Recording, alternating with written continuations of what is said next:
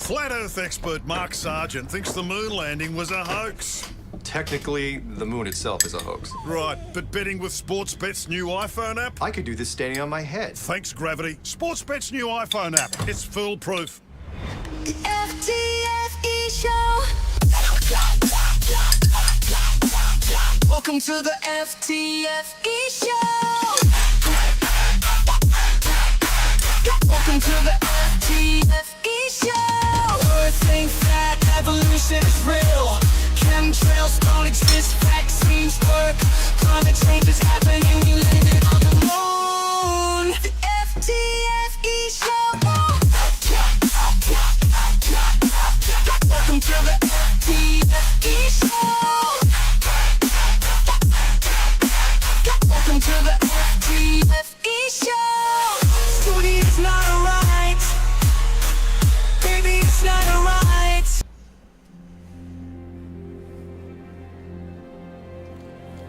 We're living on a disk, floating through space, with a tiny sun.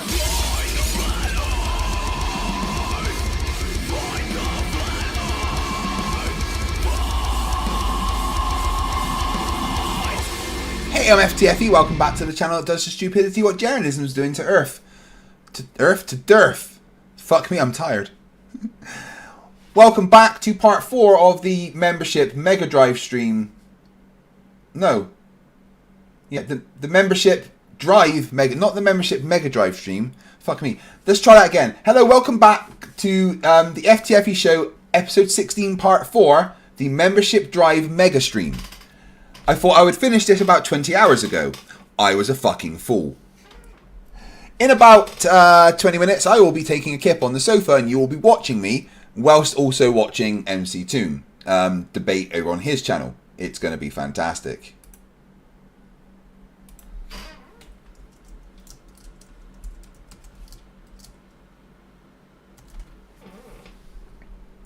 I'm looking forward to a kip. I think I deserve it.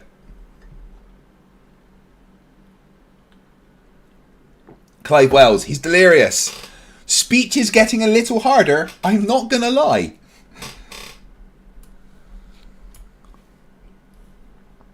Right. From the bottom of my heart, the support that I have had on this stream has been a little bit ridiculous.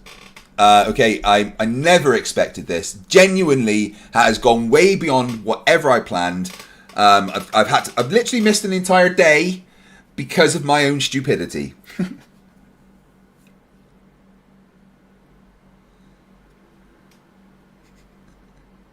Oh, and Jaren's just messaged me and he agrees with me about what the Durf straight up lying about me. I am 100% someone that knows the Earth is a globe. I don't care what Durf thinks. No one pays me to do this. I do this because I fucking love it.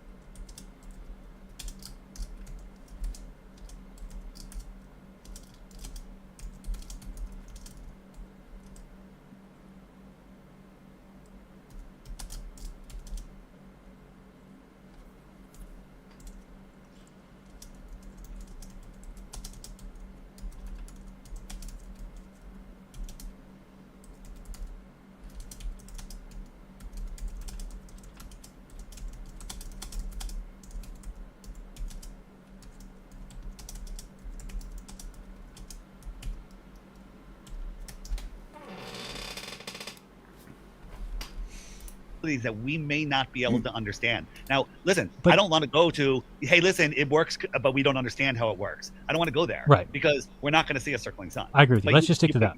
I think speculating over something that we're not going to see is ridiculous because it's making other people start to fear that that's what we're going to see. No, I got it. Ian, what's his name? Ian was messaging me, and I had to ask him, like, what do you? Leahy? Yeah, he was like, almost sounded really afraid. Well, and you know what? Here's the thing: is a lot of people are afraid. Right? Why am I not? Because you're thinking rationally. It just there's too much evidence that we will not see it. I know. And Darren, have we ever been screwed over by Glovers? Yes, many times. Have you? Yes. Okay. So you have a little thicker skin. You've got Well, maybe yeah, the difference between because this is- maybe because of that Netflix thing, you're able to see this clearer than most. Well, it's really easy to screw somebody like they did with me and Netflix. Like, would I ever sign an NDA again that says you can use my likeness and whatever you want and any way you want? Never, right? So if we get down there and Duffy's like, hey, sign this document, we're going to use your... I'm saying, yeah, right. You're not going to... I'll never sign that. So, like, there's enough things for me to know... Fair enough. They would have to either, A, fake the sun. Monkey Cat Pat Pat for $2 shows how much we love you, Craig. And that means a lot, dude. I put a lot into this. It's hard because I spend my life in agony. You know, sometimes I want to do a stream and I can't. Sometimes I want to do a video and I can't. And I you know, sometimes I overextend myself because of the pain I'm in and stuff. And it's hard. And the fact that you guys support me so much, no matter what I go through, it's fucking mind blowing. Al from Mexico gives me $50 and says, if you're interested in a little experiment, hallucinations should kick in at around the 72-hour mark of sleep deprivation. No thank you. Which would be very difficult, possibly catastrophic. That's where they're going to... If they try to fake it, that's going to be the best thing that ever happened to us. Right. Number 2, they're going to have to cancel the trip, which should be a great celebration. Now, at this point, I think it'll just kind of fizzle away. 3 would be that they cloud up the sky the entire time we're down there. We already have Duffy on record saying that's evidence of a flat Earth. Again, well, I don't even think that's evidence of flat Earth, because every video I've seen from that place shows cloudy skies. I haven't seen a single blue sky video. Not that there's not. I right. just haven't seen. Yeah, I guess in December it really shouldn't be cloudy there. I mean, it kind of doesn't make sense, right? But anyway, right. So just to me, it seems like there's enough things in place with this observation. And then again, because I used to worry, like, oh, how do you know where you're going to end up? If you fly down to to Antarctica, how do you know where they're taking you? The way that this trip is set up, you know, right? You're taking a plane to Punta Arenas, you know that you're there. It's only a 4.5 hour flight. I know where. That's going to be pretty hard to trick. I don't know why I paused it there. Yeah. Right. So I just think that there's my enough, brain's just and that's stopped why working. a second flat earther there is also important, because they'd have to fool you both. You know, now again, the one thing that people keep saying is, what if they brainwash you or MK Ultra you? Yeah, that I can't predict. That's why you already know. I've talked to you about how to know that I've been compromised, right? Yes. Good. Yes. So that's it. All right. Last thing. Yes. Who's more of a Jew, me or you? Well, I wear a yarmulke underneath my hat. What is the goal on your channel right now? The goal for today, the Kofi goal. Was 200. It's 200, and look on your screen. What does it say? The percentage is 0. 0. So you know that you've got donations, but you're keeping it at 0, so people keep donating. You're the bigger Jew. Wait, where have I gotten donations? You've gotten Kofi donations, but they haven't gone up. Hold on, let me see. That can't be right. Let me see the alerts. Yeah, it still says 0%. August. Huh. I don't know. I'll have to check into that. I'll see Look at you denying like you don't know that you did this on purpose. See, I did not. Can't trust you, Darren. You did this on purpose, so people will just keep. Oh wait, I see. Are you the only one? You donate flatterjew.com. $198. If the 200 people watching all donated 1 penny, you would reach your goal. That's true. Why isn't your showing up? Yeah, because you rigged it, so people will keep donating. Oh, I do remember it going off. Yes. See, but you ignored it because you want more people to donate it. So admit it. You're a bigger Jew than me. I'm a bigger Jew. So Durf just sent Jaren $200.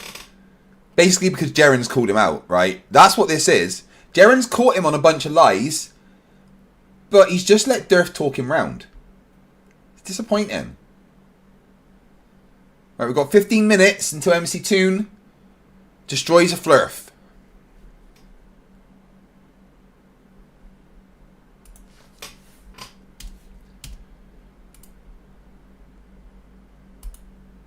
Earth Awakening's Discord debate. Oh, it's a Discord debate.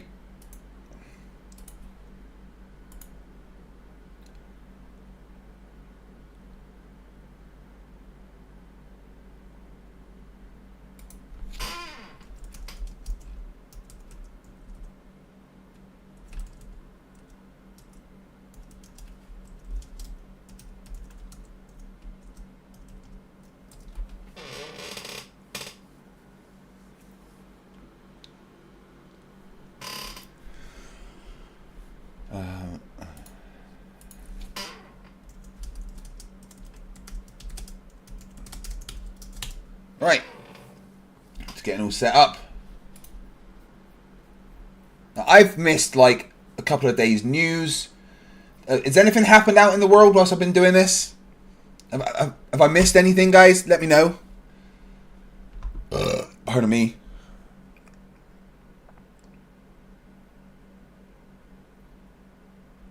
Martin H, yes, don't worry, I will be drawing attention to that.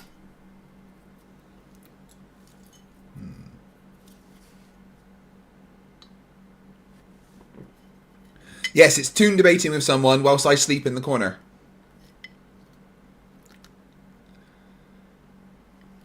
Scotland won a gold medal in swimming. Get in.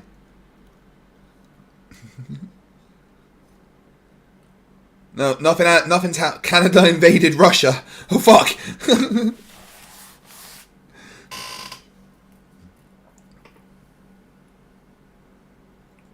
Yeah, you have, Rachbot. You have been here so long that you've probably had to reboot a few times because I didn't create your code to last this long in one go. Has there been any glitches, Rach?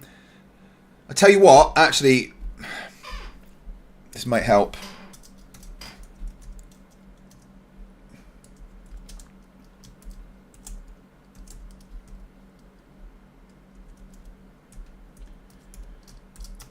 Alright, Rach, that might help you feel a bit better. If just run that, please.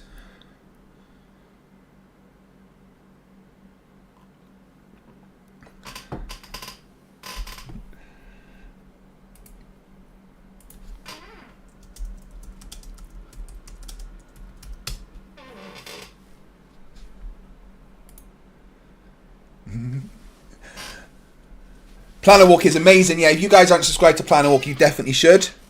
Rachbot says FTFE, a lot of micro shutdowns. Yeah, I know it's bad when that hits in, but try running that code, see if it helps at all. If that one doesn't help, Rach, just try this.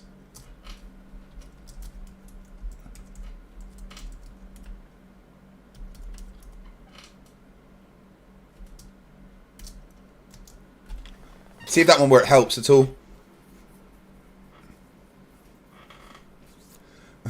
Jaren Forrest says, set an alarm. Yes, I will. Don't worry. I'll have my computer wake me up.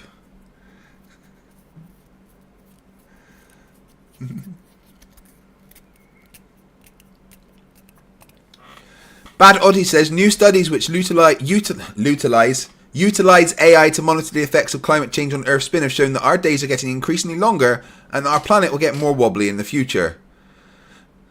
Well, fuck.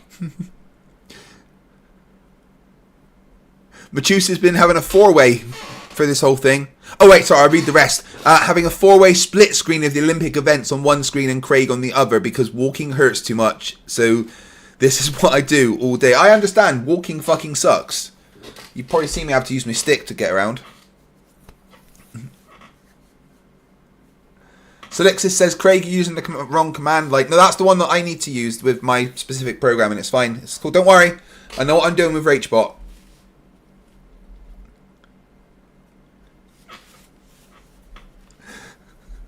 Hey, we're sorted. Nice.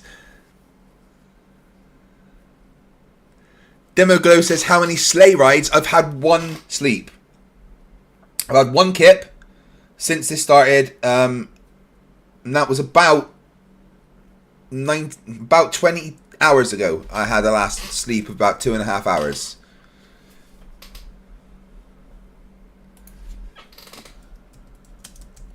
Now, everybody in chat, I would like you to open another tab. Not the ones that our friend drinks.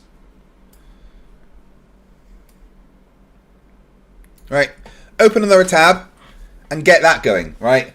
Then you can mute this tab once that stream starts. Okay? King Crew says, who let me in? I know. I've always got a key. Neve Palpatine says, time for bed. See you in the drive to work in the morning, Craig. I've still got many things to cover.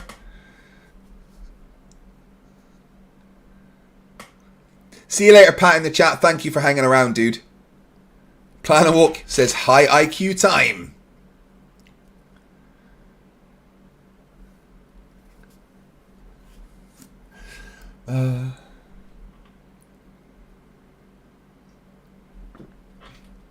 You know, I don't trust saving passwords.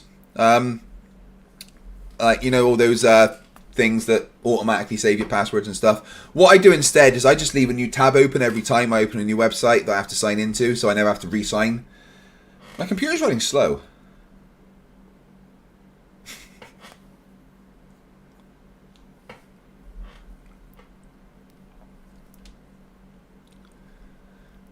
No Borg Emporia, you are awesome. Right.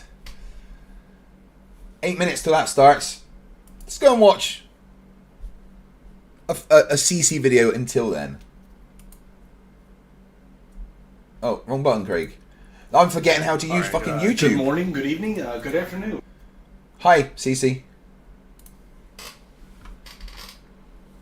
We want one that's about 7 minutes long.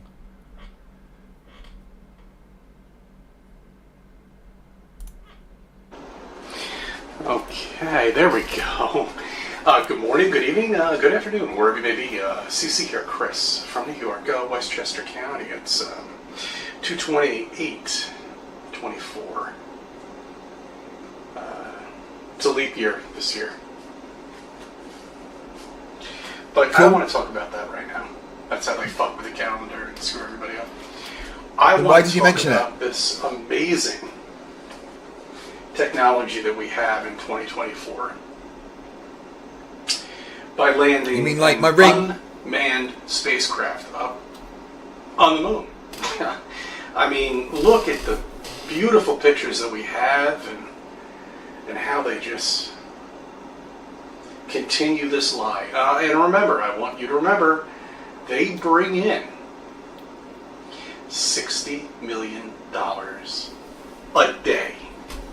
Yeah, CC, what do they do with that money? Throw parties with hookers and blow? What would you do with $60 million a day? What would you do? I'd probably have parties with hookers and blow. Don't tell Emma.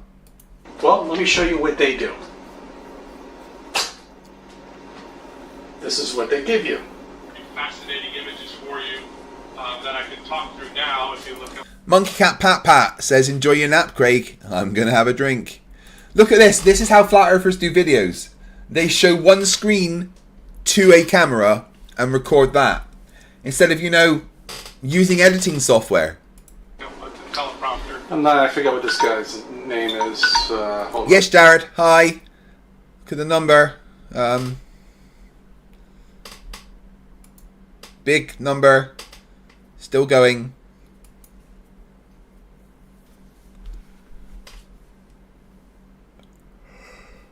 Ugh.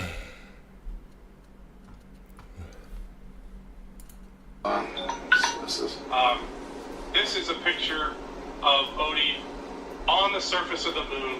That is down. beautiful. It's engine Look at firing. it. That's the engine firing right there. Do you see that? Yeah, Bert, that's what's going to happen. In about 5-6 minutes, when Toon's stream starts, I'm going to take a kip on the couch.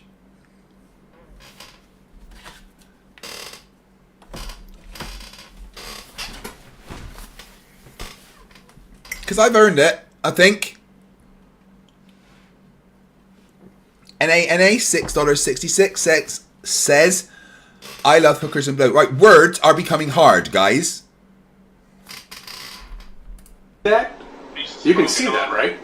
They are No, left it's of not the in edge. focus. The landing gear did what it was supposed And to do and protect the there it landing is. gear as it But you see how the landed on fisheye lens just bends the entire thing. But they Look, CC, yeah, it's 1080p. I've got you in maximum quality, dude. Neither this, your fingers, or your face are really in focus. need that their fisheye actions lens, to right? surface Yes, gives they us do. an excellent view of how they eject Of course the they regular do. moons away from the Pluto. Unmanned ship, by the way. There's scientific information. What the that fuck they- are these things? what you That looks don't like see in this Bamboo picture sticks is that we landed sprayed our over navigation with system landed us with spray precision. paint of silver. It landed us Right, not only is he showing... This is just brilliant. He's showing his phone to the camera with it out of focus. Right, because he's still trying to focus on his face but not doing a good job. And he's playing the audio out of the phone right next to the speaker on his camera whilst trying to talk behind it. This guy's a fucking genius. softly on the moon. Oh, softly on the The moon. load and the lander now tilted Now over remember, 50. where's the NASA logo? Is it right there? There it is. Borg Emporia. Thank you very much, my assimilating friend. 1, 2, 3. Up we go. Is that the NASA logo? It's got to be right there or somewhere up here. Because there's not a space agency that's out there that's not owned. He's a bloody genius. What is a full moon and what is a new moon on your model? Probably like a magnetic cycle, and just like the center of a barrel cell image of a magnet.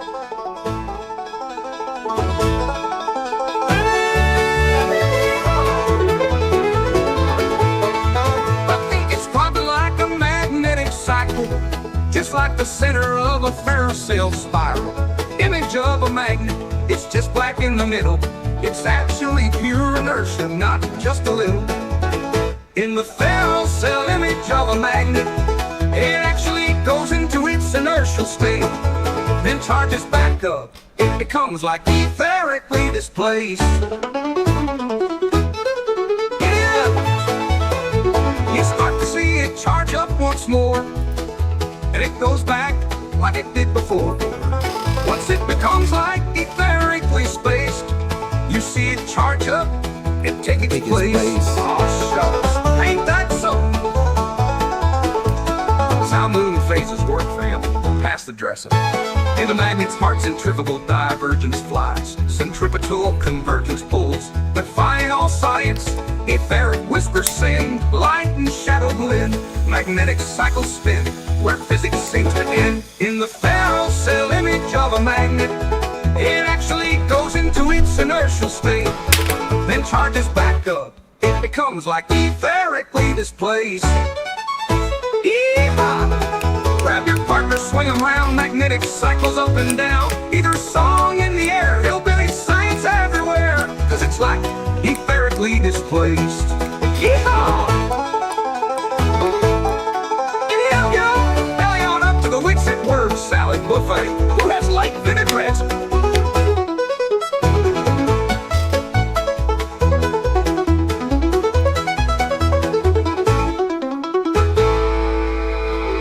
The Jugger Ranch. Then charges back up, and once it becomes like etherically displaced again, you start to see it charge up.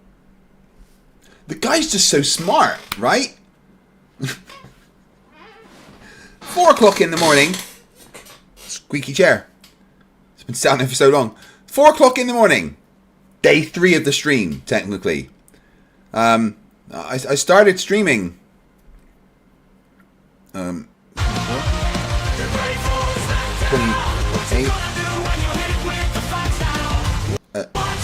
So I started streaming 30 hours ago. Going to bed for a little bit.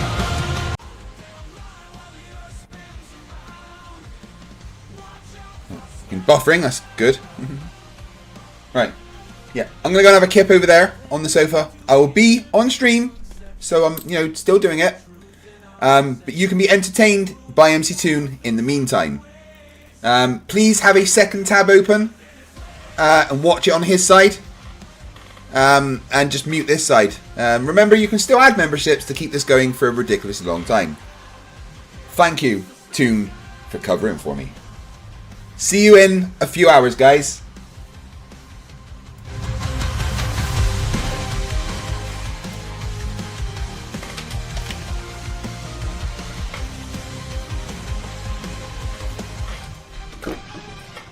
Doing this.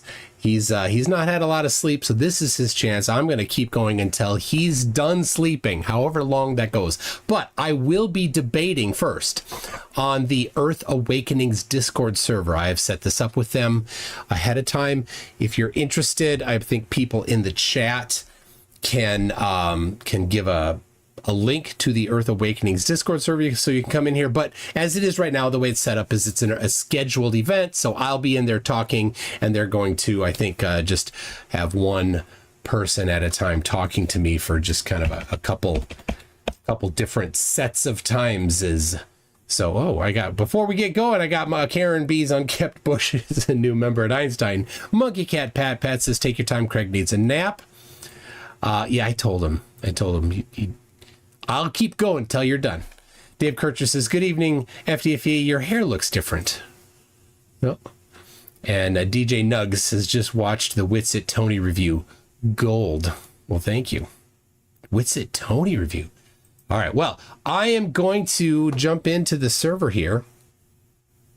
Oh yes, I did update my audio. How does it sound? Is it good or bad? I can't change a ton right now, but I reworked the whole chain.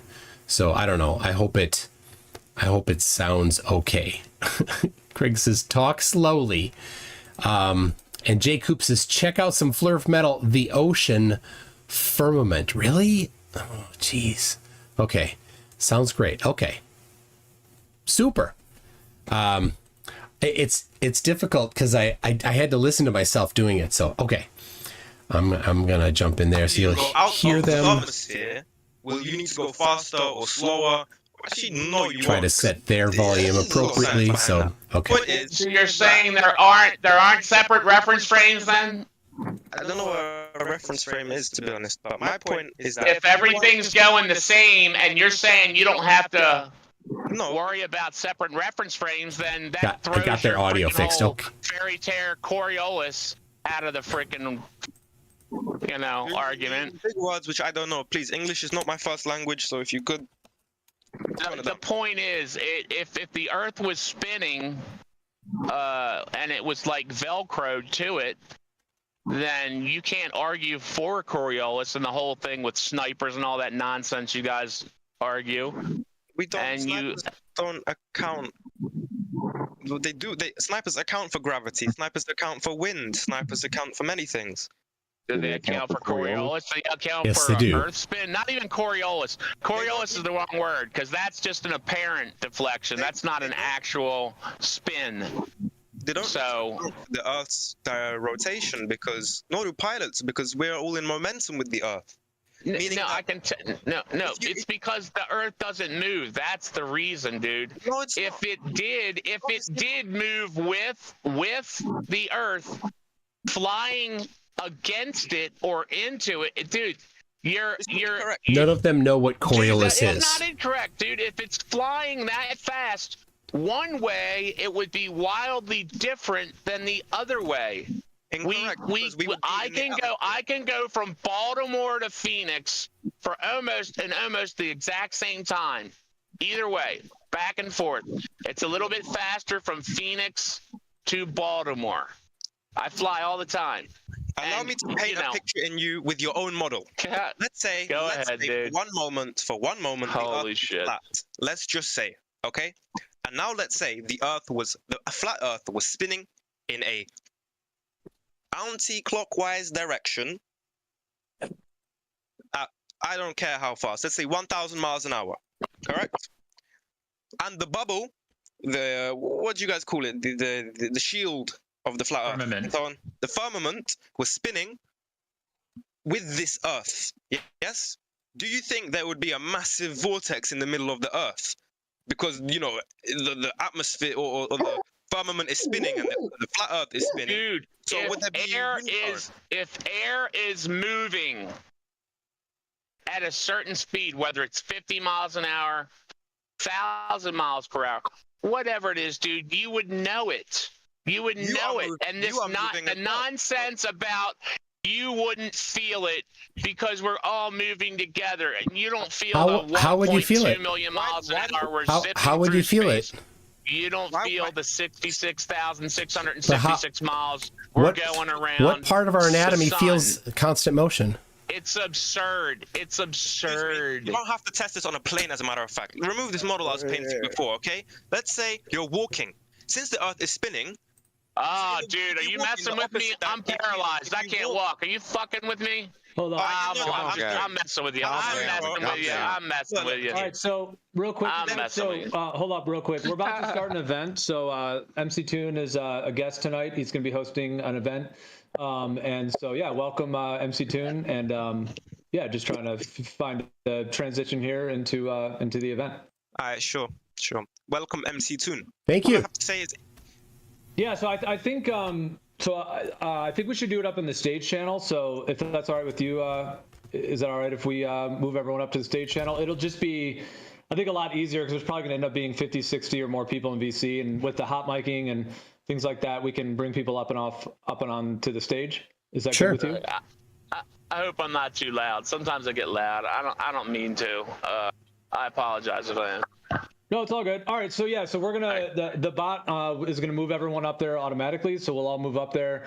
And if you guys want to join the stage, you just have to click on request to speak, and then that way we'll be able to bring people up and up, up on the stage, and then we can go from there. So yeah, I'll move everyone up there now, and we'll. Wait, does the stage have handicap accessible ramps? Can I get up there? Yep. I'm kidding. But we do have NASA harnesses. Me too. Why did you rage quit against Alex Stein?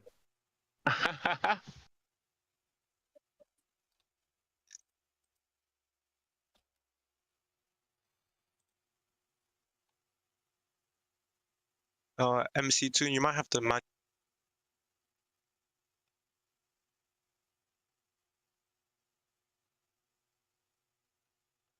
I think everybody's getting auto moved.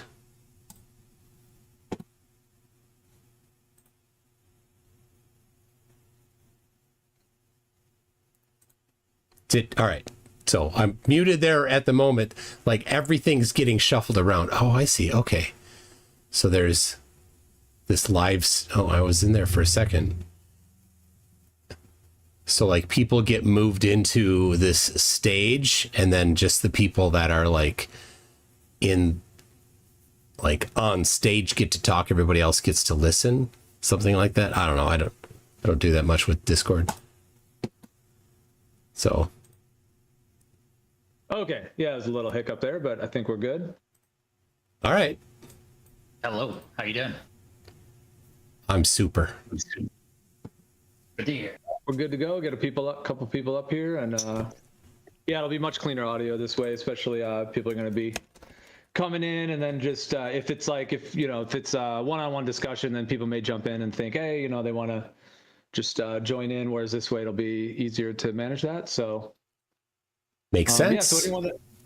Yeah. So anyone who wants to join the stage, just click down at the bottom, request to speak, and we'll bring you up.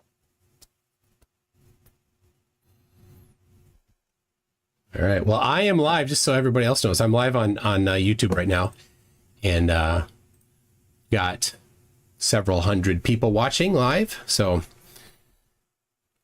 yeah, so as you are the host, however you want to direct and lead or start the conversation, go right ahead. I thought it would be good to just have a couple people at a time, or one person at a time, and then just take turns, so that otherwise the topic tends to wander everywhere, and you never get anything discussed very well. So you can stay focused. Yep.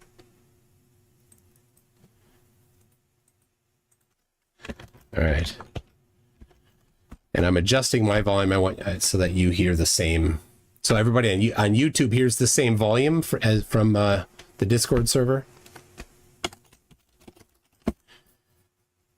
So, all right.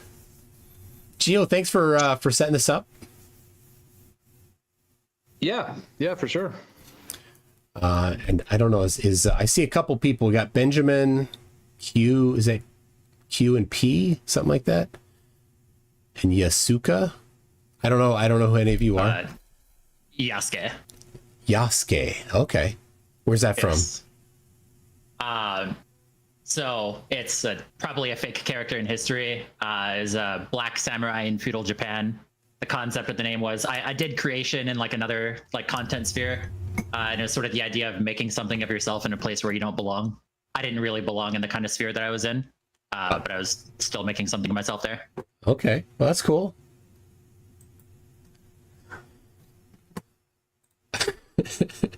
So are you aiming mostly for a debate style or also discussion style, or a mixture of both, or one side or the other in terms of I like a good debate. So, rumor has it that there are people here that think the earth is flat, so I thought that might be that somebody might step forward with that. Okay, so I'll bring up the first topic. Generally, from what I've seen of the more very solid kind of proof, is the idea of long range microwave transmissions, or long range transmissions in general. For low enough waves, there's obviously the ionosphere, which is brought up as an idea, but then you get it brought up into higher waves that are not in the ionosphere, and then you'll get into like tropospheric scattering or sporadic E propagation. Yep. The question is just how are these? So like, let's say in a hypothetical world to where you're trying to explain everything, regardless of whatever model you sort of subscribe to, you're always going to have an explanation, regardless of whether or not there's actually like testable validity to it. So on what angle is something like sporadic E propagation or tropospheric scattering something that is actually testably proven as opposed to presupposed in that it needs to exist because this phenomena exists? Testably proven. So do you mean in support of the globe? So how can you validate the idea of tropospheric scattering or sporadic E propagation even existing to explain this phenomena that otherwise wouldn't be able to happen? Oh, well, I don't know about the scattering. I think I am familiar with tropospheric ducting. Scattering, yeah, there's tropospheric scattering and tropospheric ducting. Yeah, ducting would enable you to propagate a signal farther than if it were a straight line. But I don't know. Scattering would tend to distribute the signal so that while it could potentially be received farther away than a straight line, it would also be pretty weak if it was scattered, because it scatters typically in a kind of uniform direction. So the question is, what is the basis for, like, how would I be able to falsify the idea of tropospheric ducting or sporadic E propagation? Oh, well, like what is the way of actually proving that this is the mechanism that allows this phenomena to exist? Yeah, well, one would be to experience it or to test it in different atmospheric conditions.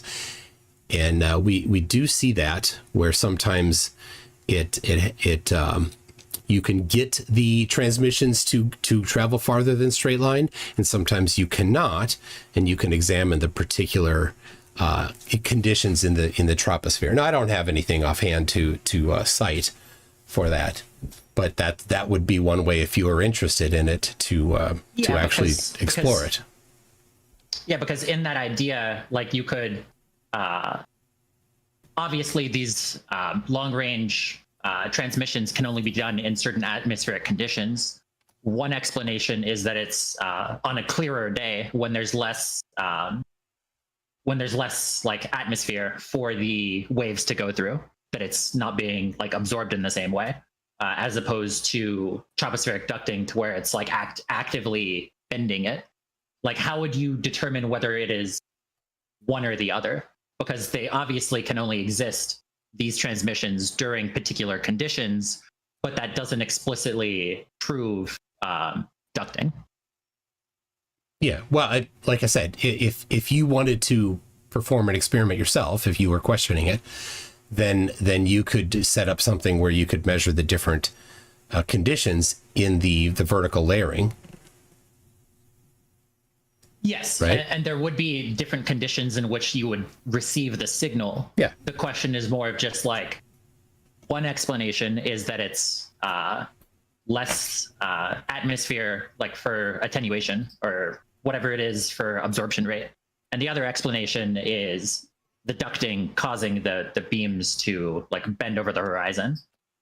So like, is there any way to actually validate that the different atmospheric conditions are specifically allowing this to propagate through tropospheric ducting, as opposed to just clearer atmospheric conditions causing less absorption rate?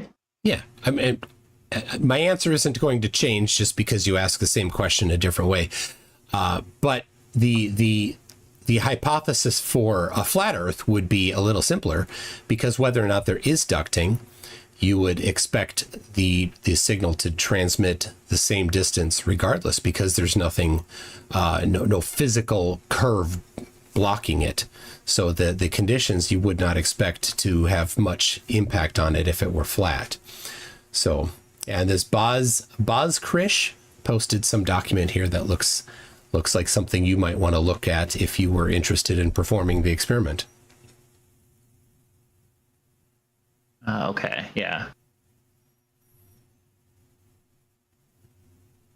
Like it's one of those things to where there are a lot of things that sort of the way that like Dave Weiss says it, there's a lot of things that kind of go into both buckets, to where I guess the way of saying it would be that let's say of like sunsets on the flat Earth, you don't need to say that this is the reason why this is happening, as opposed to that this is hypothetically possible that it is happening. And that would go to sort of like both sides. Like I would disagree on that one quite a bit.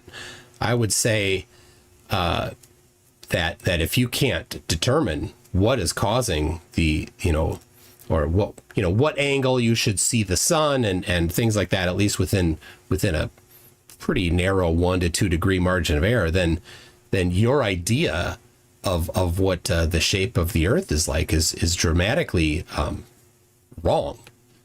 If you can't at least get within a couple degrees. I mean, flat earthers can't identify within 10 degrees what azimuth angle the sun will set for arbitrary locations, but the globe can get it within 1 degree.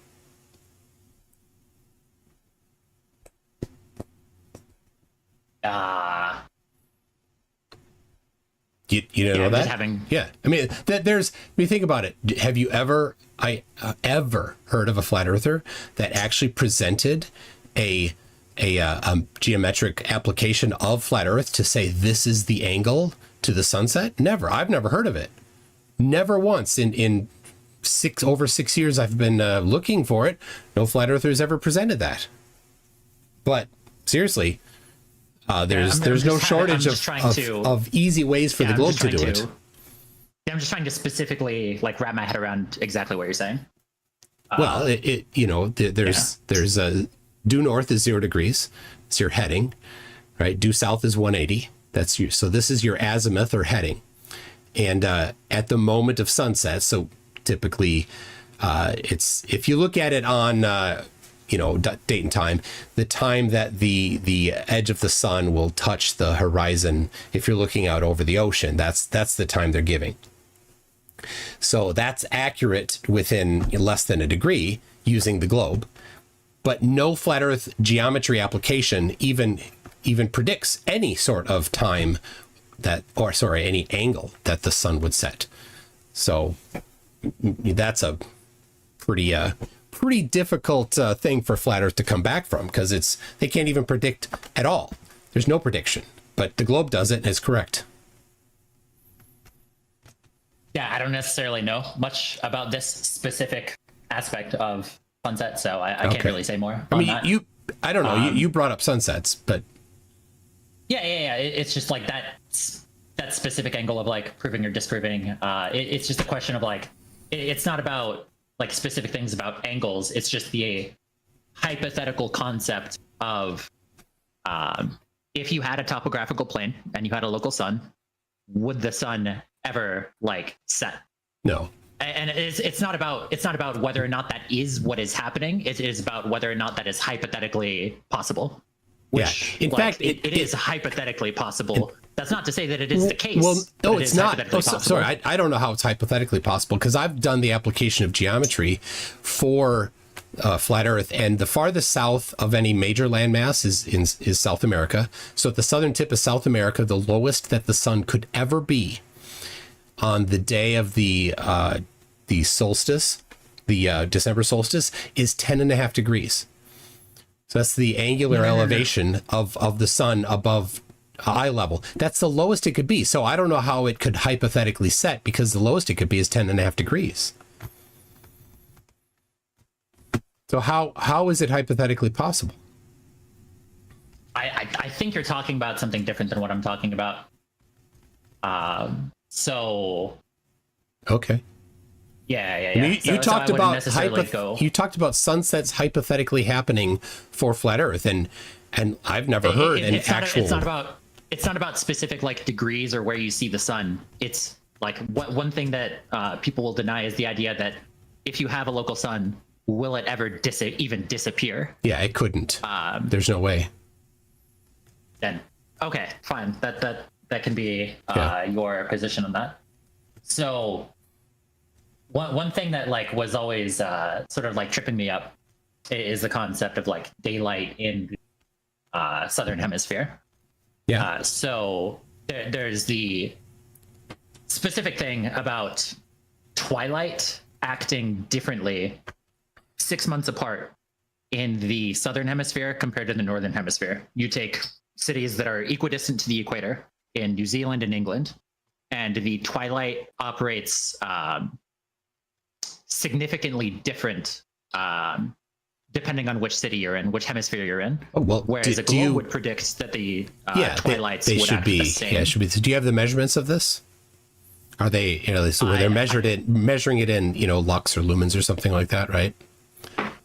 I don't have them on hand. I know they do exist. I believe it was something of just like twilight is defined as when there is like when the sun disappears to the time to where there is no more observable daylight. And there are like specific ways of measuring that are just agreed upon as how you measure how long twilight is. Yeah, the definition for the different levels of twilight, because there's several different levels of it, is about how many degrees below the horizon the sun is. So 6 degrees, 12 degrees, 18 degrees is actually how they do it.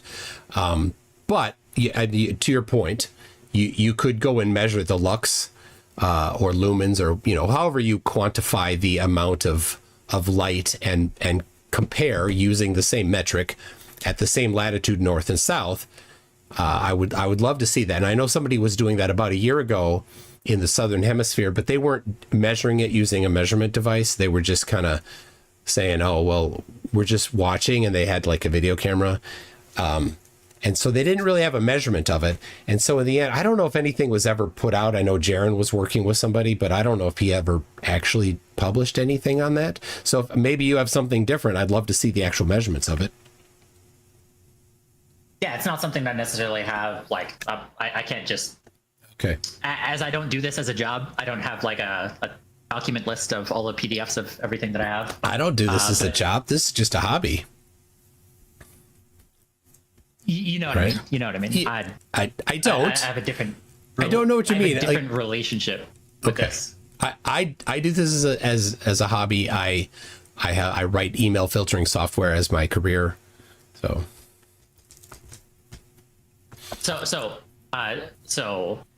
this would be a different way of putting it. If there is a difference in twilight between England and New Zealand, what would the explanation for that be? At the same latitudes? Yeah, at the same latitude, 6 months apart. Yeah, same latitude, 6 months apart. If the variables are controlled, right? If you have confounding variables that are controlled, the globe prediction is that the twilight would be mirrored north and south at the same latitudes.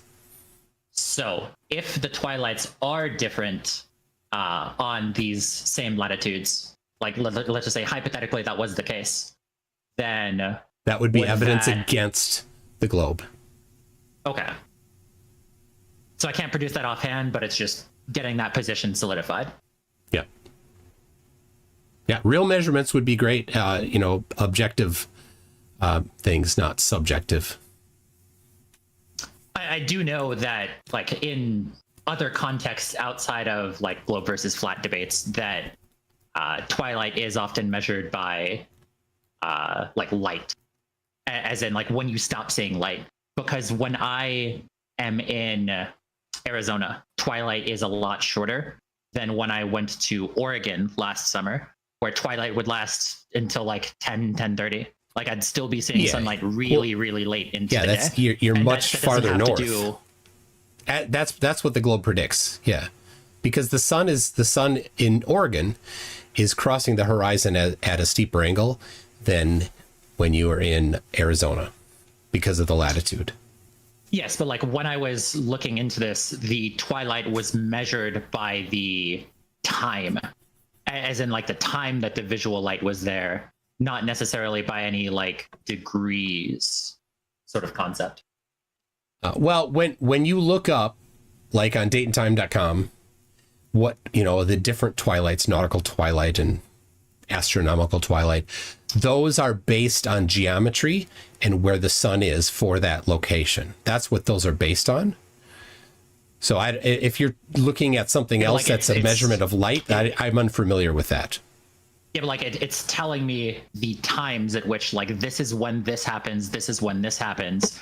It's observing the phenomena as opposed to presupposing the cause. So the phenomena is how long light actually exists. So that is what we are actually observing versus presupposing the cause being the degrees of the tilt. It's not presupposed, it's based on measurements. So nobody's presupposing anything. But no, like I said, when personally, what I see is light after sundown. Okay. And that is what is okay. observed for me. We're not moving anywhere because you don't have the measurements. So if you do get them, maybe we can revisit this sometime. Right?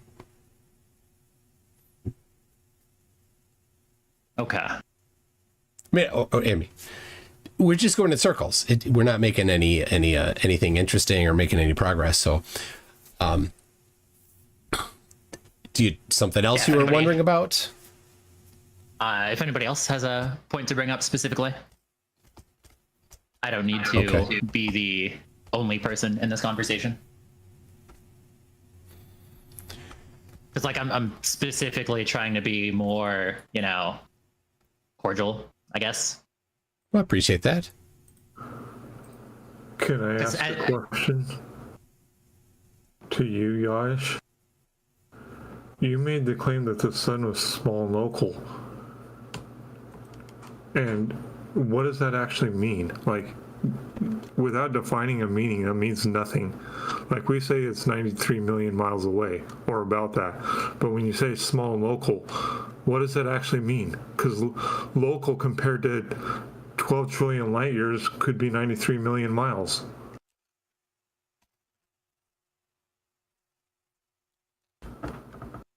Are you there? Yeah.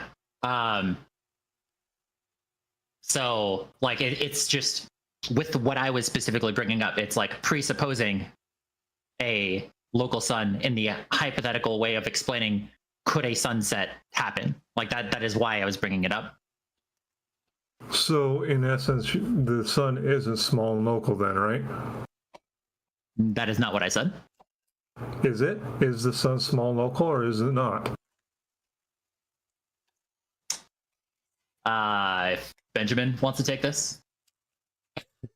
Well, I think when people use that phrase, when people use that phrase, they're most often, likely referring to, a sun that is, those are kind of generalized terms, you could say, but close and local, even if that was anywhere within 10,000 miles, that's a lot closer than 93 million. Well, so 93, like I said, 93 million is a lot closer to 93 trillion. So to us, 93 million could be small and local compared to a star that's 10 times bigger than the sun and 20 times further away. I hear you. Yeah, if you just use the words in a relative sense like that to then expand. And you guys, when you say the sun is small and local, are just saying a relative because you're not putting any distance on that. I'd love to see measurements. Wouldn't that be fantastic to actually put some measurements to it? Yeah, you could even. You've had 150 years since Robotham came around, and he put forward some measurements. They've been falsified, and then Carpenter put some measurements out and they were falsified, and then Gleason did, and that didn't work. Voliva did, but that didn't work either. So that'd be great. Well, you could go further back and say ancient Semitic people and even non-Semitic people in ancient times believed the earth was flat, but they had no measurement for how far away the sun was. Well, so they've had Lael, you know that most of the All of the ones that we've found writings for thought that nighttime was the same for everybody simultaneously, and typically it's along with it was some sort of an idea that the sun went through a portal or underneath the earth or got on a chariot and went while at nighttime and rode on a chariot underneath the in the netherworld, something like that. Those are the mythologies that came with it, because everybody, all of those ancient cultures thought that the sun set simultaneously for everybody, because they didn't have fast communication like we do now. Are you guys debating flat earthers from the past? We were just discussing them, yeah. But yeah, Lael, this is Lael. Just so you know, Lael, this is a scheduled thing here. So I know you like to Poe as a flat earther, but you're not really. I'm not a flat earther. Yeah. I was asking a flat earther the question: what does small and local actually mean? We're just smaller and more local. Does that help? No. With I believe it's like the Sumerians or a Central American culture was able to predict the eclipses before they happened. Only the approximate day. They did not get the path of totality or the time or whether it was an annular eclipse or a total eclipse. Only the approximate day. Yeah, so like would they be able to do it if they assumed that the sun set everywhere all at the same time for everybody? Yeah, none of their predictions were based on geometry. It's just identifying a repeating pattern. So it had nothing to do with where the sun was or how big the sun was at all. It was just, oh, look, there's a cycle. It repeats, because they had detailed history going back many decades or centuries. Right? That's all it was. If you look at how they actually produced those predictions, it wasn't based on geometry. So they had no idea. It wasn't geometry they weren't doing. That's just what's in the record for our history. Yeah, I'm not gonna just have blind faith belief that they had some sort of geometry to it. That there's no record of any geometry in those things. So I'm going to go with they didn't have any geometry. But you could if you wanted, but.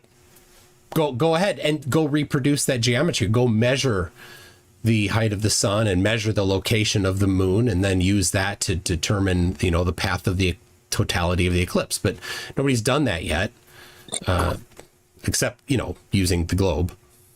But doesn't NASA claim to use the Soros cycle as the foundation for how they come up with the eclipse path? They just use it for the bookkeeping. They don't use it for the eclipse path. The eclipse path for they the use bookkeeping? Yeah, so that they know, because there is that pattern. So they're like, well, here's Saros number 273, and it starts on this day and goes for 2.5 centuries or however long it is. They don't use Saros to predict the new Saros. So if there's a new Saros cycles, there's no prediction based on Saros when it will be. It's just an identification that, oh, look, if you don't know any geometry, you say, oh, there's a new eclipse, and it's part of a Saros cycles that we haven't yet identified. Let's give it the next number in the sequence. But they just use it for bookkeeping. They don't use it for any sort of prediction for location. All of that is based on VSOP 87 or some other solar system ephemeris, and then ELP 2000 for the moon's location.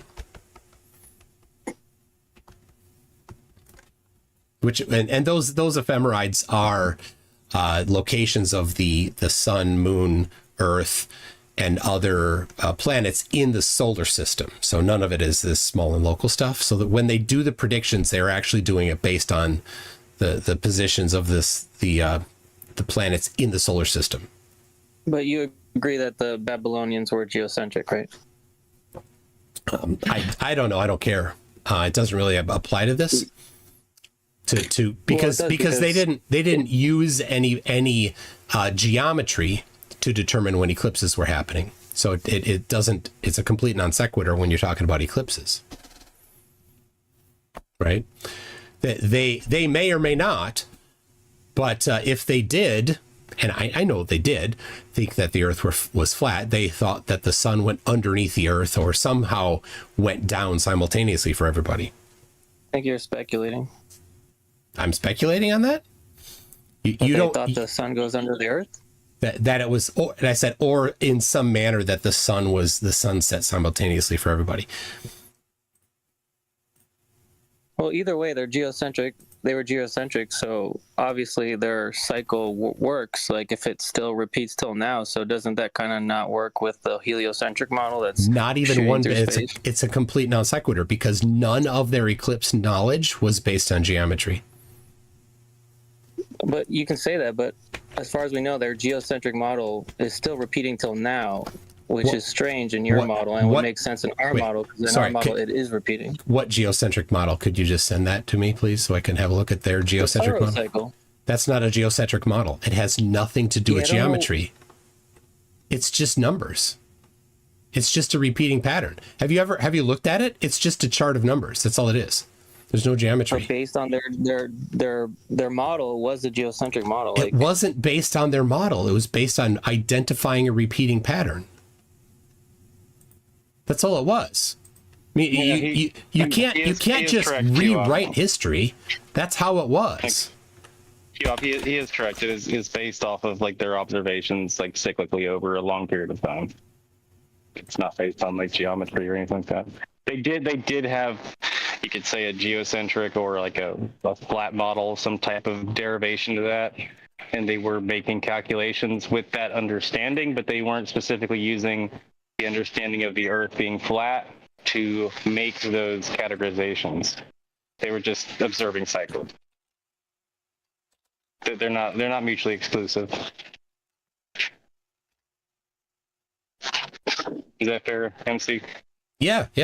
Well, as far as we know, they never used any geometry to determine the sorrow cycles. There's no documentation of that. What we do have documentation of is that sorrow cycles are based on a repeating pattern of numbers. That's it.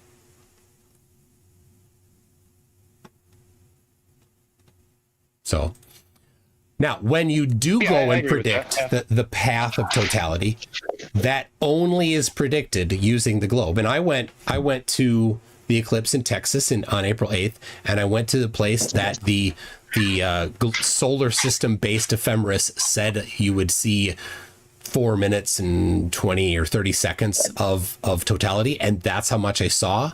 It went into totality at the very second that the globe based prediction said it would, and it went out at the very same second. MC, didn't they make corrections to that though? The one thing that they did was one group of people had used a different size of the sun that had been measured more precisely. So when they updated the size of the sun and redid their width, it was just the width of the path. It didn't change the center of the path. So then some places that were going to get like 1 or 2 seconds of totality in the first prediction was determined to not, that they weren't going to. So it was a pretty nominal change. It was just based on the measured diameter of the sun. Right. It was like maybe like 50 to 100 miles, like on the very far exterior, where they said like you're not going to have total eclipse. You're going to actually just see.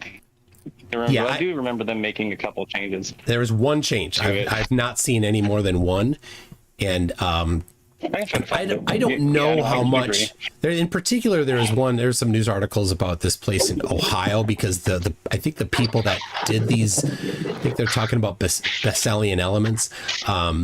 They were in Ohio, so like the predictions in the newspapers and the press were using the local guys' predictions, not the ones from outside of their state.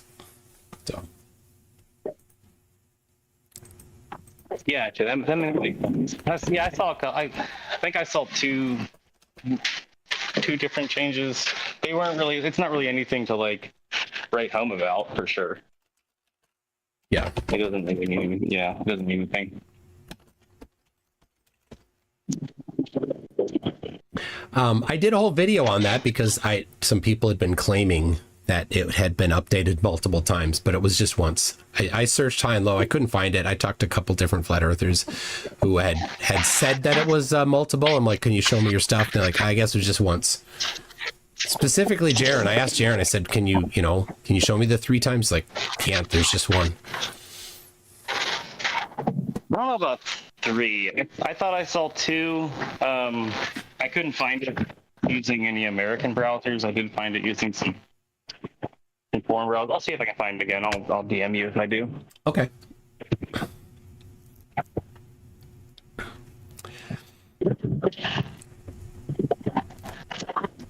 So, all right. Anybody else here? Oh, we got Captain Cook. Oh my gosh. He's funny. I love him. He's muted? Here he is. Let's go, McToon. Long time no see, bro. Oh my gosh, Jaden, how are you? This is like fighting the final boss again after getting defeated. Respawn. But McToon, I've recently come into some actual evidence this time that proves that the Earth is flat. I love your sarcasm. Let's hear it. Want to hear? No, I'm not sarcastic. So I got my paper ready. I can send you the study. I can send you the study, but essentially what he did was, because I know I showed you that laser video and you said that was because the light bended or whatever. But this guy did a mirror across a lake and he shined the mirror across the lake and he was still able to see it. I'm pretty sure it was like, 30 miles? Yeah. A 30-mile lake. Now, so you should not be able to see whether it's a laser. I know you're going to say whether it's a laser mirror, they still. Yeah, that they still. No, it's a mirror that he shined. He shined the mirror in the sun, and you know how it makes that glimmer. Yeah, but the mirror when you. But yeah. Jaden, whether or not it's a mirror or a laser, it's still light, and light is still affected by refraction. So if you're going to pretend that there's no refraction, just a second. Refraction. Oh, they did. I'd love to see that because I've not seen very many that account for refraction. Right here, I'm prepared, buddy. I got the study right here. Yeah, let's look it up. All right, this is awesome, bro. When I got this, I was like, I should schedule it from the day. I'll send it in DM. Look at this. All right, I'm waiting on the DM. I sent it right there. All right, hold on. He didn't send it yet. Yes, Matt is right. It's within 0.5% globe error diameter. All right, hold on. Charles is right. Charles. 0.5 degree error. All right. This is from Flatlanders. That's great. Yeah. They're funny because they never do what they should. But all right. So what are we supposed to be looking at here? You walk me through this. You said it was refraction. You used the magic word refraction, and that shuts down everything. But this time they actually accounted for refraction. And they minused it off, and they still found the exact same result. Did they account for refraction based on measurements of the vertical temperature gradient? Yup. They tested on different days with different temperatures, and it was still the same. Okay, so I'm looking right now at it, and let's see. Salton Sea, they've got air temperature in Fahrenheit, but no elevation. No elevation for that air temperature. What do you mean? Well, they don't. They say air temperature in Fahrenheit, right? So right, and then, but it doesn't include the elevation. So if you want to be really precise, you need what's called the lapse rate, and the lapse rate is the vertical temperature change. So you need to have multiple measurements at different elevations. So this has air temperature. Yeah, but it doesn't say the elevation, and it doesn't have multiple elevations. Why do you need multiple elevations? Because the vertical temperature gradient, which is the change in the vertical temperature, is critically important in knowing how much the light will bend. So I'll give you an example. So if there is 1 degree Celsius change in temperature over the vertical distance of 10 meters, which is about 30 feet, that will cause the arc of the light to bend with a radius of about 6,300 kilometers. Okay. I'm consulting my expert who sent me the study right now. Okay. He's coming up with a response. Why don't your expert just pop in here? Well, he said I'm going to be honest, he's scared to debate. I don't know why. There was a transgender person that wanted to debate him and he muted them, which I don't agree with. But he's in a different server right now, and he's scared to come in here. Oh, well, I'm a spokesman. Let's not do spokesmaning if you don't have something of your own and you're just talking as a mouthpiece for somebody else. I gave you everything I had. You didn't disprove what I had. No, I'm asking you for the measurements of the vertical temperature gradient, and lacking that, you can't draw any strong conclusions from it. So if I showed you, if he came up with a response, we showed you, that it would be concluded that the Earth is flat. No, if you actually had details, then we would analyze them. That's the next step, right? You get the details. And lacking the details, you can't do the analysis very well. You can only do kind of broad guessing. Then you get the actual. Got the details, would that prove it? If you got the details, then the next step would be analyzing it. Why don't you analyze it right now, and then if it's wrong, you can find the details. No, you've got it in the wrong order. You need to get the details before you can analyze it. You don't have the details, we can't do the analysis.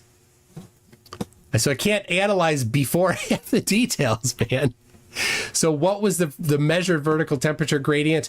And so this chart that I'm looking at doesn't even have a spot in the measurement column for the air temperature, for the elevation, and you need multiple. So let me give you an example then, so everybody knows. FE Core did a measurement in Europe at Lake Balaton, and experiments that or observations, whatever they called it, 4, 5, and 6, or 5, 6, and I think it's 5, 6, and 7, had a 2 temperature readings at different elevations, typically at right above the water, and then 2 meters up, so about 6 feet up. And so they did provide a vertical temperature gradient. And so it was super good that they did that, and it was much stronger than a 1 degree in 10 meters vertical temperature gradient. So they confirmed that the arc of the ray of light will bend at a smaller radius than 6,300 kilometers. Okay, I have a different argument. I came up with this myself. So you're a Christian, right? Sure. And do you know how it says Satan is the god of this world? Yeah. So you, by that definition, if you believe we went to the moon, it's impossible to sin on the moon because Satan doesn't dwell there. I completely disagree. So what does it mean when it says he's the god of this world? I think it's a little more poetic than speaking just specifically about the Earth.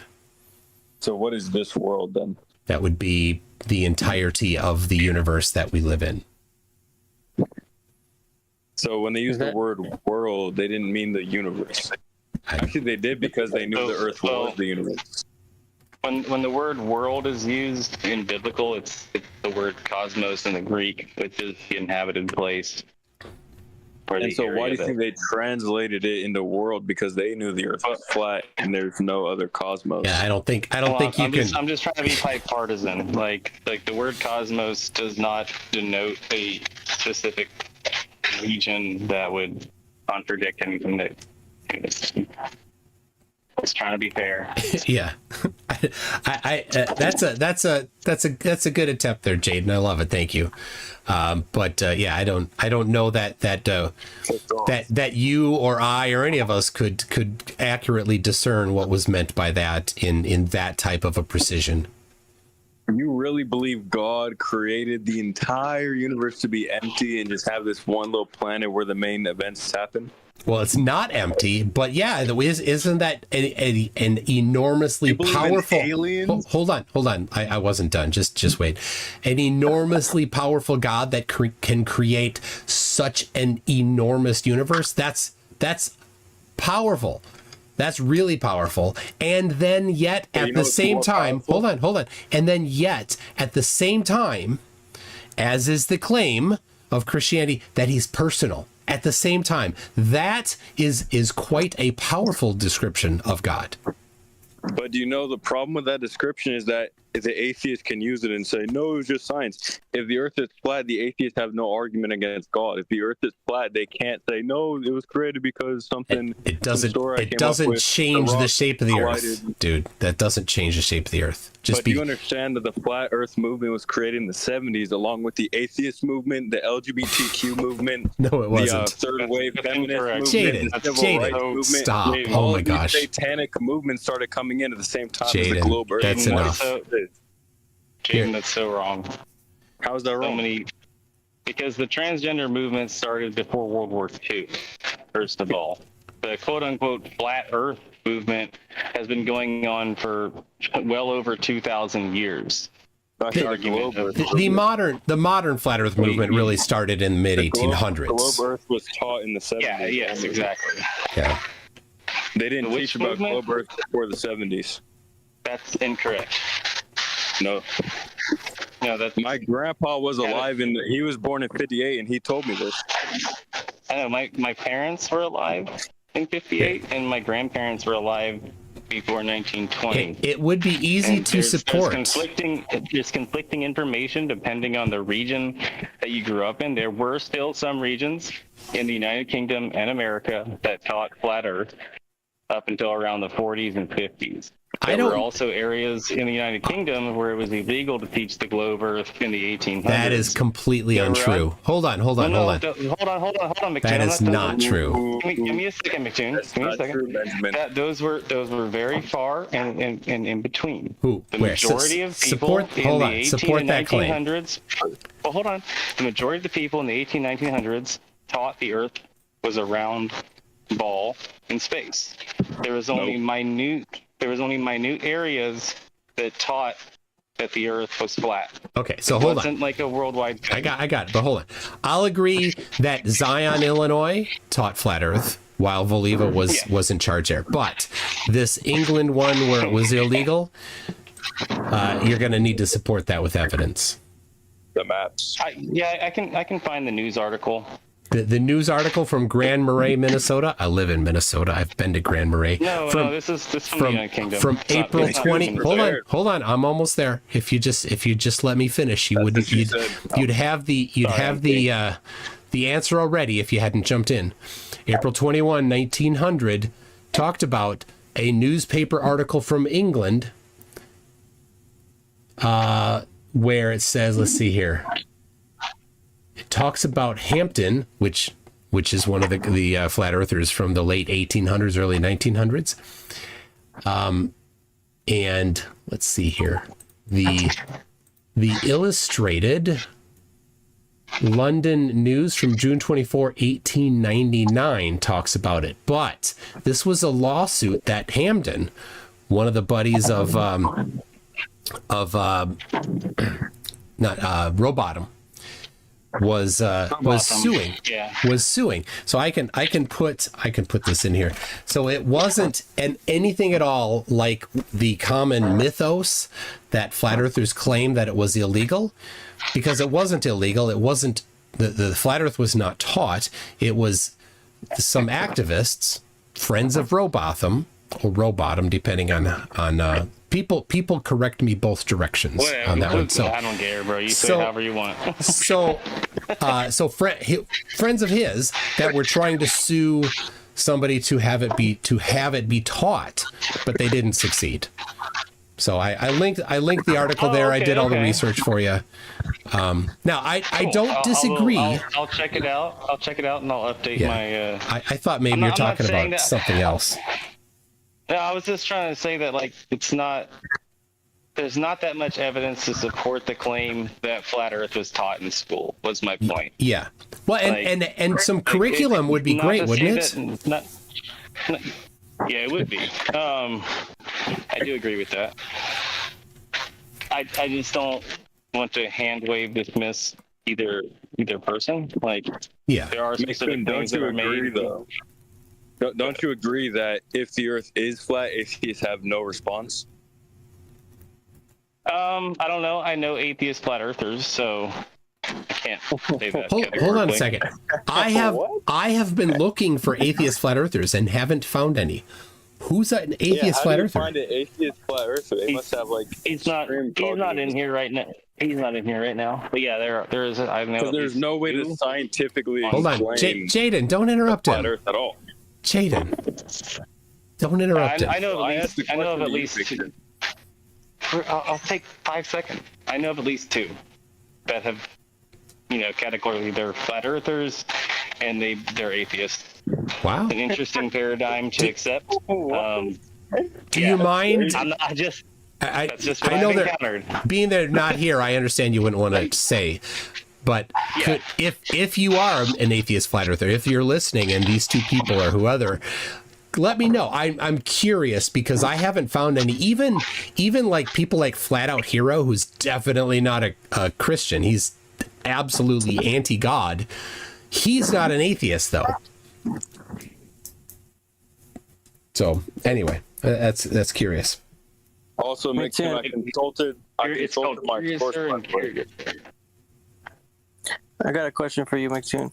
I'm curious. So I'm guessing like everything about the world being flat and made on a seal of clay and all that stuff, you take it as metaphorical. But how about like all the stuff with like the giants and everything else in the Bible? You just assume all the stories are like metaphorical in a sense?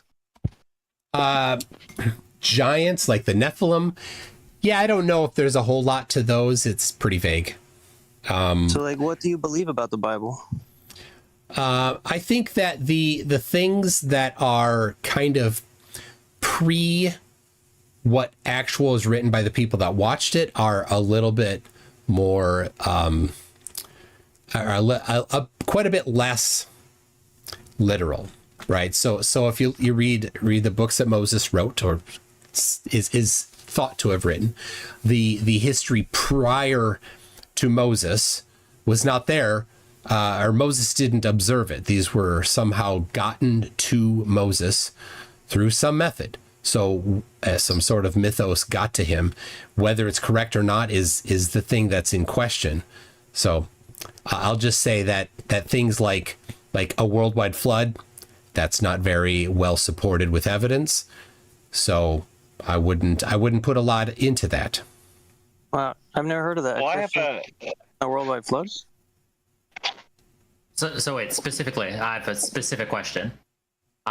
Did Jesus die and come back to life 3 days later? Yes. Okay. But that's literal. That's the only literal part, you think? No, I didn't say that. Well, no, he was just responding to that question. Yeah. No, I'm just curious because you take that as like literal in the Bible, but everything else is like kind of metaphorical. You kind of put everything else into a bucket and then said, I believe something about it. No, it's case by case. A pretty consistent framework in that anything before Moses could be considered to be more less evidence-based, you could say. Well, McTune, I have a question for you. Do you know that Jesus' lineage traces back to Adam in the Bible?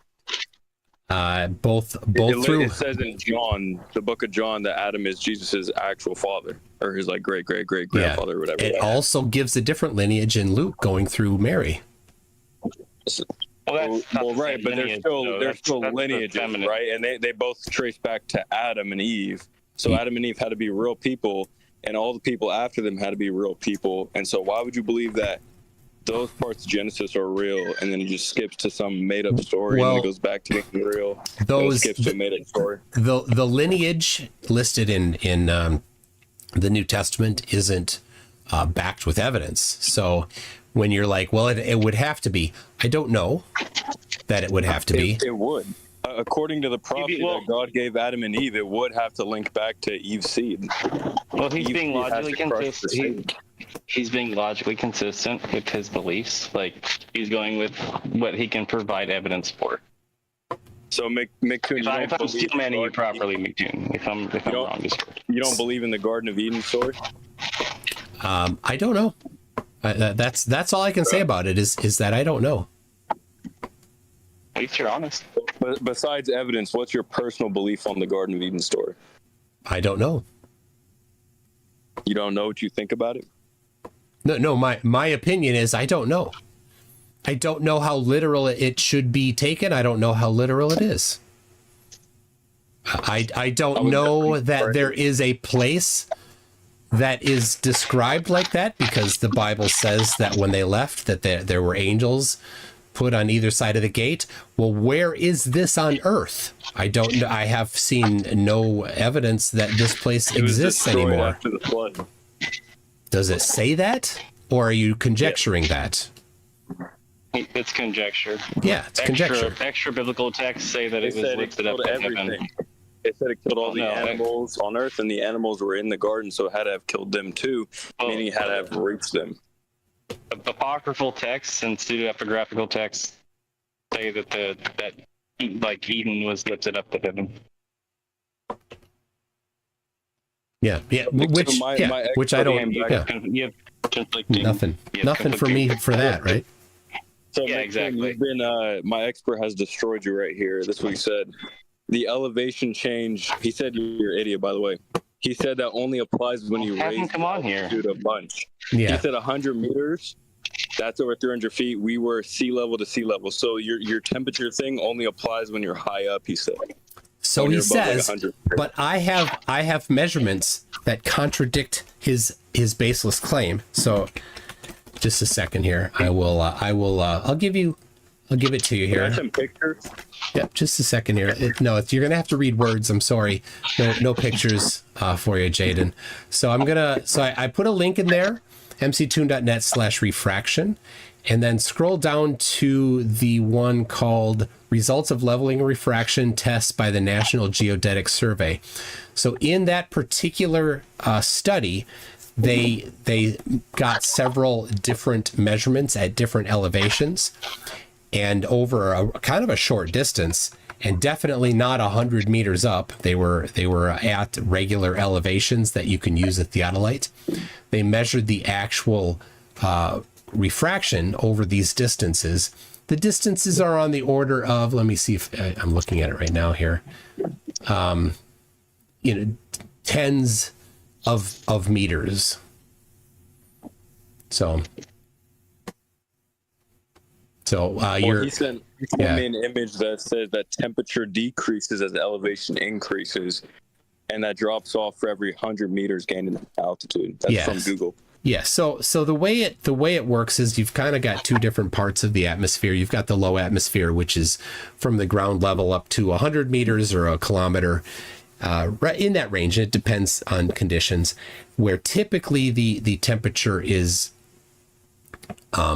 coldest near the ground, and it gets warmer as you go up. But then as you go through the rest of the atmosphere, the temperature starts to go down. It's not consistent because the temperature goes up and down based on elevation.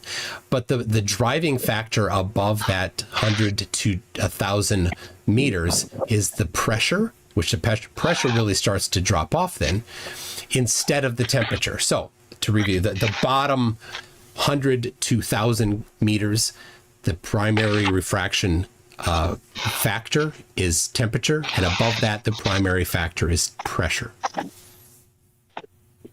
And like I said, the citation I gave you there, you can the web page, you can find this information in there. Well, McToon, my expert said that he doesn't want to reply because his blood pressure is going up, so I have no response. Okay, sounds good. That's kind of ridiculous. I will go study this, and I'll talk to you next time, McToon. All right. Peace. Jaden, I know, but Jaden brings. Give him $15. It's about $15 worth of information I just got. I should have. Really that would have been great. It really does sound like a win trade. A paid I've never seen him before.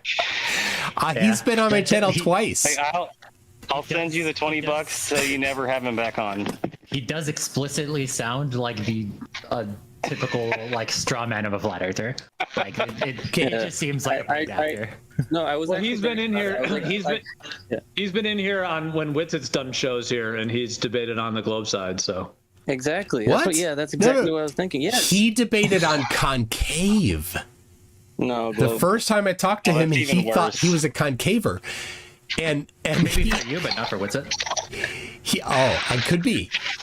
But he's like, I was talking to Whitsitt to get the second time he came on. Then he's a flat earther suddenly because there was a girl that was a flat earther, and he was impressed by her. Yeah, he's a you know what I mean? He's just a flat earther for you. He could be. This is what I'll say is don't take what he says as representative of anybody but him.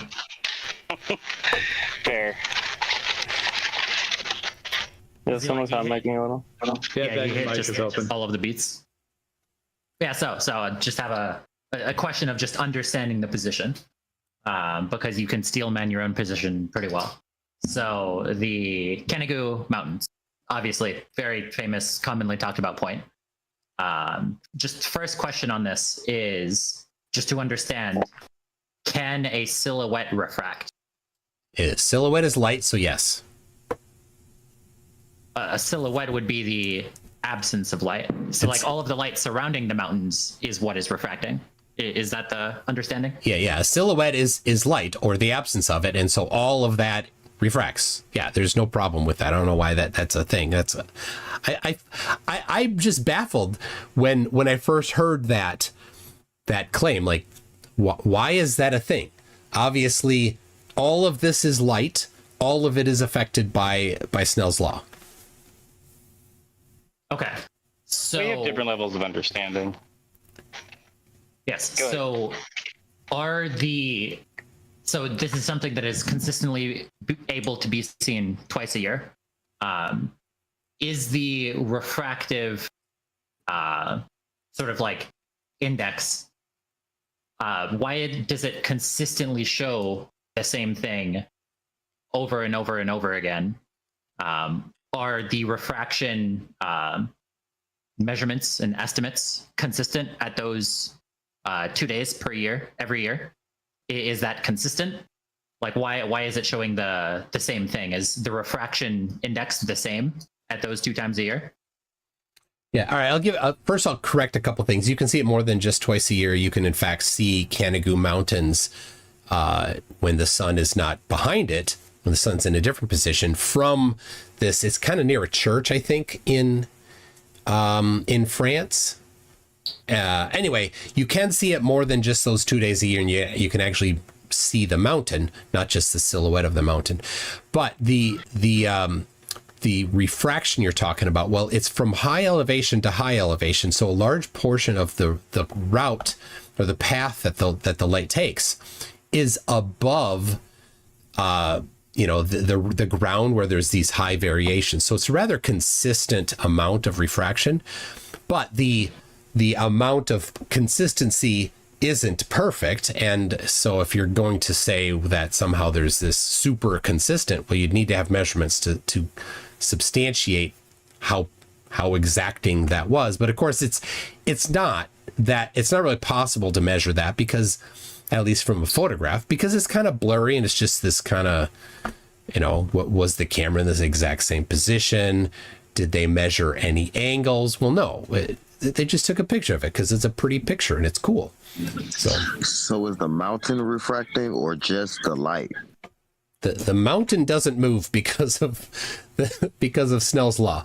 The path the light takes varies because of Snell's law. So why can you see the mountain? You're explaining refraction explains away the light, but why can you see the mountain? You can see the mountain. Like I said, other days of the year you can see the mountain. Yes, I'm asking you, why can you see the mountain? Why can you? You explain refraction for the light, but why can you see the mountain itself? Refraction doesn't explain why you can see the mountain. Well, do you see the mountain visually using light, or do you see the mountain with non-light? You see it with light, so refraction gets to have a play, right? Yes, it applies to light, not the solid mountain. Yeah, the mountain, the actual mountain isn't being moved by Snell's law. You're tiptoeing around it. Why can you see the mountain so far away? The refraction explains the light, but why can you see the solid mountain from so far away? Are you being serious? 100% serious. Okay, because you see the mountain with light.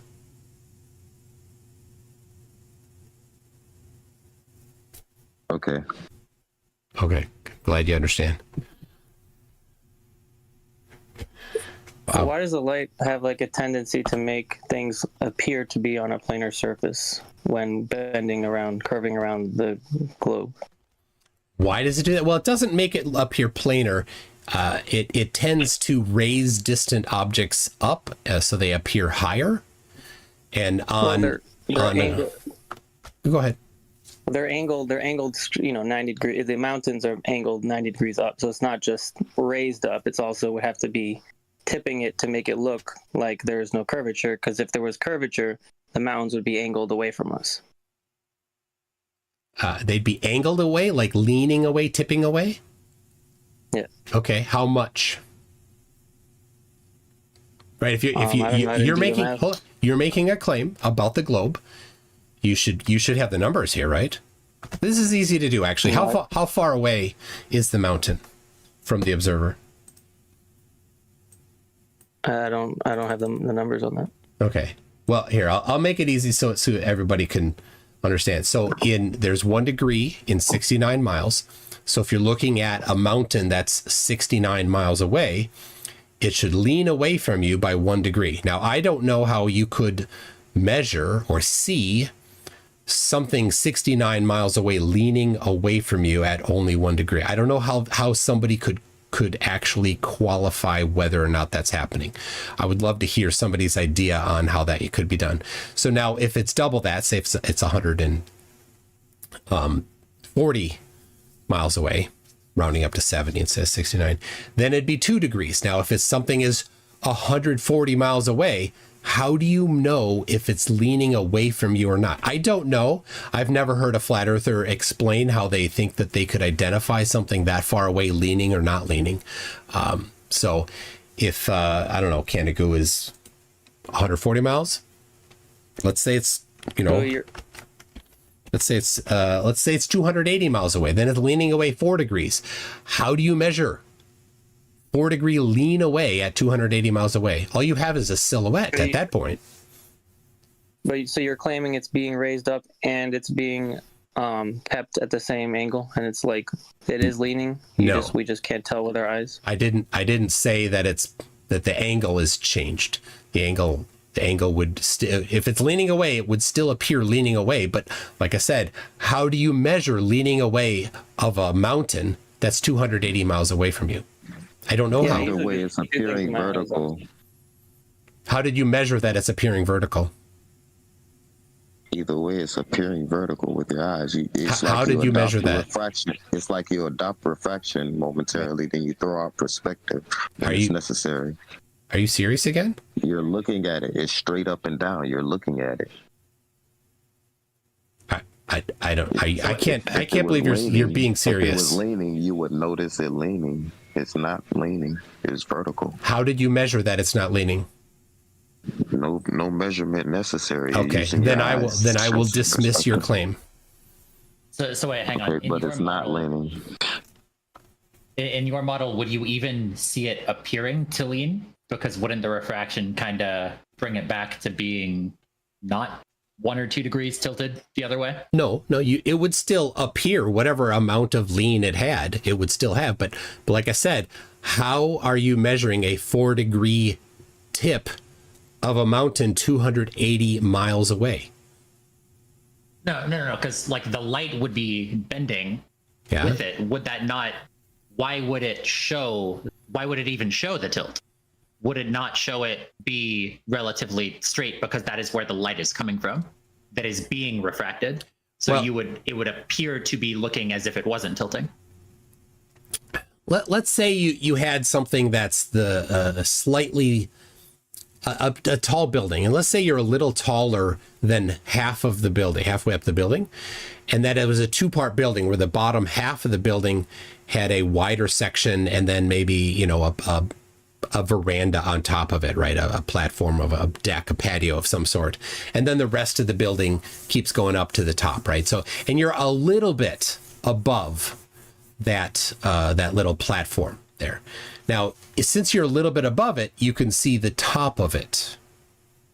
But if it tilts away, say you're close enough to to see it, right? If it tilts away, then you would not be able to see the top of it at some point because the edge of it would then obstruct the top of the surface.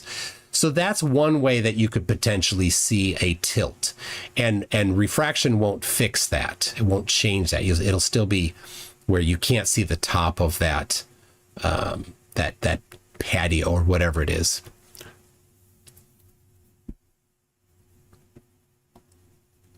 Does that make sense?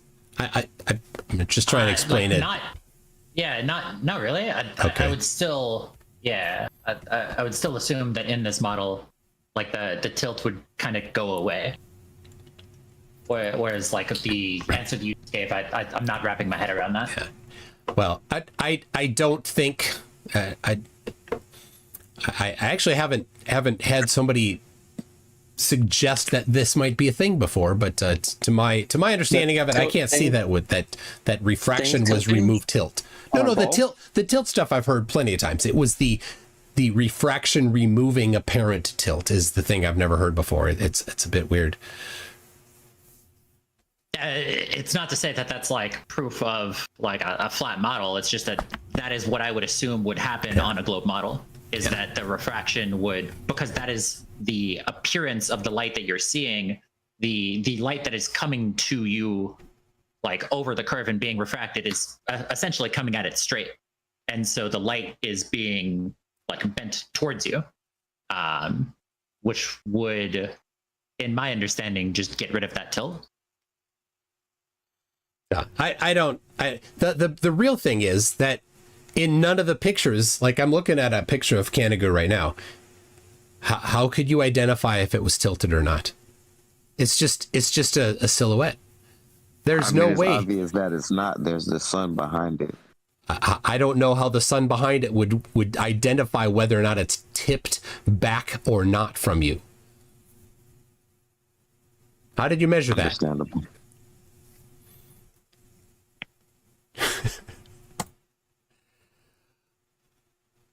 Anyway, the other thing about Canigou that's often completely wrong is the people, flat earthers, claim on the globe model, they say that it should be below some massive number of miles of Earth curve, and it's always wrong. And you know, the most common flat Earth argument is the globe predicts, and then something that the globe does not predict, and then this observation doesn't match, therefore flat. So if you're going to make a prediction about the globe, you have to get it right. So why is the measurement for the globe wrong? It's not. It's not. No, I mean, you didn't present any measurements, so what are we supposed to do with your non-measurement? Our measurements a lot when the Earth is measured flat, which is irrelevant. But you keep asking for measurements. You say the Earth is flat, but don't have measurements of it. You want complete measurements when it's being measured flat.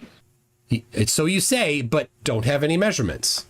Again, okay, so the argument that the steelman for this argument, like just understanding it, would be that like anytime there is a measurement of flatness, there is a explanation used for why, oh, that's just what it appears to be, but that's not actually what's happening. I've never seen an actual attempted measurement of flatness. Nobody's ever actually attempted that. Go get a theodolite and measure flatness, right? Use actual real surveyors' instruments, you know, the people that are experts in measuring things. I've never seen that. Nobody's ever tried it. It's like when you see things that are too far away, or you have like laser tests that go too far, it could be viewed as a measurement of flatness, but then there is the explanation for why, oh, it just appears this way because of refraction, or it appears this way because of this or that. Yeah, well, that's not a measurement of flatness. That's an attempted falsification of the globe that got the wrong globe. You get to cherry pick when or not you use perspective. I was right in the middle, of my sentence there. That's why I just completely cut off completely. That's why. All right, now today, I read the rules for this server. And I'm going to ask that the rules be applied to everybody. So you understand why I cut you off. Hold on. Flat. Yeah, hold on. Yeah, let's not have. Yeah, let's not have interruptions, Ben. Let's just let him finish, and then you can go after. Okay. Go ahead. So the if you're going to make a prediction for the globe, you have to make a prediction for the globe using the globe. If you ignore the things that the globe claims, then you're not making a prediction for the globe. You're making a prediction for not globe. Yeah, like, so if you let's just say hypothetical laser test, I'm pretty sure the tests similar to this have been done. You're like 1 foot off the ground on the side that's giving the laser, and then 1 foot off the ground for the receiver. If you have like a certain distance and then you get it, that would be considered a measurement of flatness. Then there's the explanation that it is not a measurement of flatness because of, you know, refraction or something. But it wasn't. But that wouldn't. Yeah, it wasn't ever a measurement of flatness. It was an attempted globe debunk or falsification. That's what it was. Because a measurement of flatness would be something like, here's how we've established a straight line, and then we're going to measure the deviation of the surface of the Earth from that straight line, and a mile away, 2 miles away, or kilometers away, here's the deviation from that line according to our measurements, and here's the margin of error of those measurements. That would be a measurement of flatness. But if you're like, oh, well, here's the globe prediction, that's not actually the globe prediction. And, oh, it doesn't match the not globe prediction, therefore flat. Well, no, it's not actually a measurement of flatness. You see the difference?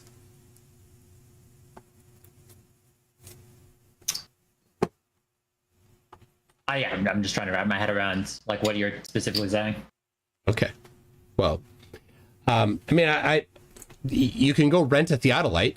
You can go and then do things like measure reciprocal zenith angles, or you could measure, drop over a mile or 2 miles distance to see if that happens, right? Go establish a certain elevation above a surface of water, right? Go to water, set up your theodolite 10 feet above it, and then go to the other side of, 2 miles away and get a measuring rod 10 feet above it, and see if it's the same elevation of the theodolite and the measuring rod. See if they match. I've never seen that for a flat Earth. I've seen it for the globe, but it doesn't match flat. Okay, I don't necessarily know too much about those specific instrumentations, so I can't speak on that. One thing that is commonly brought up is, so you do profess Christianity to some flavor or another.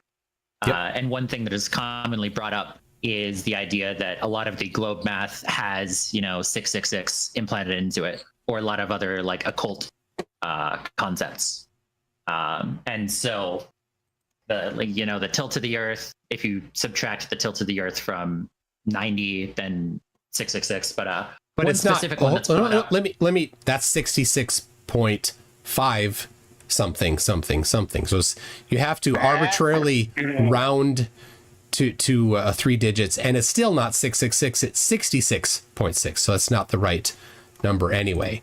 But you can, I'll say, you can do that. You can do that for the flat Earth as well. I just dropped in a thing here. Why does the sun go around flat Earth at 1,666 miles per hour as it circles the North Pole? Why does it do that? How come there's a 666 in flat Earth? How dare you? What's up, Mike? Wouldn't that be? Sorry, I'm late, dude. Yeah, I'm not super sure. I'm pretty sure that would be like presupposing a map, presupposing a lot of different things about the flat Earth model. I'm not presupposing. I'm using the one that has been in use for 150 years by flat earthers. So I'm not presupposing. I'm using the most commonly presented one. So like I want to specifically get to. All right, last topic on this. So I want to specifically get to the point is one thing that is commonly brought up is the orbit around the sun being 66,600 miles. And that is something that is commonly brought up. And at one point, Google did show that. And what is used as a debunk with the way that most people go about that. You Google it, you Google that number right now, it'll show around 67,000 miles.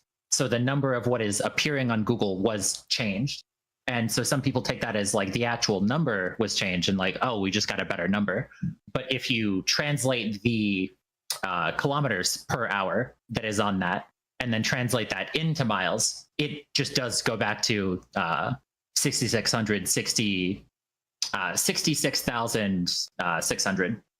And so it's just a question of that number, like they explicitly went from the specific number in miles per hour to a non-specific number in miles per hour. Why would they do that?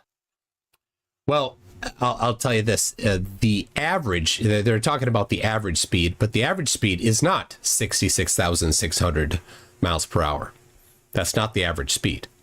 That's when I translate the kilometers per hour, I'm just saying Google shows it translates into that's a cherry picked. It's a cherry picked number. But here, let me tell you this: I drove on the freeway today at 70 miles an hour.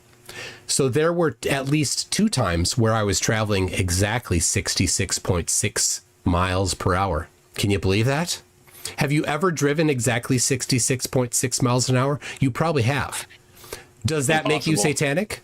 Of course not. It's just a number that is somewhere between the 2 extremes of the numbers that the Earth is traveling. So if you're going to look up a Google results, I don't care. What's the actual number? It's not the number that you said.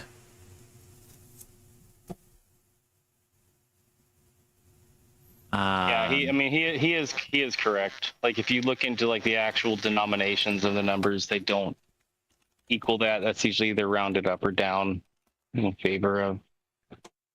I try to avoid that for that specific reason. But I would say like Brian just hopped on here. Brian, yeah, can I get a mic check? Yeah, go ahead, bro. Here. What's up, Tune? What's going on, man? I'm good. Sorry, I'm late, man. I figured I'd wait till I could hear your temples sticking out or your veins sticking out your temples. Starting to hear you get a little aggravated now, man. I just got free, but I did hear you mention about professional equipment and professional. You were mentioning that, and you started mentioning a couple miles, but you are aware that even in geodetic surveying and planar surveying, the farthest they go, still today, same today as it was 100 years ago, the farthest they go is 100 meters. So what do we call?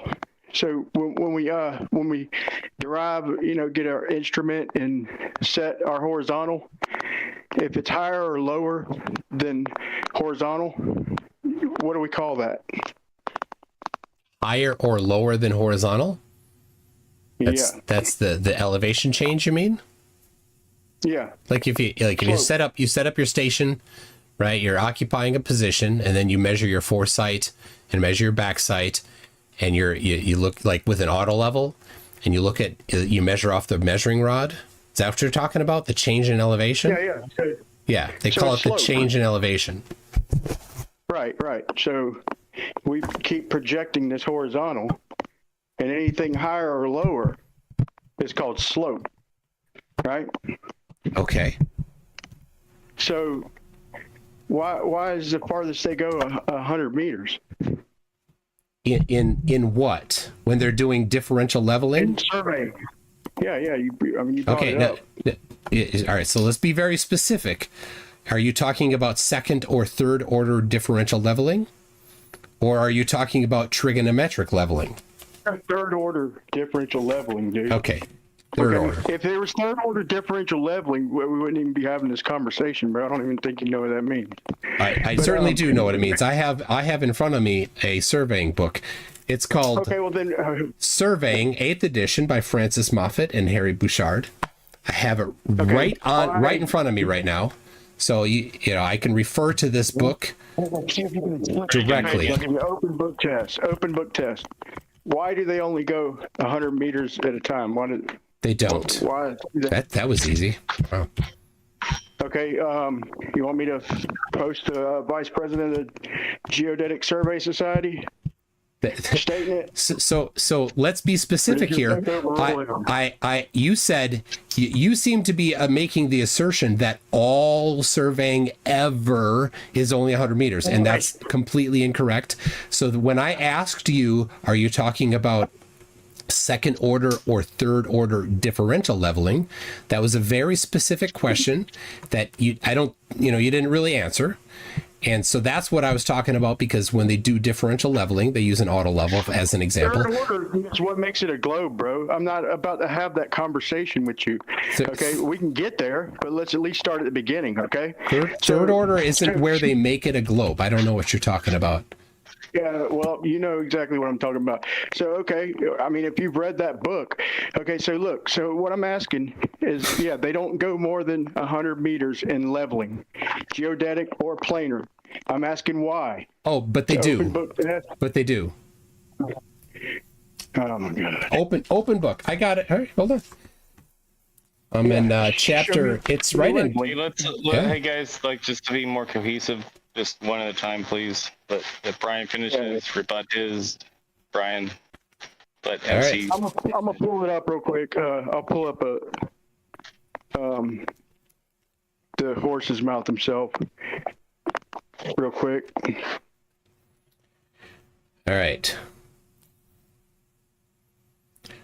For distances beyond 1,000 feet, the effects of curvature and refraction must be considered and applied. The situation shown in Figure 3.3 represents a line of intermediate length up to perhaps 2 miles. In Figure 3.3a, the angle at E is shown at 90 degrees and so assumed in this range. At 2 miles, it's actually about 90 degrees, 1 minute, 44 seconds. This is specifically this is the chapter called Leveling, chapter 3 in the book called Surveying by Francis Moffat and Henry Bouchard. Right? So it's talking about giving an example of a 2 mile long leveling using trigonometric leveling. Canyon. Yeah, so is that in a canyon or a spot they couldn't get to? I mean, what's the special circumstance there? It's not saying anything about special circumstance. All right, let me pull this then real quick. Hold on. So right here, he's giving his presentation, and he shows them, he says, in leveling, geodetic leveling, the process hasn't changed much over the last 100 years. Still do it the way our forefathers did it. We don't go more than 100 meters. We don't go 200, 300 meters. I don't know if you've ever heard that before, but I can play it, or I can post it. It's about a 20-second video. I'm going with the textbook on leveling. You're not going with the guy who runs the society. You're going with an old textbook when you don't even know what it's referring to, because maybe they might use that, like in a special circumstance. Like I know exactly what it's referring to. It's referring to leveling. Can you post that? Can you post what you read? Like take a screenshot of that page and post it? Yeah, I can probably share my screen here. Let me see if I can do that. I need to share a voice to play mine. Let's see. Can I? Okay, so yeah, go ahead. Can I? I've had trouble sharing stuff before, so let me try. Turn on camera. There you go. Verified already. Do you see the book there? Yeah, we see it. All right, so here it is. This is the book, Surveying. There it is, 8th edition. Right, so this is the chapter on leveling. Right there, chapter 3, leveling. Right here, we're up to section 3.3, trigonometric leveling. Make sure you can see that, trigonometric leveling. What's trigonometric leveling? That's what's necessary for first order. That's what I was talking about. That's what's necessary. Let's go with the instrument. Let's go with the instrumentation. I'm sorry, That's what you brought up. I wasn't done talking. All right, go ahead. Sorry. First order leveling is when if you're gonna do first order leveling, you have to do trigonometric leveling typically. If you're gonna do if you're just using like auto level, you can only get up to second order leveling for precision. So this is what I read to you right in here. where it's talking about the 2 mile distance, for example, right here, up to, perhaps 2 miles. It doesn't give a limit. There's no limit in here on how far it can go. So I just was wondering if you knew why, but hold on, man. Hold on. I don't know if I'm gonna be able to. Yeah, why don't you drop the link to it so that we can all look at it at our own time to make sure that it's in context. Right. Okay. Hold on. Wouldn't that be nice? You're talking about the trigonometric leveling. Let me say this right off the bat. This is why I led with the instrumentation, and why don't they shoot further than 100 meters? I didn't say nothing about the trigonometric. But they do. But they do. Right in here. Right in here. It says 2 miles, for example. Yeah. That's not the shot, dude. That's special circumstances, man. That's not. The book doesn't say that. Leveling. The book doesn't say that. The book's full of shit. Oh, you know more about leveling than Francis Moffat and Harry Bouchard? You know more than they do about leveling? Well, hold on. Well, that's a lot, man. To be in your presence is quite an honor. So you just said that anything above horizontal or below it, you agreed they call it slope. I said it's a change in elevation. That's what I said. Okay, a change in elevation. Okay, so does that still apply? I don't. It doesn't really have direct relationship to the shape of the Earth, but okay, go ahead with your claim. Yeah, I'm posting it. Hold on, I just about got it, man. I got so many damn videos, but hold on, just about there. But okay, so you did say it's a change in elevation. Yes, so, change in elevation. How does the Earth curve? What do? Do we just like subtract or add to the measurement, the trigonometric measurement? Do we calculate in for Earth curve, or is it 1 for 1? So elevation is the amount of elevation is the distance away from a datum. So on this book here, it talks about right here, this curving line here is a level line. And you can see at the top here, this is the elevation here above the position. I know it's probably a little hard to read on devices especially, but because this is kind of small text here. But this line here is a curve. That's a level line. It's labeled as a level line. And the next one above it, a concentric level line. And so that top level line is where the target is. And the second level line is where the ground is. Okay. I'll put it in. Okay, there's a couple reasons why we don't shoot that far, really, but you just assume that we're doing that. So I'm not assuming. Let me get this straight. I'm reading. I'm reading the textbook. Your turn to let me talk. Let me make this clear. So you are claiming that they're claiming, or whatever, that they're doing 2 mile shots for elevations. Is that? I want to make sure crystal clear. That's what you're claiming. But that's what this book is claiming. For leveling, for determining elevation, they're doing 2 mile shots. It's giving an example. Yeah, it's giving an example of a 2 mile shot for trigonometric leveling. So make sure that your quote is in context, please. Okay, trigonometric leveling.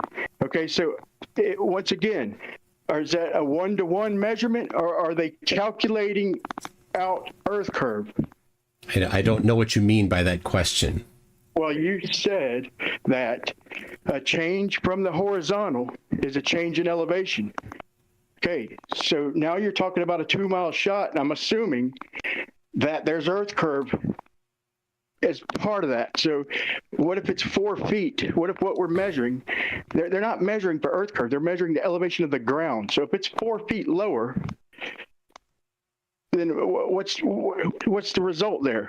How much of that is Earth curve? Are you calculating for that? Yeah, so since the shape of the Earth is known, and surveyors know the shape of the Earth, when they're doing trigonometric leveling, they must account for the shape of the Earth. or they will get their answers wrong, and then they have personal liability if they were to get it wrong. So I don't know if you know this, but surveyors carry a personal liability insurance policy, kind of similar to how doctors do for malpractice. So if they get something wrong, it's on the individual who gets it wrong. So they include Earth curve in their trigonometric leveling if they're doing that type of work, so that they don't get it wrong, so that they don't get sued because they were negligent. You didn't answer the question, man. All right, well, ask it again. Well, go ahead, ask it again. Ask it a third time. Okay, you're saying, that they're doing shots and leveling 2 miles. Yeah. Okay? And I'm asking you, if the ground's 4 foot beneath the horizontal, what accuracy do you think any of the best instrumentation can get you within that 4 foot? And B, if it's perfect, if you think it could get it perfect, how do they calculate the Earth curve in that? How did they determine whether it's the ground dropping or Earth curve or both? Okay. Well, are you saying that? Yeah. Okay. They calculate, right? All right, when you're ready. Are you good? Okay. Nothing is perfect in meat space. So no measurement is perfect, and surveyors are anxious to tell you that their measurement are based on the best they can do, and they do their statistical analysis, and they say, well, this is we have a percentage likelihood that the true answer is somewhere within this range here, and then they try to tighten that range up. So like we were talking about the different orders of leveling, first, second, third. So first order, I don't remember the exact number, but first order leveling is the most precise, and it's accurate to within some very small number, like just as an example, like less than a centimeter, perhaps. Second order has a number again of precision on 2-3 centimeters, and third order then is more than that. It's round numbers. It's not. Don't quote me on the exact numbers here. So how precise, I don't know. Somewhere in this book would probably have the answer to that. So if anybody's interested, I just got this on eBay. 8th edition surveying. I think 10th edition is the most current. Is this an ad? Can you see my screen? No, I don't make any money, of course, by this. I'm giving a citation, and so that people can look it up on their own. Can you see my screen? I just see a picture of a woman. Hold on. What in the world, man? Okay, I'm gonna try and share a screen, but I don't know if I can. I don't know if I can play with. It's a short clip, but I'm trying to play it with sound. Tell me when you see my screen. How about now? I see your screen now, Brian. I see your screen. Okay. To one extent or another, the process of leveling has not changed in well over 150 years. It is still a terrestrial measurement system that has limited sight differential. And particularly in geodetic leveling, about the farthest you can go is going to be about 50 meters. So you can't make observations 100 meters or 200 or 300 meters. But the process, and particularly in geodetic leveling... Did you catch that? Yeah, did you give the citation to that so we can look up the full context to make sure that it applies? Yeah.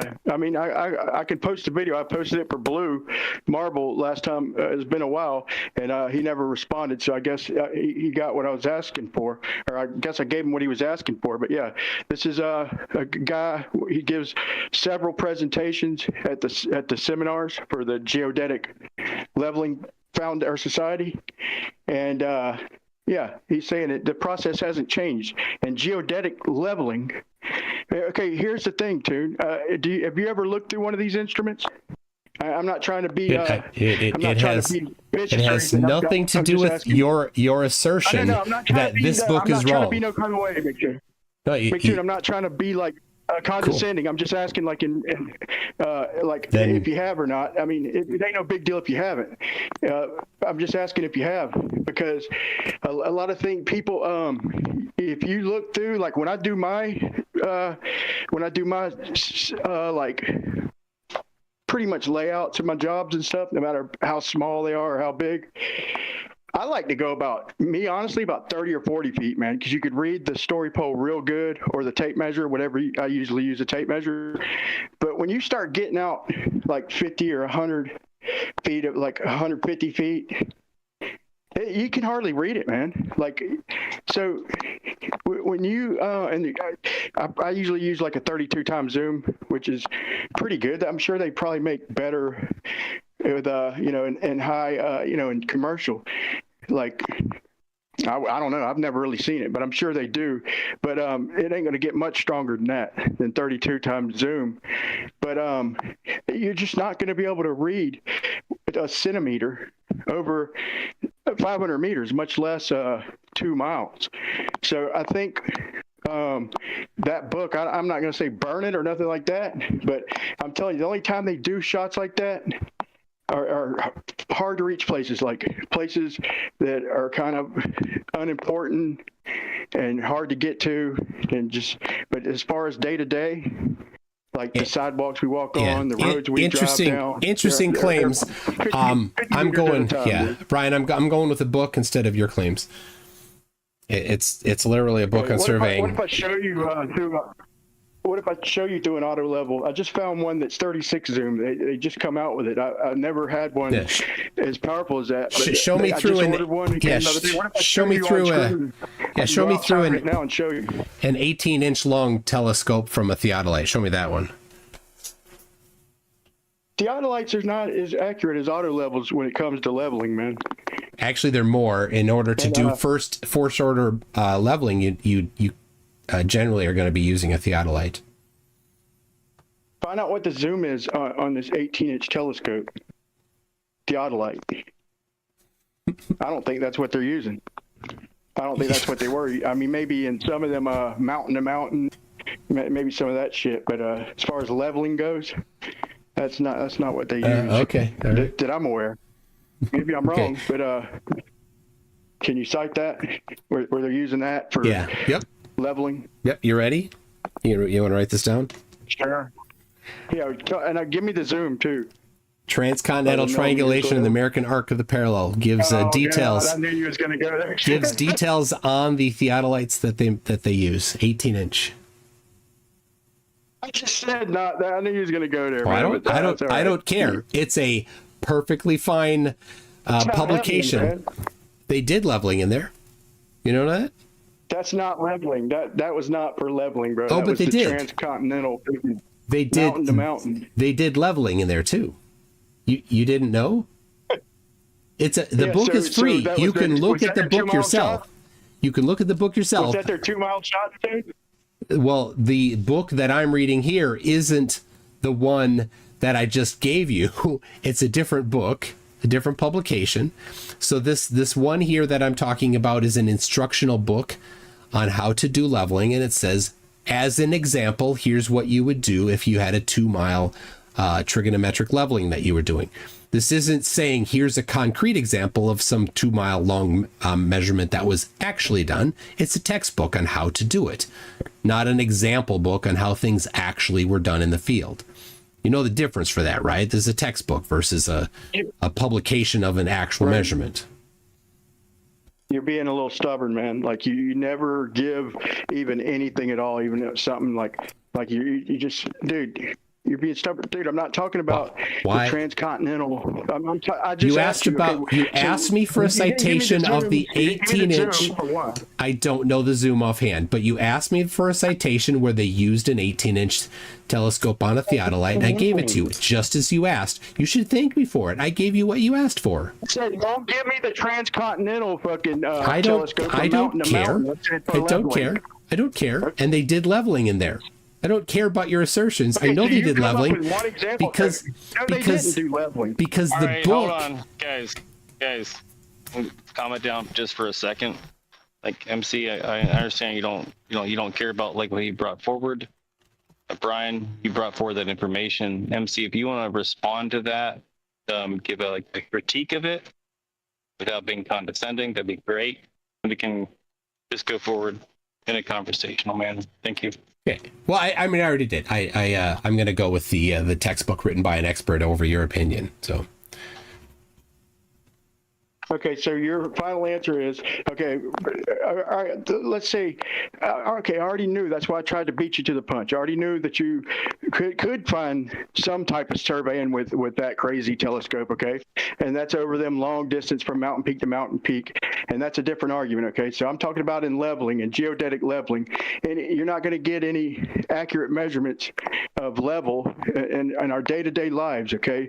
That guy just told you how we do it in the maximum, and I'm telling you why. And I could go on screen right now and show you. I could put my camera through a stronger than usual optical zoom, and you'll see what you can make out 100 meters away, and it ain't a centimeter, bud.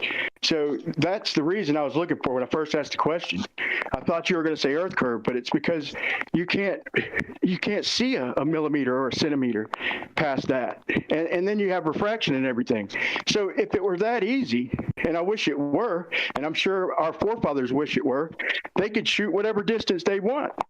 They could shoot 2, 5 miles, 10 miles, and just calculate out for Earth curve. It'd make it so much simpler. We wouldn't have to do 100 million shots. We just set up in one place and just do a bunch of shots and just have a bunch of rod men out there and just measure the distance and just calculate for Earth curve. That's not the way they do it. They do it short, concise, and very, very accurate. And if it deviates from horizontal, it's called slope.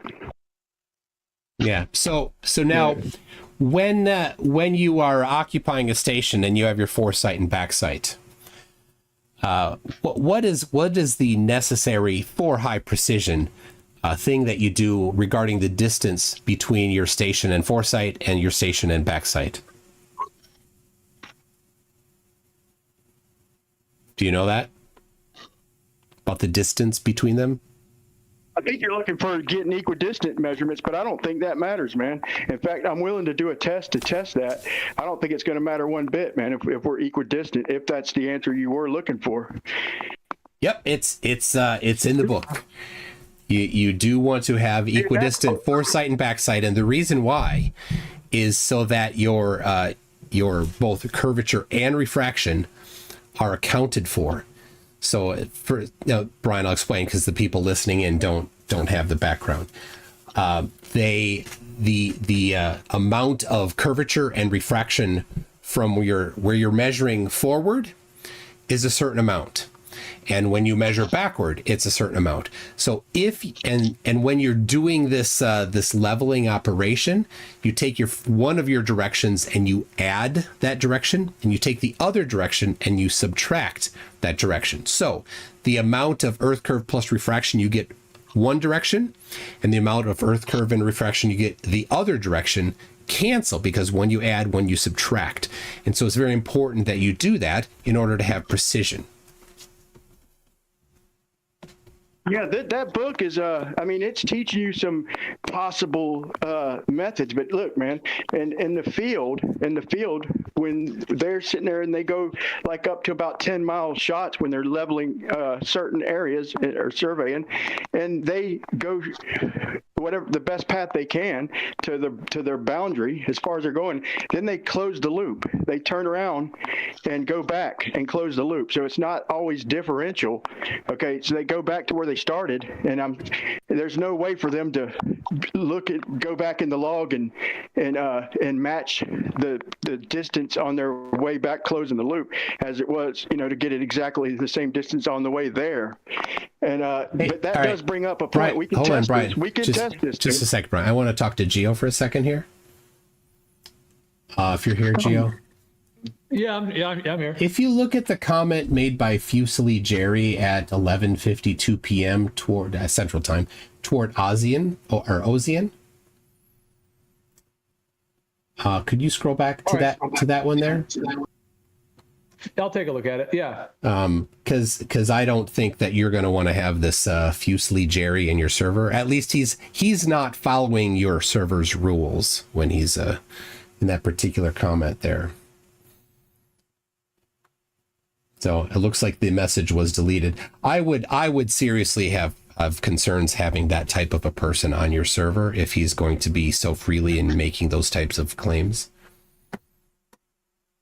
So just a little safety for your server, if I could, Geo. Okay, Brian, go ahead. I'm sorry.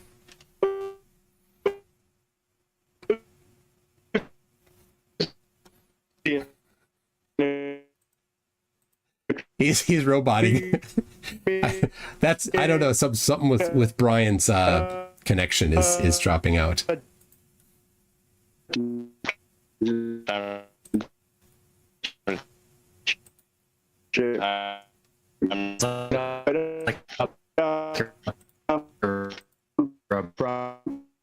Maybe it's me.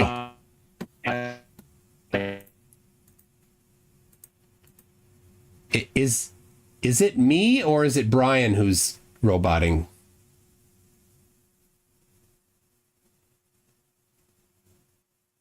I don't know. Wow. Yeah, it was pretty bad. That was like a whole server lag. You guys are back? Oh, okay. Yeah, it seems okay, that's what I was wondering. I don't know. I was hearing everybody roboting. Yeah, I was like, are they both roboting? And then it seemed like everybody was. Yeah, okay, well, that's good. On my end.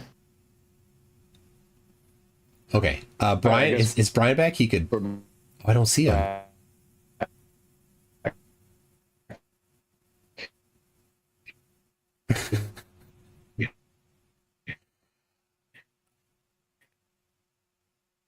Wow, the server is having trouble, it looks like.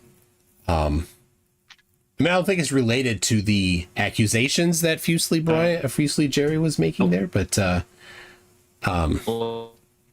could just be a Discord issue. Wow.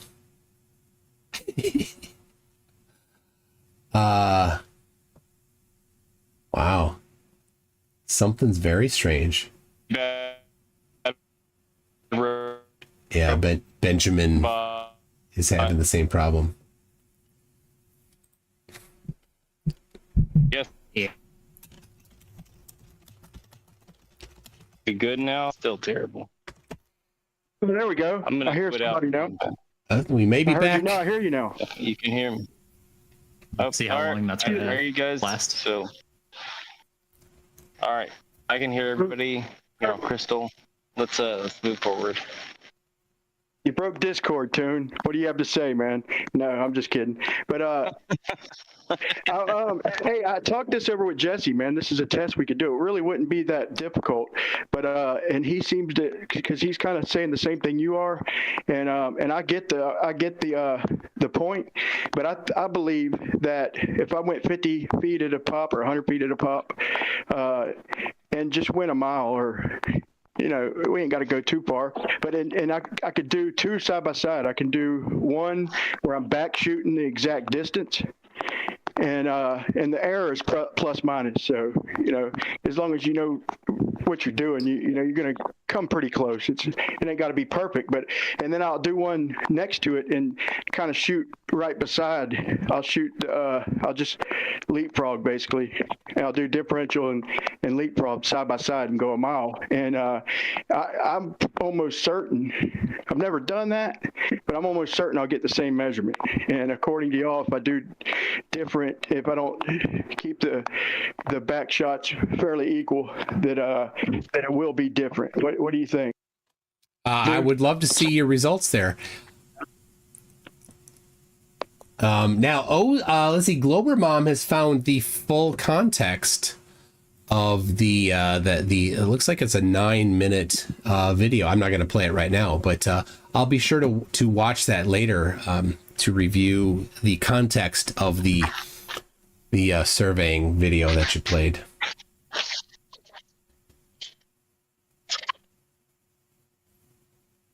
So, All right, and there's several of them. It's going to be, if she found it, I'd tell her kudos, because she had to sift through a bunch. He does a lot of presentations. He covers it all, and he's the guy who literally went back to the beginning to try and find the origins of everything, and he found as much as he possibly could. And he just said, the some origins of the markers are just, they're just there. He's put it all together, and he's one of the bigwigs in the Geodetic Surveying Society, if you will. What do you mean? So it's a video from 2 years ago. To the origins. It's a video from 2 years ago. I'm pretty sure you've already seen it. Yeah. Going back to the video. The first sets of the first surveys and where the markers came from, and trying to gather all the information where they came from, when they were established and whatnot, and just trying to put together, trying to go back to the origins, the very, very origins. And he was able to gather a lot, but he said a lot of it's just going off of pre-existing stuff, I'm not saying that to imply it's wrong. I'm just saying, like, he's that's his life, man. Are you talking about, when you say the origins? Do you mean origins of the first survey? Like the first primary triangulation across the United States? Or are you talking about in Europe, or what? Just all the surveys, like just all the data he could gather. There's pins everywhere around the East Coast. I mean, everywhere really. Okay, and he's trying to get the origins of all these surveys. Yeah. So to answer my question, you specifically reference places in the United States. You're not talking about Europe, because the surveys in Europe clearly are going to go back farther than the surveys in the United States, because people weren't doing a lot of work here in the United States, while the surveying work was in the established and populated Europe in the 1700s. I assure you, though, I did not take that out of context. Okay. I 100% assure you. They, and like I said, we could argue about the reasons, but... Well, the video specifically addresses you, Brian. I hope you've seen this. It's to you. The video is from a channel. It's a video from a channel called Flat FE Dogma from 2 years ago. Okay. So in leveling, it says if Brian Leakey had recorded a few more minutes in his survey video, Dave Doyle would have mentioned curved level lines. Also, I show that the working range of an auto level is based on magnification, like you said, Brian. The horizontal accuracy is a separate specification. None of that has to do with the distance. Okay, none of that garnish has to do with the limitations of how far they shoot in leveling.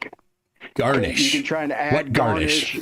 Garnish. But that's not going to change the fact that to this day, we still don't go more than 50 meters. Like I said, your numbers have changed. Your numbers have changed throughout our conversation here, Brian. You've switched between meters and feet, and you started with I think 100 meters, and now you're down to 50 meters. But you also talked about feet. You start, you're jacking it up to 18-inch telescope, mountaintop to mountaintop, when referring to leveling. You asked, I answered. Way, can't we? Can't we both play that way? So I assure you that you're not going to find anybody out there doing leveling anywhere around here, or anywhere ever, for that matter, that's reachable, using 18-inch telescopes for optics. Oh, you're That's right. Ridiculous. Yeah, you're right. That's not what they're doing. But you asked if they'd done it, and I gave you a reference to where they're using it. That's all.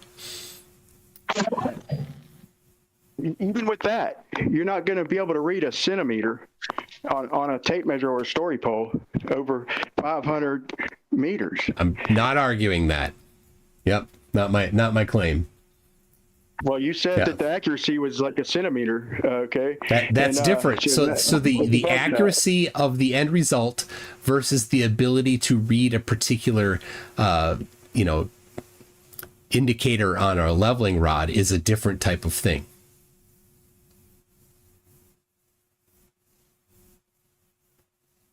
I wanted to bring up one other thing. Oh yeah, man. I'm trying to hold you guys' feet to the fire with because I did some research into globe gravity and Einsteinian, and I found out that there was some misinformation going around that that the 9.8 meters per second approximation is apparent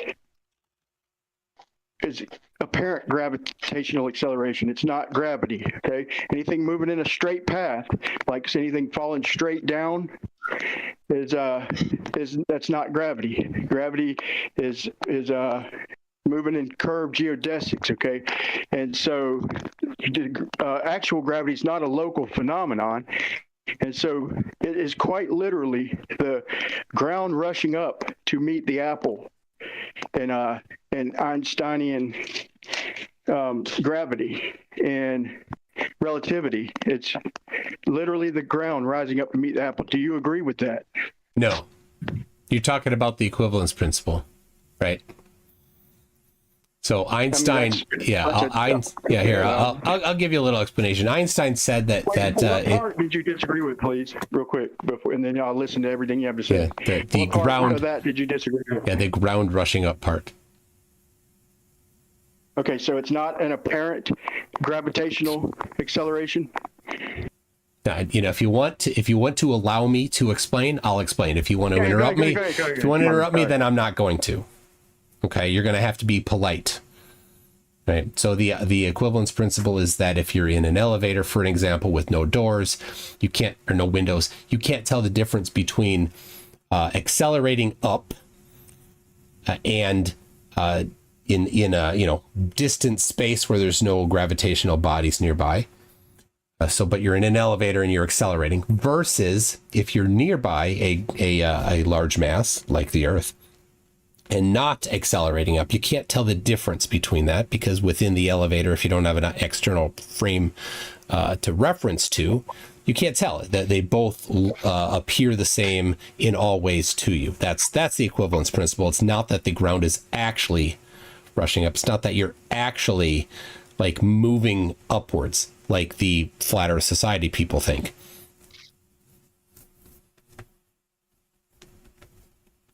No, okay. Well, what if I play like four of your top physicists saying that it's quite literally the ground rising up and there's no force, okay? Like I said, gravity does not exist in straight lines, okay? Something falling straight down, there's no gravity at all. There's no force at all. The force is the ground coming up to meet the apple, okay? And it's an apparent, so what we measure is an apparent gravitational attraction. That's not Flat Earth Society. They changed it. Yeah, they were pretty much saying that how could that work on a globe? Because you're misrepresenting your own model. So what if I show you, let's say, Veritas, Brian Cox, Sabine Oppenheimer, and a couple others saying that it's quite literally the ground rising up, that gravity is not a local phenomenon.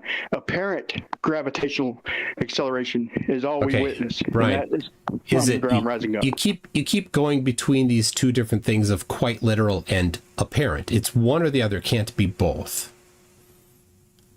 We measure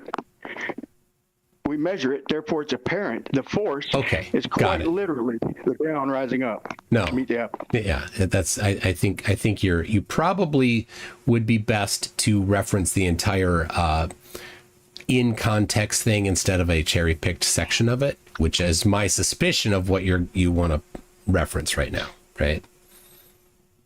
Well, they're making a couple of them are making an effort. It's seeming to work, because I ain't heard too much about it, where people got it wrong, where they mistook coordinate transform for bending space-time, and a parabolic transform to be exact. And they mistook what parabolic transform? A bunch of guys, like a bunch of big YouTube channels, and they literally got it wrong. And a million? Wait, a million? Million subs, a million sub channel. Oh, a million sub channel. Okay, so this is you're just referencing the quantity of their authority. Yeah, no, they got it wrong, and I'm telling you, Okay, people get it wrong. The guy tried to correct them and show them what they did wrong, and how he explains to them. And so, do you believe Veritas if he says that it's quite literally, in them words, quite literally, the ground rising up, and Brian Cox or a couple other people? I don't know why you're trying to throw this appeal to authority on me here. That's literally what you're doing here. I'm wondering why you're denying it. No, you're right. This is an appeal to authority, is what this is. This person with 1 million subs says this, therefore. No, that's an appeal to authority. Don't care. You jumped in too soon, buddy. They were wrong. The people with the 1 million subs got it wrong. Cool. People get it wrong. People get things wrong. People get things wrong. Right. Awesome. And just like you are right now, just like you're doing right now. You're joining the 1 million sub fan club of like the BBC and I forgot the name of a couple other ones, but Matt over at the BBC was corrected. Okay, so I'm not referring to them as a fallacy like freaking ad popular or whatever. I'm talking about they were wrong by acting like it was bending space-time. It was causing things to fall. It's literally the ground, quite literally. I'll play a couple short clips. I don't know why you're denying your own model. It's kind of weird. I don't know why you're cherry-picking appeals to authority. So are they incorrect? I don't know, and it doesn't matter. The whole foundation of his entire argument is an appeal to authority, and he's going to cherry pick things and not do things in context. So it's completely off topic here. It doesn't prove or disprove anything. It has nothing to do with the actual evidence for or against anything. Whether or not mass attracts mass within a reference frame, that's on topic.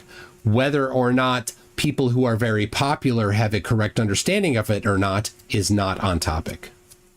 I agree. So Brian's not completely wrong in that when, let's say, the apple is dropping and it's, hypothetically in a vacuum or whatever, it's in free fall. That free fall is a reference frame. There's a reference frame at that free fall. The apple is standing still. And in that reference frame, the Earth does come up to meet the ball 100%. Thank you. From the reference frame of that apple, that's what it appears to do. Yeah. And that's why the name relativity was put on this.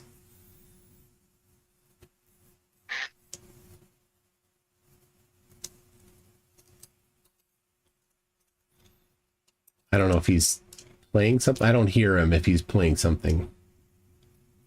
I see that he's live. I'm not looking at his screen, but is he? Click on his screen and see if you can hear him.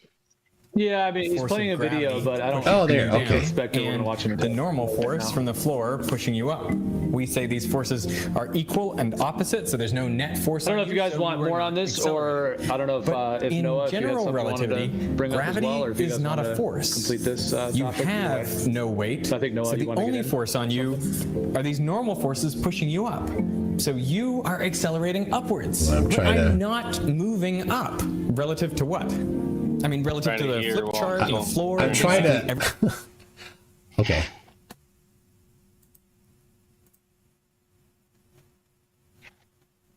All right. Well, send the source videos, Brian. I would love to hear them in context. I know right where they get right to the point, man. I just had to find that first one. But I was just going to get right to the point. It would have took about 45 seconds probably to get a few of them crammed in there where they say quite literally. But no, I mean, I wanted to get past that so we could move forward, and I had an argument to go with it. But I wanted to make sure you accepted your own model. For some reason, you don't. I don't know why. I did nothing to either accept or not accept anything. My point was you are doing an appeal to authority and you're cherry picking out of context. So send me the full context videos and I'll have a look at them and we can have a conversation about them once I have reviewed so that we can see if these people are correct or not. And then Brian, you could be the one to also correct them so that they have a good understanding of general relativity. apparently as good as your understanding of it is, because certainly you seem to think that you have a better understanding than other people of relativity, right? No, I pretty much learned from them and looked at all the evidence and the more and more I researched it, the more I realized that the globe, the Flat Earth Society was right to call y'all out on an upward rising Earth, because how could that work on a globe? Okay, I've got one explanation from any of these guys. All right, and so Brian, if Einstein is correct, that's enough, Brian. You're just misunderstanding it. That's enough. Yeah, of course I am. When I got them all saying quite literally, so are you saying gravity is a force now? Or no, is it not? what I'm saying is answers all the questions, right? Both the elevator equivalence principle that I mentioned earlier, and then I think it was Benjamin who talked about the apple in a vacuum. Both of them are about the same thing from the perspective of the apple, the reference frame of the apple. The ground is accelerating up toward the apple from that reference frame. The only force in that reference frame is actually the ground, not gravity. Yeah.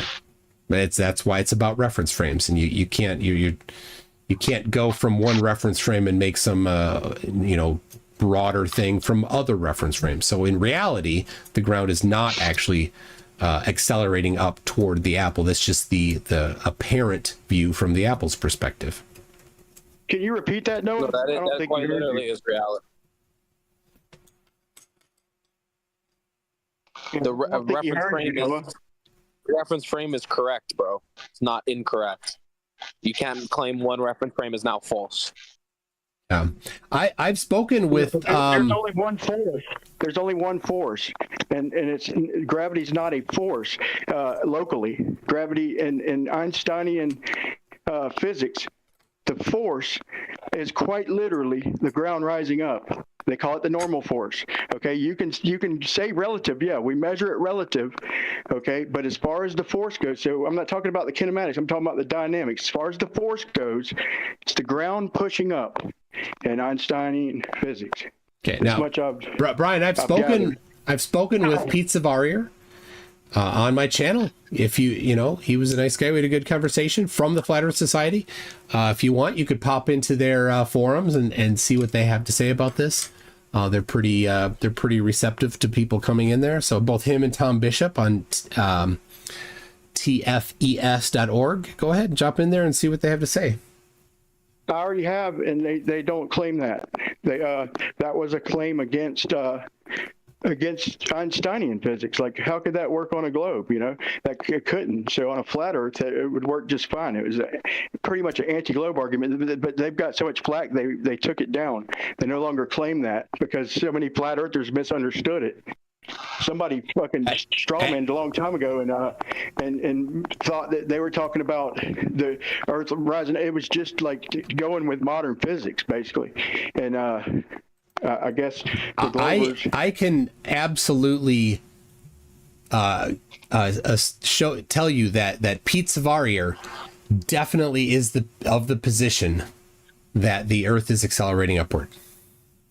He is not controlling the panel then right now because they removed it. Like I said, it's no longer up. Now, if you go to the TFES.org's wiki pages and you look at the edit history, Pete is both in there as Pete Savarier and Planet Pizza. If you look at Planet Pizza, he's also that's his name when he edits the wiki pages. So you can see his own signatures there, his own work on the wiki pages, and see which ones he's put in or not.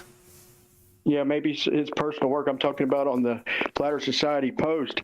They took it's gone, but maybe there's shit that I haven't found. But in their forums. So you're saying God, why you keep? So you're saying that he abides by Einsteinian physics? Yeah, Pete Savarier and Tom Bishop tends to be this way as well, but not as strongly as Pete. Says that the Earth is accelerating upward at 9.8 meters per second squared, and that it is compatible with relativity. And unlike Metal Jacket in my chat, I'll say this, Metal Jacket, it is possible that they are at least correct in this much, that according to relativity, if they accelerated upward at 9.8 meters per second squared, from within their reference frame, it would be possible indefinitely. Outside their reference frame, they would not be at that speed because relativity kicks in. You need to do a little more math than just the linear math, Metal Jacket. So you don't think that the bending of space-time is gravity, and objects traveling around geodesics bent space-time? Why are you trying? I'm just asking you, bro. What the hell are you going on about, Brian? Straight line is gravity. I'm just asking to get your understanding, because you didn't ask. You said you don't think. You're trying to put that on me. Right. I'm just Brian. trying to understand what you think. Yeah, all right, I'll tell you. Because you're denying your own model. No, I'm not. I haven't. But I will. Okay, fine. You just say that, Brian. I'm done talking to you if you're going to be like that. Hey, man. I would get bye somebody bye. else. Just go. Yeah, go I ahead. don't want to get like that, Mike. Go ahead. I don't want to get like that. You just did though. Apologize, man, for getting like that, man. But I do want to open it up for some other people. But it's all in good fun, Mike. Don't take it personal, man. I'm just mucking with you, man. I love you, Brian. We'll do some averages though, and we'll to be continued. Is that cool? Okay. All right, man. So how do you feel that we Shane has a working model of the stars now on a flat Earth? He doesn't. Well, he does. Have you?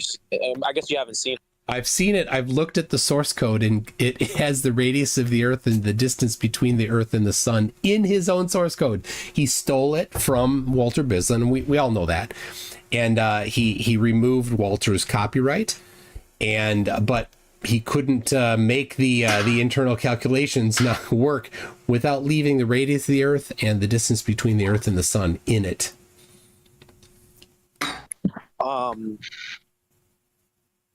Yeah, no. So you have seen the model. So you were lying earlier. No, he doesn't. You've seen the model. No. Here, let me clarify. We have a flat Earth model of the stars. You've seen it. You just admitted you've seen it. And that's what you guys were saying we couldn't have all along. So I guess it's time for you guys to admit we have something now. Let me clarify for you. It is not a flat Earth model of the stars. What it is a globe model that is projected to a flat Earth. That's not a flat Earth model of the stars. It does not include the important thing for a model that apparently you don't understand is necessary. A causal mechanism for things is a necessary component of a model. So when Magnetism. Oh, well, Yeah, no, okay. it's not, dude. Okay, no, it's not. Kepler didn't have a cause. Copernicus didn't have a cause. Newton didn't have a cause behind gravity.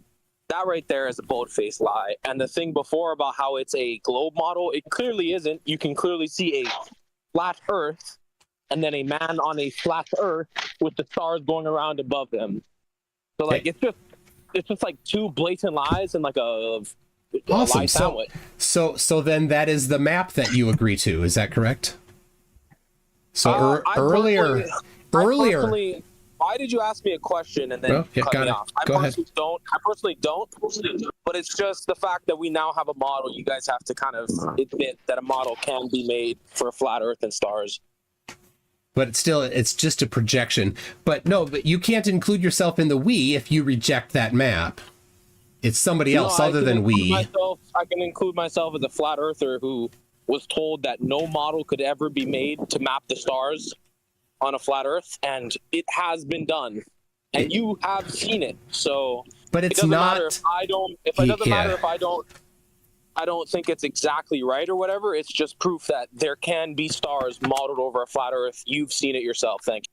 But as I said before, it's actually a globe model that's just projected onto a flat surface. That doesn't make it a flat Earth model. It sounds like special pleading. And There's no special pleading. There's no special pleading. Where's the globe? Where's the globe? I don't see the radius. The radius of the globe is included in it. Yeah, but the radius isn't the radius of a spherical globe, so that's a non sequitur, really. It's literally in there. All the calculations are done in three-dimensional. Is that value 3,690 miles or whatever? Is that value being used for the radius of a sphere? Yes. Or is it being used for some? Oh, really? Yes. Which sphere? Which sphere? The stars? No. So the okay, so where is it being oh used? geez, I was talking. The radius of a spherical globe. All right. Yeah, you got. Yeah, I'm done. Let's not have any interruptions. Dude, I'm done talking to you. If that's how it's gonna be. Oh, right? Don't cry, baby. Dude, if you're not gonna let me talk, then why am I here? Well, gentlemen, You're talking right now. Hold on, both you guys.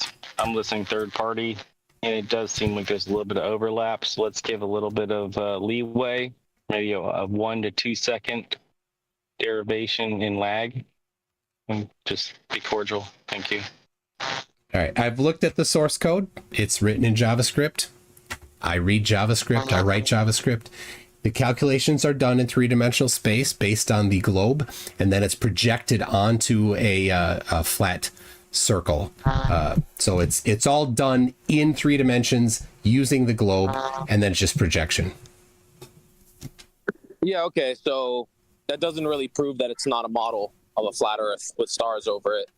And I'm still waiting for you to answer the question in where was the radius value used for the globe? When it's not, you can clearly see there's a flat ground with stars going above, ahead, and around. All right. Well, like I said, it was done in 3 dimensions, calculated in 3 dimensions using the globe. So, and then projected. Oh, okay. So someone used a globe somewhere, and then when I look at it, it's actually a flat ground with stars going around you instead of being on a globe. Yep, he totally used the globe. It's a globe model that's projected to a flat surface. But no, it's a flat surface with stars rotating over your head depending on your latitude and longitude, which you think is a globe. I mean, that using that confirms the Earth is a globe. No, it doesn't. It confirms that the ground, if it's flat, can have stars move over it, just like you see every day, at every single lat and longitude. Yeah, by applying the globe geometry. Yeah, well, yeah, you say so, but really not there. It's just a starry projection. I've looked at the source code. Anybody can do it. It's open. So where's the distance? Say my guy is standing on Hawaii on the AE map little model. Where is the distance, the radius value that you're claiming? Where is that from me? Yeah, in order to actually do the projection, it's using the radius of the globe. Okay, so when my guy is standing there on that little AE map, yeah, from which direction does the radius come out to where? Boy, that question makes no sense. Okay, so the radius value isn't used then. No, when I'm looking that's at not what I said. directly, I said your question doesn't make any I'm sense. asking you a question. I'm not asking you what you said. So you seem to be miscommunicating or something. But when my guy is standing on a flat ground disk on that model, and the stars are rotating around him in his little personal dome, yeah, which part of that is the radius value of the globe, please and thank you? That question makes no sense. I guess you just don't understand. Yeah, I don't understand your question. What your own eyes show you. Yeah. I understand what the calculations are doing. It uses a globe. Yeah, you seem to claim that, but when I ask you, when the guy's standing on the disc and the personal dome's rotating around him, where's the radius value? You don't seem to be able to answer that question. Yeah, your question is nonsensical. That's why. Well, part of the globe is in. So yeah, if it was nonsensical, that means there's no radius value. This flat Earth model. Your question is nonsensical. There's Noah's question that if the claim that it was converted, from a globe with a radius, he's saying where's the radius after it's been converted to a planar surface? Is that your question? We're looking at a planar surface. We're looking at a guy on it. We're looking at a personal dome rotate around him. McToon is claiming some sort of globe radius, but it's not there. And then he's saying that the question doesn't make sense. The only way the question would make sense is if there was no radius value for that guy on the flat disk. Look, if you have to use the globe in order to do it, and you can't do it using only flat Earth geometry, you are admitting that the Earth is a globe. That is a flat Earth geometry. Well, it's a flat. Yeah. So it is. So by definition, a flat geometry, sir. I mean, McToon Yeah. How do you know the globe model didn't come from a flat Earth like model before the? How do I know that it didn't come from that? It's not on me. It's on somebody else. Gonna go in and like map out all this.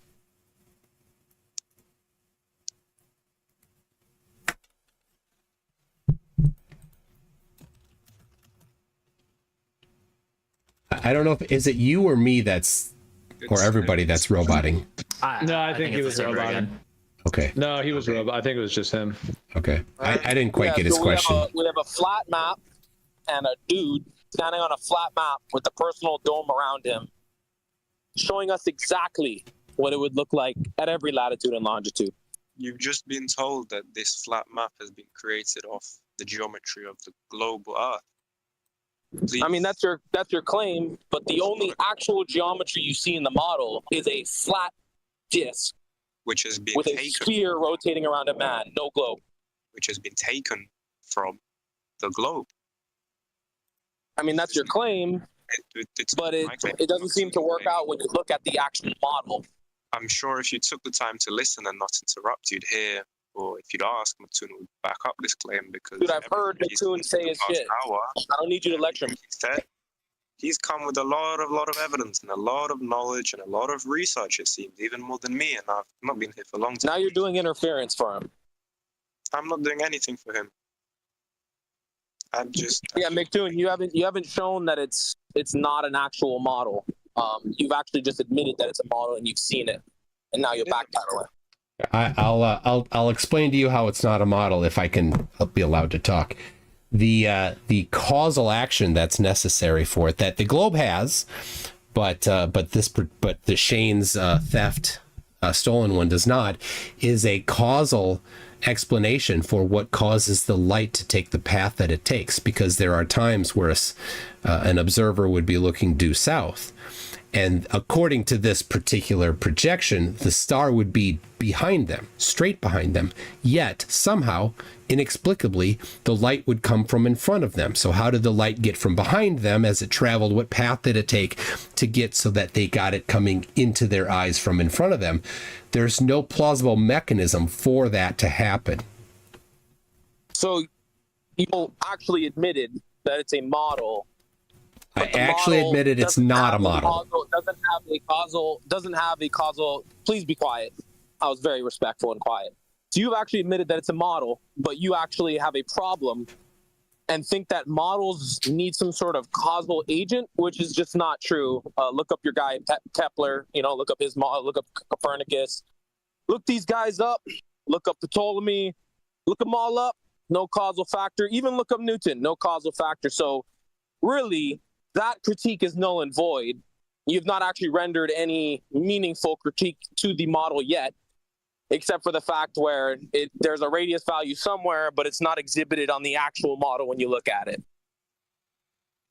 All right. So once again, you put words in my mouth by asserting that I agree it's a model. I don't agree that it's a model. It's not a model. It doesn't include the causal mechanisms. Based off of what? It's not a model based off of not having a causal factor, which is the case for your globe model many years. Oh, poor guy. The causal is a celestial sphere. So in the globe model, it projects up to the sphere. And in that model, it projects up to the celestial sphere. And it projects down. And y'all project up. We project down, basically. It's just flip-flop. I've already showed that a 1 degree change in 69 miles on a flat plane gives a height to an overhead star of 3958.7 exact globe radius. So we could easily say that the globe hijacked the planar trigonometry. Go ahead and do that. It is coincidental. Do that measurement between 30 degrees and 31 degrees.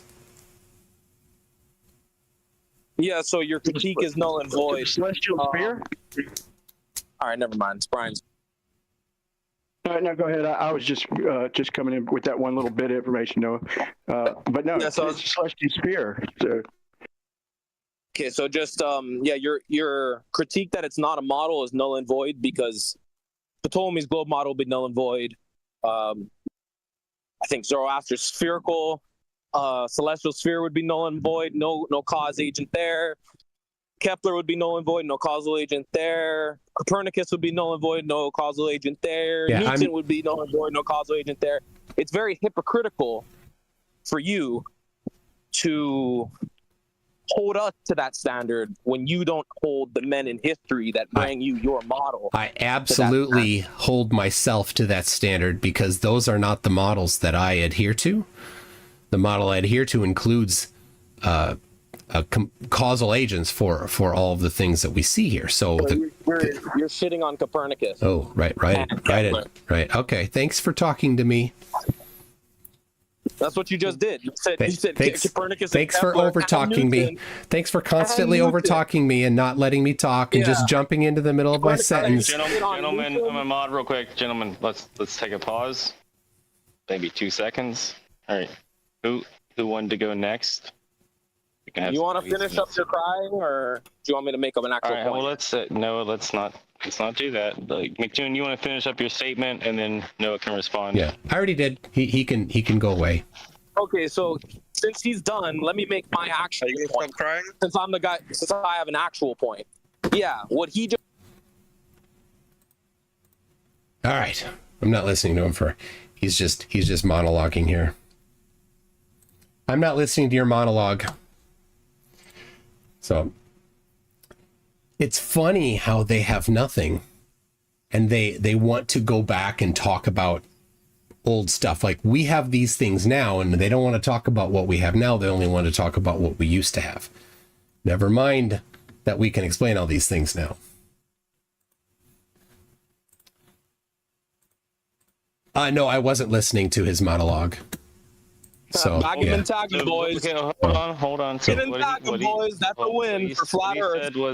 What he said was that you weren't holding the same level of standard to the people you were bringing forward to the people he was bringing forward. Yeah, and he lied again. He put words in my mouth again because I already addressed his claim and he ignored it.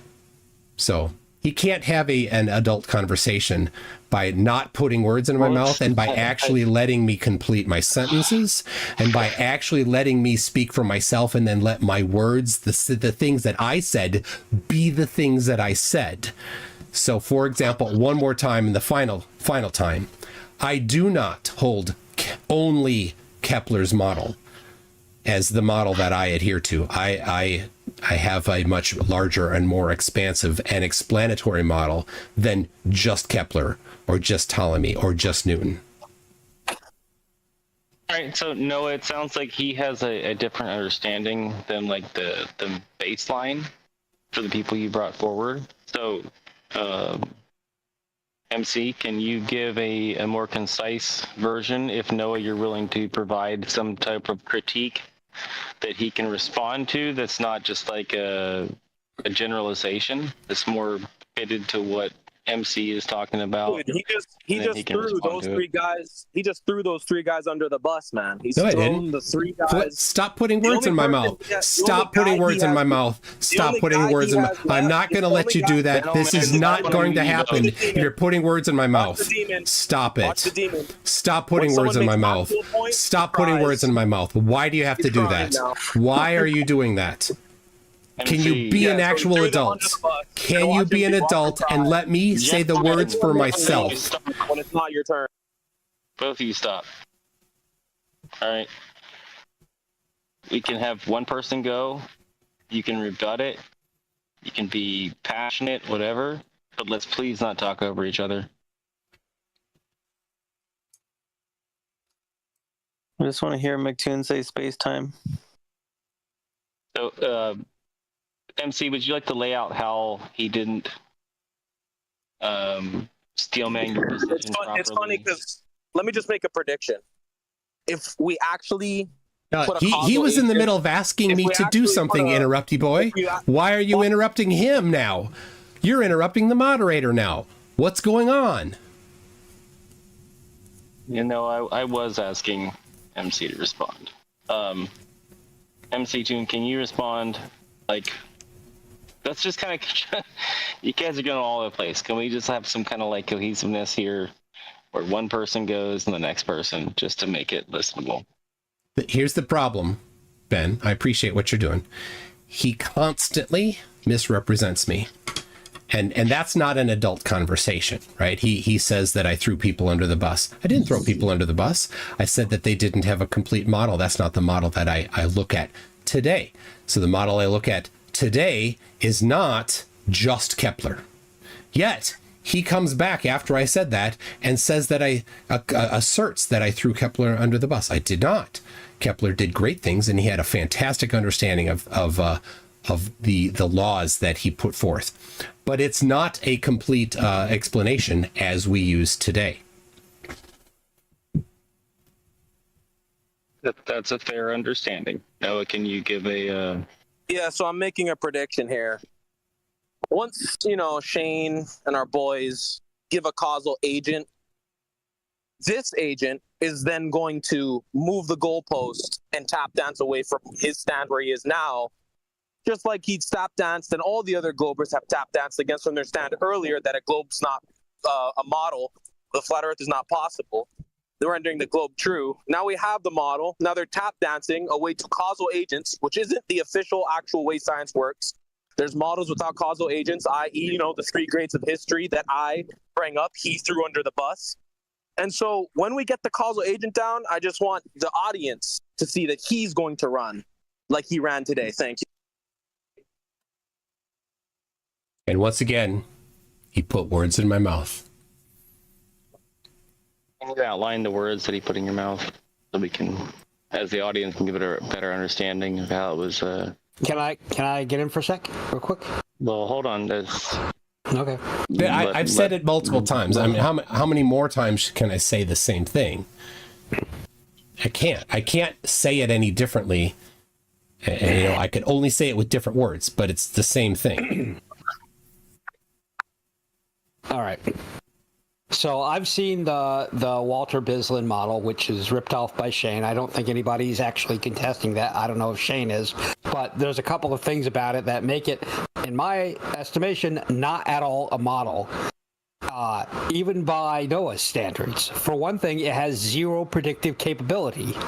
All it is using the personal dome, which is nonsense, because the personal dome indicates that light bends differently for each individual observer to see a night sky that is congruent with what we see.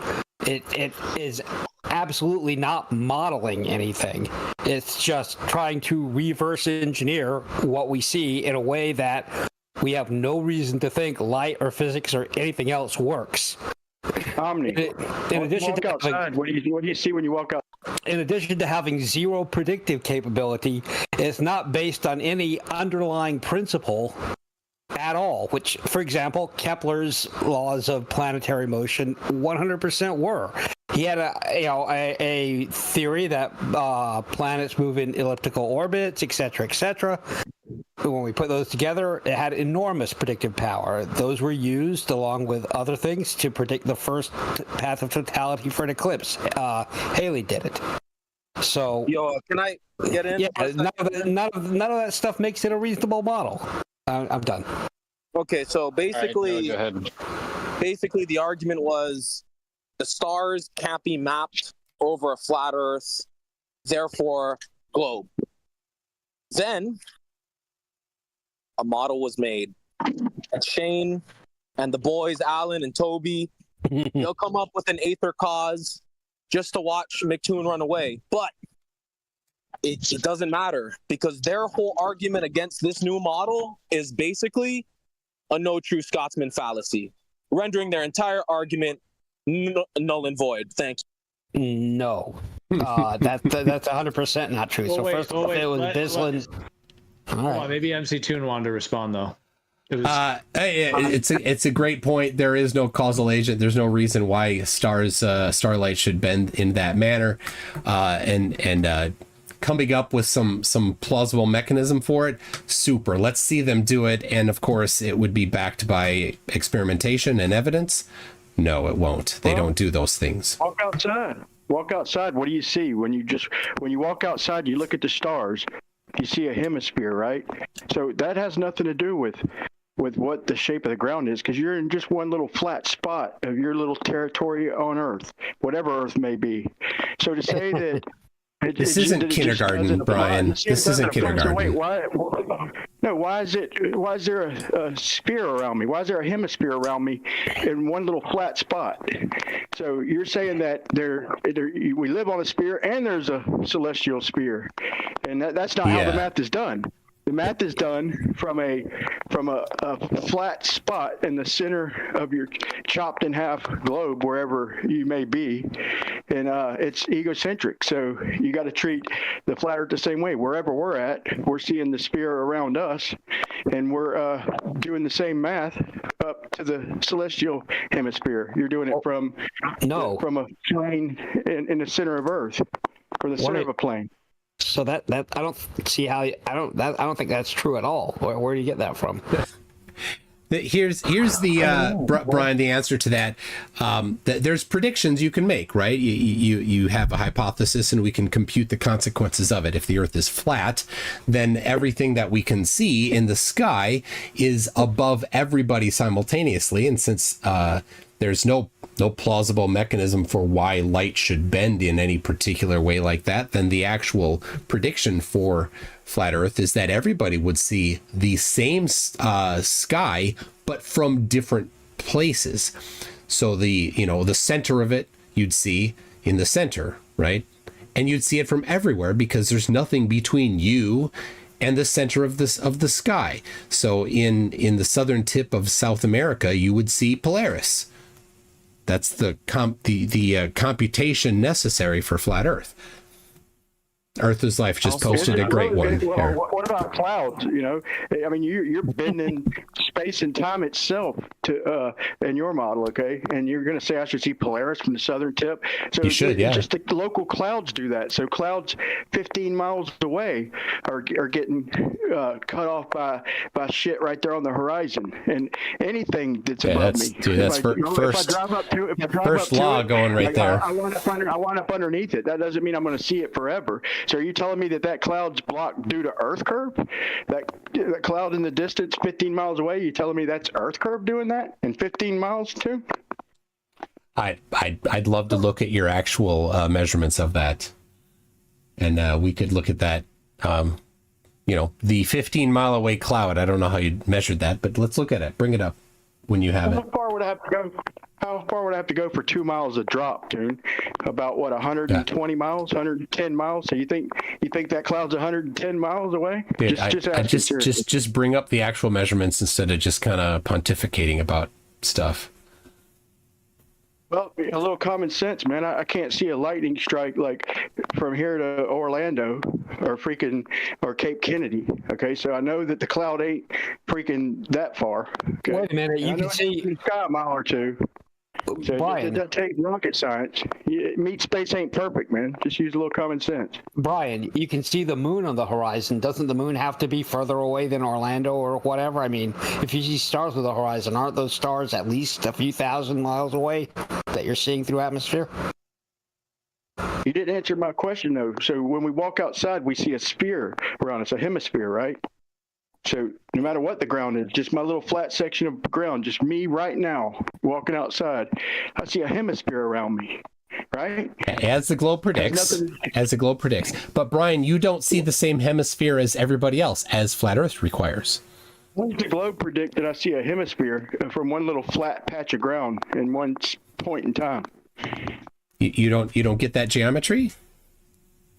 I'm saying I see the clouds are part of it. The airplane, the contrails are part of it. Chemtrails, whatever you want to call them. Everything's doming around me. Rainbows, freaking stars, everything. That's exactly what the globe predicts. Because the rest of the globe is blocking your view of the rest of the celestial sphere. The globe. There's an entire celestial sphere, and the people that are antipodal to you see the opposite side of the celestial sphere at the same time as you seeing your side of the celestial sphere. That's what the globe predicts. Why is it a spear from one little flat patch of ground? I don't think you understand the question. Why am I seeing a hemisphere from one flat patch of ground? That's my question, bro. Chill the fuck out for a second. One quick point. That celestial sphere existed before globular Earth model ever existed. It doesn't matter. And those guys believed in a flat Earth. Thank you. It doesn't matter at all. It doesn't change reality just because some people Brian a long has it time right. ago had some opinion about it. It's just to appeal to something, right? It doesn't matter. Brian has It doesn't matter if someone present. It doesn't matter if somebody present has an opinion. So what's your point? That's cute. All right. Yeah, it's cute when someone brings their hypocrisy to you. Oh my gosh. If the claim is that light bends specifically in a bespoke fashion for each observer, that seems like a hell of a claim, right? That's a high claim. Yes, that's a hell of a claim. But that is what you're trying to claim with your time warping, eh? Similar to space and time warping. Just a second. Yeah, it turns out maybe it's similar, but there's a lot of evidence for space and time warping. So do you have any evidence that light does pretzel loops to get to each individual person? Yes, walk outside and you'll see a celestial hemisphere from one flat patch of ground. You're not hearing me, bro. Oh my gosh. You're making presumptions. That's not evidence for your claim. You keep cutting me off, and I'm trying to make a point here that y'all is just going over y'all's head. It doesn't matter what we're on, from one little flat patch of ground in one moment of time, day or night, okay, I see a hemisphere around me, whether it be closer or further away. So whatever you're saying light's doing, it sure is doing it all the time. He's not everywhere. helping himself. This is totally first law of Flerfs. Me seeing a sphere from one little patch of ground. Brian, you'd be seeing around corners all the time if light was doing those gymnastics. You'd like be seeing underground and seeing into the Pentagon and stuff if light just warped and curved, like a well, more to the point, trying to throw off a missile. Yeah, seeing around the curve. If the Earth were flat, as Brian is saying here, then you would see, except for the very close to the horizon, or very close to the ice wall stars, you would see all the stars, no matter where you are.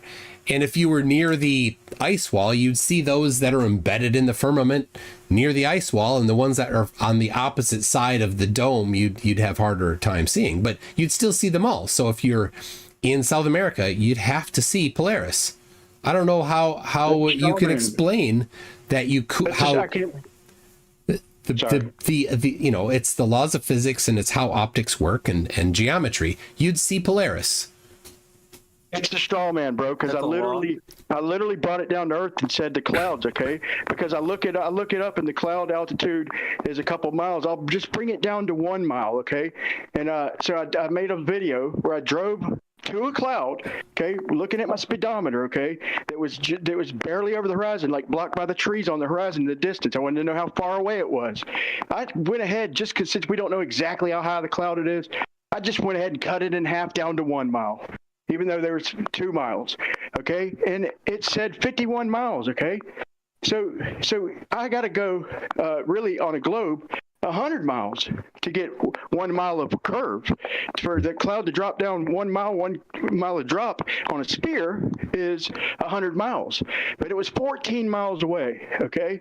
So say what you want about whatever, but if you hear what I'm saying is that He's so terrible at explaining it. This flat geometry you're applying with no reality applied, no whatever light's doing. It doesn't matter what it's doing. It's applied all around us all the time with everything. Anything off over in the distance, if I go to it, it's going to be above me, period.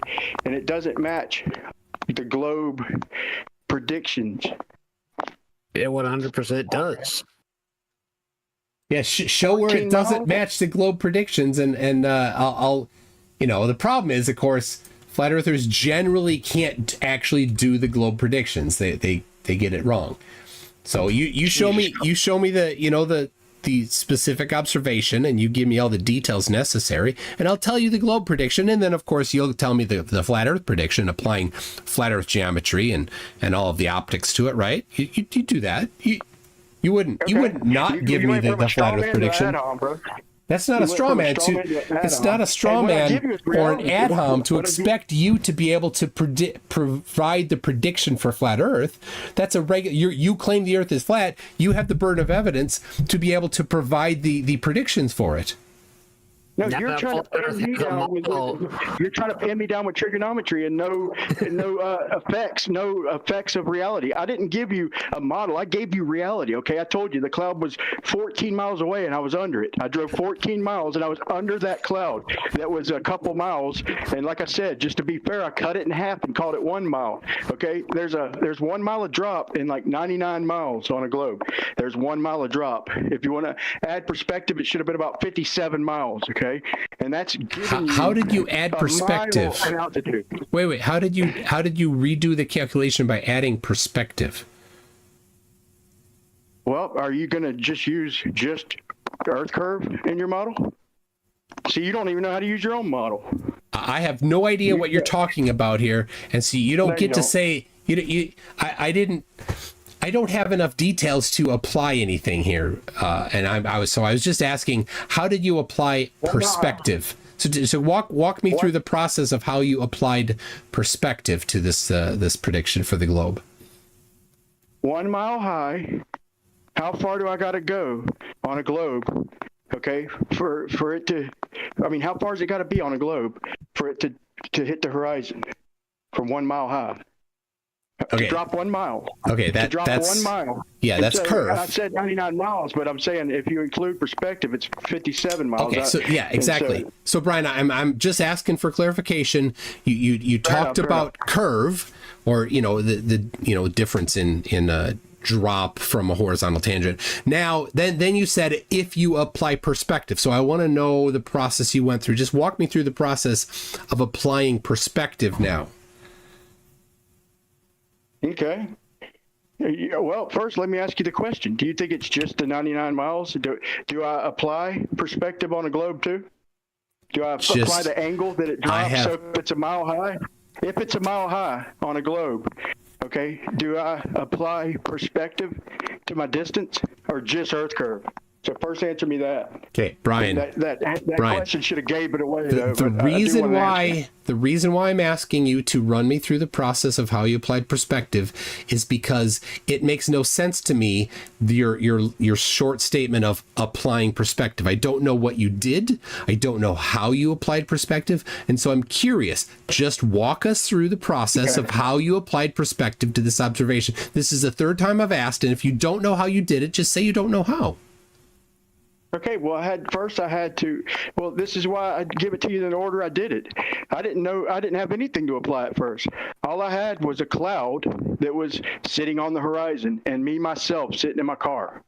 Okay, so that's where we'll start, right where I started.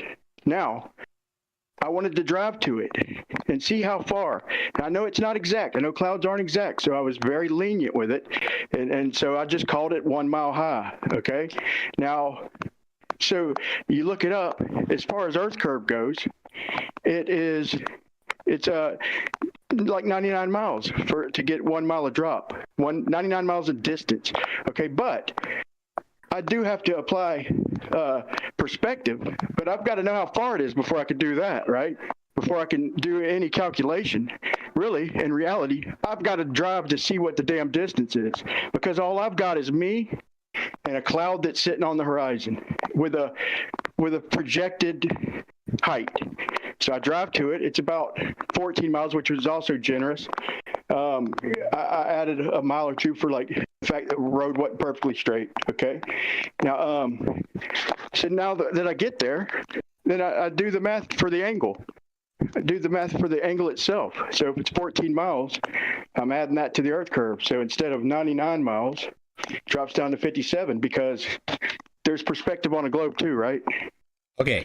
You didn't walk me through it. You did kind of at the end, you got to it, and somehow you went from 99 to 14 to 50 or something. How did you do that? Just bring us through the trig. Opposite over adjacent, bro. Just opposite over adjacent. Let's see. Yeah, let's see. I can draw it out. I told you. I can. Yeah, you can draw it out. You Okay. like doing that shit. Yeah. All right. I got it. I'll get it going here. All right. Hold on. It's gonna be good, Brian. We're in for a treat. It's gonna be great. We're in for a treat. All right. You don't realize that you're just dodging, though, the main point of all this. The main point of all this is that it didn't, I promise you, your globe's not going to predict the 14 miles that it took for me to get underneath it. I have no idea what you did here. This is amazing. All right. Yeah, I'm I drawing told you exactly what I did. Drawing flat Earth. So I'll do it right now on I don't know. I guess I could share to. Can I share? Yeah, here. There you go. All right. You should be able to see. You see it here? All right. So here's your flat Earth. It should have been 57 miles on a flat Earth. Sorry. This is the globe, right? No, it's hold on, let me redo the globe, man. You got me confused now. Why are you dodging the point, though, man? Really? I'm not dodging the point. I am attempting to understand your point. Okay, so on a flat Earth, let's see. I might have to beat you to it. Okay, so if I'm not mistaken, it's 57 miles on just flat perspective using the tangent. And it should be 57 miles using a tangent, right? I have no idea. I'm not there yet. So we've got Brian. I got Brian here standing, right? That's you, right? Okay. But don't quit acting like you don't understand what I'm saying. You see exactly what I'm saying. I am not right? acting. Did I am off in my car? Okay. Then I started off in my car and I set out to drive and see how far away a cloud was that's sitting on the horizon. You do understand? Oh, did you? Is it just me or did he get? I think he cut out. Okay, this is. Okay. I don't know. I'm just trying to draw this. So I don't know how high the cloud is here. But maybe he's gonna have to I don't know if he's in his garage or if he's away from his access point.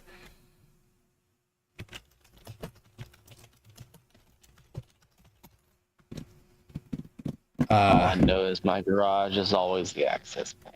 I mean, my garage is 4 feet away from my wireless access point. So, Jesse, Path of Light is mine's a little bit away, but yeah, you gotta account for different trigonometry and all that. Jesse, Path of Light says in the Discord chat says, does Brian have everyone as well as himself utterly confused, or is just me? So I don't know. I'm trying to understand. Well, I'm not gonna comment on that. Okay. In your regular Rembrandt, I wanted to see more drawing. I'm trying here. I hold on. I might have. Look, I will put up a couple dollars so we can have some colored pencils in here, whatever we need. Yeah, here's some drawings here I did. What do you think? What do you think of that? That was a previous debate. Better not be a stick figure, I swear to God. Yeah, a stick figure? There you go. There's one. Hold on. There you go. Reciprocal zenith angles. More reciprocal zenith angles. Very nice. There you go. Skeptic's got nothing on you. I know. Actually, he's way better. What are you talking about? There you go. Here's the helicopter. This is for the video I did for what's his name? That chicken UFC fighter, the super scared guy that won't debate me, that said he would. Bryce Mitchell. I did the video on him. I went over this. So yeah, you're looking at the actual paper from that video. There you go. All right, it's Brian. Oh, he's still not there. All right, well. All right. I don't know. We might have to revisit this sometime later. Ooh, look at that. A little bit of trig. The chat. Do you want to go with Project Hasbara? Is that something you want to touch on? Project has, I don't know what that is. That a person? or a topic? I don't know what. It'd be more a topic. It's just something I saw scrolling through the LB1 chat. Project Might not be Hezbollah. something if you're on YouTube, you're not might be able to do it. So. Is this a flat Earth related topic? I think Brian's back. Yeah, I'm back. Oh, I see him. Up. There you are. Yeah. Hold on. Holding. Can we get some hold music, Brian? Hold on, man. Ding dong dong dong dong dong dong. Can y'all hear me? Yeah. I posted the math. I posted Unfortunately. the math in Labs Text 1, where I went with a tangent. Okay, 1 degree. It's like a little over 1 degree. A couple sun widths over the horizon, like right, blocked by the trees way in the distance. And I just called it 2 sun widths. And it predicted 57 miles. Okay, so how did you get... plane. So 2 sun widths, that'd be 1 degree. How did you measure that? It was really a little bit less, like sitting on the horizon, so it was about half a degree. I just added, I was trying to be generous because I know meat space ain't perfect, and I know I could never get perfect measurements with these clouds. So I just try to be generous with the numbers. I recommend that everybody try this. Pick a cloud that's just being blocked by whatever's in the distance, and anytime you have a straight path that's any kind of distance, and track and see how far you go. And then just keep track of your speedometer. We could do the math together, whatever. Tune will do it for you gladly.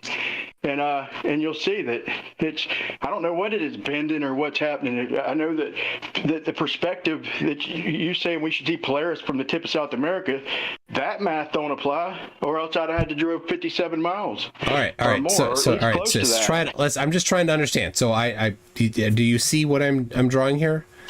I'm trying to hold on. Let me to draw your what you saw here, right? You eyeballed the distance between the horizon and the cloud to be 1 degree.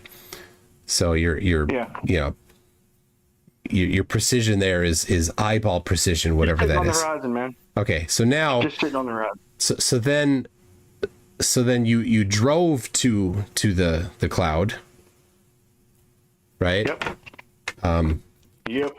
Let's put you here. We'll put the new right here, stick figure there, Brian. All right. And that was 14 miles? Yeah, roughly. Okay. All right. Awesome. We're cooking now. So we got 14 miles. I posted the math in all right, so now Text 1, but all right, so now, I like watching you do math, man. So go ahead. All right, I'll watch. so what's the next thing you did then? How do we take into account perspective? You claim that is perspective, just the trigonometry, right? The angular size. Yeah, but you said I did this, and then if you do perspective, then it has this different result. So I just want to know, how did you? What's the process that we go through to apply perspective? It's just the fucking tangent. The trig itself is perspective. Are you saying that it ain't? You're confusing me, bro. So here's the process. Are you saying there's more to it than just the calculation? Because you're confusing me, and I can't hear you, man. Hold on.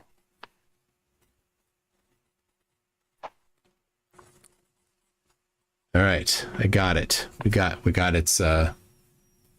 Wait, God, I can barely hear you. Is it just me, or is he quiet? I hope it's just you. Yeah, it's just you, bro. It sounds like you're just being gay.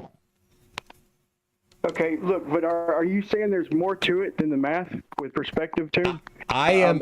What I'm saying is, please describe it to me step by step. What are you trying to get me to describe to you? I posted it. I don't see where you. Over adjacent, bro. It's opposite over adjacent. You take and break down the adjacent is the fucking 14 miles. Break it down into feet, okay, and then fucking convert it. You get the put the 1 degree in there. I got it right there. It's there. Go 1 with the degree. 1 degree. Yep. Okay. Now, use opposite over adjacent. So what are we solving for here first? We're solving for the fucking. That's well, I don't know, because I already know the distance. You don't know. So I don't know. I don't know exactly what you're asking. Okay, I'm telling you the distance, okay, and I'm telling you the angle, okay, and that puts it a mile in the sky. So I don't really know what we're solving for. I'm just telling you that you get 57 miles. Listen, at 1 degree, hold on, at 1 degree, at a mile's height, or 5,280 feet, then you get 57 miles. But I got 14, so I'm not exactly sure what you're asking, and I could barely fucking hear you, but I'm not exactly sure what you're asking for. Yeah. I don't know, dude. Couldn't the cloud have also moved? It could have moved or dissipated by the time you drove 14 miles? It could. Yeah, I know. That's why I said roughly. I promise you it didn't move from 14 to 57. No. Okay, I promise you that. All right, so what you're saying is from you, when you first saw it and you eyeballed it to be 1 degree, to when you were drove and you're underneath it, you determined that it's 14 miles away, and so that's how you got the height of the cloud here? Is that right? No. In real life, I drove 14 miles. How many times I got to tell you, dude? Yeah, I wrote that down right here. Yeah, it's right here. Right here. Okay, I posted the math, bro. It's opposite over adjacent, bro. I posted the math. Okay, I'm scrolling through the live stream stage and I don't see your math. 57. I'm trying to work out the adjacent, okay?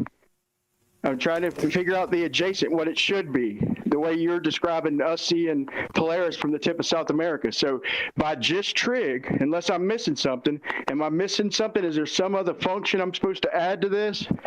Or just please tell me what I'm missing, because I'm telling you the function, and I'm telling you what I'm telling you what I got in reality, and I'm telling you I posted the math of what it should have been. If it's just perspective, what am I missing?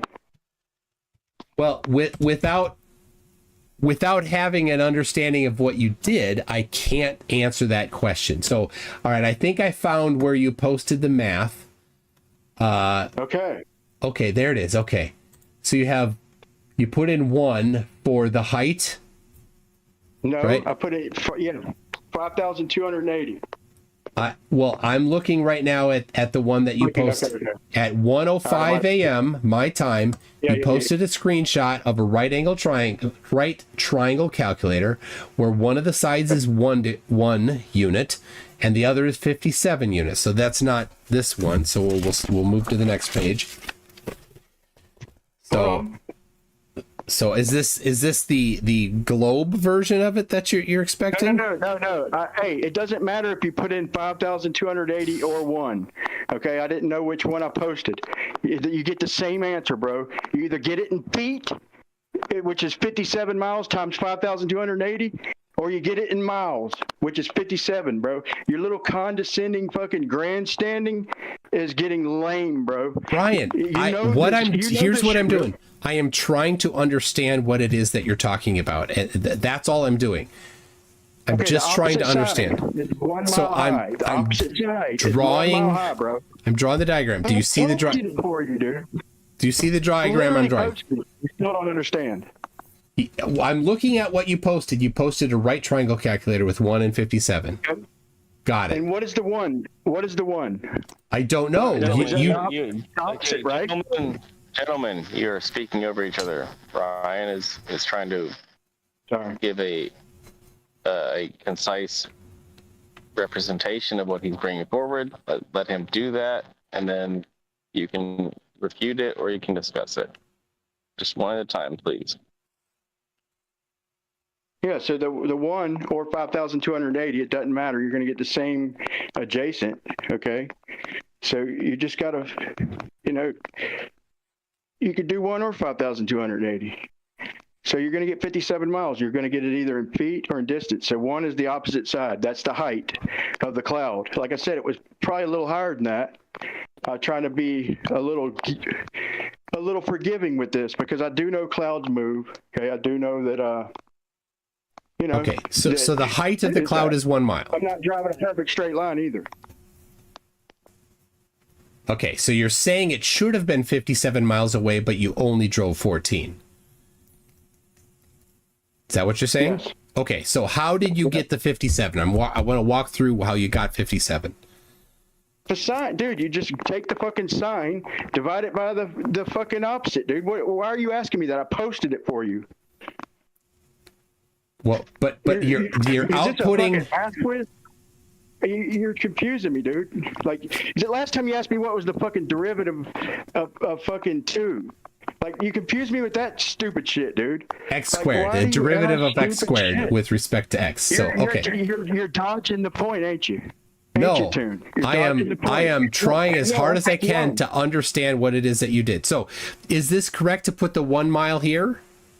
Yeah, Brian, why don't you just walk them through it? I mean, your last responses, you were just kind of, it was sort of almost like, you're just kind of ad homing. But why don't you just walk through where you got the 57 from? Opposite tangent. Oh my God. Opposite over adjacent, man. You got to get the sign of 1 degree. Hold on a second, man. I'll post that too. Y'all want me to show my work? Hold on. For fuck's sake, dude. But you're saying the difference on a globe versus a planar surface is between 14 and 57 miles? No, that's a tangent. That's a straight line. That's a straight line. 57 miles is a straight line. So he's basically arguing with the triangle calculator, trying to dodge the point because he knows it's right. And now I got to find a pencil and a piece of paper and shit to write it down. I used the triangle calculator. Okay. Okay. I think I got how you got it. I think I figured it out. So let me see if I got this right. You have the triangle. Can you see what I'm doing here? I want to make sure that I'm not. I can't see it, but you can explain it. Dude, I'm sharing it, right? I'm looking for something, man. You got me looking for pencil and paper, man.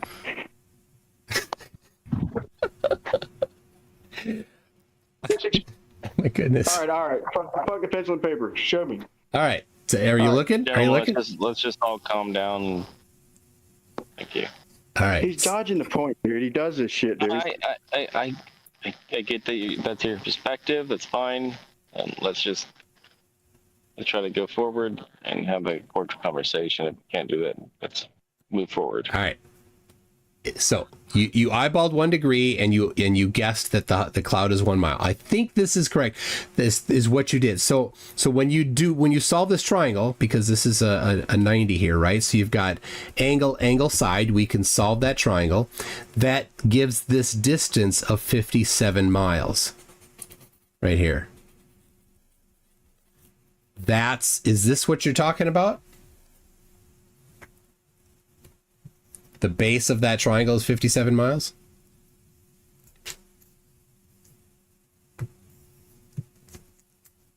From what I've understood, he drove 14 miles, but it should be 57 miles. Yeah, I think that is saying. So yeah. I think that's what's going on here. So then there's a couple things I'm gonna just ask for a little more precision on the measurement of the 1 degree and the measurement of the 1 mile. Yeah, I think in my eyes it looks like he's just wasting time, man. Because how can you confuse 14 miles with 57? Well, I mean, he's trying to give the globe prediction. Okay, fine. But when your measurement is eyeballing 1 degree and eyeballing 1 mile, well, that's not very precise. So I don't know how this is useful for anything, and this is just garbage measurements. What is this? The pink circle, scribble or whatever. Oh, that's the cloud. Stuff? It's a pink. It's a happy pink cloud. He's assuming it's 1 mile. Yeah.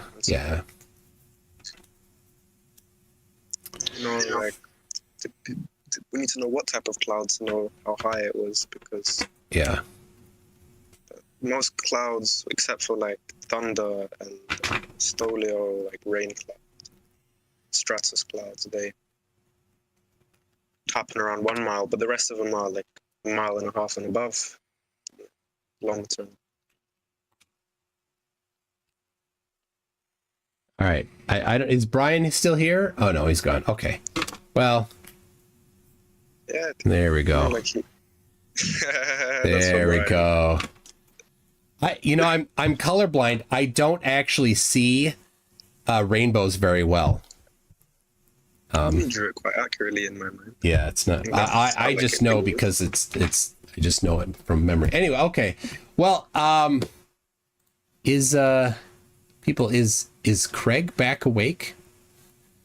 So I don't know. In Discord, so FTFE is doing a membership member drive for his channel, and every time somebody becomes a member or upgrades or gifts a membership, he extends his live stream by 3 minutes, and he's been going over 24 hours and still had 9 hours left when I started this stream. So, but he was taking a nap and just live streaming my video here. Can we give subtractions or anything? Can you remove memberships to from? Yeah, I don't know how. Go. We just like remove all the time and make it worthwhile. I don't know. Give it a shot. Oh, he's still sleeping. Okay. Whose stream is it? Can you link Nobody worth a grain of salt. It's FTFE. Craig. Craig McNeil.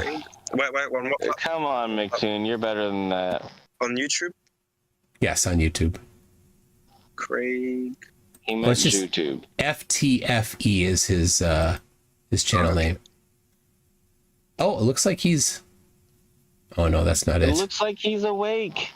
Oh yay, we can talk to him now. Benjamin, what is Oh no, he's still asleep. Oh, I know. I'm just making. He's laying down on the couch there. I don't want to know his position or anything.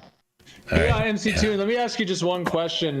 This is just sort of a generalized question, but just in your mind, what is the percentage in your mind that you think the possibility that in this lifetime, when I say this lifetime, I mean, assuming many of us are going to live another 10, 20, 30 years. So let's say within the next 10 to 20 years, that this shape of the earth scenario, I should say, and from the perspective that the earth is actually a stationary planar surface, even amongst all of the evidences and things that you already consider as being the case, what is in your mind, just a general question, the percentage that within this lifetime there's going to be a large scale process in which there's a massive transmission, a massive transition in cosmology from the current globe model to a stationary planar model, however that would unfold, beyond just these conversations, beyond the last decade and everything. I'm just curious, what is in your mind the percentage of that? That people en masse will think that the earth is flat? 0?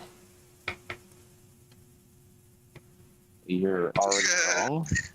Well, it's not necessarily. I'm not necessarily referring to like belief patterns, like a bunch of people thinking something different. I'm referring to like tests, measurements and tests being done in the future that will more so even challenge the current paradigm. Like, namely, like a physical measurement of the surface, like not optical, that would create a massive paradigm shift within the larger professionals and in these fields. Yeah. Like Force-Align as an example. Yeah, something that's tangible, a physical measurement. So for the audience, the Force-Align is a proposal to build a physical straight, somehow unknown how it would become straight, but straight device or a structure that's multiple miles long, and there would be a parallel one that would be following the curve of the earth, and then you could see after a distance of however many miles whether or not it matches or doesn't match the curve of the earth, right? Something like along those lines is what you're talking about. Yeah. Okay. Yeah. I mean, I'm not associating with that in particular one, but yeah, within that. Yeah. Yeah. I mean, I'm not gonna. I don't need to comment on whether or not I think it's possible. Again, I don't think it is likely at all to happen because there's a lot of things that simply can't happen if the Earth is things that would need to be provided for and answered in a way that makes sense, right? So, for example, all long-range international travel uses the globe for navigation, so that would have to be completely replaced. Something that would provide a mechanism to describe using geometry the angle and time of the sunset. A prediction of the eclipse path of totality would need to be something that Flat Earth would need to provide. An explanation for the cause of the heat and light from the sun, an explanation for what keeps the sun up, an explanation for what keeps the sun moving, radar measurements to the moon, why they take the amount of time that matches 280,000 miles instead of local, whatever that means. All these things have to be done.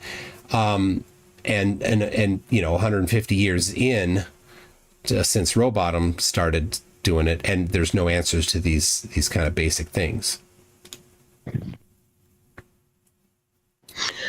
Okay, well, it's a little challenging to respond. I saw Percentage jumped in here. I don't know whether he has something he wanted to bring up as well. He may have a topic to discuss as well. And my only reason I couldn't respond just because those are several things. We could go through those one at a time, of course, though. But it would be difficult for me to respond because you did, to all of those at once. Yeah. Because you mentioned several, and that's understandable that there would be. Or that you have those inquiries and that would all be part of a larger process. But what I'm saying is that if there was like a physical, tangible measurement that anybody could come visit, like even like a monument type thing where anybody could come put their hands on it and be able to validate it. How long would it take for scientists and people from all over the world to begin to take note of it? And if the ground is measured planar in that fashion, in a tangible physical way that doesn't rely on optics and doesn't rely on any calculations, but is something physical, if that was just solid, would that not start a paradigm shift in and of itself? Even beyond what already is the case in terms of what's already occurring, to the point to where all those other things you mentioned would have to still be, thought about and considered. Of course, with the sky, it's challenging because unless we can get up there and really be able to get a tangibility to it, it's really only an observational thing, but only something we can observe optically. But so I'm just saying, like, if the tangible measurement was there, would that not be like, that people would have to say, okay, well, the Earth is planar, and now there may be various fields that would be thrown into some turmoil. Not all of them, but various fields would be. But would that, if that was not able to be refuted, then all of those other questions would have to be, deciphered by, folks over time, though, if there's still outstanding components of the overall system. Yeah, it's a good question. And you talked about a paradigm shift. So I've got here the book by Thomas Kuhn. I don't know if you've seen it or not, read it. The Structure of Scientific Revolution. So he talks at length in here about what happens when a paradigm shift happens, right? And the things that lead up to a paradigm shift. And of course, yes, like you said, a something that doesn't match the current paradigm. So if there were a physical measurement of the surface of the Earth that did not match the current paradigm, that would be one of the things that would maybe push toward a paradigm shift. But he does talk about that it's not one thing, right? That's, there's a crack, one crack, and you'd need another, and then another, and eventually, you get a whole bunch of cracks. And so when you look at the different paradigms that did have revolutions, there was one that started, the first one, and you can look at the seminal experiment that's like, this was the first one that started it all. So that could be the first one. But it wouldn't be the throw everything away, right? You still need to come around and answer all of the other things in a better way. So when there have been paradigm shifts, like the understanding of the structure of the atom as an example, right? When you went from the Bohr model to quantum, right? That brought a bunch of new explanations for a large number of things that didn't have excellent explanations before, but had some. It improved all of them. So a paradigm shift needs an improvement on, a sweeping improvement on lots of things, not just a single observation. Yeah, that's understandable, and I am familiar with Thomas Kuhn. Yeah, I've been aware of his work, and yeah, he does go deep into this process, and it is interesting how he discusses it. How you have this sort of like what he calls normal science, this sort of normal science phase in which everything is kind of solved within that paradigm, and with the tools and the understandings within it, which would perhaps could be described that with the globe paradigm, at least, that one could argue that we've been within that phase, or at least some realm, range of that. And then there end up being these anomalies that are part of within the normal science phase that are there's already some anomalies, but they're either perhaps like dark matter could be considered one currently that would be in this, where there's some anomalies, but it's not necessarily enough to overthrow an entire paradigm. Therefore, the normal science, as it were, as he calls it, that phase continues. And then, as he calls it, I think it's the third phase where he refers to, because I think the first phase is like pre-paradigm phase, and then the second phase is normal science. Then the third phase is when the paradigm is not able to account for these anomalies, and at some point there's some sort of a crisis. Now, with the shape of the Earth, just going from there, do you think in your mind, is it possible that we're in that phase 3, that there are certain anomalies that are starting to stir within the shape of the Earth discussion? I know you may not agree with that, but I'm saying, would you be open to considering that, let's say, the last decade would be like the beginning of that potentially in your mind?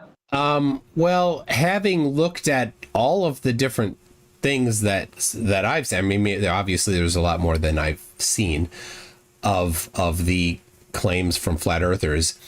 It generally still does fall down to the same type of thing, being the globe predicts, and then an incorrect prediction of the globe. So you're not using the actual paradigm, you're using an incorrect understanding of the paradigm.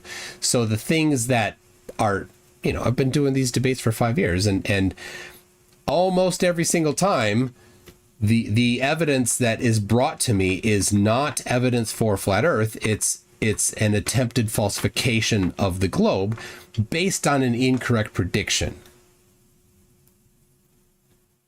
Right? The see too far is almost always just, we ignored refraction. Well, you can't ignore refraction unless there's no air. So all right. But to your point, let's imagine for a second that those did happen. It could be okay, but as Kuhn says, you have to bring in and answer all of the rest of the stuff, at least in some sweeping way. So you'd need to have long range navigation. You'd need to have, all the other stuff I explained. Well, why is there a southern celestial point of rotation when you look due south? There's no answer for that that I've seen that makes sense. So they would all have to be brought into it. Yeah, no, I hear you. But the thing is that if, okay, so would you consider, though, the perspective that our ancient ancestors were correct, that it is a stationary planar Earth in terms of a lot of the ancients, and that the globe, I mean, obviously you've been debating for quite some time, so I mean, within your own mind, you've obviously considered all, this, but if the globe is false, then it would you then consider that there is some sort of a large-scale effort to put forth this deception, and therefore it would be interwoven with the military industrial complex and the GPS systems, like you mentioned, the flights and the flight paths and all of that. But I mean, that also is linked in with that military industrial complex to a degree in terms of the flight systems and the GPS systems. So I mean, would you consider that a lot of the things that you might think are slam dunks now could be either like partial information or even like deceptive data behind it? and that where it's like unraveling like a massive criminal act in a sense. And so do you consider the idea that it may be like very complex to where it may even take humanity, even if there is a paradigm shift that begins, it could take 2 to 3 decades to integrate all of this, meaning where we currently are compared to where that would be. So I'm just wondering if you've thought about this or what your thoughts are on that. Well, I've thought about it, but yeah, and decades, certainly the paradigms have taken decades to revolutionize in the past as well. So that amount of time is reasonable for a paradigm shift. I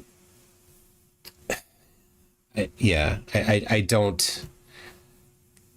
Is it possible? I don't think it's possible. But if it were found to be the case, then there would have to be something presenting the incorrect information. And I drew a line in the sand. There's this trip to Antarctica coming up that Will Duffy is paying for to bring the original proposal is one flat earther get paid for, one glober to get paid for, and he's upgraded it to offering to pay for 2 flat earthers to go to Antarctica.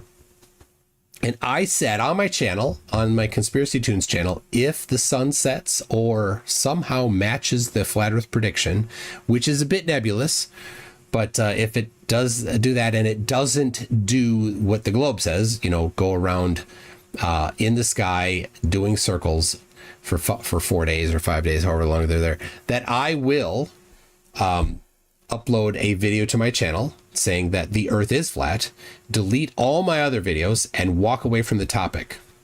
And I even offered the other 24 people, that the flat earthers, the 24 of them, I will upload a custom video for each of them if they provide me a script to read. And I will give the keys to my YouTube channel to lawyers so they can do the actual deleting of my old content and the uploading of the custom videos. You're very confident. Well, wait. So okay. So I mean, just if the sun, like, what it would. I mean, okay. So on an AE type map, an azimuthal equidistant, the Gleason's type of a layout with the continents all coming out from the center, and the sun circling Polaris. If you were in the Antarctic region, it would be expected that the sun would rise northeast and set northwest, and it would be fairly low on the horizon, depending on your position. I suppose, if they're going to be at about 79 degrees, and so on. And it would. Now there is the thing of the coffee cup caustic, or like the caustic mathematics, where there could be a way in which the sky could stay lit blue even though the sun sets. The sky remains blue because of the caustic effect, whereas the sun itself actually sets. And we could talk about all that. And there's several ways that it could, there's even the 24-hour sun potential on a planar surface. And we could get into all that if we wanted. But my question, just from what you said there, so you're saying that just if the sun sets basically and doesn't do the 24-hour sun, you would say the earth is flat? Like you would actually say how for you, how does that falsify everything else you currently think about curvature and all that? Just because of something in the sky, you're going to throw away all the other current things you think show the Earth's a globe just because of something in the sky? That's how confident I am. Yeah, I'll do that. And then you said you would just... Okay, go ahead. If you want, I'll offer this to you, Gio. I'll record a video just for you. And with your script. I'm not really into like roasting others. Like it doesn't matter if someone's wrong to me. Like to me, it's what is. There's that quote. It's Thomas Huxley, I believe. He said, I'm just going to paraphrase it, but basically, it's it's not who is right, but what is right. So whether you are wrong or I'm wrong or you're right or I'm right, to me, it's not really about that. So, I mean, I'm not looking personally for some public display for people, I was wrong and all this stuff. I mean, that to me, that's just not really of importance. I mean, if that's how you want to do that, you can, but it's more about what actually is the case. And so I'm just surprised that just because if the sun sets that you would, I mean, I guess I understand that in a way, that there would be no way it could be a globe at that point, because yeah, the sun would have to circle. You're at the bottom of a globe, but I mean, couldn't it be something else, or a possible geocentric or some other? I'm just surprised you would throw all of that out and just say it's all. So you'd have to say all the things flat earthers have been saying have been right all this time. Well, it's not related to geocentric, so this particular thing isn't about the movement of the Earth or not. So I think that the geocentric globe people would be with me on the observation that's predicted. So. But what if on a geocentric stationary globe, what if the sun circled but it didn't reach all the way to the south? Like it has a different path than they've told us. Like, I've never heard that proposal, but I'd be interested to see if any of the geocentric globe people have that proposal. Yeah, like if the sun didn't reach basically all the way to the south, like if the pattern of it, I mean, it would be a circling sun around a stationary globe, but I mean that's their claim. That's what Robert Sungenis claims, of course. So he's kind of the main geocentric globe guy right now. And he's saying there's not a 24-hour sun in the south, he thinks? No, he's not a flat earther. So he is of the opinion that the sun will stay up for 24 hours a day while they're there, and it will circle around.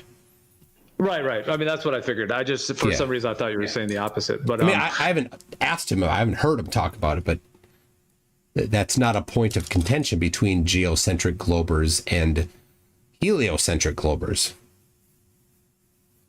Yeah. Do you think it's possible that they could fake a sun? No. Because I have a P1000, I have a solar filter for it, and I've taken photographs of the sun with that solar filter, and you can see sunspots, and they're very distinctive. So whoever goes there is going to take photographs of the sun with the solar filter, and I will at the same time take photographs of the sun here in Minnesota. And so if they have the same pattern of sunspots, then we can confirm that there isn't some sort of fakery. And if they're not left to right and mirrored, then we can know that it's not some sort of a reflection. Yeah, that is a good thing to consider. Also, I would say like being able to measure the infrared, because for them to be able to fake the infrared heat that's coming from the sun, as it were, or that's correlated with the position of the sun, that would also be, it seems very challenging to replicate that. Oh yeah. So what is also the thing? So Gio, you volunteered the 79 degrees south latitude number, which tells me that you're familiar with this at least. So what are your thoughts on this? If the observation is that the sun does circles around them for the whole time they're there. Yeah, well, I mean, we've been talking about it in the server for months. Yeah, I mean, it's brought up regularly, and we've gone deep many hours talking about all these different components of it and keeping up to date on it all, and Witsit filling us in on his end and things. So, yeah, I mean, it's certainly a topic that's been being discussed. So. What I would say, just put simply, is, some people will say, oh, the sky doesn't denote the ground at all. Well, in a way, I agree with that, meaning the sun doesn't make the ground what it is. However, there is a correlation with the sky and the ground. There is a connection between the sky and ground in terms of positions of celestial objects and the ground position of stars and celestial objects and so on. So I think it has to be considered that we live in a larger system and so on. So I would say, just put simply, and what I've been saying about it as well, is that if you have an azimuthal equidistant map with one sun circling Polaris, if there's a 24-hour sun in the Antarctic region, it does falsify that layout. At least the concept of one sun that circles Polaris, and when that sun gets far enough away, it will not be visible. So in that sense, it does falsify that. However, that doesn't mean that there's not other possibilities in my mind as to how it could still be occurring in that sense. So it doesn't necessarily falsify a planar Earth, like a stationary planar Earth, but just put in the very simplest sense that when the sun gets too far away, you can't see it. And if it's circling Polaris, and if it does, circle you 24 hours a day, then that's not possible with one sun circling Polaris. All right. Well, that's good. However, there is so for example, could there be another sun on an outer region that then overlaps and creates the 24-hour effect? Have you seen sort of like a figure eight or like two circles? Sure, but how would the one sun and the other sun swap positions? How would that happen? Like, you'd see it. One would set and the other would rise or something like that, right? And they wouldn't have the same sunspots. That's a good point too, unless it's some. Well, here's another thing. Have you seen the caustic? Yeah, I'll post it in the chat. I've seen the caustic coffee cup, but there's a whole lot of questions about it. One is it's got a little loop-de-loop in it that doesn't explain anything. Second is it would be a reflection, so we'd be able to test for that. Third, there's no reason for a caustic coffee cup why you wouldn't see both copies of it, the non-reflected one and the reflected one. Right? Both of the. Why would you not see both? If you can see the reflection of it, why can't you see the straight view of it? There's nothing between you and it. And the reflected version of it has a longer trip to make, so it's not that it's too far away to see, because that light path is even farther. So, all these things, they're great things to bring up, but, you think about it a little bit and they kind of fall apart. Yeah, that's got that little loop-de-loop in the middle there. It's, it's a butt shape. And so if you look at the diagram there, as that rotates around the circle of the Earth there, then it would become nighttime at some latitude, and then you'd see the sun again the other direction, and then it would become nighttime again, and then it'd become day again. So in the middle of the night, there'd be a time of day. I don't know. See what you're saying. You're saying if these two, because the one I posted out has the reflection of 180. Yeah, you're saying that 180 reflection wouldn't account for the effect, which I would agree, because it would be like if you were just to take that thing and turn it 90 degrees, then you maybe would see two suns, like you'd see one to the left and one to the right simultaneously or something. So I hear what you're saying there. Yeah. That you're saying 180 reflection doesn't account for it. Yeah. And now Levelist posted the one there that's got the acrylic dome over the top, which of course the optics of that don't quite work. But also now the sun is not local, it's now outside the dome, and it's not over the Tropic of Capricorn, it's outside the entire perimeter of the Earth. Like this departs quite a bit from 150 years of modern flat Earth claims, which of course you're free to do, but then there's a whole bunch of other things that this particular claim predicts, and they're going to contradict a whole bunch of other things. Well, I hear you on some of that. Yeah, I mean, that's just a demonstration, putting a pen light kind of over a dome, and then, but I mean, would you also agree though that caustic effect, okay, let's say that you went to Antarctica and the sun sets, but the sky stays lit blue, and you're just hanging there. Oh my gosh, the sun's gone, sky's blue, sky's blue, sky's blue. Then the sun comes around, it rises again, it sets again, sky stays blue, sky stays blue the whole time. I mean, is it conceivable that the caustic effect is actually causing that light to sort of wrap around, quote unquote, if it is some kind of a field or a dome of some sort? I'm not saying it is a dome, but to kind of have that wrapping effect to keep the sky blue. Do you think that's within the realm of possibilities? Meaning, if the sun does rise and set, but the sky stays blue, that this caustic effect could actually be what's occurring, if that's the case. Yeah, it's an interesting claim. I don't know how the sky could appear blue, but you not see the source of the light. That seems very strange. Like if there's light there, why wouldn't you see the source? But yeah, if that were to happen, that would be extremely strange, and I would not expect that for the globe. So, like I said, if the sun sets, I'm on that side of the line in the sand I drew, and that video that I pre-record would get released. Yeah, but do you think that the powers that be right now are going to just let people go and film it and bring it back to the community? That's kind of a separate question, but yeah, 100%. Well, I'm saying if it's not a 24-hour sun and they know it's not, because I mean, there's a lot of things like, I mean, this topic is such a multi-layered, deep topic. There's so many factors to it, but there's just many things. Now, I've never been to Antarctica. I have been to the Southern Hemisphere region, but I've never been to Antarctica. So I can't, say from any personal experience of being there, but it is just, I would just say from an outside, from just like a sociological perspective, there's like Robert Schwartz, Anthony Powell, and NOAA, the government agency. Those are the three main sources of videos of the alleged 24-hour sun. A lot of those, like Anthony Schwartz and Robert, did I say those backward? Robert Schwartz and Anthony Powell, they didn't start making those videos until like 2014, 15, 16, once Flat Earth started becoming popular. So I think that's interesting.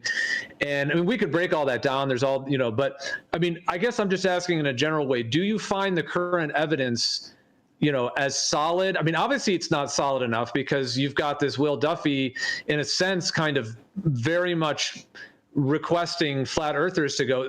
Somebody joked the other day and they said it should be called the first evidence rather than the final experiment, because it's like we need some like independent evidence of it. I mean, Robert Schwartz and Anthony Powell, those guys are, I said it backwards again, Robert Schwartz and Anthony Powell, I mean, those guys are connected in with, BBC and the big media companies. They do documentaries for Netflix. Obviously the NOAA is government. So, I mean, do you find it a little bit strange that there isn't more independent, like people down there just with cell phones being like, yo, check it out, sun in the sky. And then they don't have 24-hour either. Like you can do the 24-hour sun in the north, but if you ask those companies like, hey, I want to see the 24-hour sun, I want to pay to go, some of them may mention it in their literature, but they don't have like a 24-hour sun in Antarctica trip. You can't book that and be like, and then they guarantee you'll see it, whereas they do in the north. I'm just wondering if you find any of those things a bit questionable, that there's not better evidence in 2024 for this. I think the evidence is fantastic. I like to post the one, and people, for some reason, they never know about the Robert Schwartz one that was from 7-8 years ago, the 5-day circling. They're like, there's no video. I'm like, well, I'm going to show you one now. And they freak out. Obviously, you know about it, but I think that's great evidence. I don't know why that is any different than the videos of the 24-hour sun in the north. It's the same. It's somebody showing I think it's better. I don't know if I've seen as good of a one in the north as Robert Schwartz's video. So I'll put it in the chat here for everybody. I don't know why I don't think it's any evidence of whether or not some tourist has in their literature some particular phrase that you want to look for it. The reality is if you go there and there's a 24-hour sun doing circles overhead, it means one thing. And if it doesn't, it means another thing. So whether or not there's literature that says something, it doesn't change that. Right? Is there anything they can't bring with them on the plane? I don't know, the guns.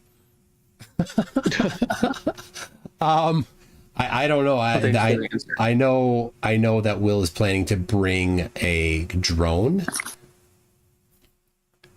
I'm just curious how they're gonna like track where they're going. Like if there was something weird, like, oh, you guys can't bring your phones, then I'd be like, oh, that's interesting. Oh yeah, they can bring their phones. I mean, there's people that at that same place that have lots of pictures. I mean, it's not hard to find pictures that people have taken on their phones at that same location. Well, it just seems like there should be more independent evidence of it. It would seem like the way there is in the north. Like it's like a bucket list thing. People like to go to the 24-hour sun in the north, and they want to see it. And it's wouldn't there be people that want to do both? Like as a bucket list, they want to go north and south. Antarctica and the Arctic, and they want to get both 24-hour suns. And there's plenty of people that have north and south bucket list items. For example, there's a marathon at the North Pole in April typically, and there's a marathon in Antarctica. And my person I work with, his dad wanted to do that. He did, but the weather was crap, so they did the actual. This is stupid. They did the actual marathon on the boat. But but others have done the actual marathon on the land in Antarctica. So I don't know what, evidence you want. Here's a book from Gavin Francis, who was at the British Antarctic Station in Antarctica over winter there, and he talks about, I don't know if there it is, yeah. Here it is. He talks about the 24-hour sun. Midnight came and went, and the sun wheeled through the sky regardless. Concepts of day and night, one year or the next, had no meaning in this place. So he made it clear that he saw the 24-hour sun when he was in Antarctica. So, I mean, there's no shortage of testimony of people saying that they've seen it. And then we've got videos of it.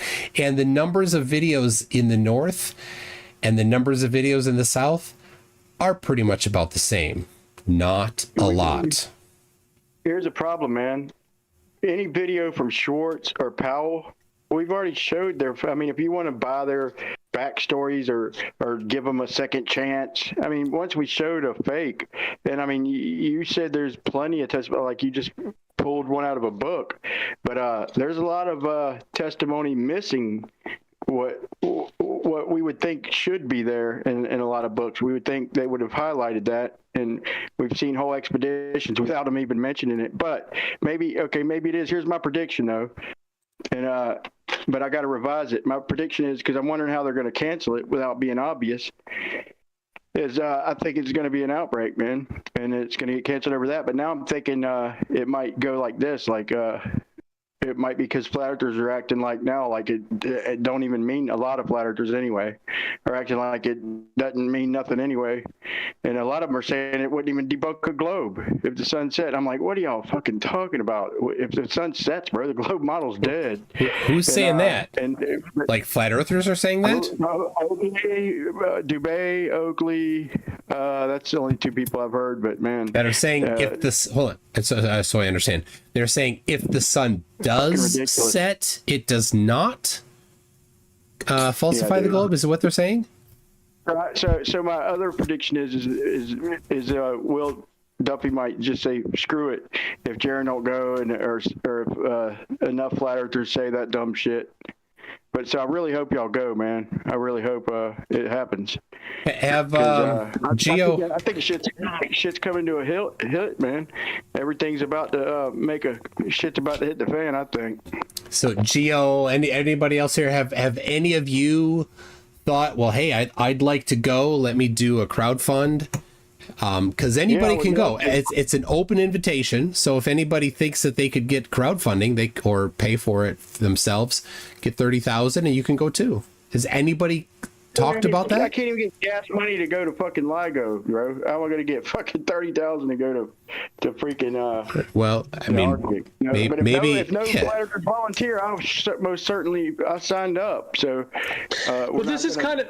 But this was kind of my point. Like, okay, so the goal of having these guys go is to get some independent footage of this effect, this phenomenon, alleged phenomenon, and so on, and to actually, So what I was saying, like somebody jokingly said, this should be called the first evidence rather than the final experiment. Although it could be said the other ones are technically evidence. Robert Schwartz and so on could be in that category. But somebody that many of us know, someone like Whitsitt or Jaron, that we know they're real people that go and then get independent footage and so on.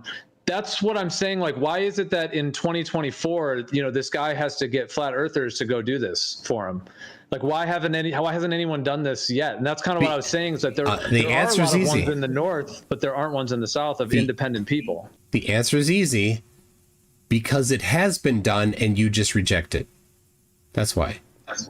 No, but I'm saying by somebody, like the whole reason that everyone's like excited for this is because it's like Jaron, Whitsitt, Duffy, McKeegan, etc., that are going to go. And these are people that we know, we've talked to. Hey, you're a person. Some people have met these. I've met some of them, these people in person, and so on. And then to be able to go, have them go, and then get, do all of this footage. So what I'm saying is that how come we don't have, dozens, if not hundreds, from just astronomers, amateur astronomers, meaning no one involved in the shape of the Earth discussion, but just independent people, not, these, like I said, the Robert Schwartz and NOAA, You see what I'm saying? I'm not trying to say it's some huge killer point. Yeah, Like I'm not trying to do some slam dunk point. I'm just saying it's kind of odd that we don't have, like, we want these guys to go to get the independent footage, but if we had 50 others to choose from of independent people, then maybe them going wouldn't be as important. I'll answer that question the same way as I did before.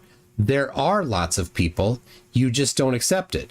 There was I think 2017 or maybe 2012, I don't know. There was an eclipse that was visible in Antarctica, and a whole bunch of independent people went there to go see the eclipse and take photographs of it and all that. And while they were there for the eclipse, the sun was doing 24-hour. Oh, actually, it's in the book. I think in this book by Gavin Francis, he mentions that the eclipse happened while he was there, and they saw the eclipse, but it was at a weird time of day. It would have been nighttime if you were farther north, but since they were in Antarctica, they saw it. So there are lots of examples of that, and there's photographs if you want to go see of the people that took. There's a photograph of the people taking photographs of the eclipse in Antarctica. Hours. I literally spent hours, Tune, on NOAA, and there's like 5 or 7. I forgot, man. It's been about a year, but I mean hour after hour, dude, combing through, just trying to get a 24-hour sun there. And I know it ain't pointing at the sun, but just trying to get a 24-hour shadow. And I'm not talking about the station where it cuts off everything. I'm talking about the 24-hour cameras. Brian, how many do you have of the North? How many do you have of the North? How many do you think there are? How many of the North? North Pole. Yeah, how many? Marvel did one, I think, a long time ago, but that's about the only one I really can trust. I'd like to see that myself or see more of them, but really only one for somebody I know. All right, so there are not many in the North either. I would say there's many in the North. Does it mean anything to you? Definitely over 100. There are not over 100 24-hour suns circling in the North. There's just a few. Go ahead. Does it mean anything to you that Powell got caught faking, and so did Schwartz? Whether he came out with an excuse? I don't know what you're talking about with Schwartz getting caught faking. He didn't. And Powell has displayed, and Earth is Life has it on his channel, of the original non-edited video that was in the edited video that went into the documentary. Yep, that was edited, but he has a video of the original non-edited copy of it is on Earth is Life's channel. I showed cuts in that too, bro. I literally broke that down and showed cuts in that. And that probably doesn't mean nothing to you. No, it doesn't. Powell, we caught Powell with the same flashing sun, and I really should have. I'm pissed off that I didn't notice it, because what's making the bitches flash in the high speed is the clouds themselves. And then he shows the same blinking sun with the same background and no clouds, like 12 hours apart. So you trust his 24-hour his new one? Like, oh, he didn't get his first fake right, so, dude. I mean, you trust. What do you mean his new one? I posted. Once I got you once, bro, I don't trust you. That's just how that works. All right, I really don't care about your incredulity here. I posted the one from Robert Schwartz. What does the sun do at the pole? Is that the one you're talking about? Yeah, dude, go through it again. Look at my video, bro. I went back through it, and even in that, there's clips where there's breaks in it where he says this is how it should have been over 24 hour, and there's a cut in that, like in the first, I think, 8 hours. I have to go back and watch my video, but like I said, once you fool me once, man, shame on you, man. Fool me twice. So Brian, answer me this. All I'm saying. One photograph of the sun while facing due south falsifies flat Earth. You don't need a 24-hour video. You know that, right? That dude on Nathan's channel showed the sun off the coast at like about, I think, 77 or something latitude and off the coast. And so what do you see? And it was setting. Okay, so you try to tell me that he was looking south off the coast? Dude, you totally jumped the topic here. Just listen. Yeah, it's like, yeah. Looking due south, looking and due south in Antarctica and seeing the sun falsifies flat Earth. Right, it's a single photograph. You don't need the 24-hour sun. All you need is to look due south and see the sun.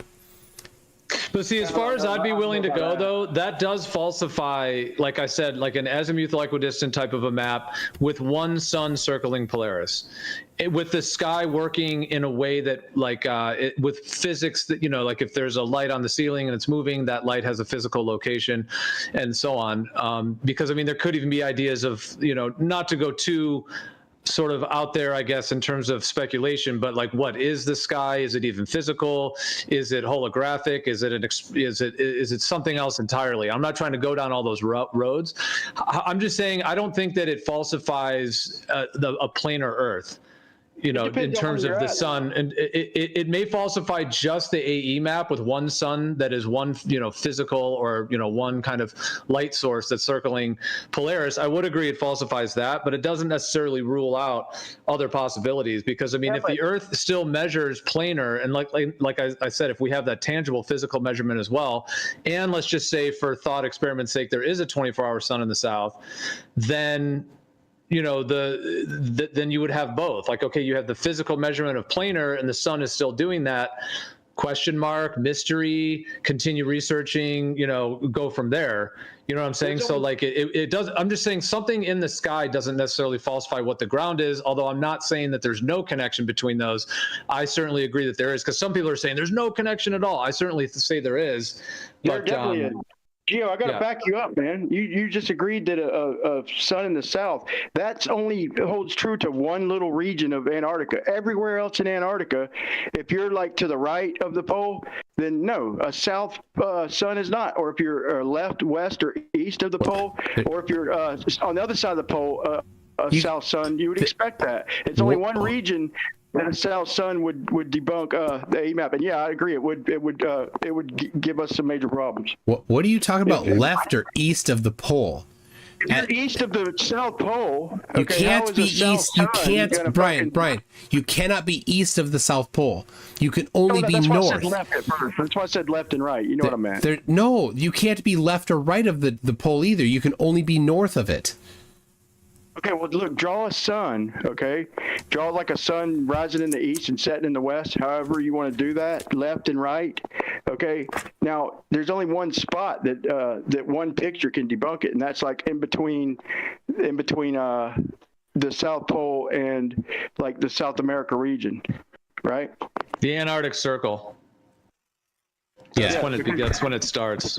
Yeah. Think about it. If you go to the pole and you take a left, immediate left, then you're looking south. You're basically looking west. So that's where you would expect to see the sun to oh my goodness. No. It'd still be looking south. It would still be looking south, even though you fucking took a left. You're looking back to the west. Even though you're looking south, you're still looking west. What don't you get about that, dude? Why are you getting on my nerves tonight, Toon? Dude, I get on your nerves every night. If you're looking at the South Pole, right, and then you look to the left, you're looking north. No, I know. I said if you travel to the left and then you look back south, you're basically looking. Okay, so if you're not at the pole, so if you're north of the pole, okay, so there's the south. I don't. Do you still see my drawing here? I mean, all you need to do is just be looking at the southern pole, or the southern rotation of stars, or the South Pole, quote unquote, or just be looking south. Although, I mean, if compasses are not accurate down there, there's that question. But I mean, yeah, they're not, because the South Magnetic Pole is not even in the land of Antarctica. It's in the ocean between Antarctica and Australia. But I mean, Brian, your point doesn't really refute what he's saying. He's saying if you're looking due south, as it were, you know, and you're seeing the sun in the sky. Okay, what if you go from South America and you cross over the South Pole, and then you look back to the south? You're looking north. I mean, y'all don't see what I'm saying? In other words, If you cross the South Pole, then that's exactly where we would expect the sun at noon. But that's something different. I hear you, but that's something different. If you're left of the pole, then you look back south, you're looking west. If you're right of the pole, you look back south, you're looking east. So there's only one spot that I agree that it could give us problems, but not from anywhere in Antarctica, just from one little region, like in between the pole and like South America, somewhere in that region. It couldn't be from just anywhere, is what I was saying. That's all. Yo, McTune, did you say the southern magnetic pole is in the ocean? Yeah. Where? What? I've never heard that. Yep. The South Magnetic Pole is kind of close to Antarctica, but it's in the ocean south of Australia. So when you're in Antarctica, a magnetic compass is off dramatically, and so unless you have a really accurate declination understanding, it's not a great tool to determine cardinal directions. So the explorers that went to the actual South Pole, they had to use different methods to figure out cardinal directions. So they used sextants and the elevation of the sun, which is pretty difficult to do, but they were they used some interesting techniques to determine how which direction was north based on the elevation of the sun. What kind of magnetic toroidal field doesn't have like the southern pole directly below? Sorry, two people were talking at the same time. Go ahead, Q up. Yeah, I think Q up had a follow up. I want to go after him. Yeah. So, what kind of toroidal field, magnetic field, doesn't have the southern magnetic field pole directly at the bottom, at the opposite end? Yeah, I can draw that out if you can see my. I'm still sharing it to you, right? I don't. Yeah, although it says Elgato, no signal.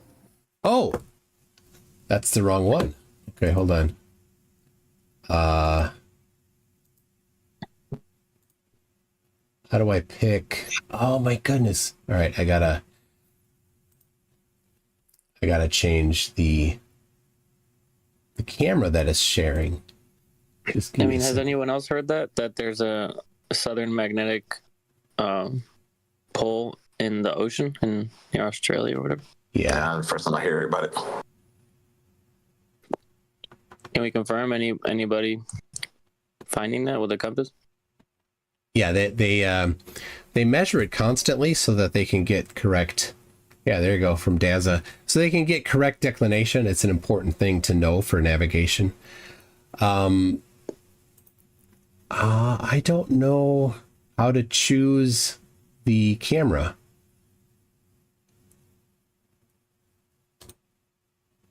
I got a point of clarification because I heard y'all mention if you're south, right? If you're at the South Pole.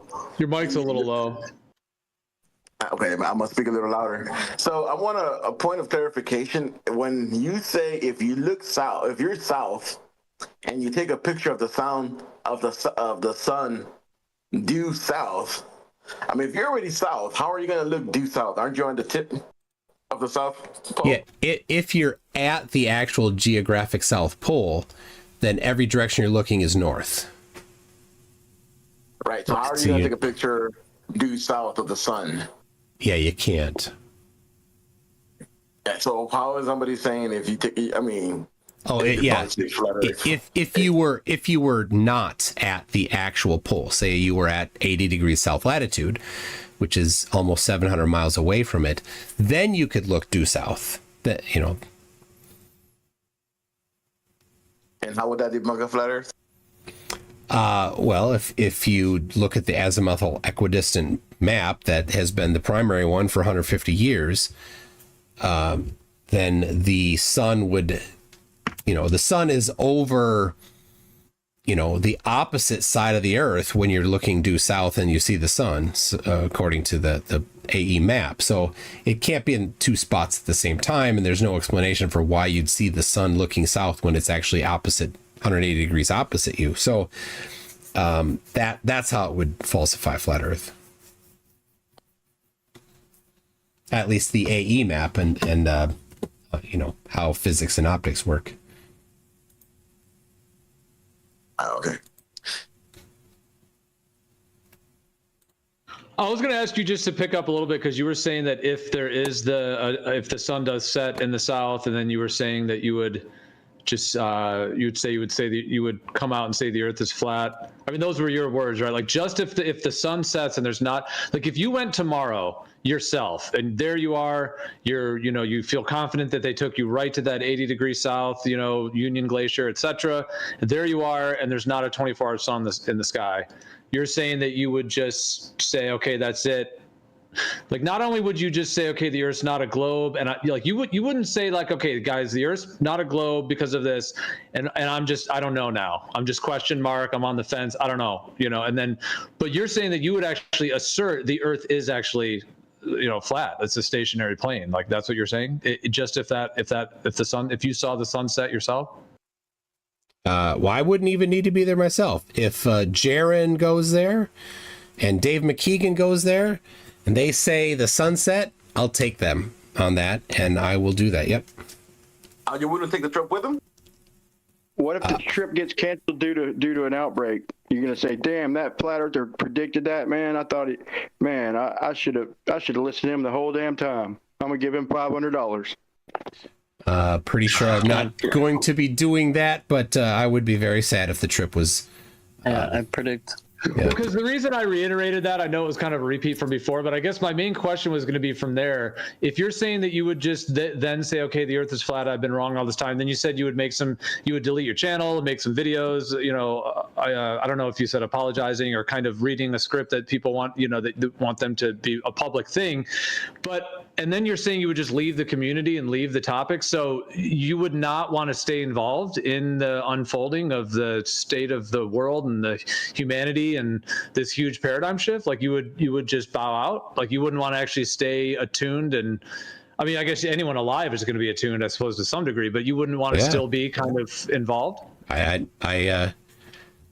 was offering, I'm drawing a line in the sand. I'm offering something that I think flat earthers would potentially be excited for, that they can get rid of me and I won't be arguing against them anymore. So. But you wouldn't want to argue for what you now know is the truth, if that's what you come to? I don't know. I was trying to offer the most, Me too, man. We love you, man. Why would you want to leave us, man? Yeah. What I was saying is I'm offering the biggest thing possible, right? So, hey, if there was an uprising and all the flat earthers are like, we got to have tune, okay, fine, I can reconsider. But no, I don't think that's. That's how confident I am. So I tell you what, we'll take a vote. I tell you what, we would rather have you fight with us as hard as you fight for the globe. Yeah, right now, you're our only advertisement, bro. Like, you and the, I hate to say it, but we're not getting promoted nowhere. I can't even, if I grab somebody else's phone, sometimes I can't even find my own channel. Like, bro, y'all are the only advertisement we get, and it ain't much. Soon, if you'll post that picture on Craigslist, I would gladly pay $2 for it. This one? Yeah, I love it. It's awesome. Well, all right. Well, thank you. This is to answer to is it Q something P? I don't know what that said. QOP. Some people call them QOP or QOP. Okay. So how can, or I don't know for sure if that was who asked, but how can a magnetic field not match the axis of rotation? Well, this is how. So the red is the magnetic field. And so, this is the, south magnetic pole. How is it not centered with the ball? That's it right there. That's how. Yeah, wobble. I was going to say wobbling it's not off kilter. No, it's not the wobble. Soon the Earth is flat. What is the problem? Wait. The core is in the middle. The core is in the middle. Why would it be off the core? Why would the core not be the middle? Because of it's the magnetic field. It's liquid and it's It's moving. It's a Dude, your model's dynamo. a mess, bro. Well, one request though, if you do change to Flat Earth, right? Will be to change the name from Mick to either Mick FE Tune or Mick Flat Tune. Well, I'm not Mick. I'm MC. That's right. But I suppose I could change it to Mick if that's. I mean, can you show this with a magnet? Can you show us a magnet that has a magnetic field that's like going to the side, like it's gonna go this way. Yeah, it's not hard to do. I have. Why would you change it to McToon? You're not Scottish, are you? No, I'm not. And I'm not. If I were Irish, I'd be O'Toole, but I'm also not Irish. Well, the way you have it drawn makes it, just because it's a crude drawing, it doesn't really, because I mean the center of that, you're saying it still goes through the center of the Earth. It just doesn't go through the axis. Yeah, it's not totally in line with the axis, but the movement of the magnetic field has been measured for quite a while. And they typically update it every 10 years, but in 2015, it had moved a lot, so they updated 2015 instead of 2010, 2020.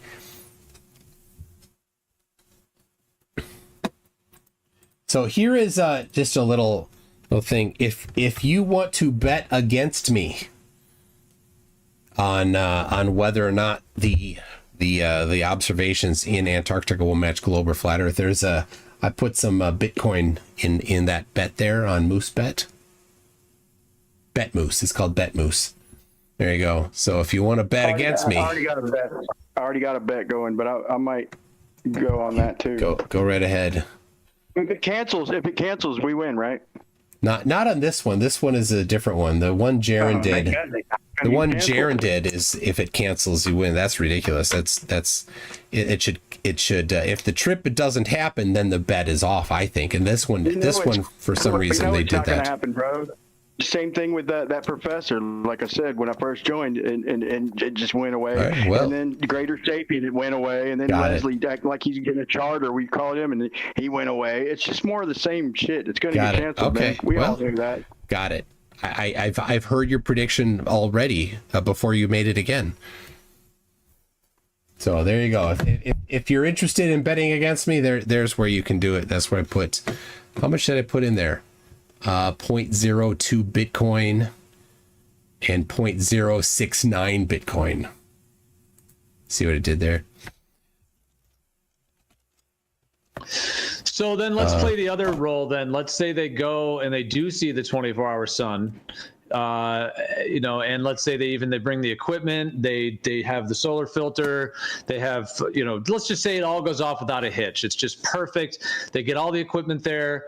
They get all the footage they want to get. Let's just say it's Whitsitt and Jaron, since they've been the main ones being discussed, although I don't know if there's a conclusion on who's going yet or not. But, I don't think there is as far as I know. But nonetheless, let's just say those guys, and then whether it's Will Duffy and or McKeegan goes. If they do see the 24-hour sun, then what? For I guess, yeah, like that. How do you proceed from there? Since we're discussing that, if there is a 24-hour sun, yeah, then I start every debate with that video, and I don't know if debates will happen anymore, because what are you going to do if this is shown? We're done, so I mean, is your goal right? to eradicate this idea to kind of debate every last person to where they change their mind, kind of thing? Meaning that you would just keep railing on it, basically, in that sense. I don't mean railing, but I mean, if you know what I mean. Okay, yeah. What would I do? Okay, so and I've said this many times, if all the flat earthers tomorrow said, "Nah, we're just kidding," I would be fine, and I'd find something else to do for my hobby. I don't need this to pay the bills. If after the final experiment, all the flat earthers said, "Yeah, we're out," we were convinced, then okay, I would maybe have nothing to do on YouTube anymore, and I could do woodworking, or I could build speakers, or I might find something else interesting to do here. I don't know. At what point would you stop debating it? Like, let's say you went in an independent civilian space travel, and you went up there and you took 1,000 pictures of it, and you're floating out there, and you got live streams of yourself floating around the globe. Like, at what point would you stop debating it? That's, you know, if that's your. I'm just wondering what the goal is. Like, if the goal is to find truth, then it would just keep seeking truth. But it seems like your goal more is to just debate this thing. Well, or just to. I'm not the one funding it. I'm not Will. He came up with the idea independent of me. I didn't know about it until after he had launched several videos. So his initial goal was to get rid of flat Earth, and you know, I think it's a bit of a high goal, but okay, if he does, then super. I don't know. Is it my goal? No, my goal is I enjoy exploring this topic. I enjoy talking about science. So if there is nobody to debate on this topic, okay, I'm fine. If there still is afterwards, okay. My guess is that there will be less, but I don't know.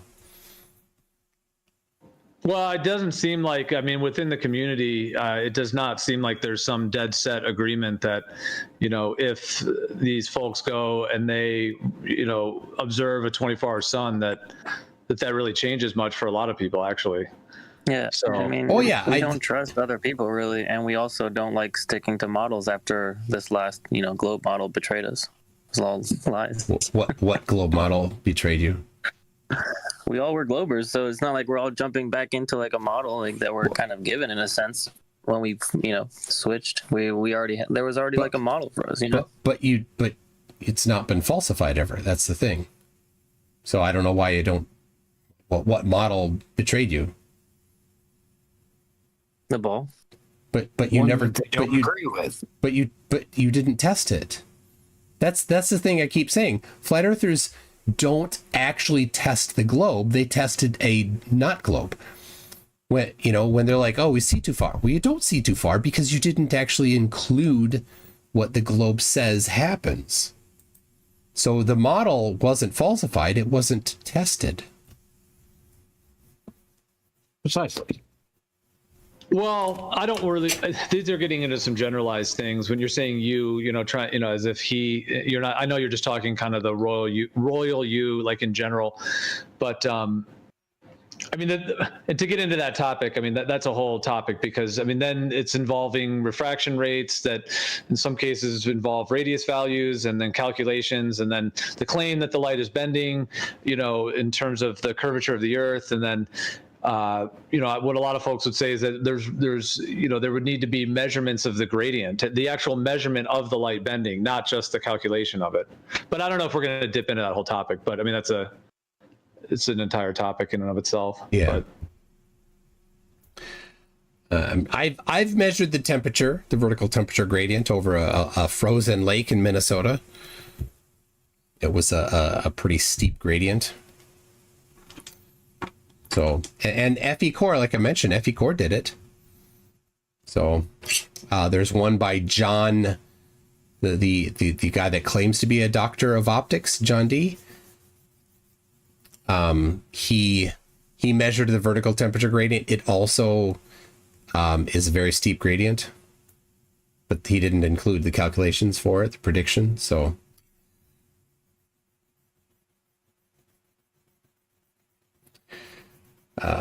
Anyway, I don't know. It's getting late. Do we want to wrap up, or is there somebody else that hasn't had a chance and they want a chance? I see Sin Cleanser. Sin Cleanser the Poe is still there. How you doing, Sin Cleanser? He's on the periphery. Oh my gosh. Do you let him talk? Do you take him seriously at all? He's one of our priests. It depends on Well, I don't want to say. Yeah. Depends on the topic. He's funny. Depends on the day. Yeah. All right. He is a character. Yeah, That's made us for laugh sure. many times. But yeah, well, no, I mean, I appreciate hearing your thoughts on all of this, and yeah, I mean, it is all interesting for sure, and that's why I was asking before.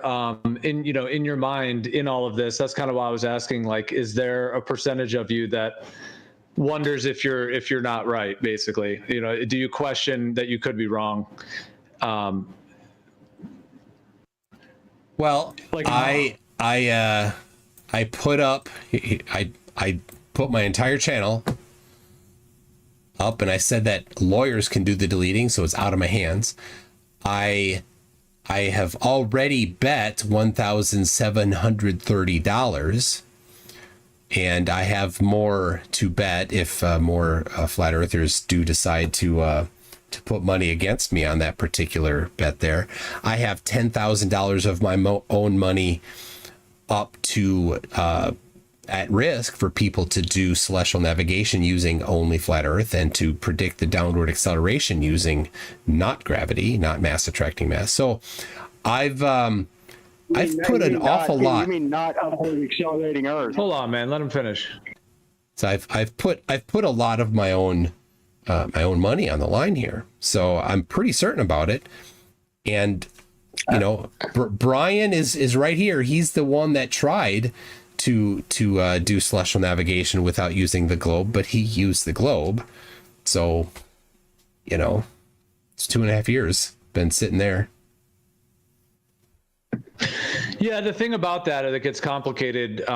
Like I said, I'm kind of tentative because if we're nearing the end of the event here, to really go into anything too detailed. But I mean, the thing is that for like the $10,000 thing that you've offered, which people come in here all the time and into the server and bring it up and so on. But the thing is that what I would say is that in order to do it on a planar Earth, you would need the correct map. Like, you would need to know exactly how this soil that you're right here, this little patch of soil, is actually matching to the sky. And then that would take having an entire map. Meaning, if one were to go out, not necessarily celestial navigation, but more like celestial plotting, where you would go out and you would start taking angles to stars, circles of equal altitude, and plotting GPs, doing all of that independently, without any almanacs, without anything else, going out and actually plotting the GP, like putting a flag in the ground, here's this GP. And one way you can do this is you can get a freeze frame of the sky. So let's say at 2 a.m. you want to do this. So right at 2 a.m, that's your freeze frame. So you have a frozen moment of the sky. And then you have to adjust it by 4 minutes every day to account for the sidereal day versus the solar day. So you'd have to adjust it by 4 minutes, every night if you want to keep getting that same freeze frame of the sky. Once you have that freeze frame, you can start plotting. You can take angles to stars, plot the GPs on the ground, and draw your circles of equal altitude, and then rinse and repeat, rinse and repeat. So you're doing GPs, circles of equal altitude. And of course, those circles of equal altitude will either be coplanar or they will match a spherical surface. But in addition to that, you would then have, this is one way to make a map. It's essentially like plotting the celestial stars to the ground. But as you're doing that, you're making a map as well. Now, if someone were to do that independently, where you'd have the circles of equal altitude, the GPs, etc., and let's just say you did that across the whole Earth, then asking for a fix with the planar Earth model would be doable. But without doing that, the $10,000 challenge it's sort of like NA. It's like just non-applicable. Meaning, unless somebody has independent mapping, the only thing that one can go off is the globe information that's given to us. That you and I have not gone out and done that ourselves, like actually mapped the surface or mapped independently. So it's kind of going off. I don't want to call it hearsay. I mean, it's more than hearsay, I suppose, in terms of this model and everything. But it's going off of that data. So that's what would be needed to actually do it on a planar surface. And that was a bunch of words. All of those things that are necessary to do celestial navigation using the globe were done mostly by hobbyists over time. And so, yeah, whatever you would need to do, you'd need to do.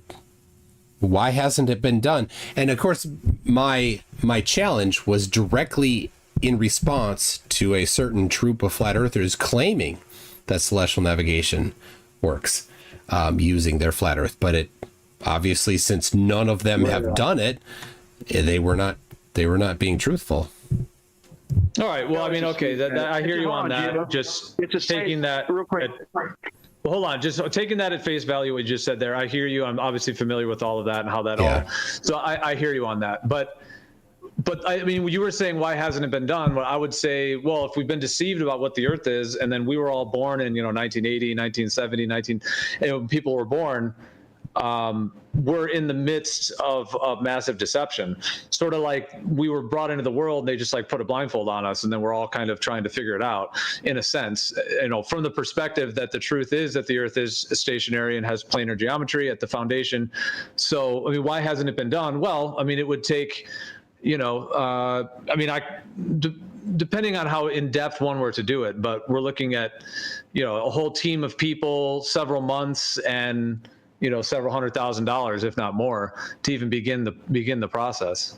Yet hobbyists did it for the globe. It's a safe bet because he no matter what we do, he's going to say we're using a globe, and he won't let us even use the AE map because I've done that. Brian. I'll agree that. I'll agree. I went to Google Earth, but I flattened it out. I'm not saying you owe me money, but it's a safe ass bet, bro. You know what you're doing. It's if you were using longitude, latitude, I just come up with a formula to flatten out Google Earth, but I used planar trigonometry to get 3959, and I proved that. But it's your money's safe. It's safe, man. Brian, you're saying it you all don't need to use a map. Brian, I don't use a map when I do celestial navigation. I don't use a map. Coordinate system. You won't let us use the AE map coordinate system. You can use any coordinate system you want. All you need to do is get the position. Hey, well, I've already done it. No, you haven't. I'll send you the video. You use 3959, the radius of the globe. The rules say you can't use the radius of the globe because it's the radius of the globe. You admit the globe if you use the radius.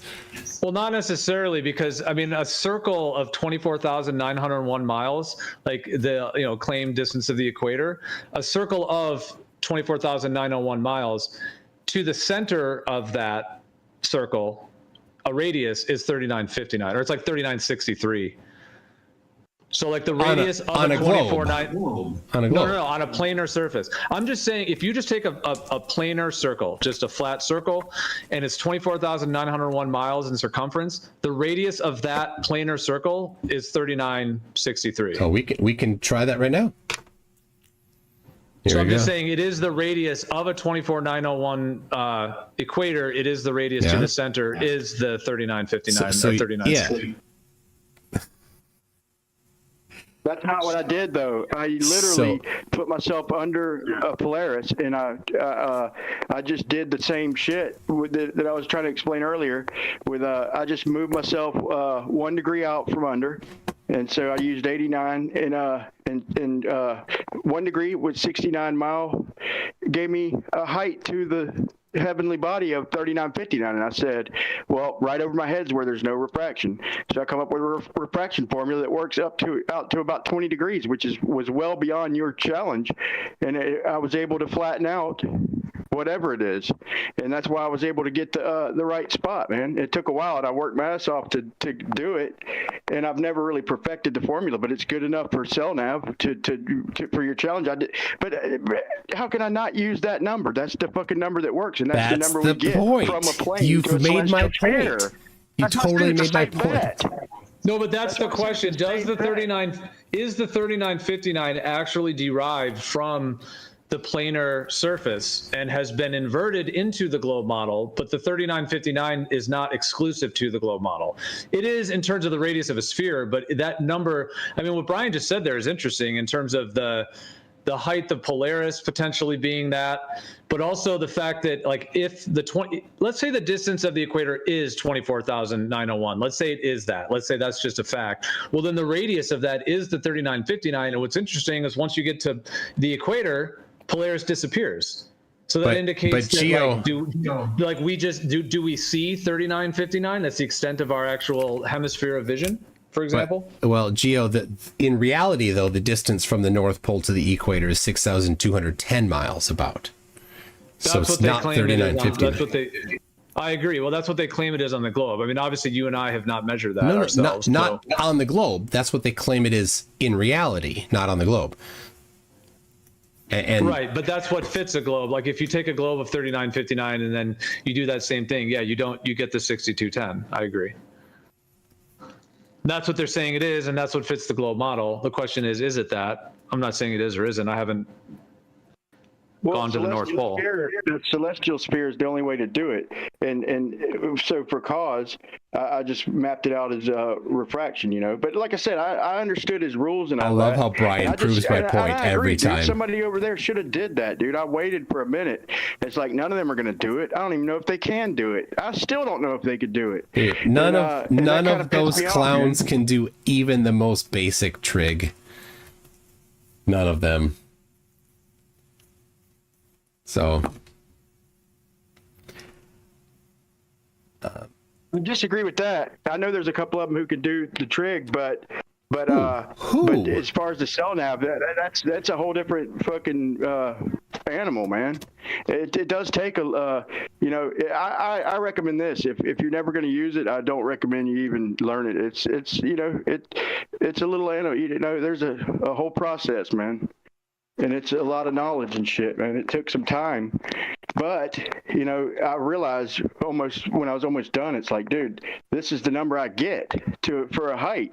So he's going to say I'm hijacking the radius, but I'm literally using a height to Polaris and then using a celestial sphere. So I see. But that's the only way it's going to work with longitude, latitude. So like I was just saying, it's a safe bet. Yeah, the question is if the 3959 has to do with the actual celestial sphere above a planar surface, then they've extracted that and then inverted the cosmology into the globe model, which is why that 3959 works as a radius. How did that happen? Where I mean it's a guess. Well, how did that happen? Show it. How does the 3950? Yeah, where did that come from? How was that somehow extracted from planar geometry and somehow? Bro. No, you didn't, because all you did is you took the distance. Brian, you took the distance from the North Pole. Can you wait till he's done speaking, though, man? Why you got to clip and interrupt?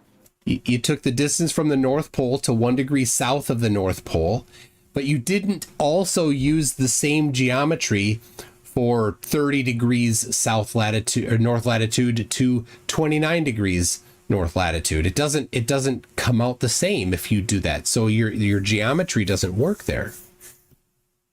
Yeah, well, you're trying to pin me. Sorry for, I was just saying, I was trying to save time. Like, I feel like I already did that. And they say that directly underneath is the only place with no refraction. So if you go another 69 miles, so you're almost 140 miles, you're at exactly 2 degrees. And then you're almost at dead 3 degrees at 3 times 69, like 207 miles.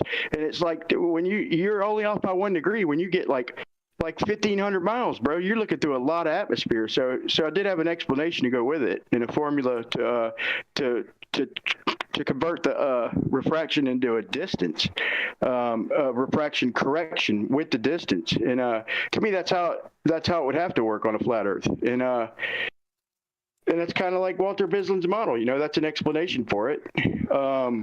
It's a celestial sphere. All you're doing is taking your measurements and doing the math from the center of a plane, a similar plane. All your 3 angles that you do, they all come from the center of a plane. That's where that's how the Habersign works. It works from the center of a plane up to a hemisphere.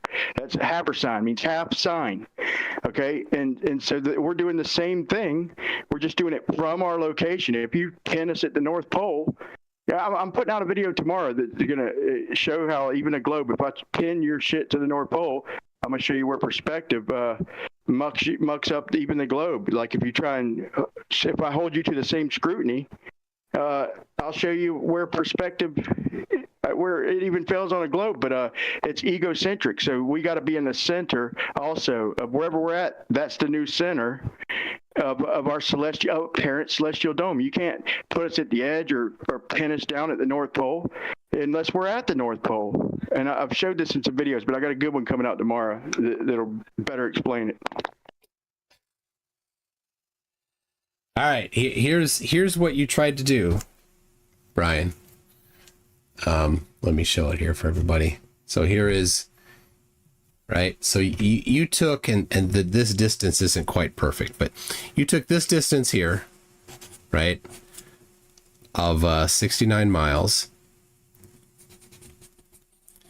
and at 1 degree,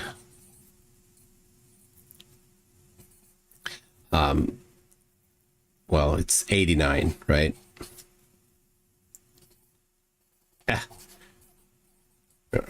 89 degrees north latitude, right? And so then you did this, you solved this triangle right here. You solved this triangle and you got, this is how you got your 3959 out of here, right? But what I'm saying is you didn't do the same thing by applying the same math to this one here, to this 69 mile gap, right. And to this 69 mile gap. So if you're using just solving a triangle for this one, you need to just solve this triangle for this one and this triangle for this one using the same geometry, but you did not do that.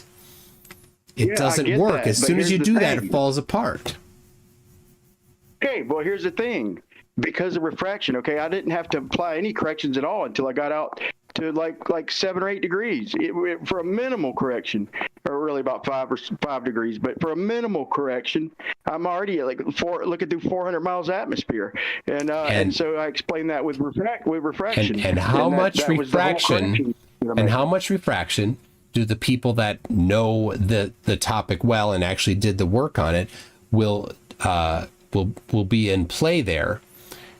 For that position, how much? It doesn't matter, even if it isn't refraction. It does matter. A model. You were the one that brought up the refraction, and you claimed that the reason why you used this one here, from the North Pole to 1 degree south of it, was because the refraction is so small. But I'm asking you how much refraction is here at some other location, and you don't know, and that's a problem. Yes, I do. So how much? What are you talking about? That's Tell me how much. Formula, bro. How much? Okay, it's fucking 90 minus the measured angle times point times 0.01 of the measured angle times distance times minus 1/2 the measured angle. I might have looked that up. I got it written down. Okay, I was going to write it down, but obviously, your memory is a little. Yeah, that ain't exactly it. But I'll post it, and I did it, and it works all the way down to about 20 degrees, like a charm, dude. This is hold on. Call it whatever I want. Is this refraction? Is this refraction, or is this some number thing that you came up with that you're shoehorning in to make it work? Yes, and it's refraction. Like whatever it is that made that cloud appear under me at 14 miles instead of 57 or whatever you want to say, 37. I mean, whatever you want to come up with. I was generous with that, which we never really got to the crux of that. So whatever it is, so I say it's refraction, but I think it compounds when you're looking through hundreds or thousands of miles of atmosphere, right? It's non-existent straight overhead, so that's how I got the 3959.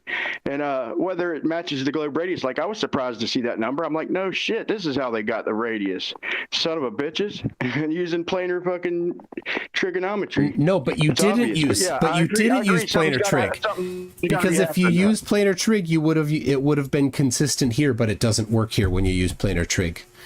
It falls apart. What if you're looking through thousands of miles of atmosphere? Brian, atmosphere causes the light to bend the other direction. It doesn't help you. In your model, it does. No. This isn't about model. This is about how Snell's law works. So you must be claiming that my model includes Snell's law, and your model does not include Snell's law. It must include something else. I don't think you want to go there. does not support you. Snell's law does not support you, bro. What are you even talking about? Snell's law doesn't support that argument. Of course it does. Snell's law is a change in medium, dude. No, it does not, dude. Snell's law is a change in medium, man. And my point is this: would you at least agree to this? Would you at least agree to this? If the Earth is flat, and we got an apparent celestial dome like we got, then there's got to be something like refraction over compounding over distance, right? No, because refraction does not help. Something similar, right? Refraction does not help you. It works the opposite direction. So you can't even agree to a hypothetical. You can't even agree to a hypothetical saying that if the Earth is flat and to get a apparent celestial dome, something like that's got to be happening. Whether it be refraction, whether it be a toroid, it would have to be happening, right? It's something magical is the only thing that could answer it there for you. Right. You need to apply magic. That's a start. That's a start. Whatever it is magical, it's compounding over distance, right? I don't have the blind. I don't have the blind faith for that, though. But would you agree, though, it would have to be, that magic would have to be compounding through further distance looking through the atmosphere. It would have to compound. The further we look, the more of it would have to happen, right? Of that magic? Whatever magic you're going to need to appeal to, you're going to have a lot of it.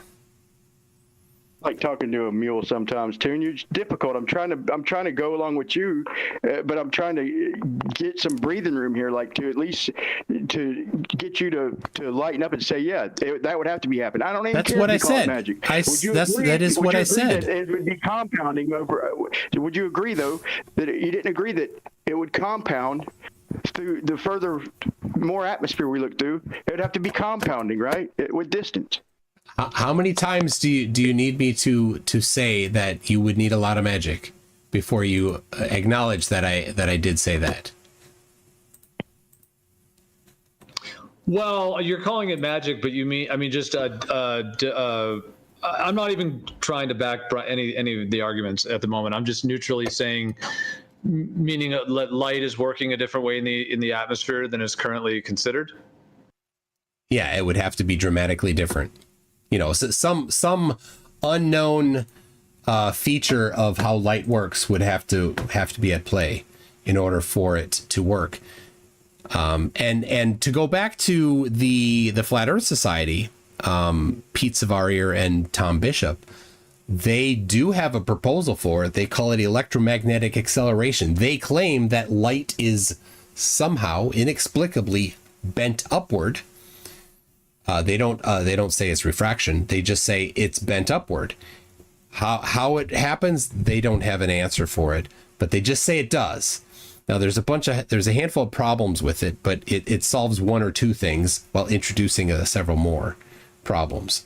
But they claim that it does it, just like Brian needs. Well, it's not inexplicable. You're confusing density with pressure, and you're talking about Snell's law.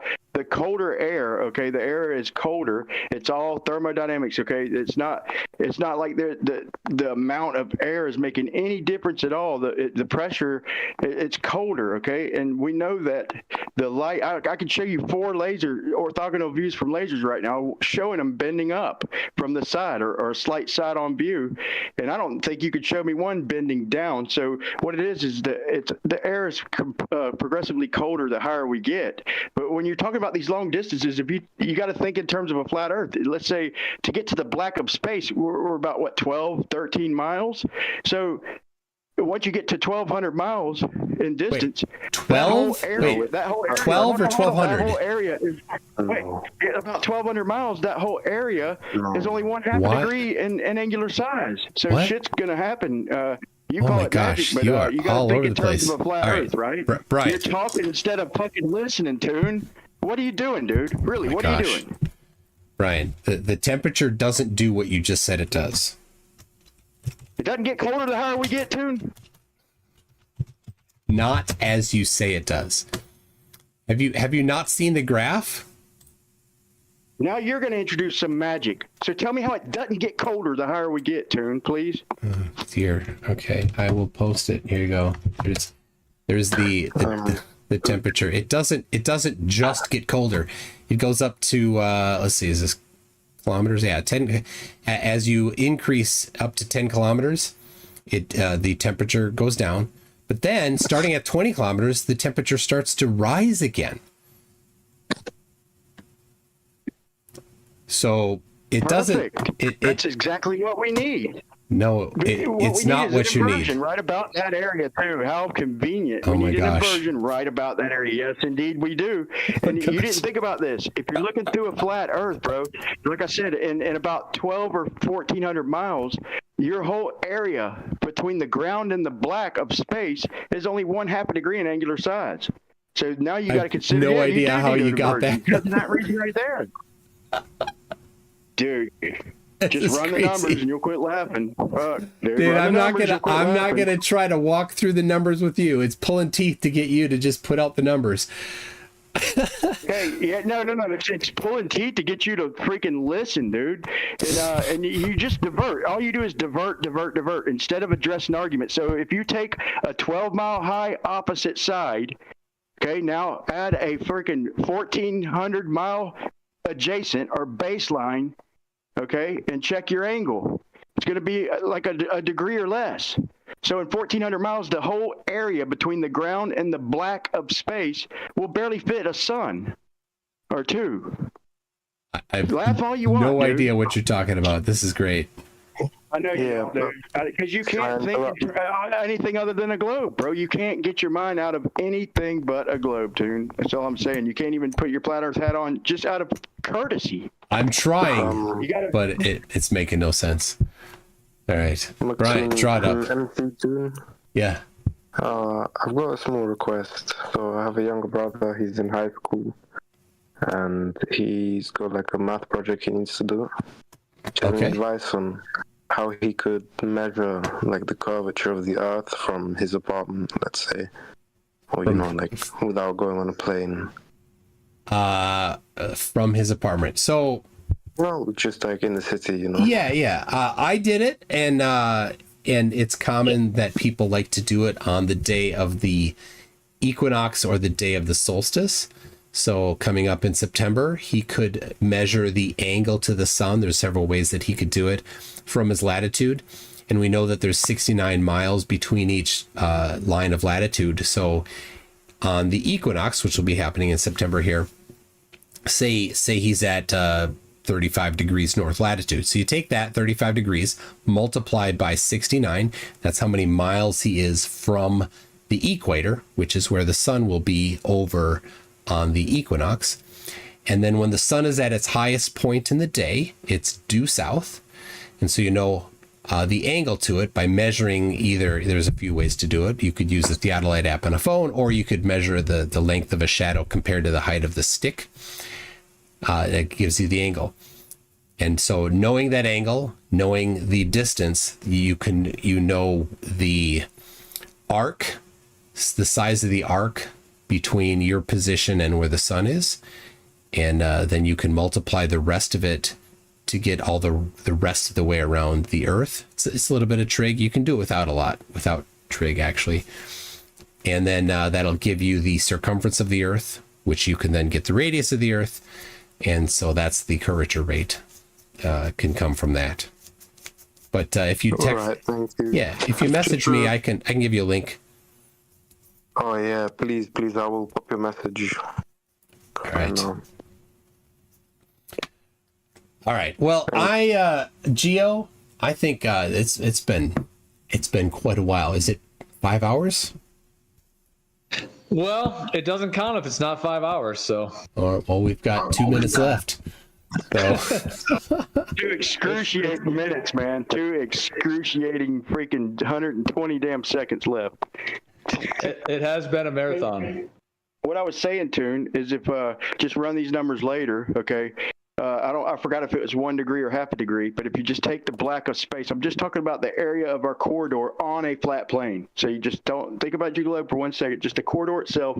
So your opposite side height is going to be, let's just call it 12 miles till you get to the black of whatever we call it, space. Wait, okay? Where did you get that from? Yeah. I'm missing where that came from. And altitude balloons. It's just a rough guesstimate. You can make it 14 miles or 15 or whatever. Oh, so like if a balloon goes up to 12 miles, then it's then it's black in space, right? It sees black. Okay. Yeah. Right. Or you two. So on a flat Earth, that would be our corridor. So now put in 1 degree. We'll call it 2 sun, or put in half a degree, and you're going to get at 14 miles. I think you get about 1,500 miles, or it's been a minute since I did it, but I think it's about a half a degree, just kind of guesstimating off my head. It's about 1,400 miles. So the sun itself. Where did this? What's this angle? Would be the angular size of that corridor. What's this angle from again? That's what I'm trying to get.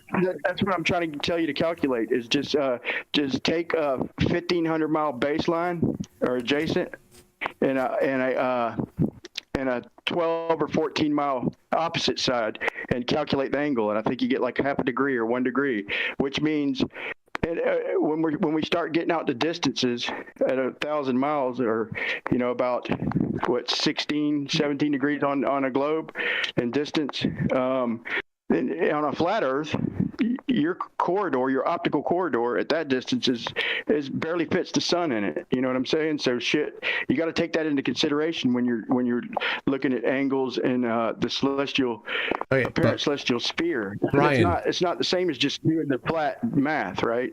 There's obstacles. Brian, where did you get 1,500 miles? Where did that come from? I started with just the 1 degree. I just ran the numbers, dude. Okay, ran the numbers. Okay. I forgot. How did you get the 1 degree? He just ran the numbers. 1 degree, I just told you, dude. By the 1 degree, by dividing, God, I got to tell you exactly. You got to divide the adjacent, which is the 1,500 miles, by the opposite. Okay, where did you get the 1,500? And then invert that. And invert that to, Where'd you get the 1,500?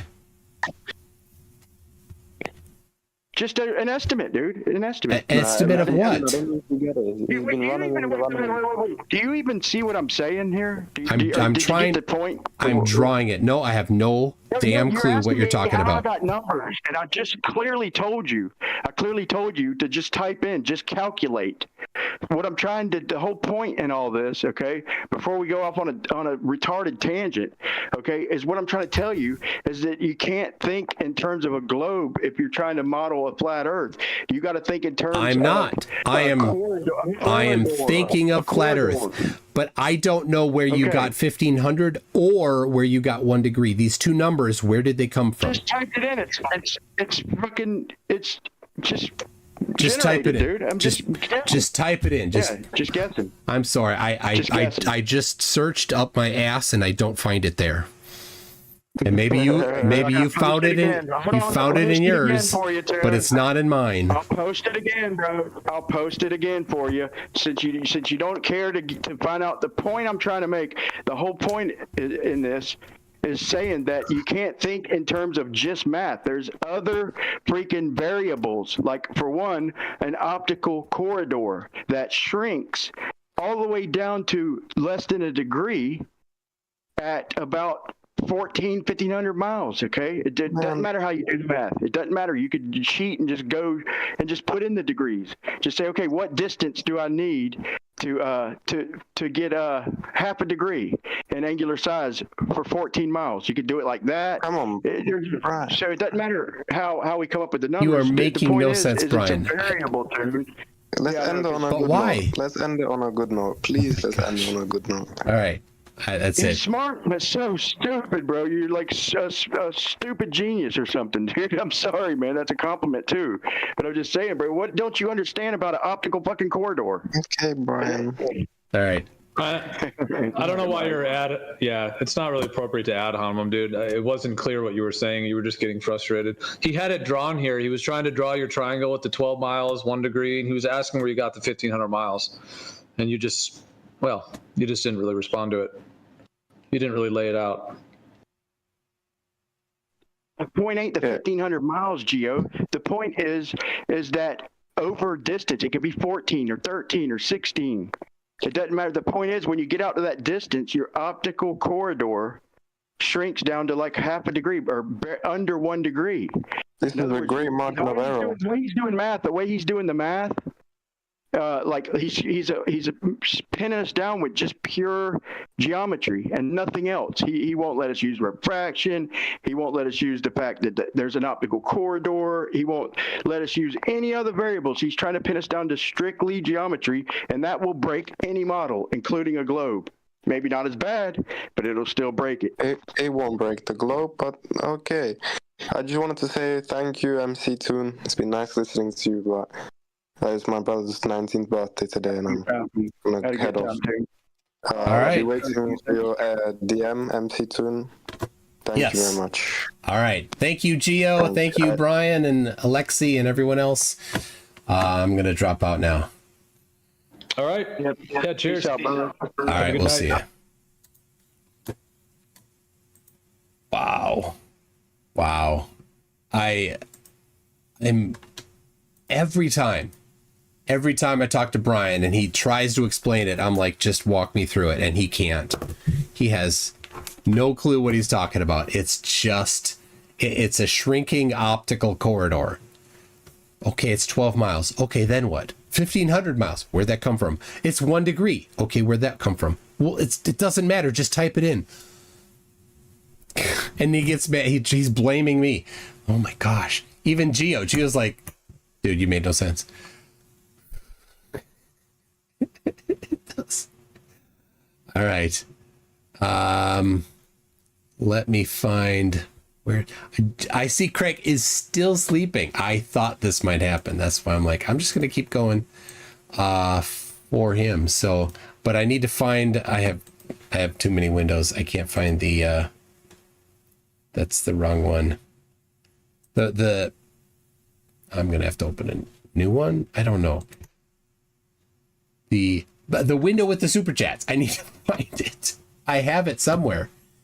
But I think Brian, I'm going to blame Brian. He made me lose it. No, I'm kidding. He didn't. Nope, that's not it. Jeez. Is that... There it is. I found it. Okay. Oh, but I just... The hoops... The how far the cloud was, and then it's supposed to be 100 miles, but if you add a compute perspective, it's 57.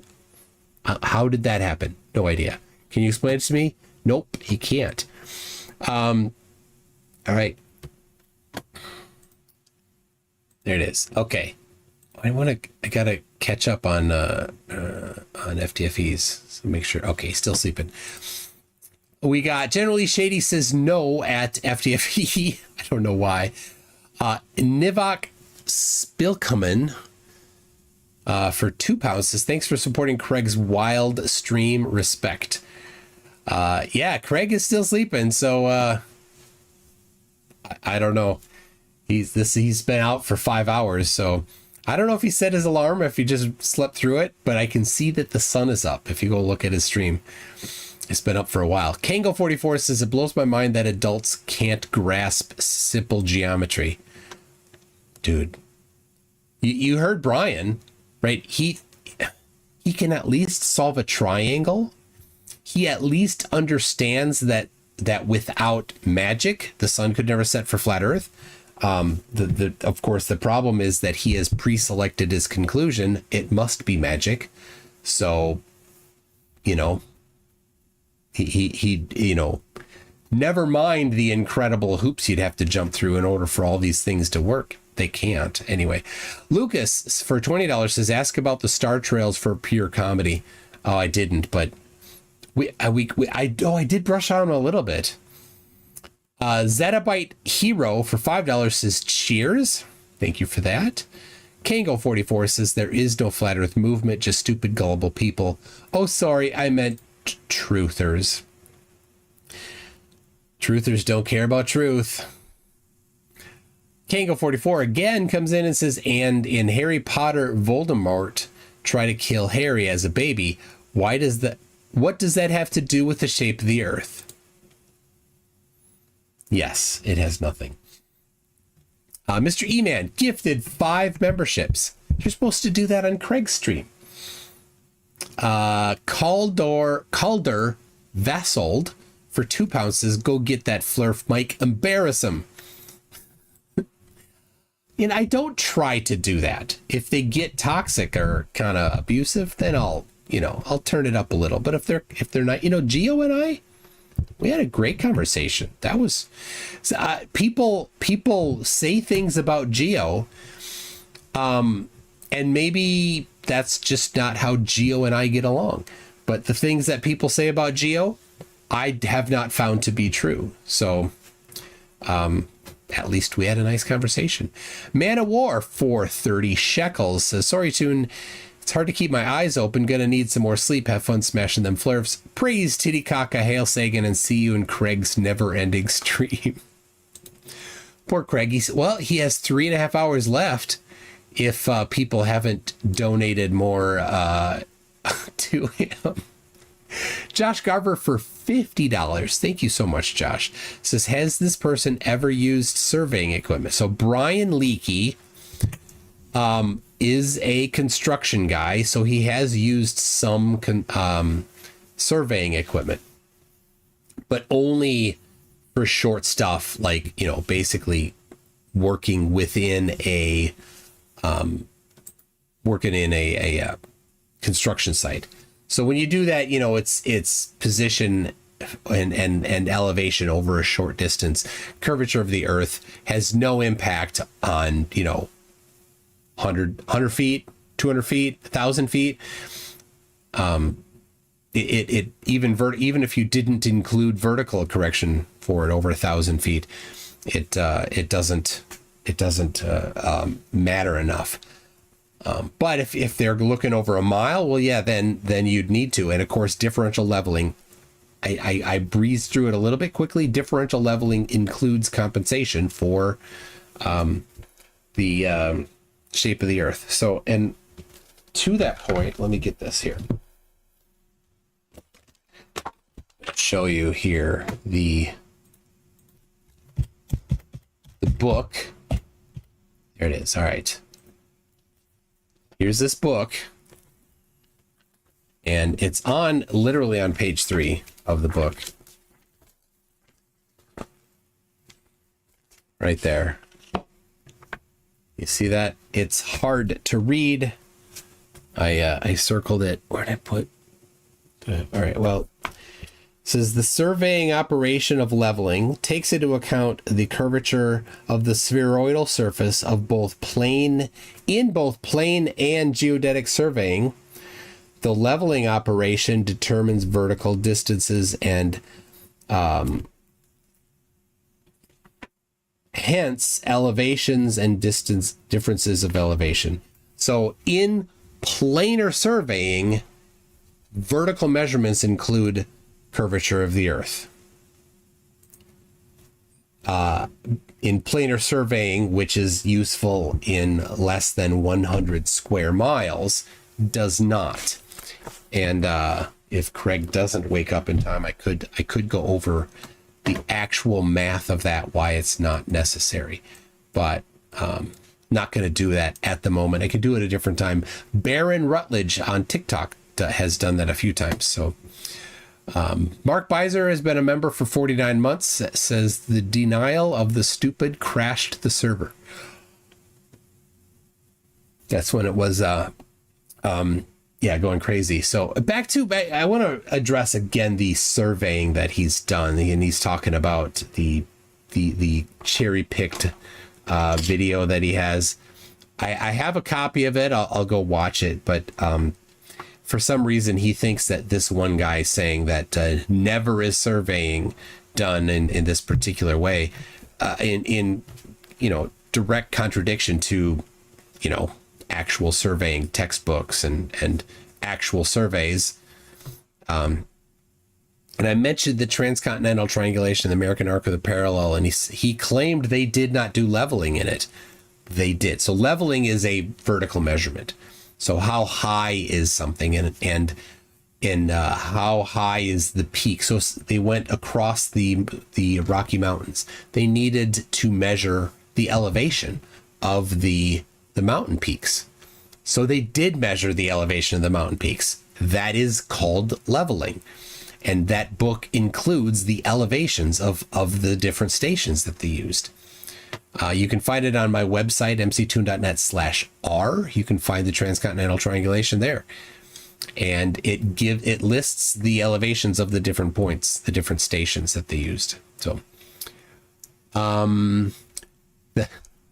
Josh Garver again comes in with $20, says, what's this projection? Mathematically, you cannot project a globe onto a plane physically.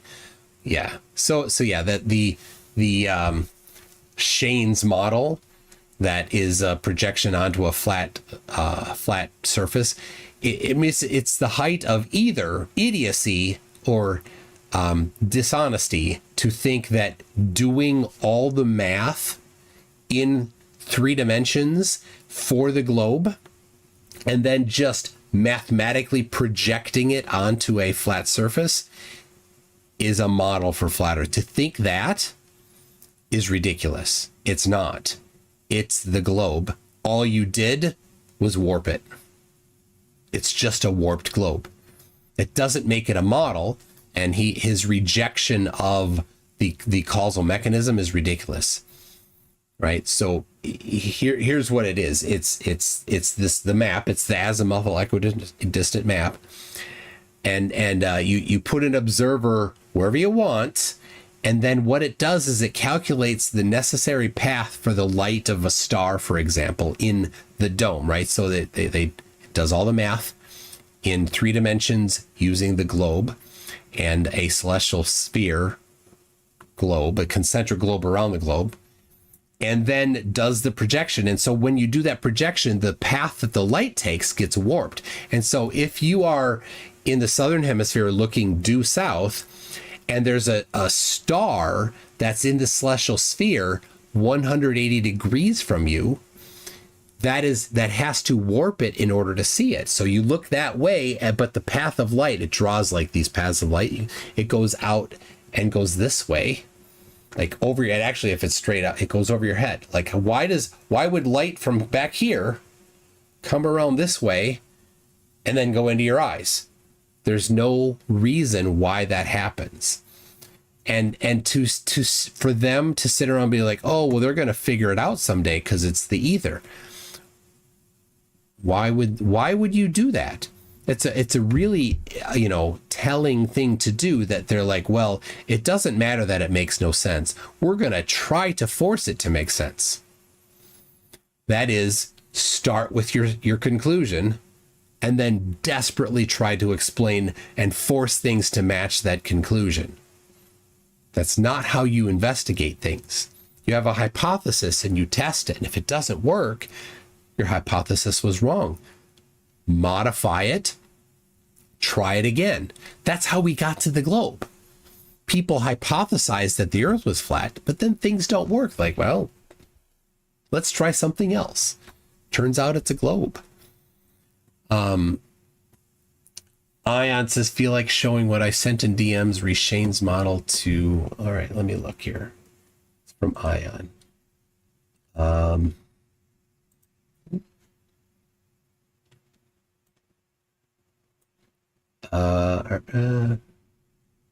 There it is. Oh yeah, let me grab that.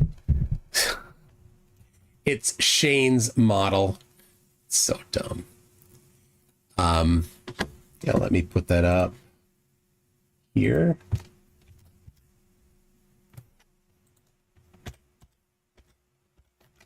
All right.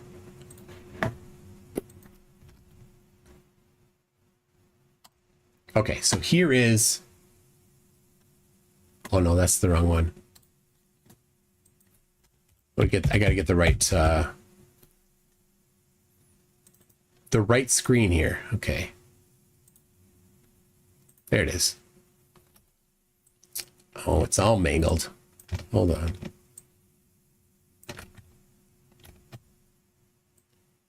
There we go. So this is from Ion. Thank you for sending this. So Shane is incredibly dishonest. Just so dishonest. When you have to lie. Oh wait, Something didn't work right there. When you have to lie so aggressively, it's not a good look. Right? So, okay. So here is the source code for Shane's, what he claims, flat Earth model. Here's an interactive sphere Earth model that can explain sunrise, sunset, moonrise, moonset, moon phases, moon's apparent rotation, sun's position on equinox. All these things just work by forcing light to take a ridiculous path. So anyway, right there, line 687, radius sphere, 6,371.393 kilometers. Oh no. And then it's used. This sun FE celestial sphere coordinate equals this dot local globe coordinate to global flat earth coordinate. This is in Shane's source code. JSG vector 3 dot scale, and then you pass it in the sun local globe coordinates and this dot radius sphere. So anyway, you can see these other ones here. It's using the radius of the sphere in order to do the calculations in 3 dimensions. And in case you don't recognize 6,371 kilometers, that is the radius of the Earth in kilometers. Flat Earthers prefer miles. They say 3959. So yeah, thank you for that. I'm going to save that one because I don't know if Shane has moved it or renamed it or something. I don't know. I would not be surprised if he tried to obfuscate it somehow, but I don't think Shane is much of a programmer, so he doesn't really know what he's doing. Carlos is a new member at Newton. Thank you for that. Josh Garver comes in again with $20, says, I would be interested to see this D-Bag's math calculations. That's funny. Flat Earthers rarely do math calculations. Brian every once in a while does, but they're I mean, you saw how ridiculous they were. Like, to get him to explain how they happen, how he came about having some of these, it makes no sense. And of course, if you just try to make sense of it, he gets mad at you for trying to make sense of it because it does not make sense. Where'd you get 1,500 miles from 1 degree? Where'd you get 1 degree from 1,500 miles? Just type it in. And then he gets mad. And Geo's like, dude, that didn't make sense.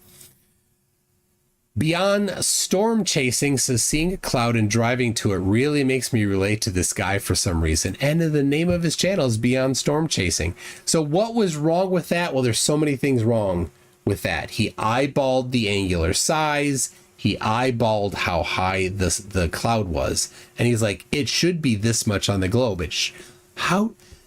What is the margin of error of your, maybe it's 1 degree? Could it be 2 degrees? Could it be 3 degrees? Who knows? Could that 1 mile be 2 miles or half a mile? Who knows? Your wild guesses are useless. You actually have to do science, like measurements. And he's just pulling numbers out like, oh, look, this falsifies. It doesn't. It's just garbage. Serene News 1 says, Brian, is this cloud your cloud? Josh Garver says, I do offer free tutoring in mathematics to anyone interested. Seems like you deal with people in need.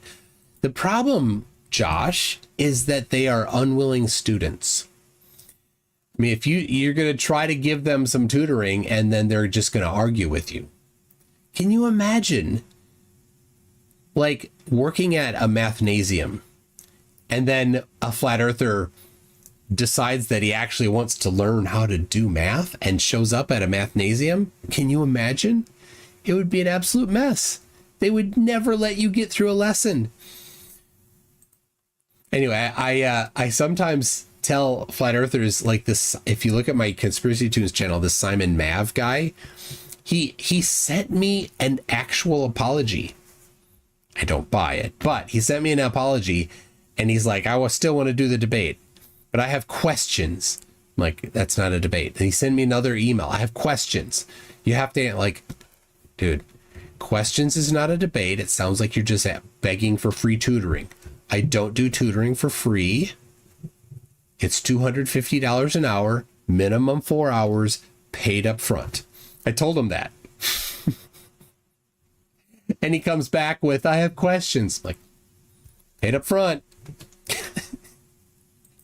Because they're unwilling students.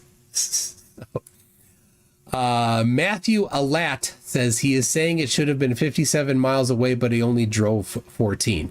Yeah, that's yep. But how did he get that 57 miles? We never found out. I tried to draw it, but he got angry. He was already angry at me.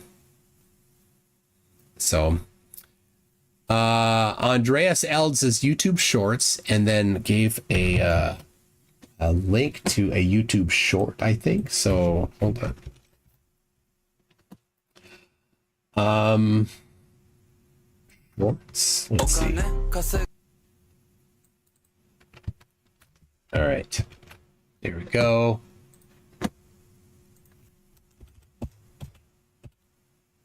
Just a second here. See how this goes. Oh, I love this. Andreas makes these, and they're great. So this is a Lego Flat Earth from Andreas Eld. Remember that you're standing on a planet that's evolving and revolving at 900 miles an hour. That's orbiting at 90 miles a second, so it's reckoned a sun that is the source of all our power.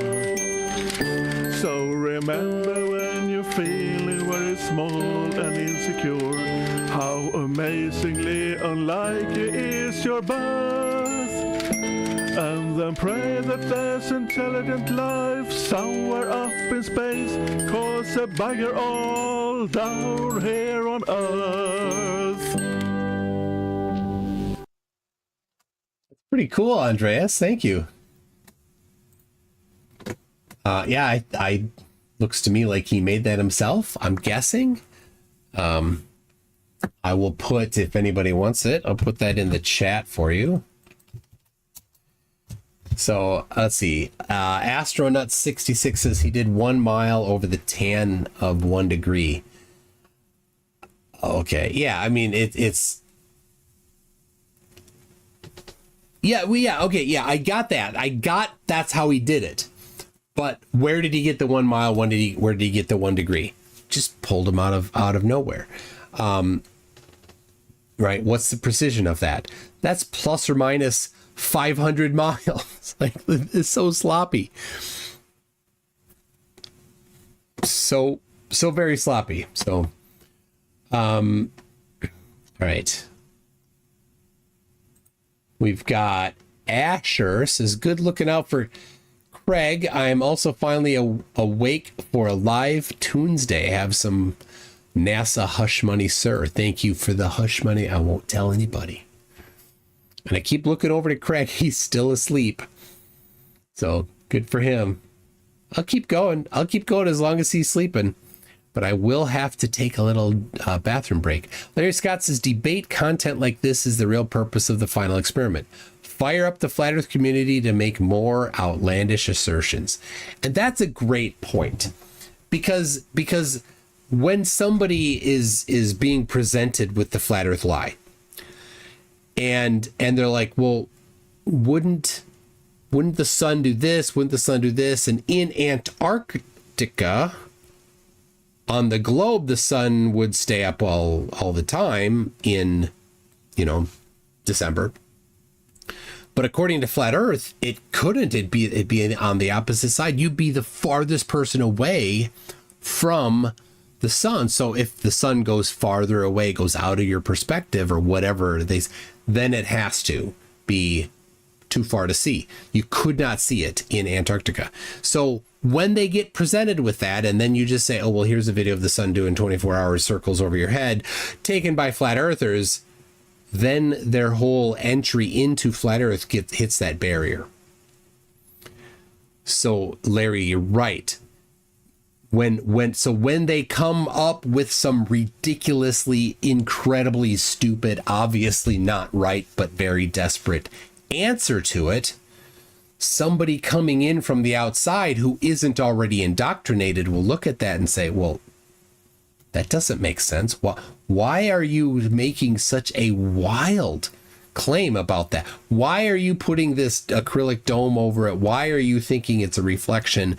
Why would you not see the sun normally if you can see the reflection? You know, all of these things, these wild, crazy things that they have to say about it will scare people off because it's ridiculous. So that's exactly why. So, and of course, they will probably, maybe not, but probably they will have varying explanations for it, and it will further separate them into different tribes that are warring with each other. And of course, none of them will have any actual empirical, experimentally based explanations that work. So, all right. Johnny Rotten for $5 says, on Flat Earth, if we see Polaris in Southern Hemisphere because it's too far, if we can't see Polaris in the Southern Hemisphere because it's too far, then how are we able to see the other stars in the celestial pole? It's a great, great question. It doesn't make any sense. Oh, Brian Mabbott is a super toxic flat earther. Welcome, Brian Mabbott. He says, thanks for waking more people up than you ever keep asleep. I love how flat earthers lie. You gotta lie to Flerf.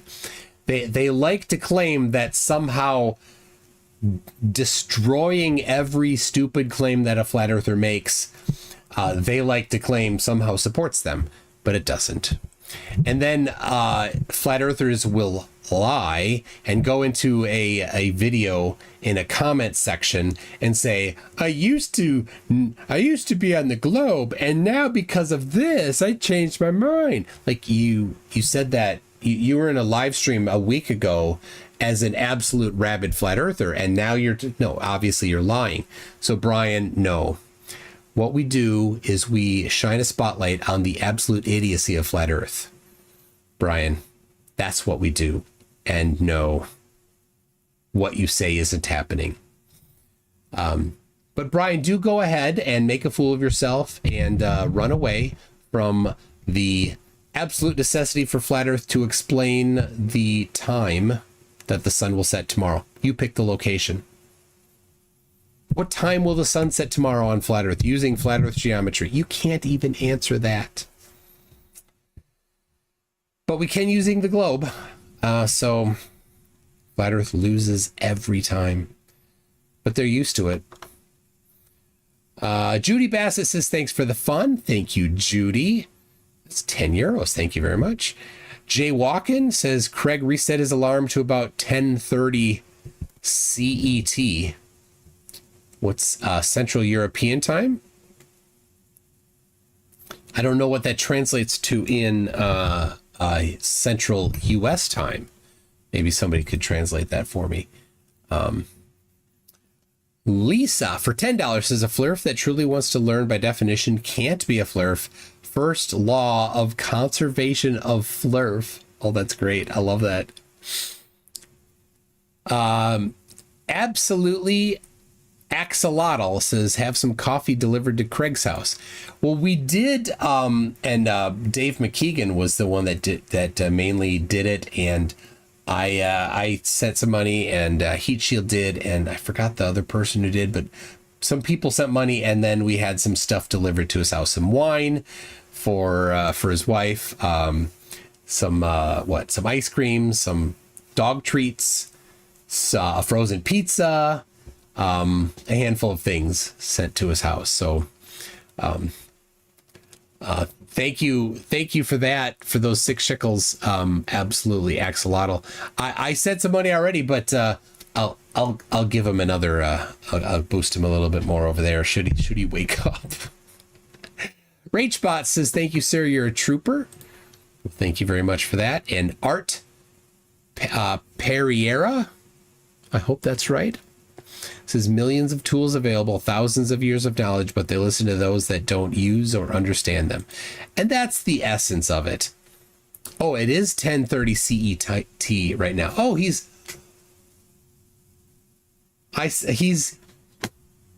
moving. All right. Absolutely axolotl. I said some money already, but I'll give him another. I'll boost him a little bit more over there. Thank you very much for that. And Art Perriera. All right, Craig. Hello. How you feeling? You need to have a go to the bathroom quick or something. Yeah, I'm gonna go make a cup of tea. You wanna Zoom real quick? You can talk. I'll come over. I'm glad you're awake. Craig says I'm awake. Did you lose? Turns out Earth is a globe. I won again. I don't want to brag, but Globe is like the 2,500 year reigning champion. Never lost. So pretty good. All right. Let's see. Hold on. All right, Craig. Do you want to? I can wrap up here if you're gonna keep going. You've got 3 hours and 12 minutes still before you can. But go freshen up. Go freshen up first. 2 minutes. I will go and. Oh, he sent me a Zoom link. All right, yeah. I'll do that. I'll jump on his Zoom. Infinite Craigs. Woo! Okay. It's coming. It's firing up.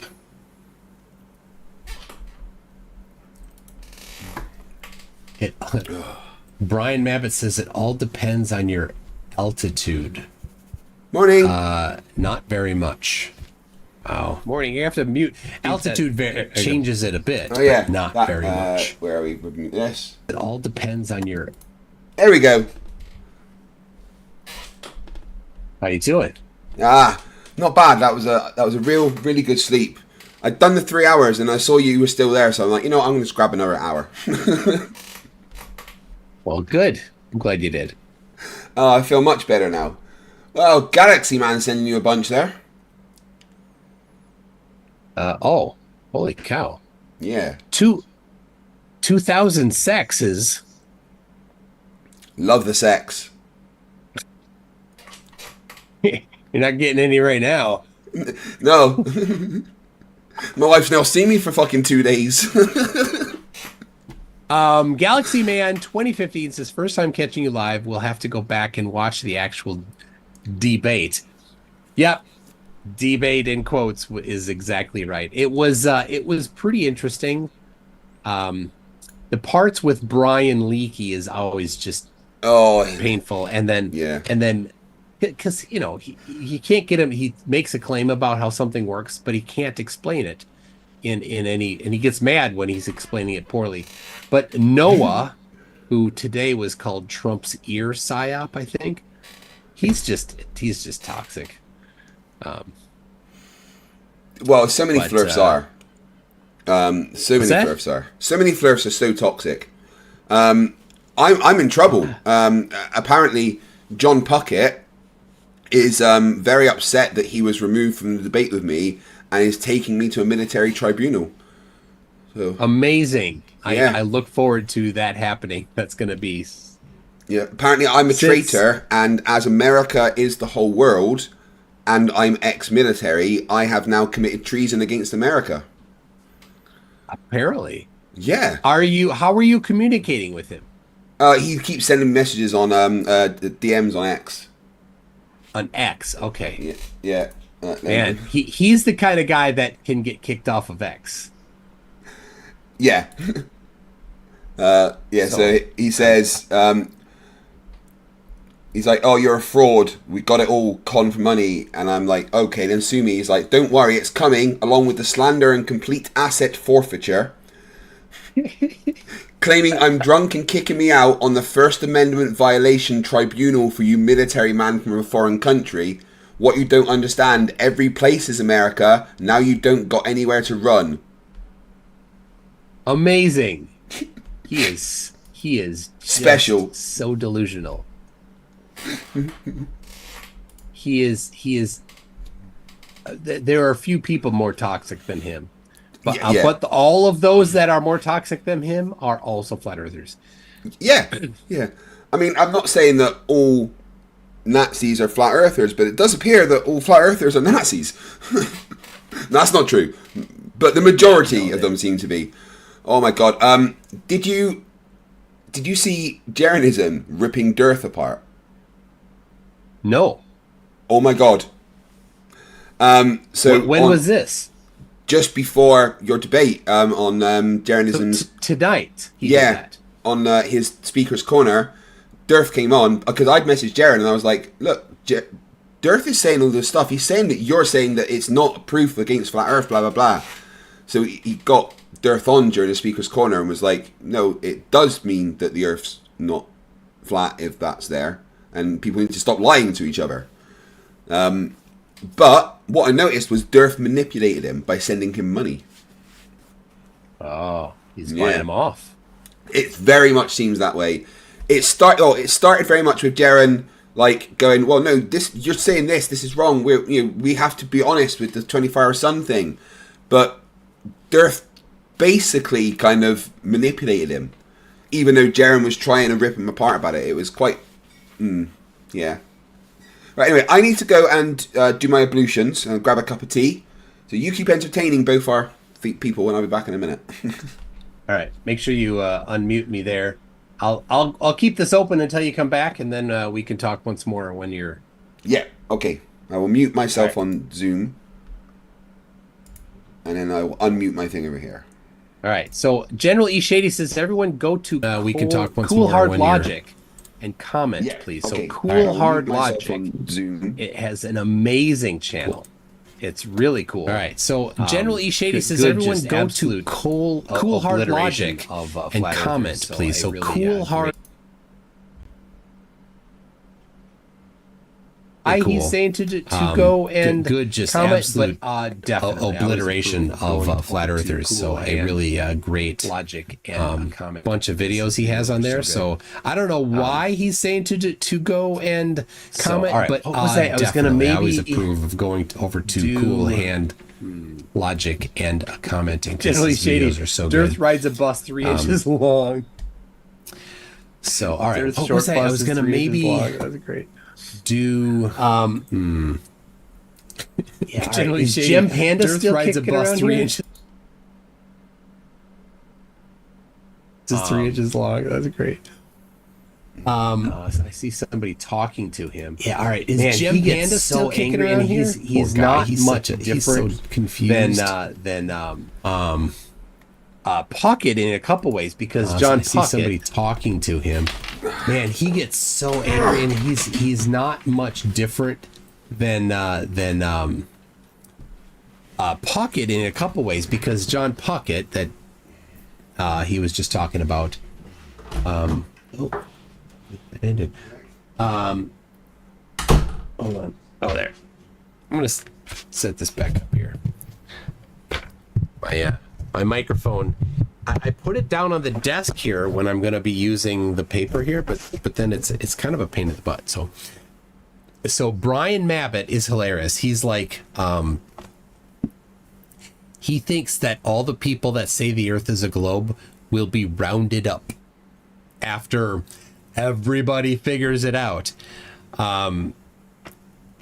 He's like, we need to take their names down so we can put them on trial. He really thinks that.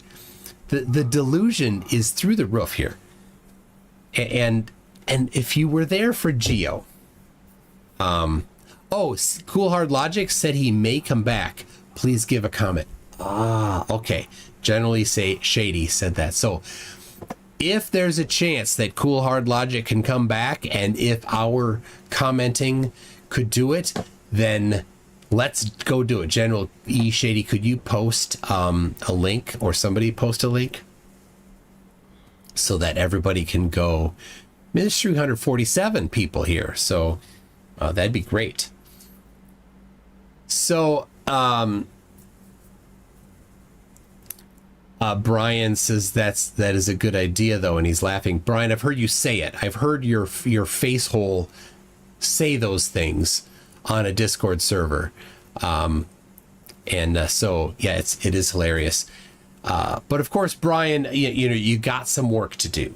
So let me give you a couple things that you're going to need to work on in order to reach the critical mass. You need a full Earth map. Forget Antarctica, it's okay, you don't need that, but the rest of the continents where all the 8 billion people live, you're going to need a map that's accurate with accurate distances. You're going to need to know the time of the sunset for any location. Right now, if you apply flat Earth geometry, the sun can never set. It's a bit of a problem for you. Same thing for the angle to the sun. So, for example, on December 20th, in Sydney, Australia, the angle to the sun predicted for flat Earth is almost 90 degrees different from the actual sunrise and sunset. You're going to need to provide an explanation for the cause of the light and heat from the sun. We say it's fusion because of gravity. You're going to need to, just provide that. What keeps the sun up? What keeps the moon up? Why do people on opposite sides of where the moon is on your Dirt Pizza map, why do they see the same face of the moon? You're going to need to explain that, with real physics, not with just, word salad. So I don't know. That's a short list to get you started. But also you're going to need to completely overhaul surveying and redo all of the measurements that surveyors have done, because everything that they've done in long distances is going to have to be redone, scrapped. You're going to have to somehow convince the people that have been to Antarctica, like Gavin Francis, that they didn't see what they said they saw. Good luck on that. The entire field of electromagnetism probably overhauled. So all of this, you're going to have to be smarter than all of the engineers that understand this. Good luck with that. It's an uphill battle, but Brian Mabbott, I'm sure you're up for it. So you probably don't want to be farting around here on Discord servers. You probably want to just, get to work, chop there. So, all right.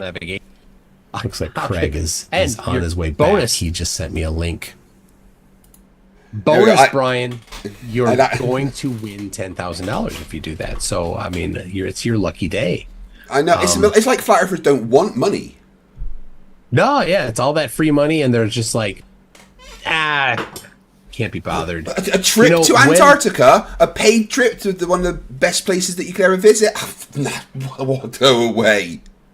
How many times have flat earthers said that Antarctica holds the answer? We can't go to Antarctica. Oh no, it's impossible. I don't want to go. Oh, you can't go past that parallel without getting shot at. Oh wait, there's a company that's going to take you there. Nah, we're not doing that. It's run by shills, and they're going to fake it. Okay, I have pinned the comment from Generally Shady, which is apparently, I didn't verify, but I'm trusting him, a link to Cool Hard Logic's channel. People go comment there. Craig, maybe grab that. I don't know if you have already, but get people to go. Oh, he's at 99,000. Go say, subscribers. Come back. We need you back. I wonder if we could push him up to 100k subscribers, because he's at 99. Ooh, that'd be fantastic. Yeah. Let me read this. Larry Scott says Mabbott is positive all Globers are paid by NASA. Okay, Craig, it's your turn to entertain my audience, because I gotta hit the bathroom. So. Well, that technically we kind of are paid by NASA, because people like Itza Rubik's give us money, and she works for NASA. So there's that. Yep. Right. So, what do you think, guys? Did Toon lose that debate? Probably, right? And if you're not subscribed to Cool Hard Logic, then you should definitely do it. Right. So, tell me, guys, how did that debate go? Did Did Toon get destroyed by the Flerfs? It must have been interesting. I know I said I was only going to have like a 3-hour nap, but when I saw he was still going, I'm like, you know what? I'm fucking taking this opportunity and I'm having another kip. Because I've now got down to less than 3 hours, right? Less than 3 hours. I started my stream, not yesterday, but the day before at 10 p.m. I've had a total of 6 hours sleep during this, what is now, 36-hour stream. And I've slept for about 5 hours. Okay, so I think that's all right. I've done not bad. So, Jeranism is, at the moment, confusing me. Because I am finding myself going around defending and agreeing with Jeranism. I would like to make a request to you, Jaren, as a flat earther, to fucking cut it out, because I cannot be constantly agreeing with a Flerf, okay? Please.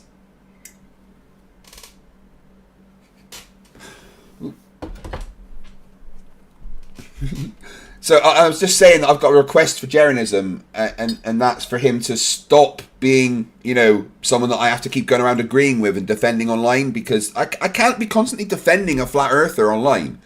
You know, I can't constantly go around going, no, Jeranism's doing good.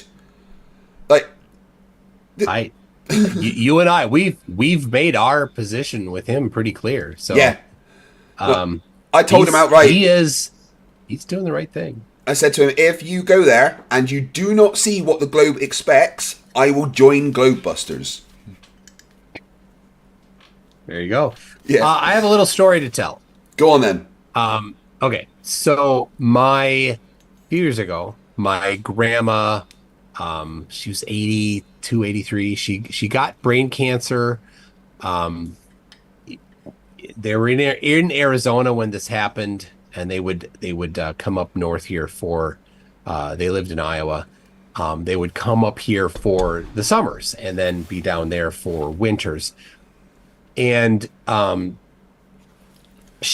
they were down there, she got sick, and it went pretty quick, where she was normal until she wasn't able to be independent, and so she was then in a home down there. So then it was getting to be time to come back up here. So my cousins helped to fly her back up here. My grandpa went too, but their van was stuck down there, and my grandpa needed the van. So my dad is like, well, he's like, can you and your friend go down there and then drive the van back? I'm like, okay. So my friend and I we flew down there with my dad, and he had some other, I think he flew back. Anyway, and then we drove my grandpa's van back to Iowa from Phoenix. And of course, being a Weird Al fan, we took a left turn at Albuquerque. I mean, we took a turn to get to Albuquerque so that we could go to the Albuquerque Holiday Inn. Right. And if you're a fan of the song Albuquerque by Weird Al, you'll know that in the song, they went to Albuquerque Holiday Inn, where the towels are oh so fluffy, and you can drink right out of the ashtrays. Go ahead, they're clean. So I went there. I was an adult, and I went to the front desk with my friend, and my friend's like, and I said, hey, can I see your towels? I hear they're oh so fluffy. and the lady at the desk is like, looks at me. She's like, we get that a lot. But I've never had an adult ask me before. Well, you should have pointed out that you're only 13. All right, that's not the story. We did go to the restaurant there, and I drank out of the ashtrays. Anyway, after we left Albuquerque, we had a long way to go, and I'm like, well, this is going to be a long leg of the trip, because this Albuquerque sidetrack was not necessary and added some time to it. So I'm like, well, I'm going to drink this entire 2 liter of Mountain Dew. Oh, whoops. and I did, without stopping. And then I'm like, I wonder how long I can go without stopping again, to get rid of the processed Mountain Dew. Well, I went a long time. And then I'm like, well, I wonder how much can you store in your bladder? Well, what better way to do that than to wait as long as... At least you haven't done a Riley and streamed twice at the same time. Simultaneously, yeah. So I just noticed that this love-hate relationship I have with my audience is still continuing. Because whilst I was sleeping, I gained 53 new members. Oh my gosh. What's 53? Well, at least you... So that's 120, 130, 140, 150... Wait, so 1 hour 20, 1 hour 30, 1 hour 40, 1 hour 50. So I need to add 1 hour 59 minutes back to my timer.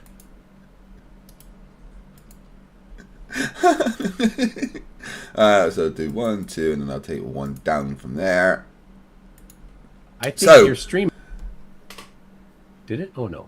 I have. So I started this stream not yesterday, but the day before at 10 p.m. with 45 minutes on my timer. There is still 4 hours. Oh, and Dave Cowgidge gifted another 50 membership. Dave, thank you very much, my friend. You guys are trying to kill me, aren't you? Because now I need to add another 1 hour and 50 minutes to the timer. And then another 5 from January Shady. Oh my god. What have I done to? Oh my gosh. Oh my gosh. All right, let me read this. I was asked by, who said this? I don't know if it was really him or if it's somebody just pretending to be him. And then I saw it most recently this year. This calendar year I saw it. It's in the town of Darwin, Minnesota. It's glorious. Yeah, I've been getting the maths wrong. Oh, that's amazing. My brain is still a bit sleep addled and I haven't added the right amount.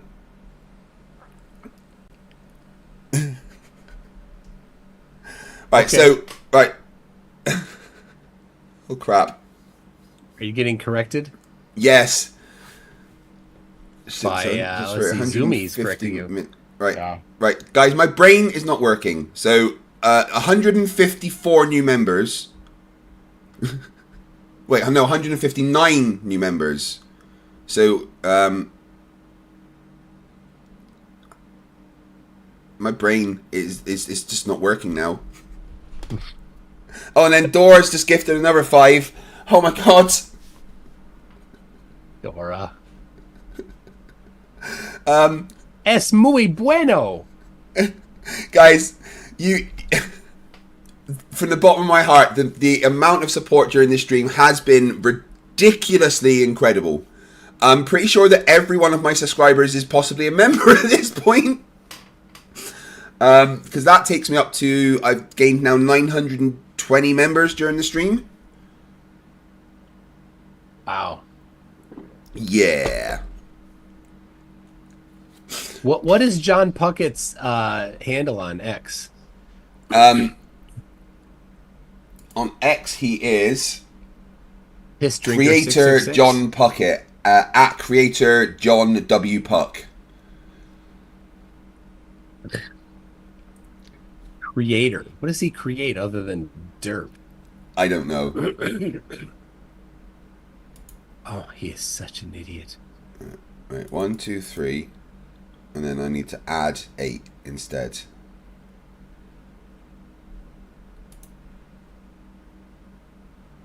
So it's 3:35, but I need to add 8. It should be 8 hours and 50 minutes. There's John Puckett on X. If people want to go and tell him that he's that he definitely should start that tribunal.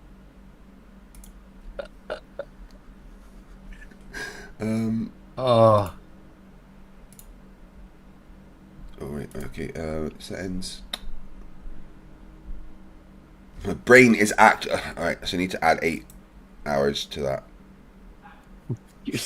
I thought you were done, but okay, guess not. Yeah, right, okay, that's what we need to do. So then we just add 8 hours. What did he say? Dave did the maths for me. Who did? Dave McKeegan did the maths Zoomy. for me. Or Zoomy did the maths, one of them. Oh, he's good at math.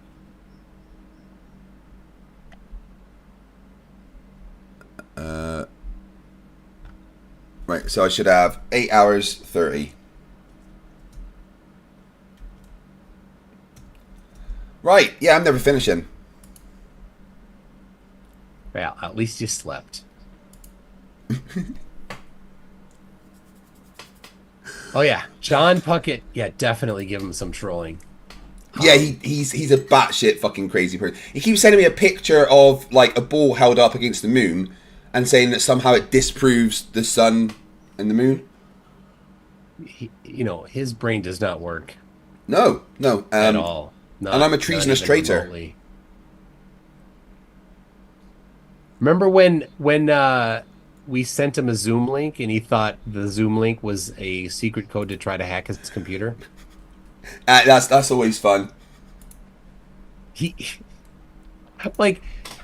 Here's how you hack somebody's computer if they're not smart. You send them an email pretending to be, tech support and say, please send me your username and password. And they will. That's it. That's how hard it is.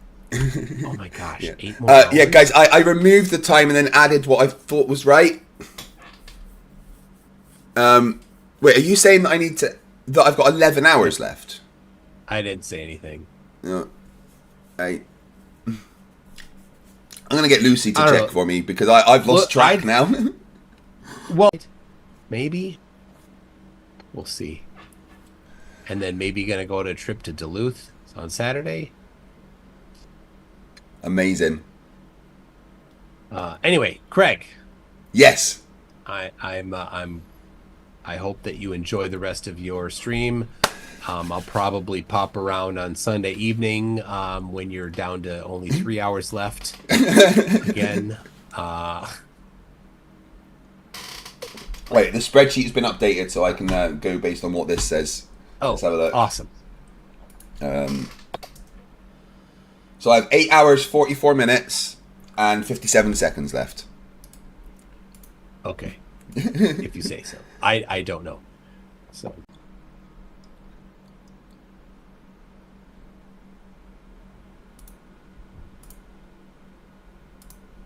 Oh, I didn't hear the rap battle.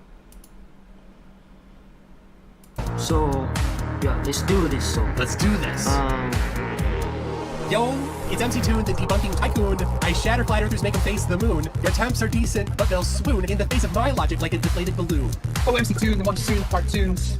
On the real stage, sending Flerfs to their views. Your theories are like old brooms, sweeping ignorance, or just spreading the views. FTFE stands for fumbling the facts, evidently. I drop truth bombs so splendidly. Your approach is soft, mine's unrelenting. I bring the science while you're just venting. MC2, the buffoon with silver spoons. There we go. Pseudoscience, make them change their tune. You're the sidekick, I'm the rude. When it comes to debunking, I'm the rude. Hello, hello, hello, hello.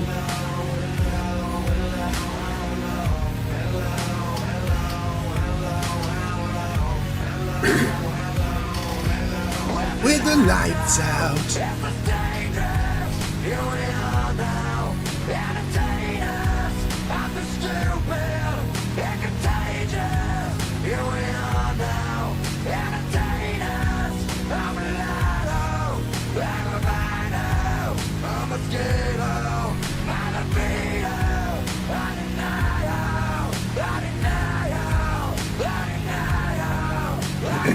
To the dizzle, in the rizzle dizzle. But hey, FTFE, we share the creed to educate and debunk the plant the seed. Though in this rap, it's clear indeed I've got the upper hand in word and deed.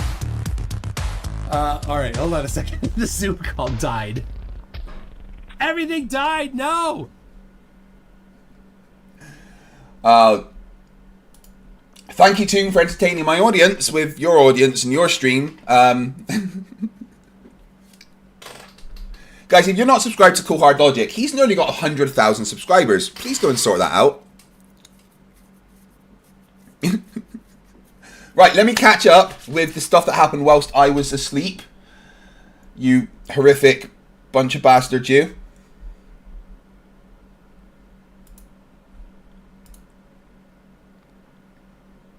That's not the right button.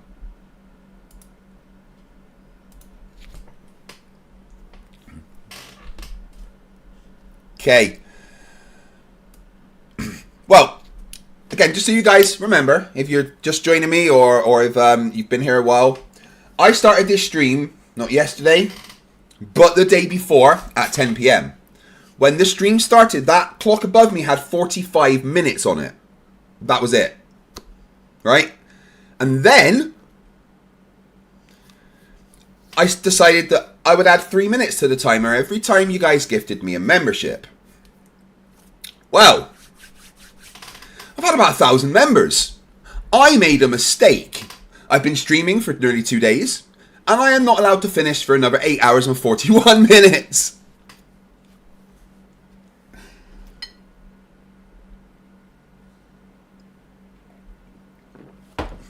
So thank you very much, guys, for the incredible support / torture that you are performing on me.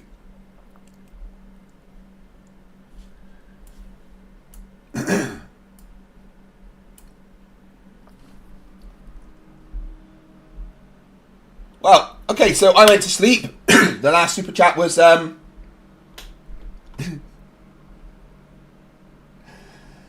from Borg Emporia, who gifted a membership, and then we got Rick for $2 says gone for a few hours and the time is plus 30. Yeah, well, it's even more now than when I went to sleep.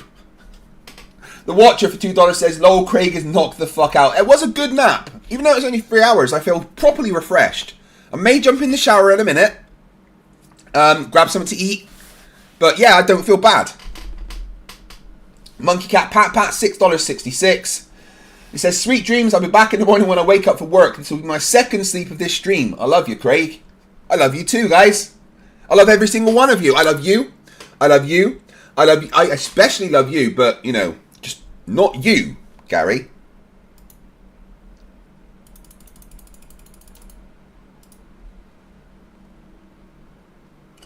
Andreas Eldritch for 26 says, YouTube /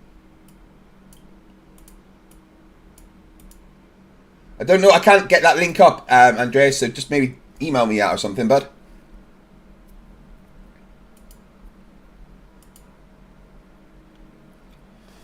And then Fallen Star gifted a membership, thank you very much. Who done it? Member for 5 months says, I paid for none of this. But if it adds 3 minutes to the torture, then so be it. Now you actually need to upgrade it for it to count. I'm not adding 3 for that. Thank you very much, buddy. Judy Bassett for €10 said, didn't give a message, just a super chat. Thank you very much, Judy. I really appreciate it. Warren Smith, member for 2 months, says FTFE really looks like MC Toon at times. That's because we were made in the same clone chamber. And then Galaxy Man 215 gifted me 50 memberships. Thank you. Thank you, thank you, thank you. That level of support is just ridiculous. Also, fuck you. Fuck you, fuck you, fuck you. Jay Walkin, member for 6 months, says, don't be too confident about your stream ending in 3 in some hours. There might be a raid coming in the last... I don't think I'm ever finishing. Kiri Dawson became a new member. Thank you very much. Alison for $2 Australian. Under 3 hours left. Would be a shame if... Yeah. It was under 3 hours, guys. Matt Hurt, member for 26 months. Might want to check back since you went to sleep. Reckon you might have some more minutes. Yeah, I did. I did, you're right. Because Dave Cowdery also gifted me 50 memberships. Thank you. You prick. And then Jinroy Shady for another 5 memberships. And then Geek Tar for 5 memberships. Dave McKeegan, £2, says, stop doing Flerfs maths. Yeah, I know, come on. I've just woken up and I've been streaming for like 2 and a bit days, okay? Zumi Tomato tells me that I was wrong about the maths. Yes, I know. Thank you very much. And then Dora Naku gifted 5 memberships. Thank you again. Another 15 minutes that I don't get to stop. Vite for €2 says, I will never be a member. Ha! I don't...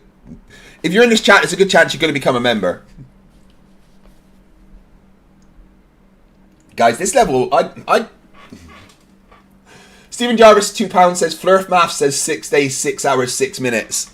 I could end up doing that, though. General E. Shady gives another membership. Thank you very much, my friend. You don't cunt.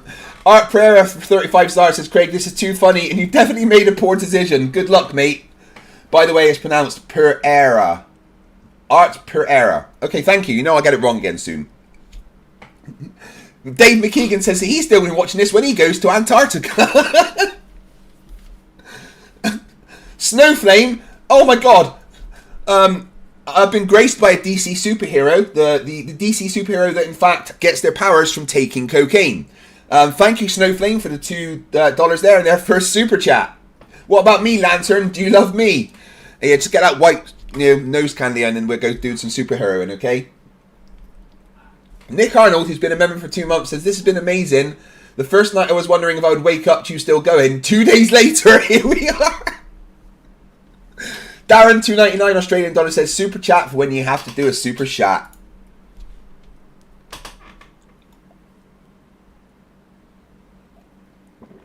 Well, I do need to go and freshen up. I'm going to have a quick shower. Grab a bite to end. Grab a bite to eat. Get my brain refunctioning a little bit. So I'm going to pop a video on for you guys whilst I go and do that. Benjamin for $2.99 says the stream might never end. You are not wrong. I'm actually blown away by this, guys. 845 new members is just a bit redonkulous. Sorry, 856 new members. Incredible. Carl N.J.R. Christensen for 100 Donkey Kong dollars. Thanks for the membership, whoever gave it. Good luck, Craig and I. It probably wasn't a good idea.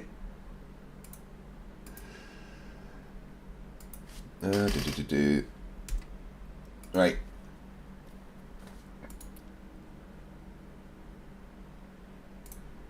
Which video should I give you guys?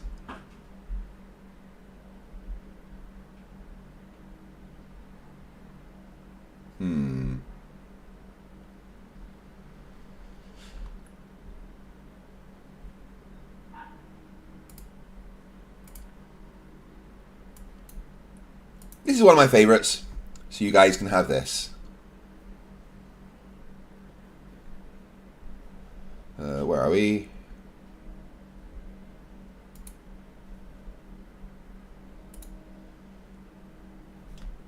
Right, I'll be back in like 10 minutes, 15 minutes after I've had a shower and grabbed myself a bite to eat. Enjoy.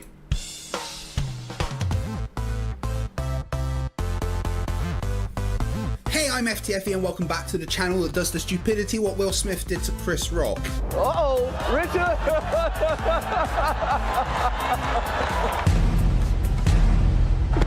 Oh, wow! Wow! I live in the heads of most flat earthers, completely rent-free. I mean, it's not a very pleasant place to be. Hello? Anyone here? Hello? Today we are looking at one particularly unpleasant talking monkey called Daniel Pratt. Danny is a big fan of mine. No, fight the flat earth.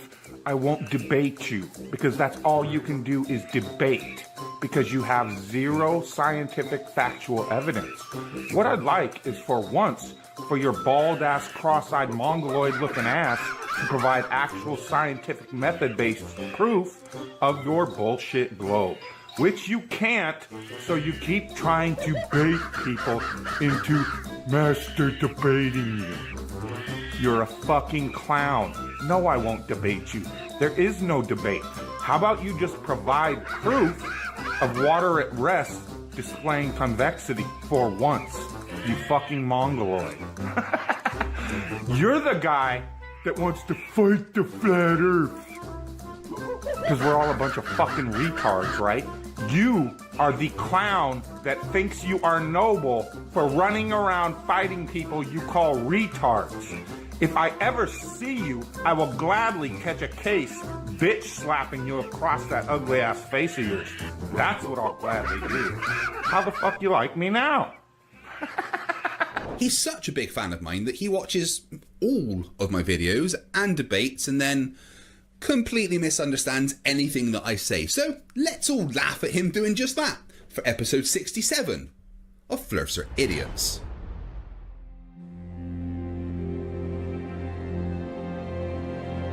We're living on a disk, floating through space, with a tiny sun.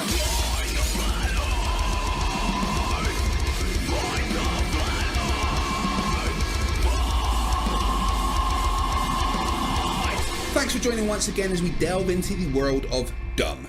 Daniel Pratt is a good example of the thing we see more and more. Flat earthers, as well as being dumb, being generally horrific people as well, whilst also claiming to be men of God. If I ever see you, I will gladly catch a case bitch slapping you across that ugly ass face of yours. Well, actually, I suppose that is very Christian. Anyway, for this video, I'm going to ignore the being horrific person part and just look at the scientifically illiterate part of Pratt. I do a lot of debates with flat earthers on this channel, and there is an evidence of Earth's rotation I like to use by a channel called The Gentleman Physicist, where he uses a homemade Foucault pendulum that swings for about 45 minutes to calculate his latitude on Earth, matching the globe model predictions. An example of Coriolis forces imparted due to Earth's rotation, a method of experimentally demonstrating the rotation of Earth first shown in 1851 by French physicist Léon Foucault. You guys know I've got to show the Sleeping Warrior clip, right? Paul Michel Foucault, the guy we all know for the pendulum effect.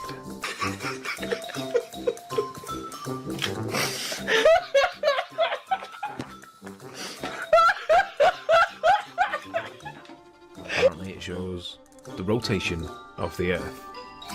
What do we know about Foucault? Not that much really. French, pendulums, that's about it. That's all we know about him. This is the guy. He died in 1988, 1984, aged 57.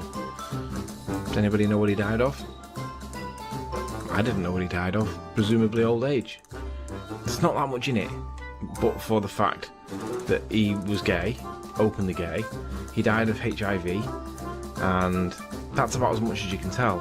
Everything else in here is generally not that, not that interesting. There's not that much in it. One thing I want to show you is that if you do a Control and F in here and type in pendulum, no mention of the pendulum. Foucault's pendulum is supposed to show the rotation of the Earth. Wouldn't you think that if that was true, it would at least get a mention in his wiki? On to Pratt. He saw me use Foucault's pendulum from The Gentleman Physicist as evidence of Earth's rotation and proceeded to completely misunderstand the demonstration and explanation that I gave. Let's have a look. Oh, hold on one sec. I'm sure the video's in here somewhere. I could just she's gonna be mad at me, but I can't find it. Pal. Oh, you're still alive. Goody. Yeah.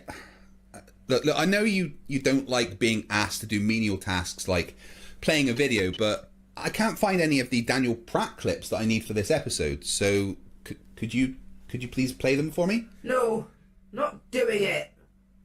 But I need them for this episode. Please? I said no. Why? I'm a massive fan of humans, as it is. I refuse to store any data that pertains to Daniel Pratt. That's too far. I spoke to the computer on his water heater. I had nightmares for weeks from what it told me. You're on your own. Figure it out. Pal? 2 secs, guys.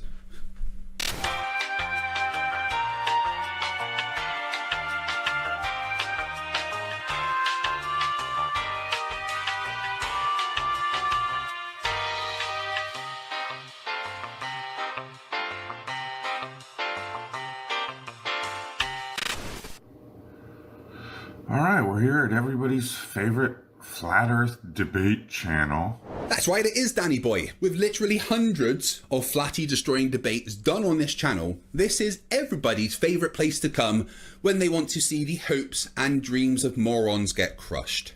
Once you guys have finished watching this video, please click on the playlist in the description to enjoy endless derp, but it is dangerous to go alone. Take this. Where Craig McNeil proudly proclaims constantly what a dumpster fire this debate is. Yes, Danny, it does tend to be a dumpster fire when I debate flat earthers, but that's because once I show them evidence of the Earth being a rotating globe, this usually happens. Let's show the Earth station. Come on, yes! Some brothers are gone! Well, of course it is, because you turn every debate into one with your 11-year-old prepubescent behavior. Yeah, it's not me, well, most of the time, it's not me that turns them into dumpster fires. Yeah, cool. Look, so Greg, it's okay. wait, does it also say that there's a ready light though? So there's apparently 2 suns. I don't want to talk to your devil worshipping butt no more. It's okay. I'm done. I don't worship the devil because I do not believe in the devil. So there's no way that I would worship the devil. Yeah, you do. Don't lie. I know who you are. I do not believe in the devil. Who you are. I have no idea what you're talking about. Sorry. You can't do that, okay? You have to accept the logical steps that you've created for yourself. I get it. I fucking get what the fuck you're trying to say. It doesn't fucking matter. It doesn't prove the Earth is a spinning ball. Nothing fucking you do. Your technological ineptitude is your problem. Anyway, dickhead, here's the point. This is proof. This is evidence, which is what you do. Oh, I've got evidence that I'm upside down spinning and ejaculating. Oh, I've got evidence. This is proof. Yeah, so you're completely straw-manning my position right now, and... But today we're going to destroy one of Craig's favorite quote-unquote rotation proofs of the Earth rotating, which is, of course, anything but, and I'm going to explain why. You say destroy, but what you're probably going to do is just hilariously misunderstand what I say and make yourself look stupid. It constantly amazes me that you dipshits with a phobia of education think you are smart. If I ever felt like hurting myself, Pratt, I'd climb your ego and jump to your IQ. Let's first listen to Craig explain his anything but a proof of rotation. He built his own Foucault's pendulum. Here he is releasing it. And the Foucault's pendulum, it was a concrete ball with a plastic wire attached with a fishing line. And he let it swing for as long as it could. No magnets, no extra help of inertia or anything. Just let it swing on its own for as long as it could. As you can see, it's going backwards and forwards in a straight line, and there's that ink pad in the middle that a little brush goes over to show the path of the pendulum. Now, due to obviously gravity and inertia being a thing, it can't swing forever. So what we have to do is figure out the period of rotation, how long it will take to do a full rotation. And to do that, you wait until it stops swinging, which took about 41 minutes in this case, and then you see how it's no longer a straight line path. It's drifted clockwise, which is also something we would expect in the Northern Hemisphere. So to figure out where we are, we do a very simple thing. We measure the angle.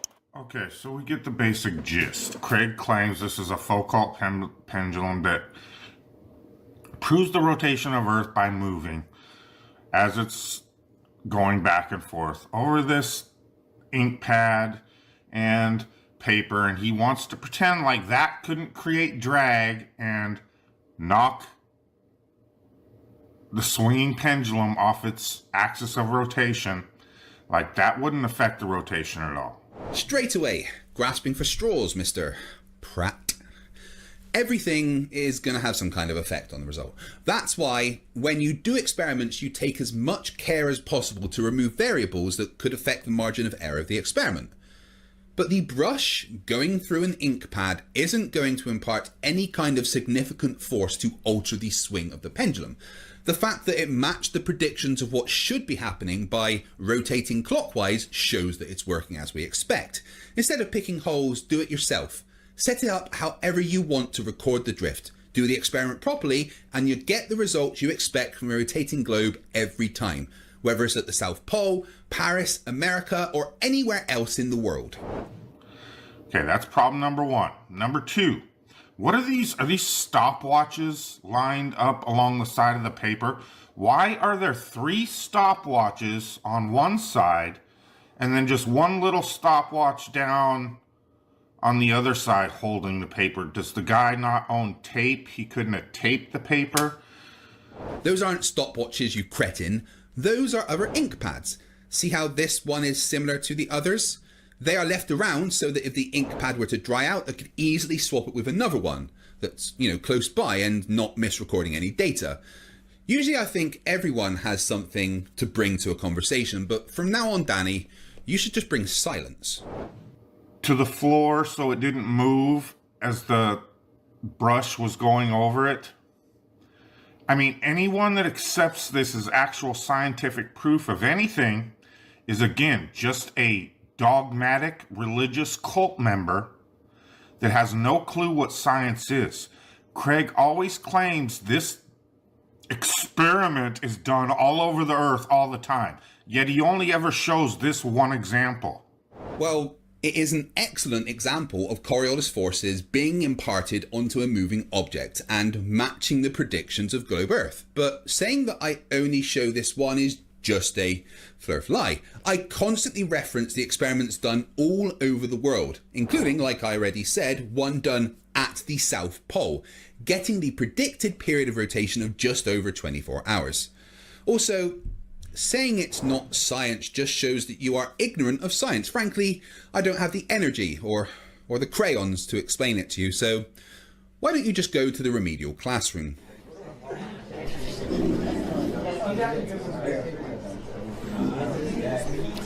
Okay everyone, I hope you are refreshed from your time off. We've got a slightly complicated subject today. Well, not that complicated, but I've seen you all trying to tie your shoelaces. So anyway, let's get to it. Hold on, where is everyone? Mr. Pratt, first off, brush your teeth. Secondly, where is everyone? They all got lost? How did they get lost? They were using celestial navigation as explained to them by Nathan Oakley. Yeah, they're gone. Anyway, right, so I guess you need this more than most, so that's fine. Now, science is a big and complicated thing, but flat earthers like you, Danny, like to pretend it finishes with the basic version of the scientific method that we learn in high school. It doesn't. There is multiple versions of the scientific method as you need something specific to an industry or particular subject of science. But let's not confuse matters right now because, well, most Flerfs are thicker than a Boxing Day poo and I don't want it to be too complicated for you. So for now, let's just stick with that basic version, which goes like this. 1.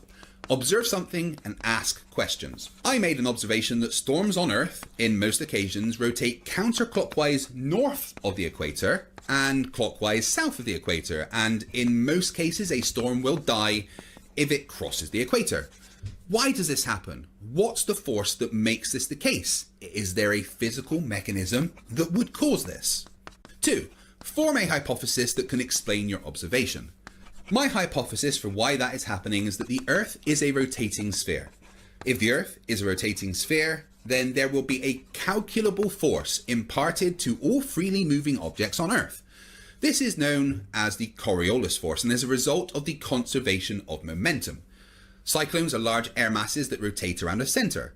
As they rotate, cyclones pull air into the center, or I. These air currents are pulled in from all directions. In the north, they deflect to the right, and this makes the cyclone rotate counterclockwise. And in the south, currents deflect to the left, and this makes cyclones rotate clockwise. The deflection direction at specific locations would be a result of the conservation of momentum imparted by the Coriolis effect, according to my hypothesis. The independent variable would be the position of observation, and the dependent variable would be the direction of rotation. 3. Use your hypothesis to form a prediction. To attempt to falsify my hypothesis, I must make a prediction that would stand if my hypothesis is correct, and design a way to test that prediction. My prediction is that if my hypothesis is correct, then a swinging pendulum will have a different amount of Coriolis forces imparted on the swinging bob depending on where on Earth the pendulum is located.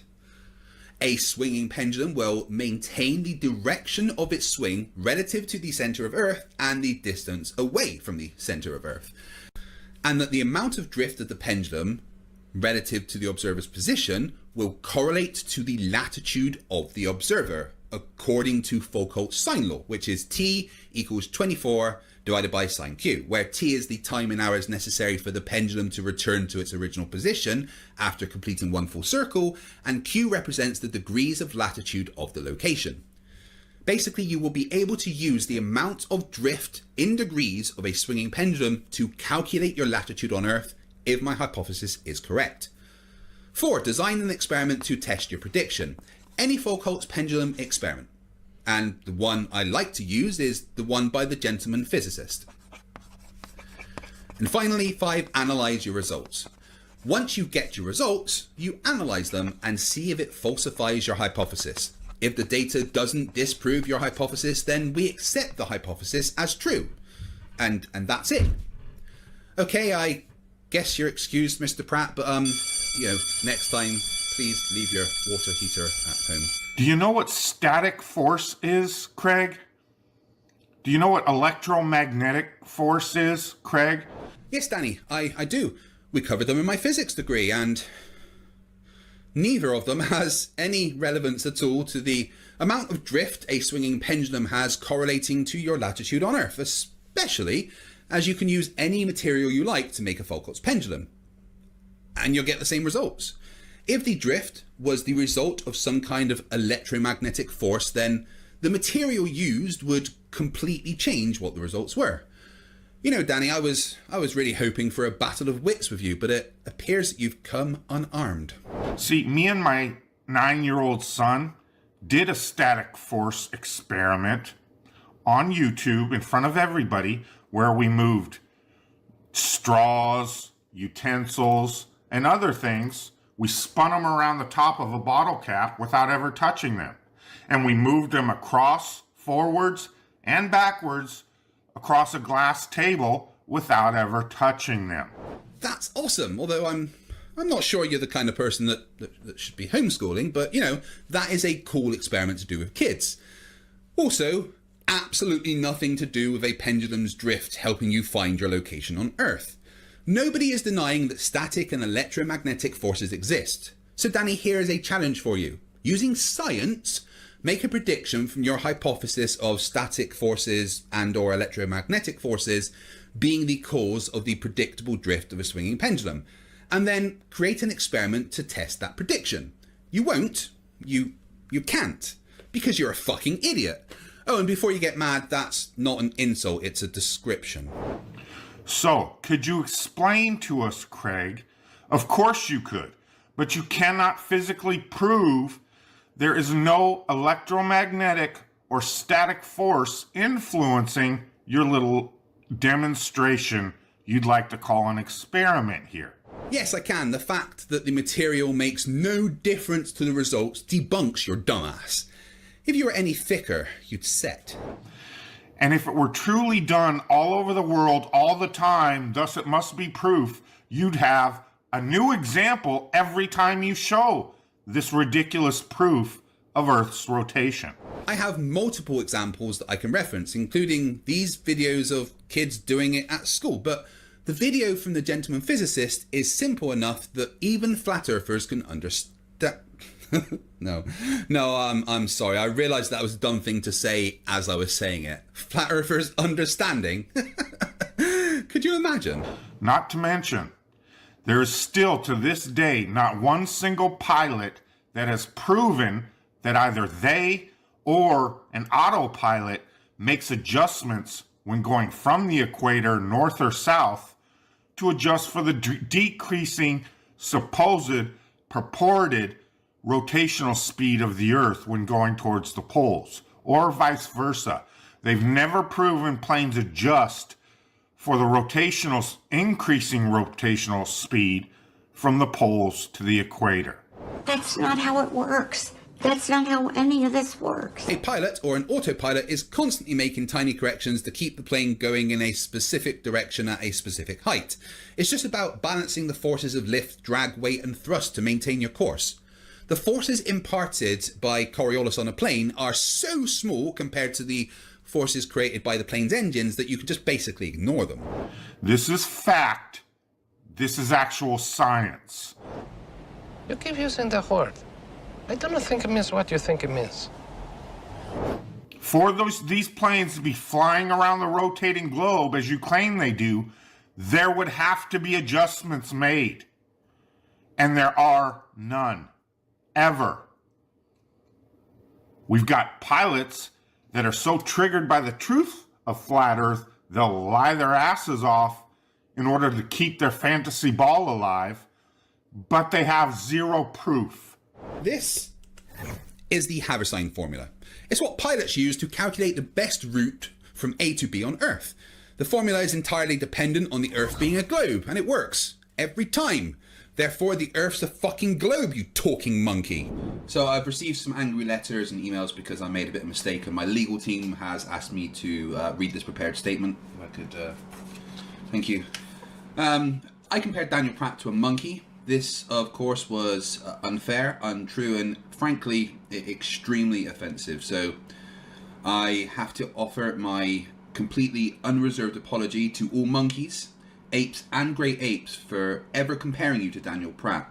It's this kind of behaviour that would lead to a Planet of the Apes type situation, so from the bottom of my heart, I am sorry. So this is just, yet again, another example of disingenuous, quote-unquote, science being presented as a rotating globe proof.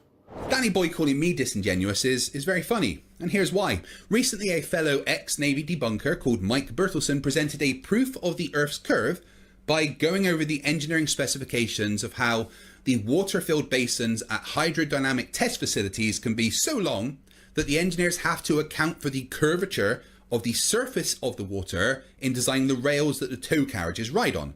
Those rails have to be curved to maintain a constant distance from the surface of the water. This curve matches the curve of the Earth. It's an amazing globe proof, and Danny Boy did a video response trying to debunk it, and I just want to play you a little clip from that video. With a measurement device in your hand, proving that large bodies of water at rest, display curvature upon their surface. For 7 years we've been begging for this, and for 7 years we've got nothing but excuses, dismissals, and ad hominem attacks. So Mike has given you a video showing exactly what you've been asking for.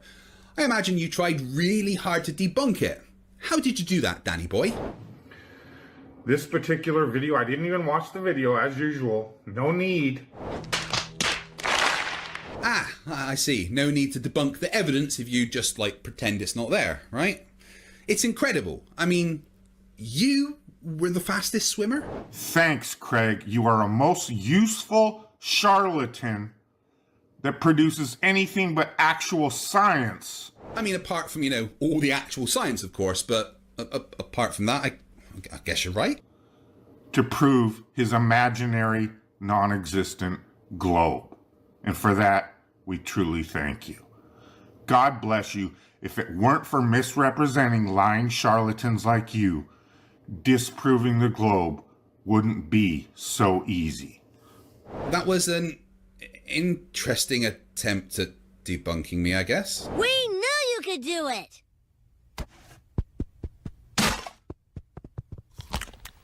A complete failure, but, Interesting.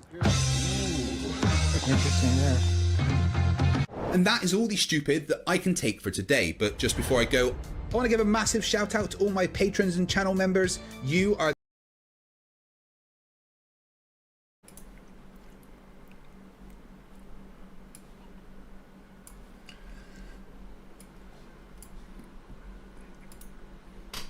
Okay. Right. Bit of disagreement about how much time I've got left. So let's go through this. Jay Walkins says 5 years 99. Sorry, Craig. When the timer was down to 3, there's 165 members have added 8.25 hours. So it'd be over 11 by now. I've got my spreadsheet, which automatically, when the members are added, if I refresh this number, it tells me the right amount of time to go. So I'm going on the spreadsheet, guys. Although that, like, to be fair with the spreadsheet, because I'm not quite in line with it. 13, almost 6. So let's add 1, 2, 3, 4, 5, 6, 7.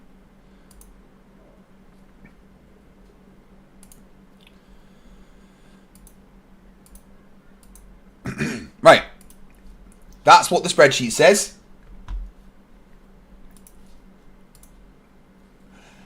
Thank you, Jay. Andreas Eldritch says, YouTube's link sent your email. I'll check that in a minute. Thank you very much.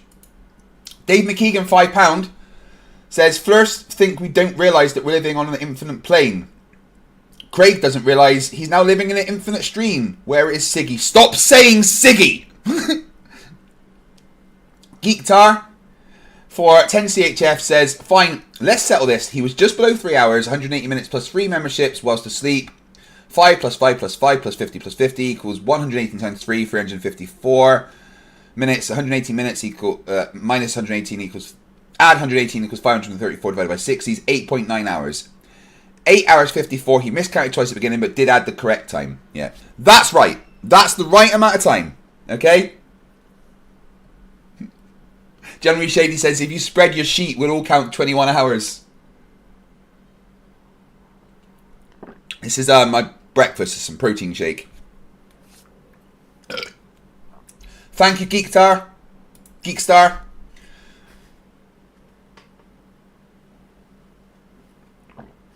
Better.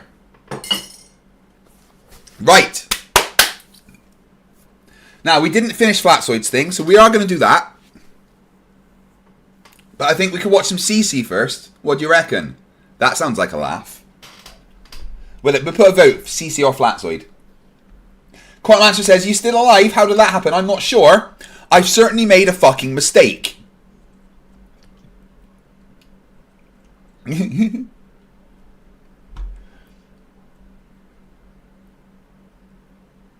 Oh, is Stoic arguing against evolution? That's always fun.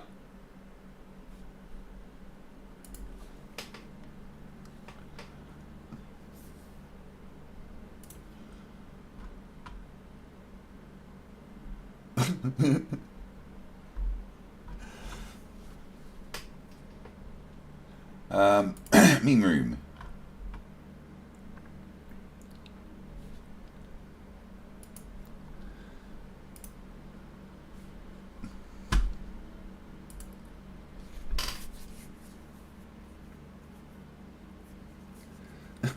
Oh no, it's Annie. No, this is the time. That's what it is. But the fact that I've gained like over, well, close to 900 members now was not what I was expecting. Right? Okay, let's do this. Shall I cover more CC or Flatzoid? Let's see what you want.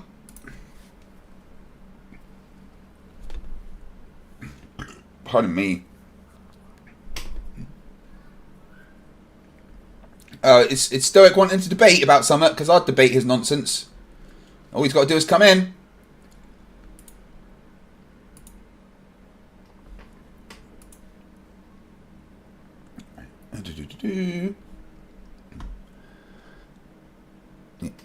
Actually forgot to get my other drink, so I'll be back in just 2 minutes.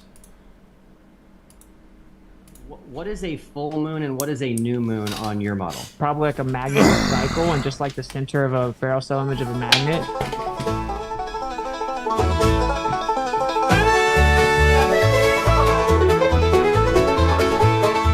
I think it's probably like a magnetic cycle, just like the center of a ferrocell spiral. Image image of a magnet. It's just black in the middle. It's actually pure inertia, not just a little. In the ferrocell image of a magnet, it actually goes into its inertial state, then charges back up. It becomes like etherically displaced. Yeah. You start to see it charge up once more, and it goes back like it did before. Once it becomes like etherically spaced, you see it charge up and take its place. Oh, shucks, ain't that so?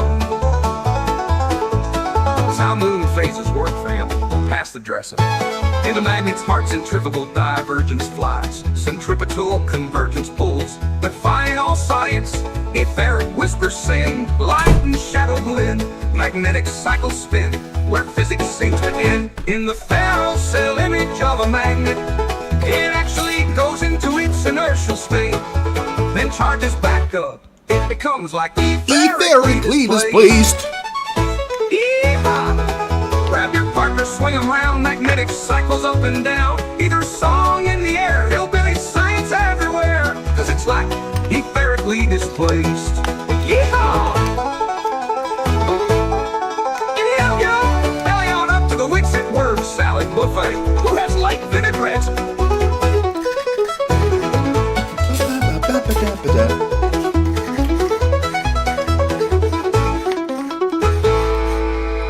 It's behind the Jugger Ranch. Then charges back up, and once it becomes like etherically displaced. Witsit is, you know, just the genius, man. Not only can he science like the best of us, but he can write lyrics like that. Just on the spot.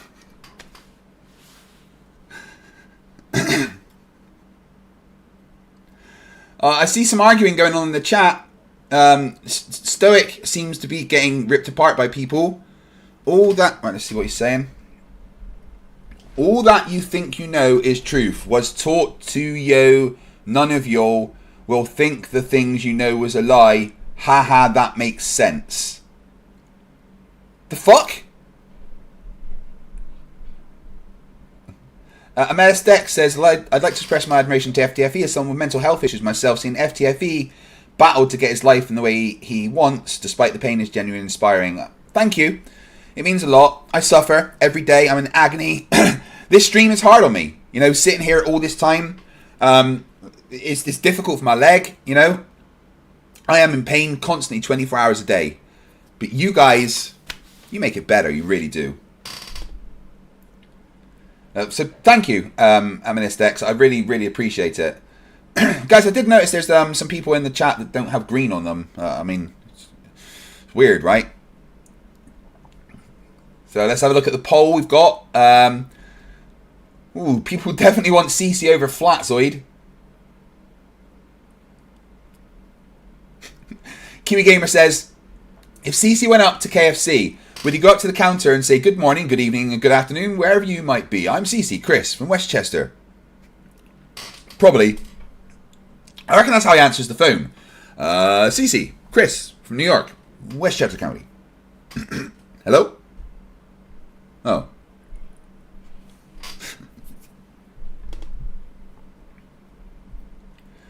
So is Stoic a Flerf?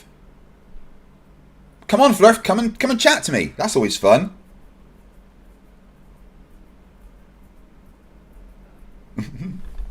Yes, Jan, you are green.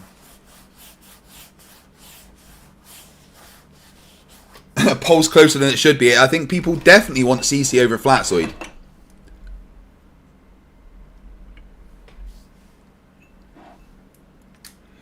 We know plenty about space. One of my friends has sent stuff there.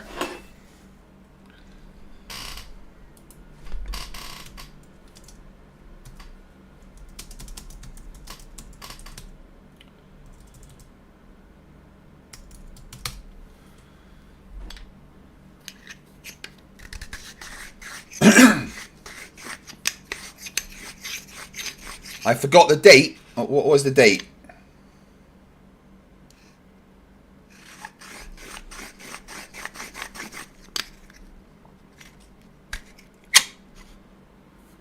Kiwi Gamer, which meme? Where did you put it? The final experiment. Let's have a look.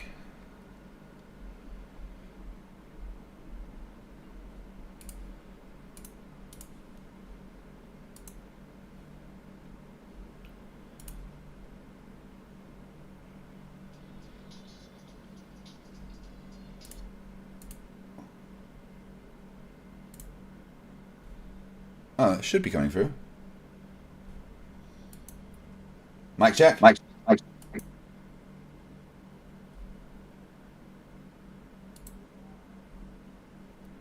Mic check.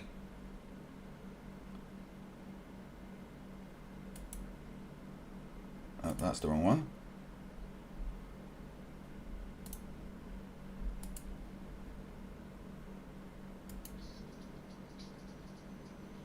Why is that not coming through? Weird.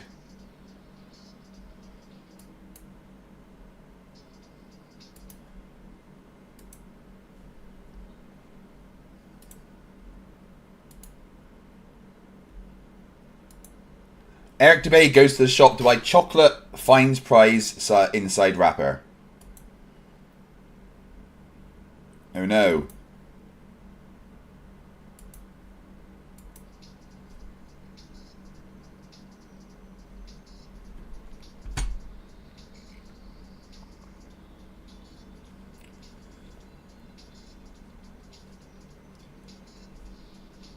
You got plane tickets to the final experiment? There's Ghost Rider, no, music over it. Not Ghost Rider. I can't remember the name of it. I don't want them. Arwen or CC Chris, would you like them?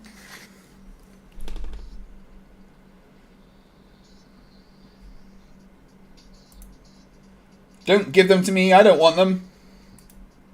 Good morning, everyone. Good evening, good afternoon, wherever you may be. My name is CC Chris from New York, Westchester County. Keep those plane tickets away from me. That's enough of that. Leave Arwen and CC Chris from New York, Westchester County alone. Man up and go.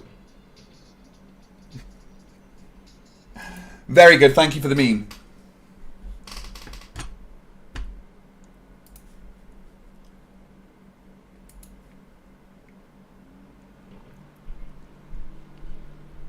Shush, General E. Shady.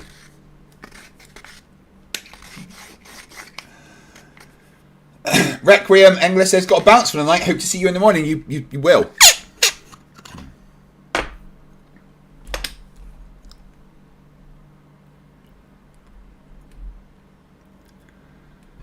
So, I've been going for 37 hours, it would appear.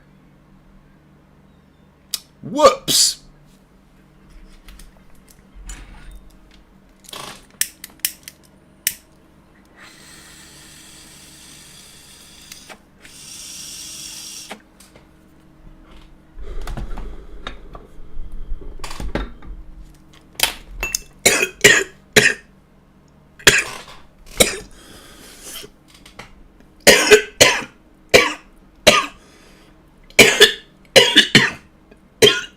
Now, excuse me, that's a wake and bake basically. Alfano says, you mean Knight Rider? Yeah, that one.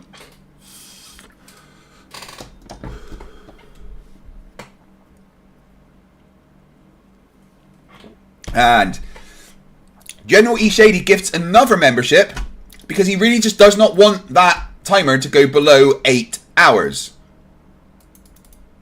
Ready, watch, dink. What's the records for the longest live stream? I don't know, but I think I'm going to fucking break it at this rate.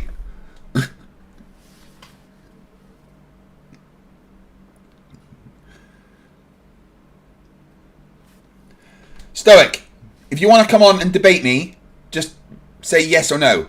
Alright? Guys, everyone in the chat, just ask Stoic if he wants to come on and debate me. Artful Dodger for $2 says, why are you doing this to yourself? Because I made a fucking mistake, really, right? Again, not yesterday, but the day before, at 10 PM, I started the stream.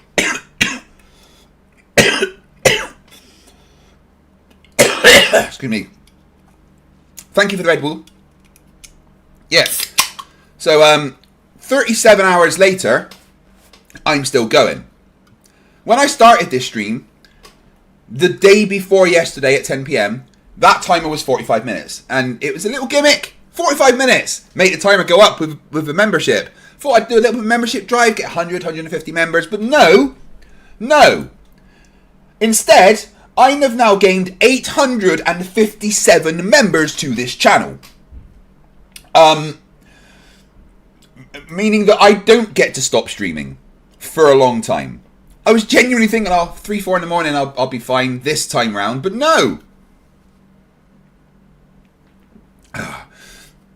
And then yesterday, you guys sent me groceries, which was awesome. I got some alcohol, which is a bad idea. Some Red Bull, which is a good idea. Some snacks, some cookies, some sweets. It was amazing. Thank you very much. Oh, some dog treats. The wine enjoyed the wife, so thanks for that.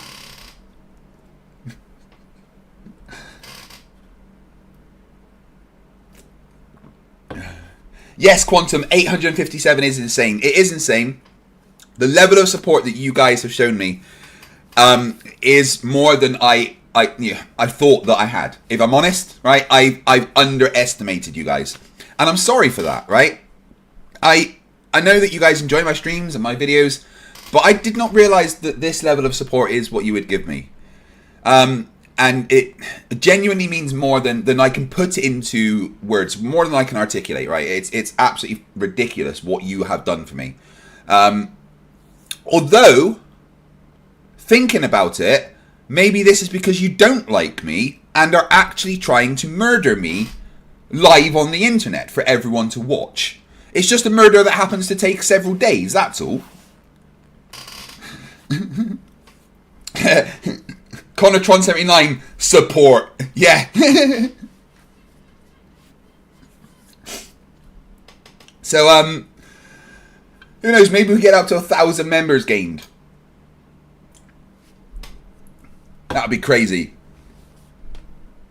General E. Shady says this is revenge. Yeah, to be fair, I have abused your brains for a while, haven't I?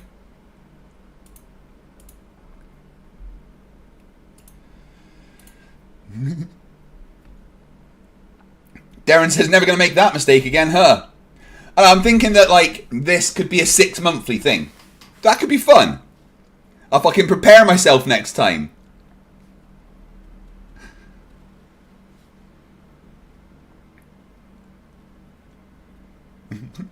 Stoic, I want to debate you here. So come on and talk to me about your logic. Right?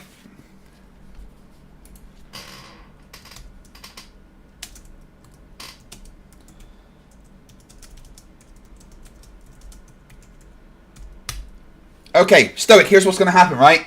You're in my chat. Okay? I get to decide what happens in my chat. And if you're in my chat, arguing with my subscribers, then you have to come and debate me. If you are too scared to come out of the side chat and get on screen and debate me about the things you're saying, then you will be given the Vicky treatment, okay? You have 2 minutes. Everyone in the chat is going to ask you again, will you go and debate FTFE live, right? Guys, everyone in the chat, tag Stoic, ask him, will you debate FTFE live? If he says no, my mods have the permission to give him the Vicky treatment. 1 minute at a time. Okay? Off you go. Thank you very much. Cyan Knowles, member for 9 months, says, love your streams, keep up the good work. No, I love you. You awesome person, you.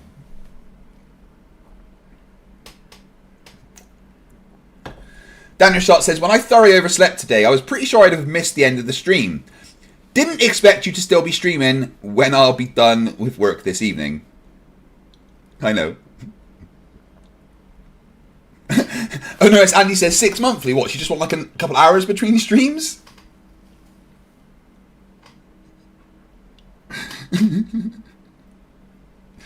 Vicky treatment incoming for you, Stoic, unless you get on and debate.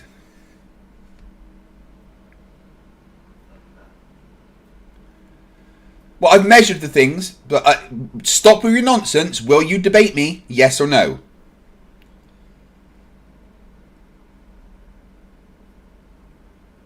Right? Stoic, get into my Discord, right? Everyone help Stoic get into my Discord so that he can come and debate me.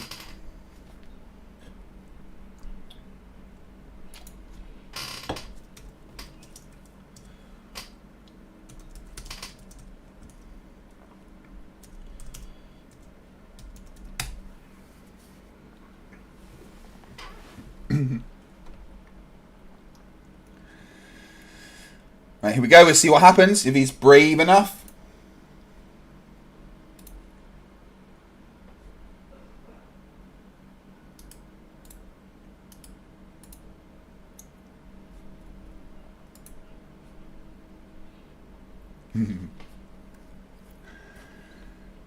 Wow, guys, insane.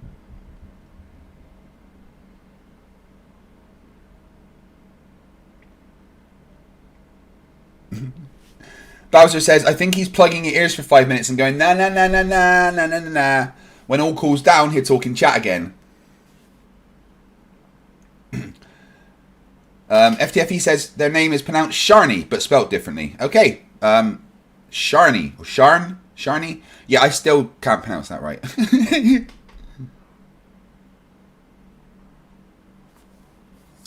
Oh, Stoic's gone all quiet. That's weird.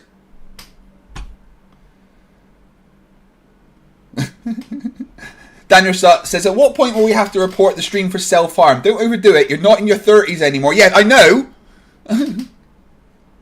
Inside the body of every old person is a 20-year-old going, what the fuck just happened? Dave McKeegan, £5, says, you're being paid to be punished. I thought that kind of stuff usually happened in dark dungeons. Yeah, normally, like, paying for, like, stuff like this is what you would do in an OnlyFans live stream, you know? Abusing the person on stream, yeah?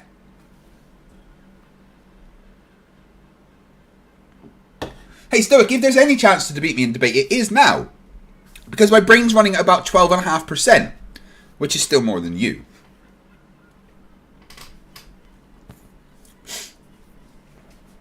Stoic, you get no love. You know what? I'm going to start the Vicky treatment. There you go. Every time you don't come in, Stoic, that's what happens.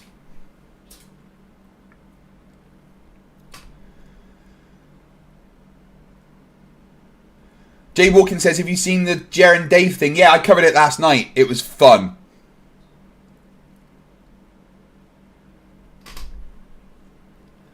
Like when Stoic comes back, guys, ask him again. If he doesn't answer, you know what to do.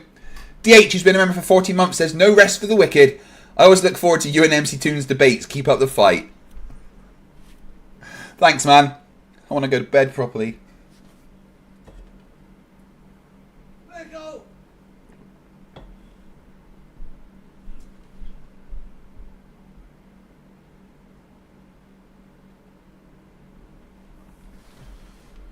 All right.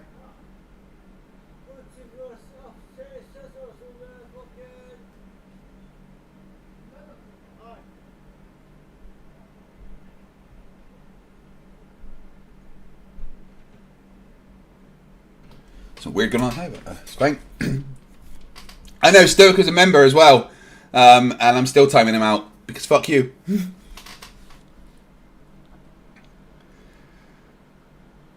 Rob Hall says I'm 64. He's right. There's a 25-year-old having a ball in my head.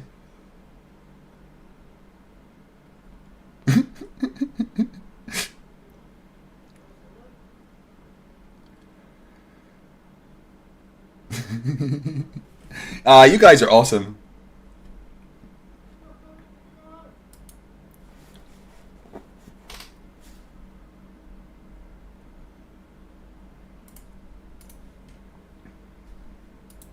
By NASA. They're not going to let you go anywhere. Just like you can't go down to Antarctica.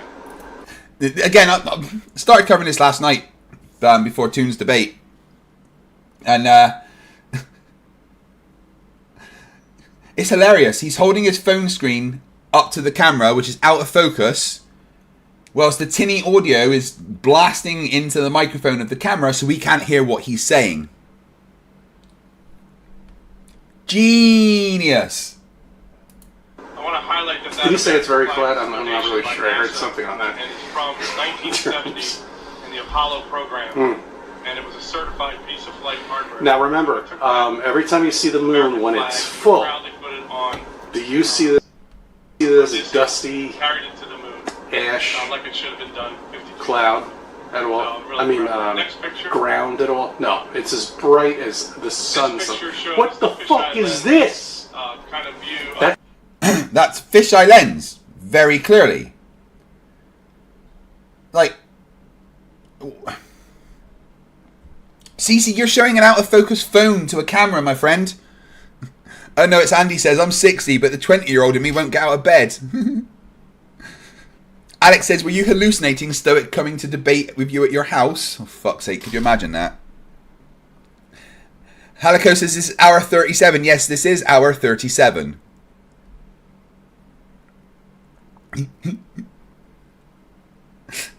Oh, my goodness. Pardon me. That's what you get. All the data that's within the, we're able to give you. That's what you get. All the data. $60 million a day.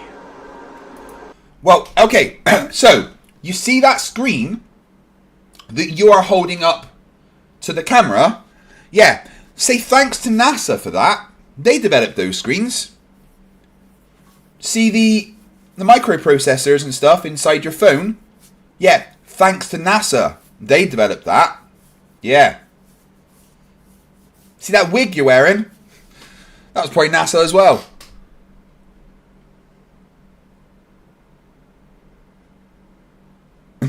Yes, Bowser, this is the one you voted for.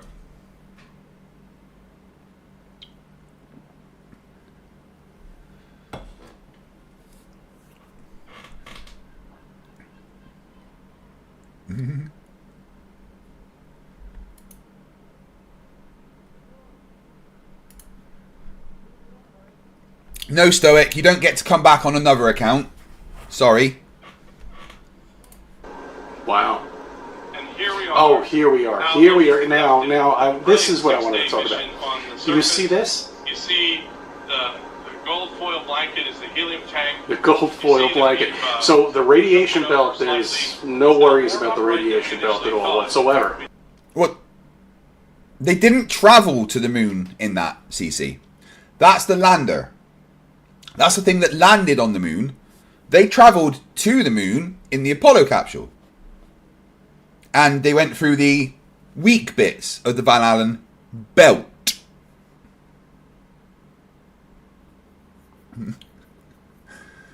Dave Lister says, do you remember the movie 48 Hours? Yeah. What about the other movie? Another 48 Hours. Well, it wasn't the next one. It was 48 hours. No, it was 28 days. And then it was 28 days late. Oh, my God.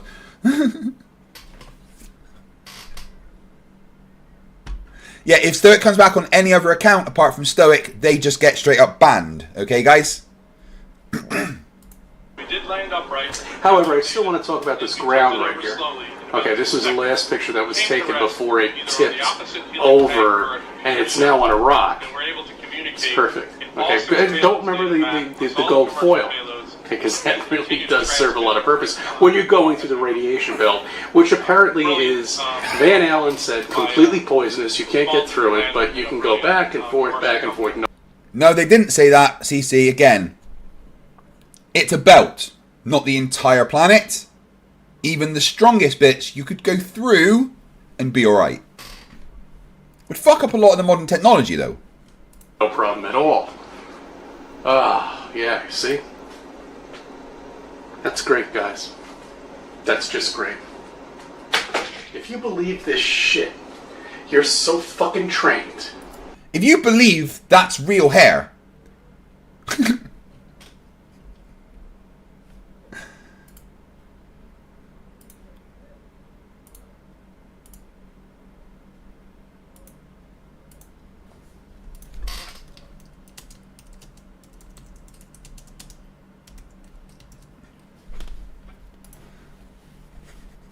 Got a new poll for you guys.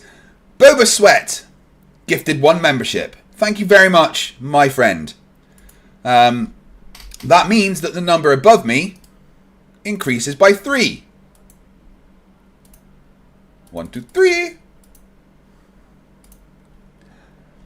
Support. Don't know what to say. It's insane, thank you. You're done. I'm sorry. You will never, ever, ever see anybody on the moon except nonsense. Tatiana Ferreira says, woke up, Craig, and you're still going. Lots of stamina there. I had a 4-hour kip. That helped. Most definitely. I feel refreshed. I'm good. You know, this is just like doing some major overtime at work or something, you know. I've got so much stuff to catch up with, though. That's okay, Rachbot. Just remember, when you get back, and I have added it to my account myself, so thank you. Now, I'm not going to ban Stoic. Stoic gets the Vicky treatment, but all his alt accounts get banned. Boba Sweet. Boba Sweat. Boba Sweet. I don't know.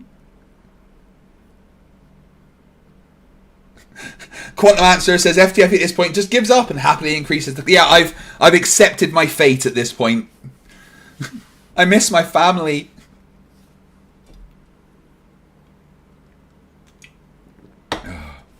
Do you guys understand that I've gained 858 members? Right? 858.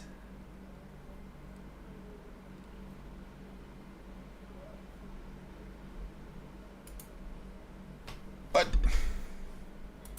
sense like this. And that's my case in point to you. Okay. Right, guys. About half of you are saying no, that's not a wig. Are you telling me that's his real hair? Look at it. It looks like he was styled by Boris Johnson. I wore my shirt. I'm doing laundry right now, so I had nothing else to wear. Wearing my guitar shirt from New York City.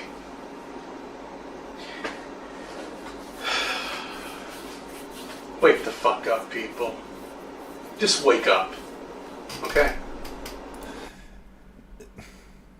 CC. Bud. You haven't yet realised that your wife despises you. Why are you telling me to wake up? And Tatiana Ferreira just, you know,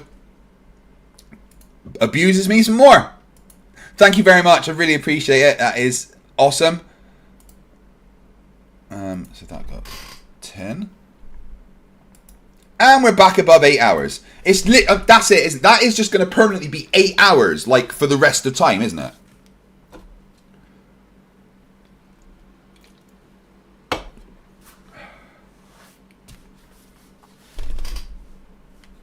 This is getting mental. Everything you've been told is a lie. Every single fucking thing. All of this stuff that's going off in the media, it's the same thing back in the 80s, same thing back in the 70s, same thing back in the 60s. Same thing. They just keep the lies going. And you, CC, know. You're the arbiter of truth and you know what's fake and not, don't you? Jesus. They make new shit up all the time. And they do this to keep the population divided and trained. What else would you do? What would you do if you...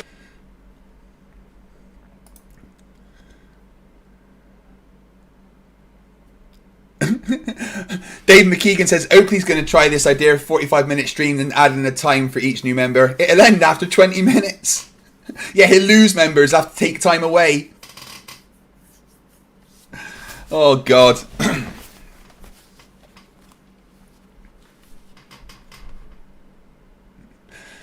Grok, you're not wrong, mate. I didn't expect this. I'm going to be taking my family on holiday, thanks to you guys.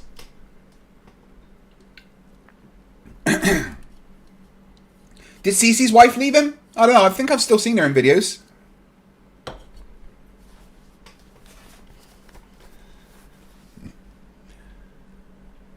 Stoic, are you going to debate me? Yes or no?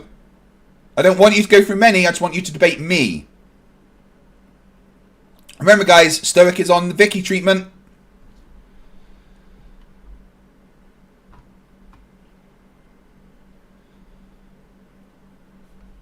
If you don't, they will time you out. They finally put something up there at some point. When you had enough time. Tyson Dog, $2 says, time for Riker. Put McKeegan in place. Love you, Dave. We can watch a couple of Riker videos soon. Technology to go all the way up there and you have the skies to yourself. And you saw that the Earth is flat. And there's a dome up there.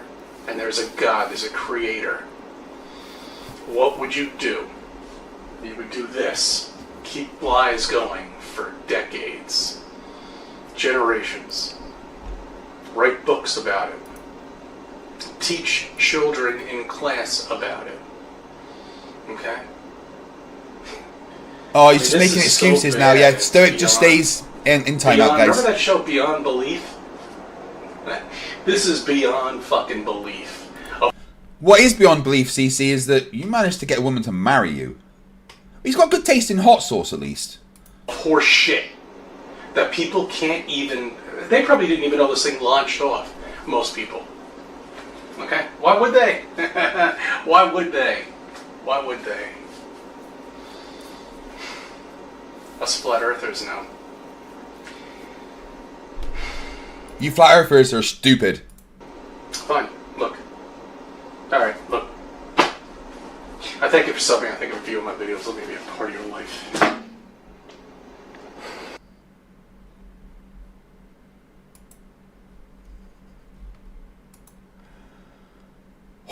He's a smart cookie, isn't he? Eh? No, I know Stoic won't. So, guys, Stoic stays in permanent timeout from now on, okay? He's too cowardly to join.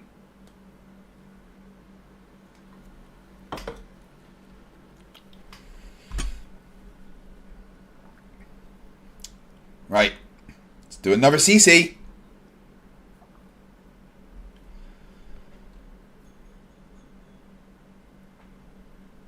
Oh, what, the Mario Brothers one, didn't we?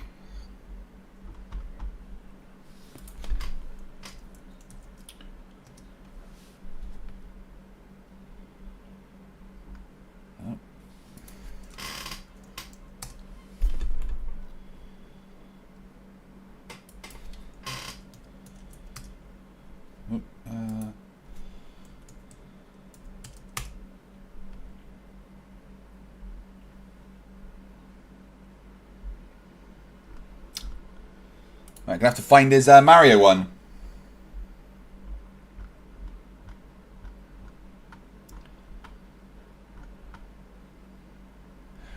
Like, if any of you know the link to the... Oh, no. Is it this one? Yes. Pardon me.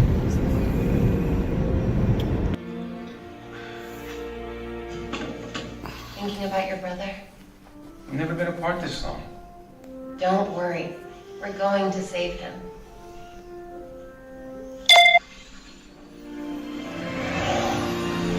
He's attempted to do some editing here. He's paused himself looking at Mario. Man of War 30 Shekels says, good morning, sunshine. Did you catch some sleep, Craig? I did. I had over 4 hours. It's very important. Did I miss anything important while catching up on my beauty sleep? Everyone in chat, keep hydrated and enjoy.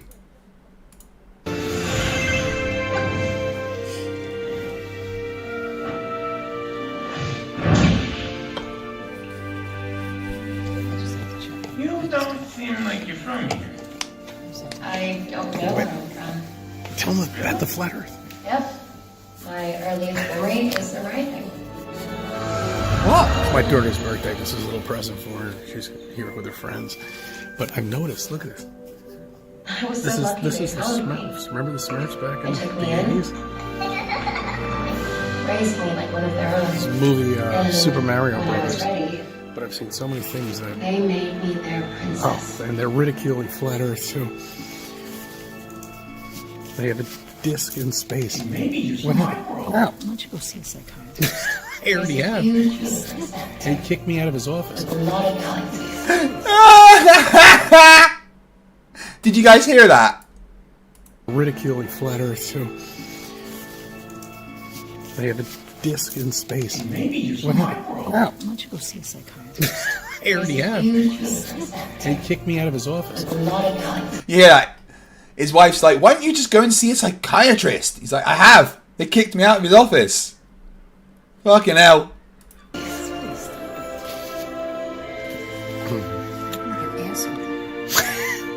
Come on. You know the Earth is flat. You know it's stationary. Nothing's moving. Your wife thinks you're an idiot, CC.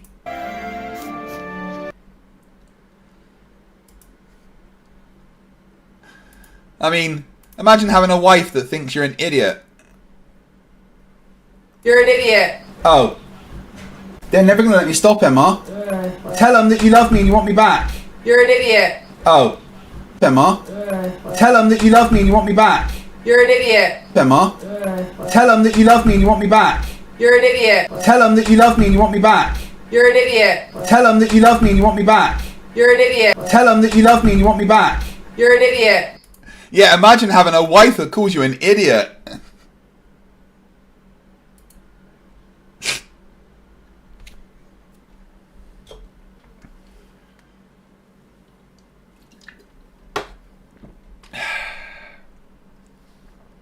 Of course, my wife was joking. Honest.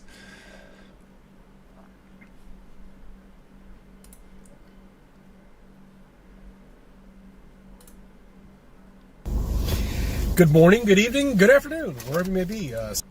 Yeah, so Cece, right, goes to see the psychiatrist, but then the psychiatrist needs a psychiatrist. And then that psychiatrist and it keeps going until you get to the final boss of psychiatrists. And they're like, Cece? Cece.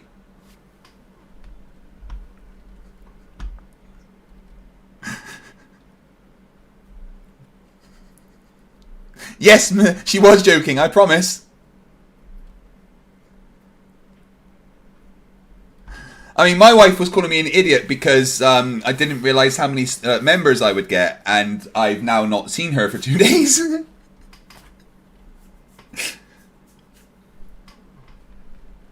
CC here, Chris, from New York, Westchester County. It's 3/19/23. You notice that? Clear blue skies, you know, just with these white puffy clouds. That's what your sky should look like. It's almost like a painting. Doesn't it look good? Yeah. Well, no, it's not a painting, you fucking idiot. It's the actual sky. Talk about paintings. Let's talk about every picture of Earth that have been painted, stitched together. They can't get out far enough in order to take a real picture of Earth, apparently. These are what your scientists tell you. Astronauts, military. You know, so they can't get an actual photo of Earth. But yet we can compose many pictures of other celestial objects out there, down to the greatest detail you could possibly imagine. But you don't have one single picture of where you live. Sorry, are you sure about that? Cece? Are you absolutely sure that we don't have a single picture of where we live? Cece, are you positive? Idiot. Turning Test 2 gifts 5 memberships. Thank you very much, my friend. That means that, once again, the timer goes back up to above 8 hours. I'm just never stopping. Don't people think about this? Let's talk about, well, you know, one thing I do want to tell you about is this. Okay, this is toast from a deli. I could have done a better job with my ironing board in an iron. Why would you get toast from a deli? Fuck's sake. Than this shit. There was a little family emergency. I had to attend to it, and everything's fine now. That's the only reason why I'm eating out. Regularly, I'll be cooking for myself. Especially last night's fried chicken was just fantastic. Oh, and by the way, I couldn't find, here, I don't know if this lighting is very good. I couldn't find any buttermilk anywhere. We have, here in Westchester County, we have a buttermilk shortage. I had to go to 3 different supermarkets in order to find it. That's like driving, I don't know, 10 or 15 miles in order to find a little container of buttermilk, which I never buy, I never look for, but Westchester County has a shortage of buttermilk. Right, so far, the video which says about, it's called Gravity Cancels Out the Movement You Should Feel on Our Flat Earth. He's talked about the sky looking like a painting, toast from a deli not being very good, and that the fact he couldn't find buttermilk. Do you think that, like, literally, he has a thought in his head, and I've just got to make this on camera? This is just like someone's personal diary of craziness.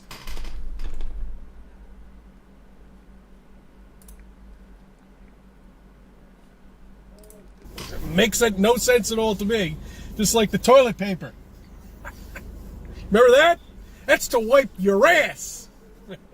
And that's when signified bullshit to you 3 years ago. Wait, what? Is he complaining about people using toilet paper? Maybe I'm a little bit sleep deprived, but did Cece just admit he doesn't wipe his ass? Fuck. People just don't get it here. They just don't. They're all asleep. They're all gone. Okay. All right. So this is quoting NDT. Oh, here we go. Halfway into the video, and he's going to start talking about what the video is about. Yes, that's your God. That's right, for the sleepers. For the people that are asleep, they listen to this guy. And they actually... Alright, guys, let me ask you a question. How many videos about Neil deGrasse Tyson have you seen from Globers? None that I can think of. Pardon me. Is that Red Bull? Yeah, none. So... it's just the flat earthers that talk about Neil deGrasse Tyson. Believe what he says.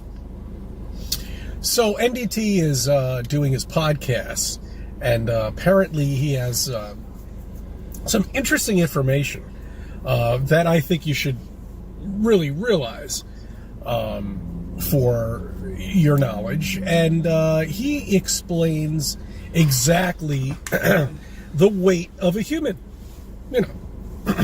But hold on, I'm getting ahead of myself. Let's first go back to what he said about spinning at 1,000 miles per hour. Okay, all right, that's right. Okay, so the Earth is spinning at 1,000 miles per hour. Good.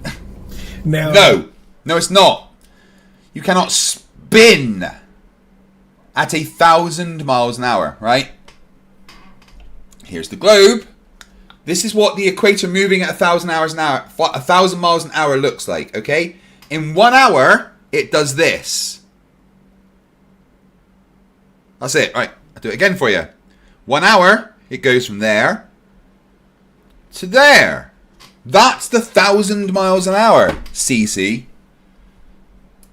We're revolving around the sun at 18 miles per second. Correct. This is quoting NDT. Okay. And you don't feel any movement at all, right? I mean, you don't. Do you feel any movement at all? Technically, yeah, you do, right? You feel it because at the equator you weigh less. You would feel less force on your body.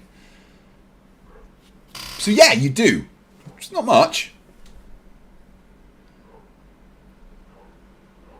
revolving around the sun at 18 miles per second. Per second. Do you feel any movement is my question. No. You shouldn't. There's Apparently nothing you should feel. NDT, in Ecuador, he loves to do that. We will weigh less. So yes. That's great. So the entire population of America who have become these fat slobs should just move to Ecuador. You'll be 6 or 7 pounds lighter. See, now that's a scientist. Yes. Of course, he doesn't have any background at all. Oh, yes, he does. He's an astrophysicist. Profession, but people look up to him. He's the CEO of the Hayden Planetarium. That's right. You want to go see him, go down to the Hayden Planetarium. Maybe I'll stop by there one time and try to get there early in the morning while he pulls up in his chaperone of people, I'm sure, that are surrounding him. Because how can you put up in a chaperone of people, CC? Debate anybody at all. This is your scientist. This is the people. These are the people that the trained rats, the NPCs, listen to. It's great. It's great. Wake the fuck up, people. You've been. He's so mad. Look at him. Look at that angry face. Guys, there's the face to meme. Take the CC face and meme it. Been lied to all of your life. And if you can't wake up and realize it, then go back to fucking sleep and get the fuck off my channel.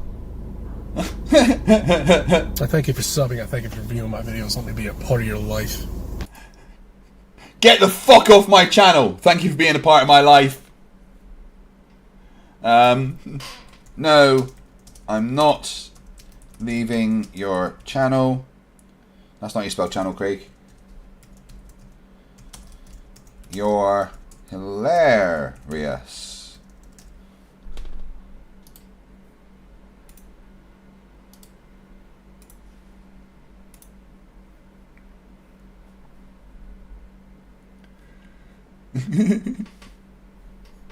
Dave McKeegan says, Flerfs think we aren't moving because they don't feel like we're moving. Yet listening to them always makes my head feel like it's spinning. Big Ben says, morning, FTFE. Morning, morning indeed. Ooh, I need to do some stretches. Alright, let's listen to another CC video and do some stretches. Pardon me.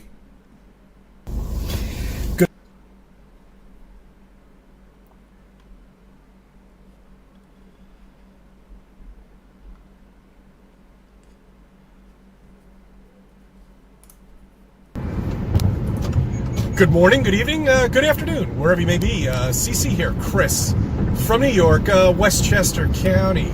I did not know he was going to say that. That's absolutely crazy. It's 5/9/24. Woo! Those ballers must be exhausted, man. No, really. Yeah, I am. I've been streaming for 38 hours. Because spinning at 1,000 miles per hour, what are you holding on to? How are you keeping your hair looking so great? That 1,000 miles an hour, CC, equates to 0.003 RPM. We rotate once per day. That is it. I mean, really? You're spinning at 1,000 miles per hour, falling over backwards. Holy shit. How do you do it? You must be in great shape, man. You see, it doesn't matter for me because I know we live on a flat, stationary land. No, you don't. You're a moron. The 1,000-mile-per-hour spin doesn't bother me because I know it's bullshit. We're all standing still, but the ball earthers, whoa, they must be tired, exhausted, scared, frightened. He's saying this whilst he's in a car that's probably doing 60, 70 miles an hour, not wondering why he isn't being thrown to the back of his car. And again, he's making a video, looking at the camera, operating the buttons, whilst driving. He's a fucking dumbass. For their lives! We're going to war! Everybody's gonna die! By something, a meteor, I think they just found another meteor. It looks like another joint. That's great. But this one's a flat joint. Somebody must have sat on it. Like,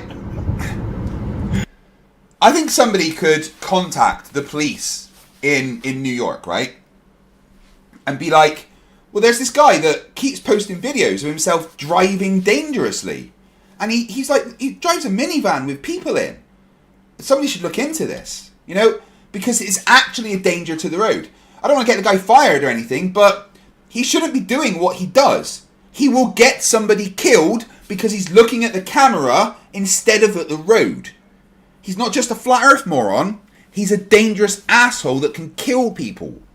Oh, man, I mean, it is just hysterical. How I believed all this shit is unbelievable. And the fucking news, Palestine, Ukraine, I mean, colleges are closing down. You want something to fight about? Okay, kids. Hey, Gen Zs or whatever the fuck they are. I got something for you to protest. Why don't you protest the fact that your school's being closed down and you can't graduate? No graduate. Well, you can graduate, but they're going to do it remotely again, like they did in COVID. Remember COVID? Yeah, that's that mysterious thing that was in the air. It wasn't a mysterious thing that was in the air. It was a virus that was transmitted between people and killed millions. And if you breathed, you die. That's something to protest about. I would really be disappointed in my college spending all of that money and not even be able to get any graduation pictures. That's something to protest. What you're protesting about, you don't know what the fuck you're doing. Half the kids that are there aren't even from the university. They just found out that they're from, like, Washington, D.C., and they came in. I mean, you can see how fucking bullshit, how much bullshit they have to put in the news to keep you occupied. The Mexican Bob says, no way is that a wig. Cece has a magnificent mane. I don't know, guys. That looks like a toupee to me. Just a really well done one. Tyson Dog gifted another membership. Thank you very much. Ooh, under 8 hours.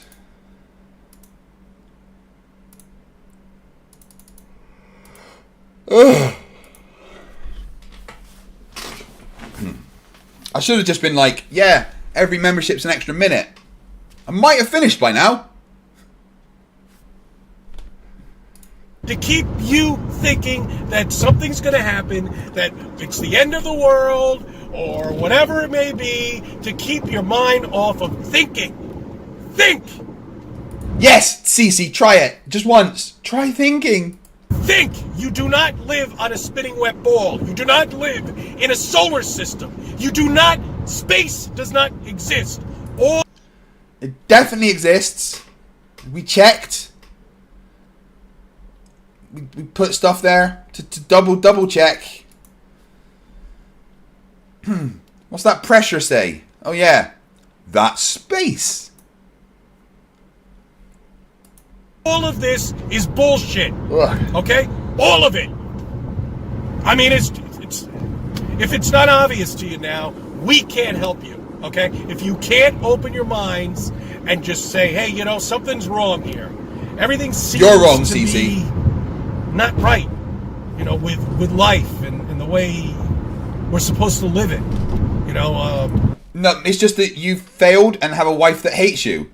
That doesn't seem right.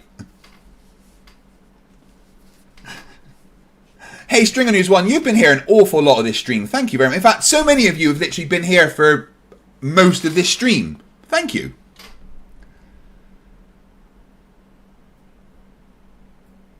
Yeah, Geekstar, you don't want Flerfs to try thinking. You get a Bev, don't you? And Bevel. We don't want a Bevel. Bev. Bevel. Do we? Bevel. Shut up, Bev. why are they pumping everybody up with everything they could possibly imagine? I'm picking up a patient today, actually, and he'll be getting his 6th COVID shot. I mean, really, you know, this is great. I don't CC, should not be driving other people around. You are a danger. And even when COVID hit, that people had all of this time on their hands to do shit, but they ended up doing dick, and they sat on the fucking couch on their fat ass and watched Netflix for fucking 4 years or 3 years, whatever how long it was. As a matter of fact, as far as I'm concerned, we're still in it, you know? Yeah, I finally found a car holder. I'm not too happy with it. It bounces around a little bit, but you know, what are you gonna do? You know, these things are like, they're shit. They're all... What's dumb is that you're recording... What shit is you're recording a video whilst driving? Because you stopped looking at the road so many times. Outsourced. Everything is outsourced in this country. You know, I mean, it's unbelievable. The administration is a joke. Okay, Biden is not running this country. It could be the Clintons. It could be Obama. It could be the they. Babi Allah, I mean, I wouldn't do it, and I wouldn't say anyone else should unless you want to. And if you think what he's doing is dangerous, I definitely think it is. Rockefellers, who knows? You know, who knows? I don't think they... Boba Sweet says you've been here more than any of us, though. True. They probably have anything to do with the administration, to be honest with you. They're more concerned about us being trained here on this flat plane and not thinking for your fucking self. Okay? That's what they're concerned about. They're concerned about billions of people, if there are actually billions of people on this flat plane, which I don't think they are, but that's a whole different... What did he just say? Being trained here on this flat plane and not thinking for your fucking self. Okay? That's what they're concerned about. They're concerned about billions of people, if there are actually billions of people on this flat plane, which I don't think they are, but that's a whole different... He's denying that there's billions of people.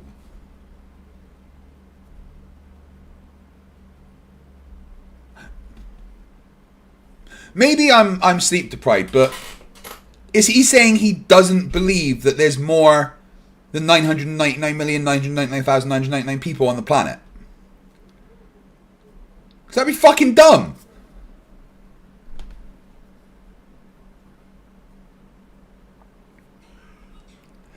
Nerd Pedantic Alert. You say there's a CC road rage video. Please let me know.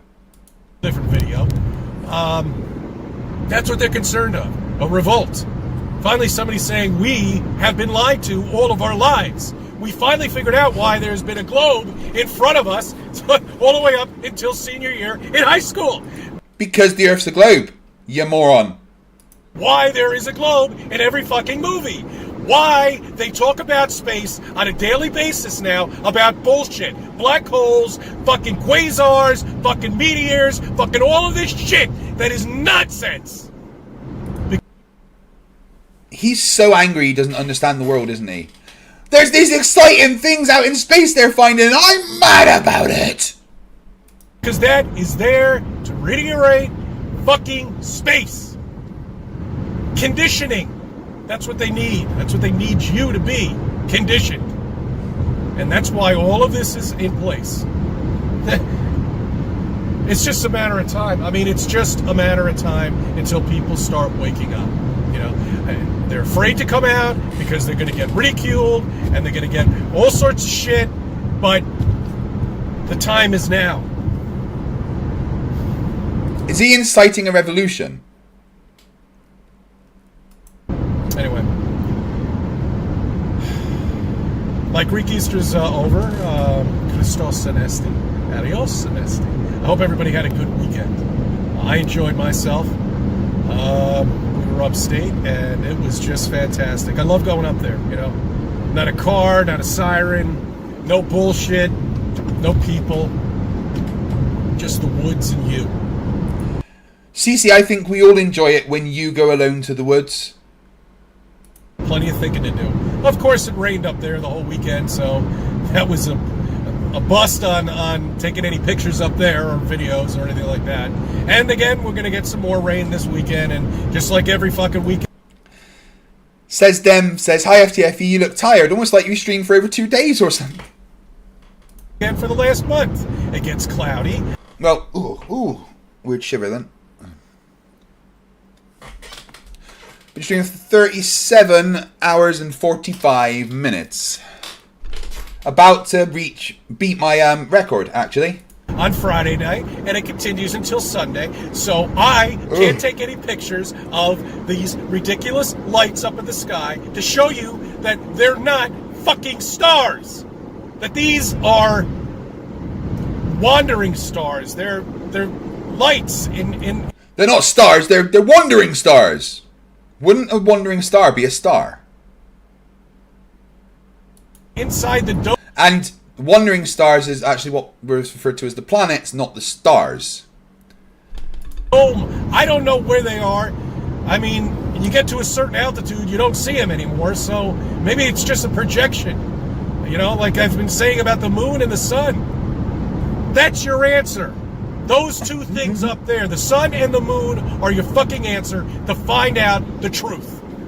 Focus on those. Let's... Oh my god. Red Wings in the Cup 14 says his Google history must be insane. Yeah. I'll do an impression of his CIA agent. Because, you know, we all got one, right? That watches everything we do. This is his CIA agent going through his Google search history.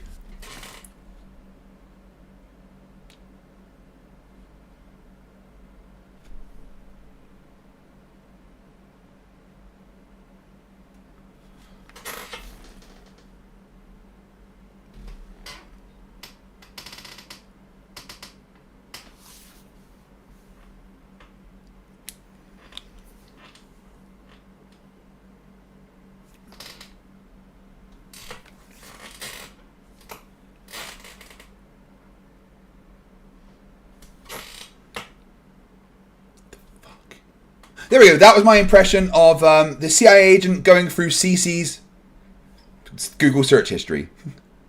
Hope you enjoyed that performance. Let's get that projection that's behind the sun, that's projecting the sun onto us. Because that's not the sun that you're looking at. That is a projection. Okay? The big hot thing that gets hot when it goes over you is a projection. Cool story, bro. I'm not sure what the moon is exactly. I believe it might be a projection too. I don't know. I know you can't land on it. I know it's not as big as they say. You look at the shadow when you have an eclipse, it's only 70 miles. I mean, all of this stuff is there for you to figure out. For you to say to yourself, wait a minute, something's wrong. Why is the shadow only 70 miles? Why does the sun project a shadow of something that's exactly the same size? You know what I noticed though? When the sun gets in between the trees here and the branches, it gets distorted. But when anything else, like when a plane passes by it, you can see the projection of the plane perfectly. It's just something with the sun projecting through with the branches of the trees that I have to investigate a little bit more. That's just called light going through the branches, dude. What are you going to investigate? Just hold your fucking fingers up to the sun. Ooh. As I have to do with mud flood, as I have to do with the digital world, because that's what we live on, the probability, the possible, sorry, it's a tongue twister, possible probability of beyond flat Earth. Anyway, it's... Yeah, Baba Ali, that is his CIA agent. What the fuck? I'll touch base with you tomorrow. I'm going to put some things together. Hopefully I can do something this weekend. Maybe we'll get some clear skies and patches or whatever. I could start using the camera. Apparently they discontinued the P1000. Can't get it anymore?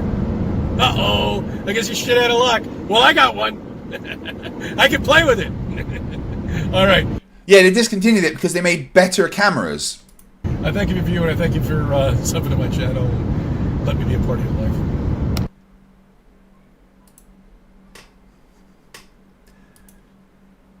Could you imagine if CC discovered editing software, guys?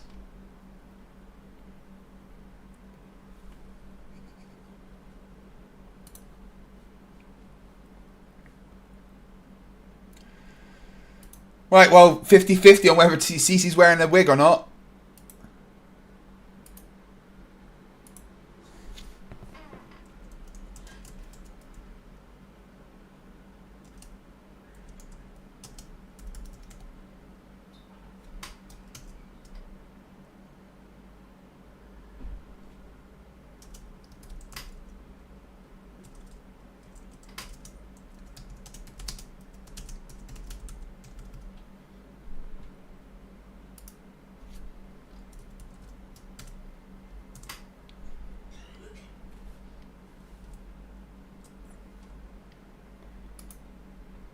Oops.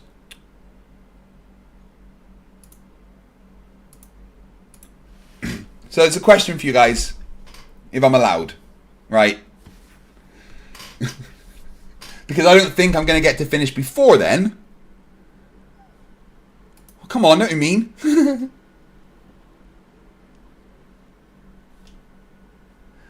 Now you have to remember that I thought this stream would last 6-7 hours. I didn't think you would do what you have done for me.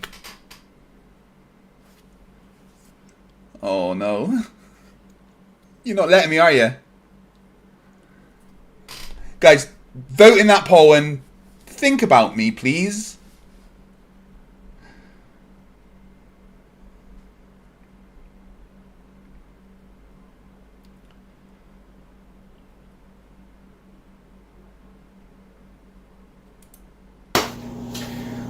Good morning, good evening, good afternoon, wherever you may be. CC here, Chris, from New York, Westchester County. It's 5/12/24, and happy Mother's Day for everybody out there who's a mom and has a daughter. Yesterday we had a little party. You know, it was actually really nice. Vote no while thinking about him, says Raichi. One of those peoples for the party actually told me that the aqueduct system in New York City, that goes all the way up to the Catskill region, was formed in 1876. I thought it was 1901. So? 1876. Think about that year. What were you doing? I wasn't alive. Yet. Your parents. My granddad wasn't alive. You have no idea about what happened in 1876. We got history. Except what you read in a book. Yeah, because people write down history. They built the most amazing tunnel and aqueduct system throughout the entire New York State area, all the way up to the Catskill region, and all the way back down, to bring water down to the city, to New York City, which is an island. Yeah, and? Back in 1876. You're acting like this is a problem. Think about that. Really? As far as I know, you know, flipping through pages in a book.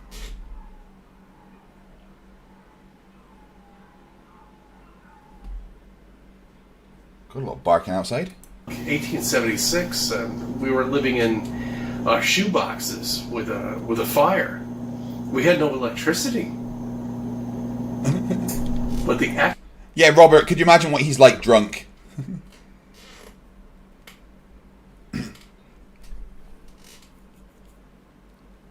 Right, we'll see what happens with that poll. You get to decide.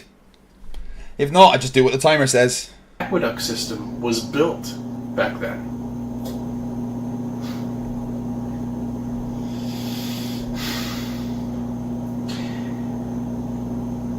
When you see founded, take the ED off of it. Found. I thank you for subbing. I thank you for viewing my videos and let me be a part of your life.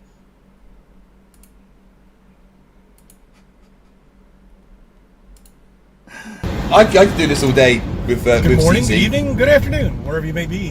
CC here, Chris, from New York, Westchester County. It's, Pardon me. And he's once again driving and going to kill somebody. 5/16/24. You know, it's funny. I mean, here it is, the month of May, and pretty much in New York, you've got rain all the way up until the middle of May. You know, I mean, just every fucking weekend, every other day. Oh, sure, you'll get a couple of clear blue skies, but it's always on a Tuesday or or on a Thursday. This happens to be raining for the last, I don't know, well, every weekend, pretty much for the last 4 or 5 weekends in a row. So I've been able to do dick when it comes down to any observing anything up in the sky. Anyway. But it doesn't matter about the sky because that doesn't show us the shape of the ground. Wait. You know, the sun is moving from east to west. And the one thing I don't understand about storms, because if we were on a yes, Rachie, I was wrong. Okay.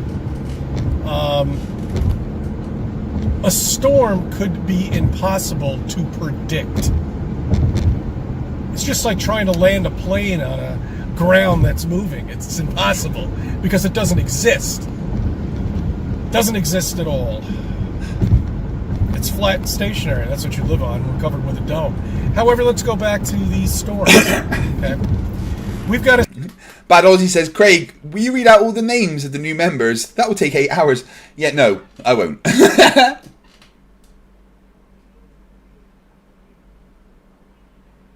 Donald Trump's 34 convictions said, you vastly underestimate how much we love you, FTFE. Then why won't you let me stop? A storm that's, it looks kind of like a hurricane. The clouds are moving from almost north to south, almost like in a circular pattern. But if we're moving from east to west, how could a storm be moving from north to south and forming a circle when when we're spinning at 1,000 miles per hour? I don't understand that. That would mean... You don't understand. That's right. That's a you problem. All of the atmosphere rotates with the Earth, but it's a fluid system that has pressure differences, and that means that you have bits moving from the pressures. But overall, the entire thing is rotating with the Earth due to the conservation of momentum. You don't understand it, CC. That's your problem. Quantum Answer says, how about a hard stop is 1,000 members? Yeah, that makes 50 hours, right? What are we at? We are at...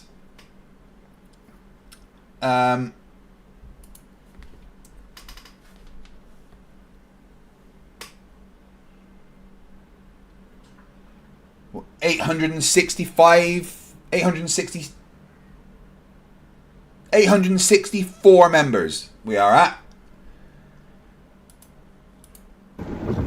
The clouds would have to break physics and go against the spin, which means it would have to be going at least 2,200, well, we'll say about 1,300 miles per hour or 1,200 miles per hour to keep up with the spin, and then to move downwards. See, it doesn't make any sense. If you think about weather, right there should tell you what the fuck.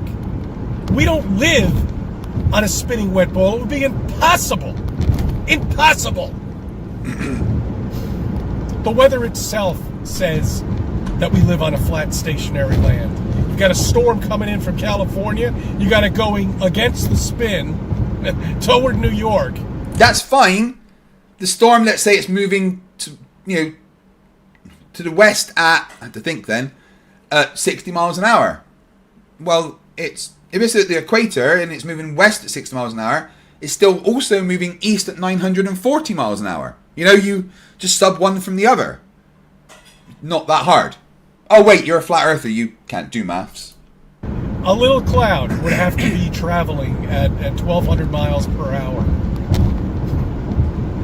That makes no sense at all to me. At all. It makes perfectly good sense if we're on a flat, stationary land, right? But they say we don't. And Weatherman, I know you can trick us. I see what you've been doing for the last couple of years. You have made it look like we live on a globe. Yeah, because we do. And the weather predictions are based on a globe. Although, I don't fucking trust any, weather predict. They're never fucking right, in the slightest.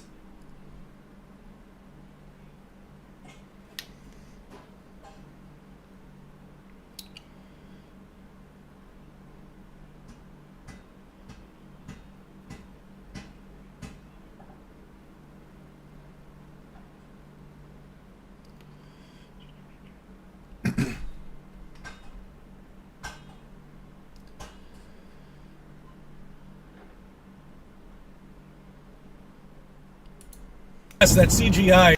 Oh, fuck that. Quantum Answer, thank you very much, my friend. Push me back up to 8 hours, because none of you like that number going below 8 hours, do you?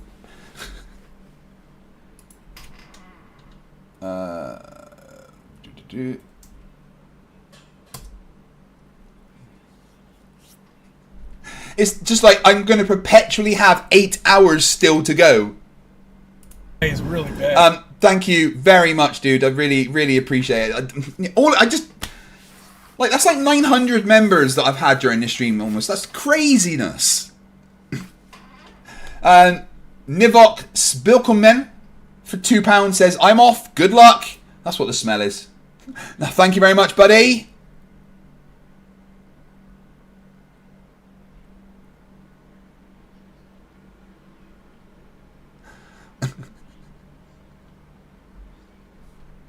By the way, it looks like a fucking egg. It does. Have you seen your local weatherman's station? I'm sure yours has done it too. They all have. It looks like an egg, doesn't it? You know, it's a little shorter up on the top.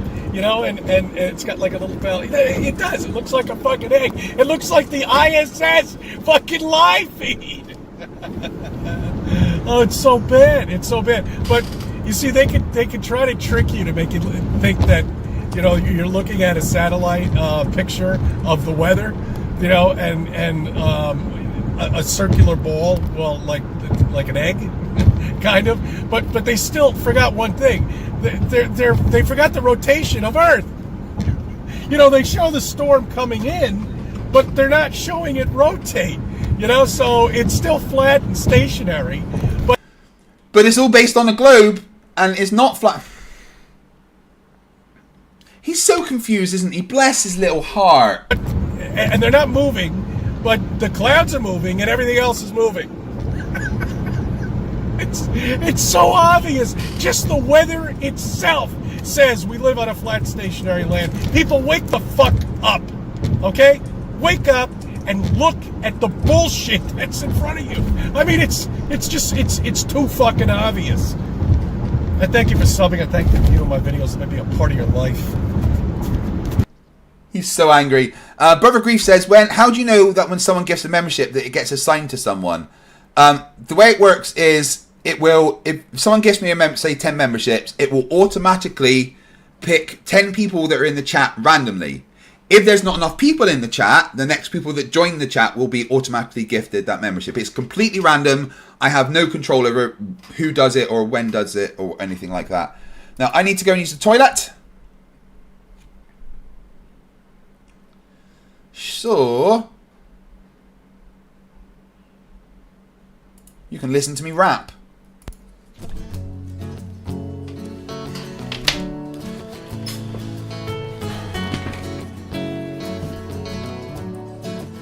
Can we pretend that airplanes in the night sky are like shooting stars? Should be wishing for a brain right now, brain right now, brain right now. Good morning. These words come with a storm warning. Better batten down the hatches, grab some matches and brace yourself for a long day of misery. YouTube has given me the power to reach up into the sky and show you all that we live on the ball. I bring you science that's comprehensible. Your view is indefensible. You're reprehensible. Go on, Mr. Sensible. When I was young, I never thought I would be here to see this. A pile of random nonsense dressed up as bullshit. Your ignorance will be the death of us all, like running head first full speed into a wall. You could always read a book, buy a telescope, set it up and take a photo of the moon, or just be a buffoon. I send you in a balloon onto the stratosphere in page 3. You're a few fries short of a happy meal. You're dumber than a box of hair. The wheel's spinning but the hamster's dead, and you're as smart as bait. You forgot to pay your brain bill. You're missing a few buttons on the remote control. 24 cents short of a quarter. You're surfing in Nebraska. You're as bright as Alaska in December, and you fell out of your family tree. You don't have all the cornflakes in one box. You got an IQ of 2 and it takes 3 to grunt. The elevator doesn't go all the way up, and there's a vacancy on the top floor. Your antenna doesn't pick up all the channels. You're several nuts short of a You're Mr. fruitcake. Sensible, calm down, don't go too hard. You don't need the heart to burying Flerfs in your backyard. You're a man of science, poise and grace. Mage 2 did everything to wipe the grins off the face. So Nathan, get away from those kids. The world is not flat and it doesn't have a lid. Recognize the differences between the textbook and the Bible and control yourself. Lay off your slander and your lies. You're a bunch of knobs poisoning the well of the youth, spreading lies that you like to claim as knowledge and truth. Stop spreading fresh bullshit like the butter on your bread. Maybe a musical assault and knock some sense into your head. I hope one day you'll hear these lyrics and smile, and you realise you used to be a 40-year-old child. Now it's time to wake up, open your eyes and see, and acknowledge the existence of. You're a few clowns short of a circus. Your phone is off the hook. Your sewing machine is out of thread. You're all foam and no beer. You don't have all your dogs on one leash. An intellect rivaled only by garden tools. There's no grain in your silo, and your skylight leaks a little.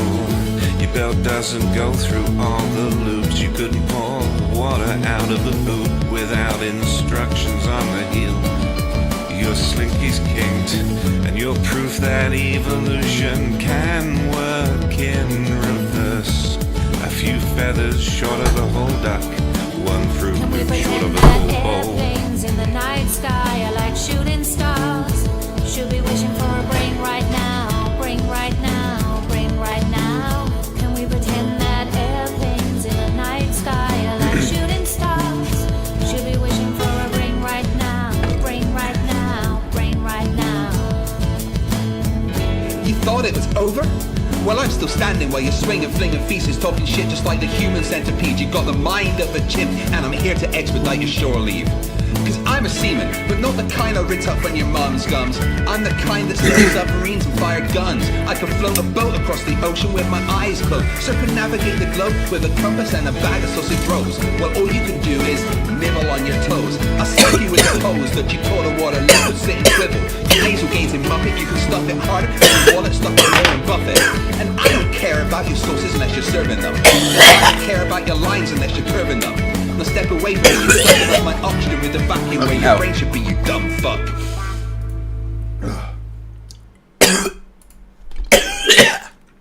Killing myself real bong.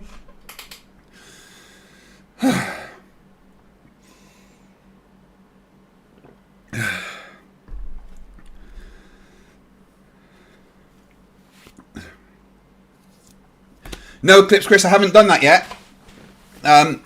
Someone wants to send me the video of the flat or that Rachie covered. I'll cover it as well.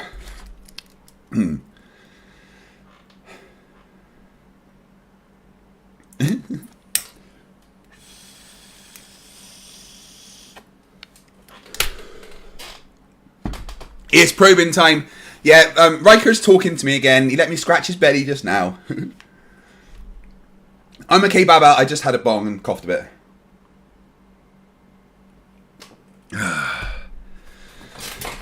Whew. Right.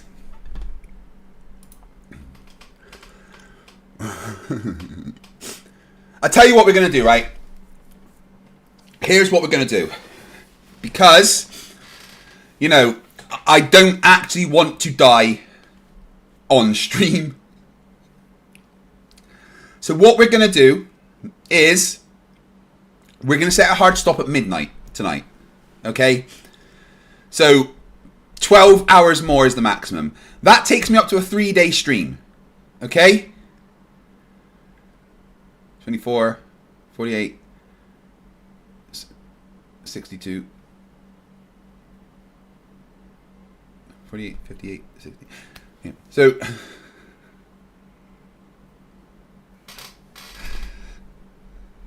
oh, shit, what did I do on my phone?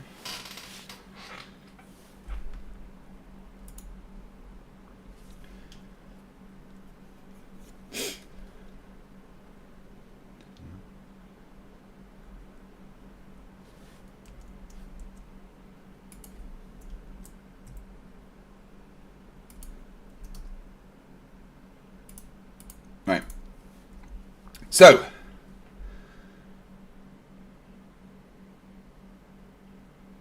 what day are we on? I'm confused now.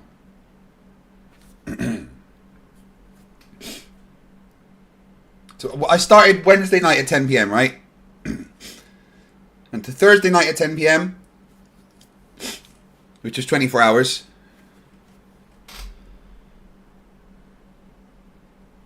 Okay. And I went another 12 hours, 36, 37, so 38 hours right now, guys, yeah? But my brain is broken. How long have I been streaming for?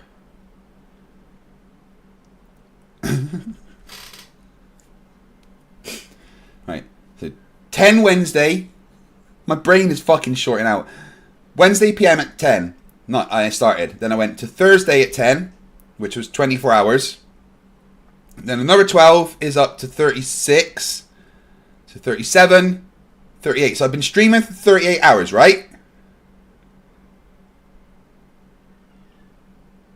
So it will take me up to 50 hours. Okay? If I go to midnight, that... I struggle to do fucking maths then, guys. Seriously. If it take me up to midnight, that'd be 50 hours that I've done. Okay?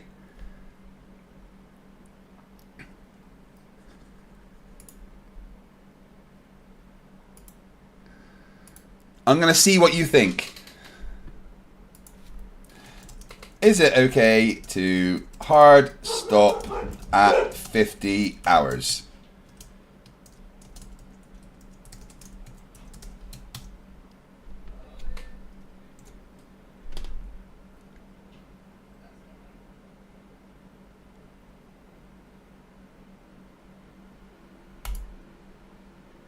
What do you reckon?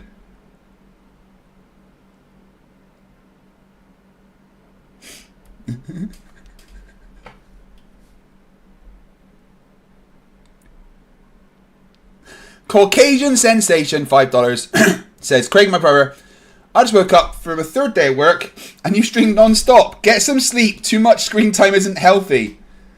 Vic from Canada, 279, you've surely broken some kind of record here. Yeah, I think so.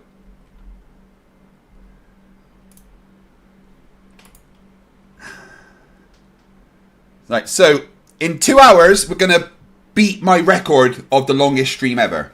Okay? Emma?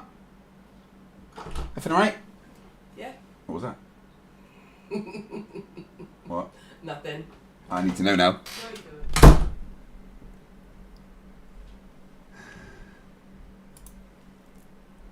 Alright, I need to quickly go and talk to my wife. Okay? So, you can have another quick song, and I'll be back in a minute. Yo,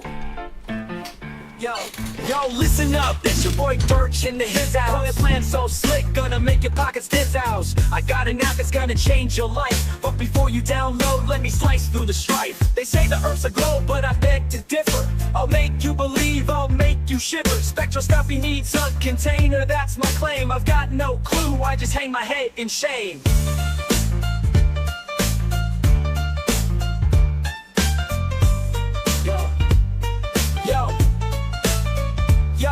Yo, listen up, it's your boy Dirt H into his house. That's the horse house. Got a plan so slick, gonna make your pockets this house. I got an app that's gonna change your life, but before you download, let me slice through the strife. They say the earth's a globe, but I beg to differ. I'll make you believe, I'll make you shiver. Spectroscopy needs a container, that's my claim. I've got no clue, I just hang my head in shame. But turn up, that's the lie I'm preaching. Sell my app, it's what I'm seeking. Big challenge, try your luck. While I'm laughing, pocketing a buck. I'm a scammer. I'm a scammer. I'm a scammer. I'm a scammer.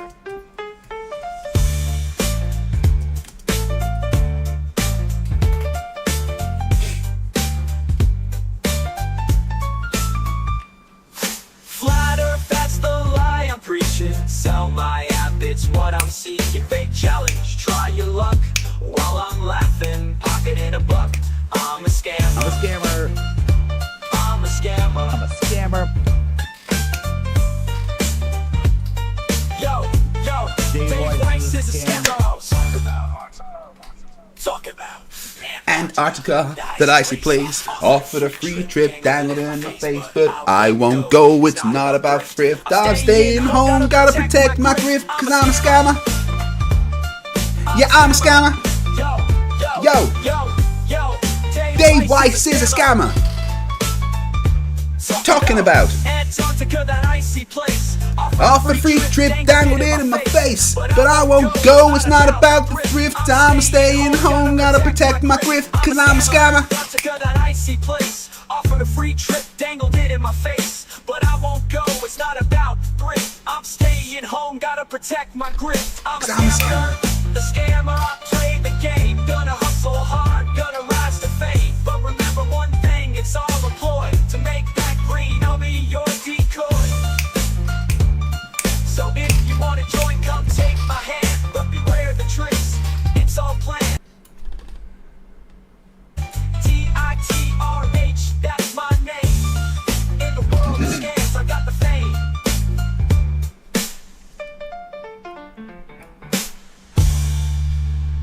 I'm a scammer. Right. Yeah, just the neighbour at the door had to deal with something quickly. Riker, come here. Come here, bud. Riker, come. Riker, come on. Hold on, come here. You will not come to me. Come on, Riker. I don't want to. He's so mad at me. Say hi, Emma. Hi, Emma.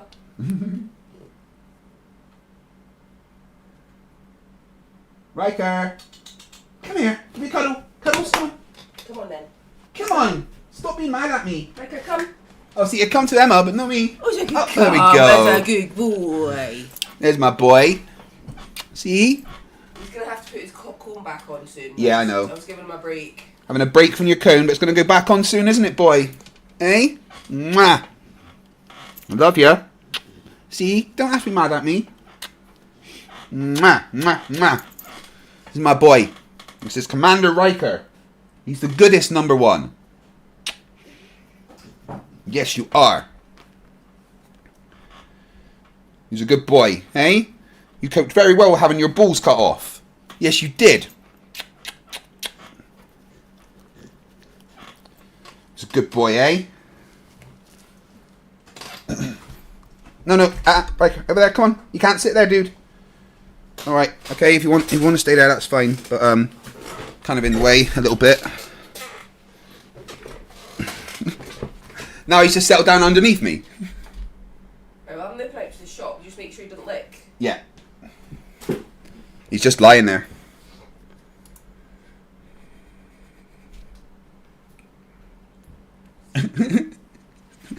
Where are my balls, Craig? You removed them. Where did they go? He's got the radar dish off for now, just to give him a little break so he can have something to eat. But the second he tries to lick the wound, it goes back on. As Riker moved then, he made my chair go down. Right, so we've come to an agreement.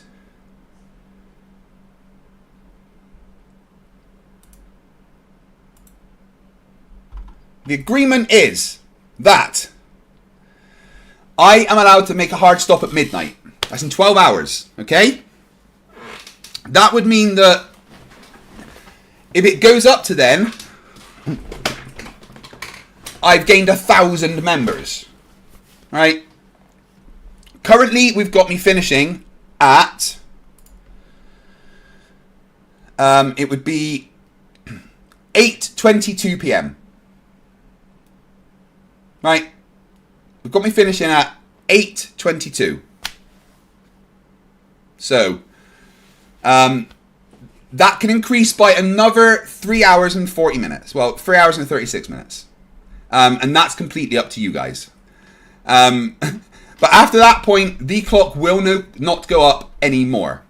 The maximum that can now go up to is another 11 hours and 40 minutes. Okay? because I didn't expect... I made a mistake, my friends. I want to thank you for all the support. From the bottom of my heart. I mean, this is fun and, it's great for the channel and everything, but of course there's a financial aspect to this. Like, oh my God, guys. The amount of cash you've dropped, I'm going to be able to do so much that helps me and my family with that money. My kids are going to be happy. They're going to get amazing things. I'm not going to ever worry about money. My wife gets to have whatever she wants. Cause, she has to put up with me every day, right? You guys can turn off YouTube, but she has to put up with me all the time, right? So I get to treat her. I get to show her the love that she deserves. And give her nice things. And, and that actually comes down to you guys. You guys have done this for me. So I promise you this, okay? I will take my wife out for a really, really nice meal a couple of days after this. I'm going to need a bit of time to recover.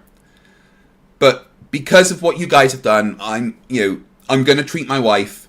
And that's her. It's not me it's going to be you guys treating her, right? I will treat her as a thank you from you. How about that? All right.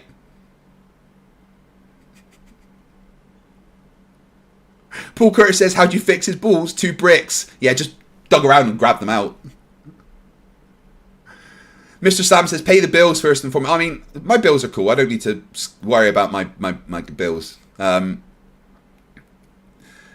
this, this just means that I can do more for the channel, I can get better equipment. I'm definitely going to get a better webcam. Going to work really hard to get the buffering sorted and stuff. And, this level of support can make the channel even better and my life better. And I don't know how to say thank you enough to you guys.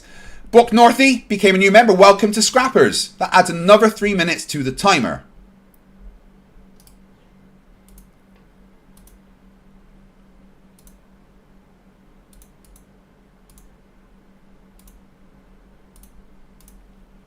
Right.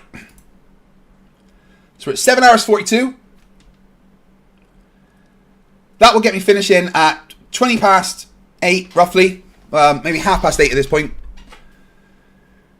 So you can add another 3.5 hours if you like. But that's the maximum. I will be going till midnight tonight at the most. That will make it a 50-hour stream. And thank you everyone for being here through all this craziness. It's just been a little bit mental, really.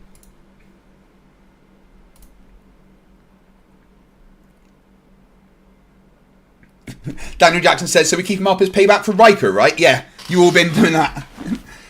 Geektar 2CHF says, deal, fixed 50, no matter the time, fair by me.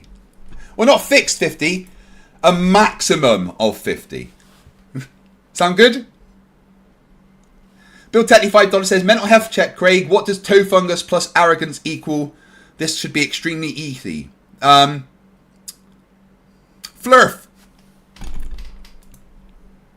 Brock Northy, thank you for becoming a member. Right, more CC.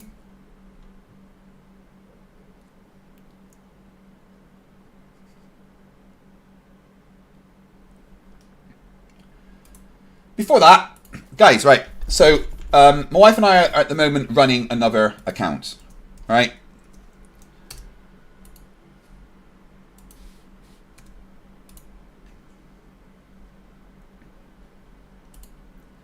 Now, Riker's log. Traversing a bridge open. If you guys see this account, Riker's log. If you aren't subscribed to Riker's log, which is my dog's channel, then could you please do me a favor right now, this very, very second, go over, drop a sub to Riker's log. We're going to watch a couple of Riker's logs videos before we get back to CC. Yep, so this stream's been going for about 9 hours, so it can go for another, like, 3. before I have to stop it and then start another one.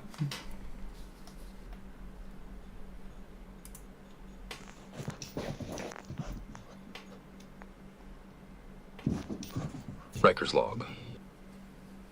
Engaging in a Starfleet training simulation, I face off with a toy targ, now torn apart from battle. We play a strategic game of keep away, testing my agility and wits.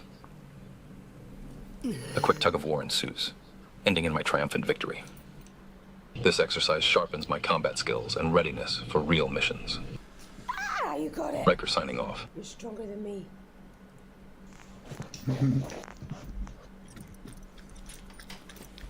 Riker's log.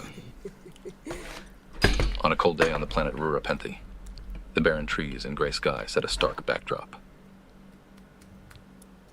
I engage in a game of keep away with a ball, simulating a tactical training exercise. This activity sharpens my reflexes and strategic thinking, essential skills for any Starfleet mission. Each move tests my agility and adaptability in this harsh environment. Riker signing off. Riker's log. Patrolling a newly terraformed area on Terra Nova. I walk through a patch of grass next to the path, inspecting saplings protected by plastic sheaths. Some sheaths have been discarded, possibly damaged by the elements or local wildlife. My task is to ensure the integrity of the protective measures. Despite the temptation to play with the discarded tubes, my human reminds me to stay focused on our mission.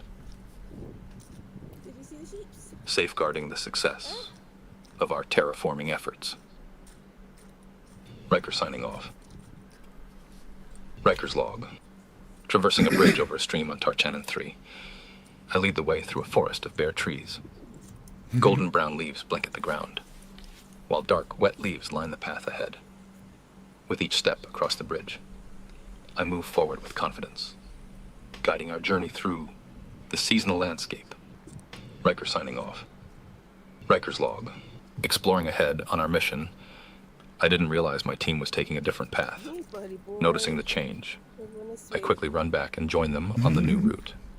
Staying adaptable and responsive is key to successful exploration and teamwork. Riker signing off. Riker? Hole? Oh. Riker's log. Engaged in a critical training session, I'm asked for my paw, but the lure of the toy makes me lunge forward instead. A second request, and this time I comply, offering my paw. Told to leave the toy placed before me, I wait patiently. When given the command to go for it, I eagerly seize my prize. This obedience training sharpens my skills and strengthens our bond, making me a better companion and explorer. Riker signing off. Riker's log. Standing alert, I stare into the distance, focused on a potential discovery. As my human follows my gaze, we spot a group of sheep in a nearby field. We're leaving the sheep alone though, aren't we? You're not a sheepdog. Taking a few steps towards them, I am reminded of our Starfleet protocol to observe without interference. Although my instincts as a border collie urge me forward, I understand the importance of respecting the local wildlife and maintaining the mission's integrity. Riker signing off. Riker's log. On a late autumn mission, I navigate a path through a forest. Wet leaves cover the ground, and the bare trees are adorned with moss. You can't carry that. It's much too big. My task is to move a massive branch from point A to point B further along the path. Testing its weight, I drag it by the end. But grabbing it from the middle trips me up. Determined, I return to dragging it by the end. But ultimately, I abandon the branch after a thorough inspection. Mission failed, but every challenge is a learning experience. Riker signing off. Riker's log. Exploring the side of the lock on Delta Vega, I encounter a tall wall. With a swift jump, I overcome the obstacle and continue my journey. Each leap forward is a testament to the agility and determination required for successful exploration. Riker signing off. Riker's log. Riker's log. Engaged in a ground-level investigation. Tell me this isn't a Great Shorts channel. Sniffing intently at various spots. Running from one location to another, I follow a mysterious trail, gathering crucial data. Each scent and clue brings us closer to understanding the environment, its hidden secrets. This is a key part of our exploration mission. Riker signing off. Riker's log. Borg Emporia, having you wake up to me is awesome. Thank you very much. Conducting a hydration check in the lock on Delta Vega. I ensure the water is fresh and safe for consumption. As ripples spread out, I confirm the natural flow remains undisturbed. After quenching my thirst, I return to the shore and shake off, ready for the next phase of our mission with renewed vigor. Riker signing off. Riker's log. Outside on a mission, I carry a red toy, resembling a Starfleet training device. This toy helps sharpen my coordination and agility. As I walk and play around with it, I ensure it's ready for any simulation or test scenario. The outdoor environment provides the perfect backdrop for this field test. Riker signing off.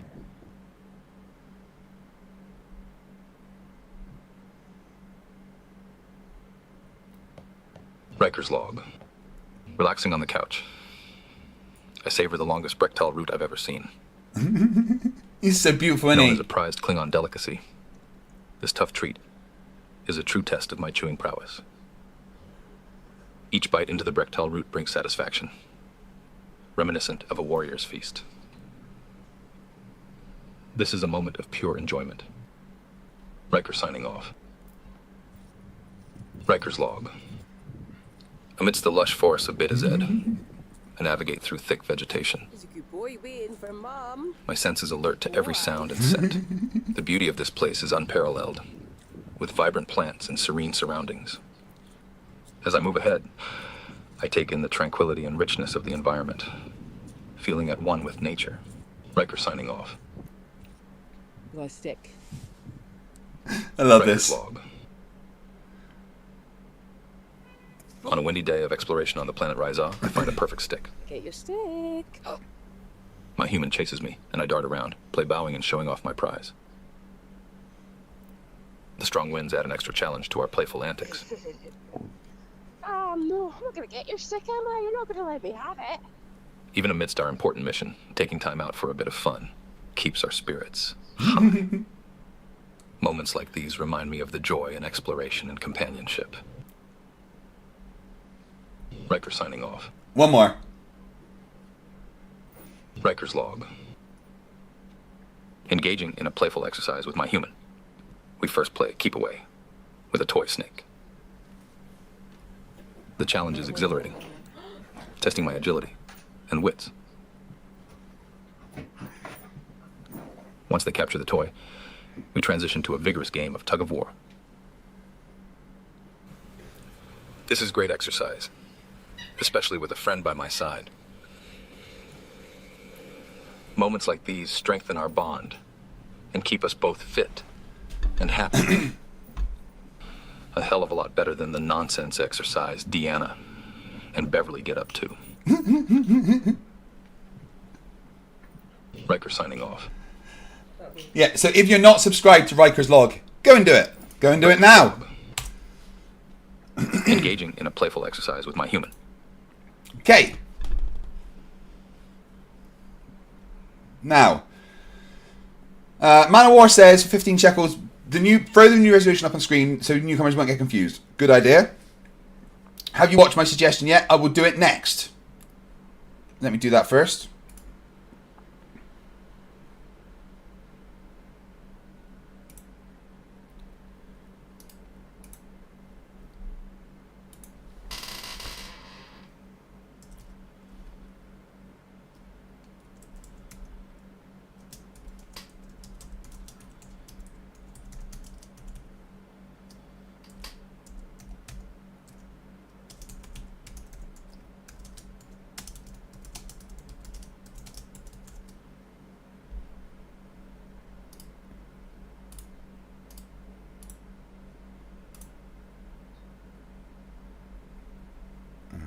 Da, da, da, da.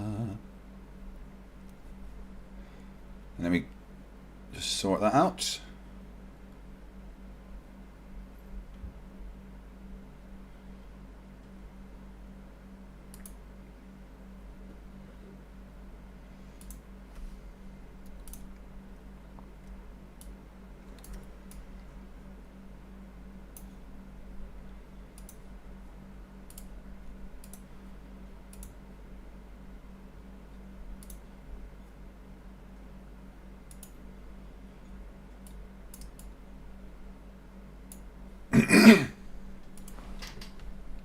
Right. Your pal Al, member for 8 months, says, do you really want to see Riker's logs? Well, we have to literally pick up Riker's logs. CJ Lamerex became another new member. Thank you very much.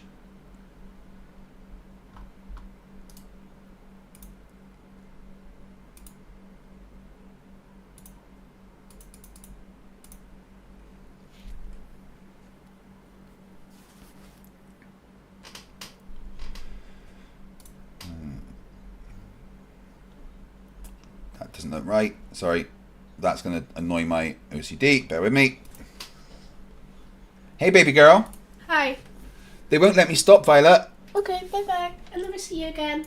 Well, we've got a deal that I can stop at midnight tonight with 1,000 members. So is that okay? You can see me again tomorrow. Aw. Oh, well. Come give me another cuddle. No. Mwah. Say hi to everybody. Hi. Tell everyone what you think of flat earthers. Dumb. Why are they dumb? Because they dumb. Is the earth flat? No. Is it a banana? Is it a cube? Is the earth a sphere? It's not a sphere then. High five. Love ya.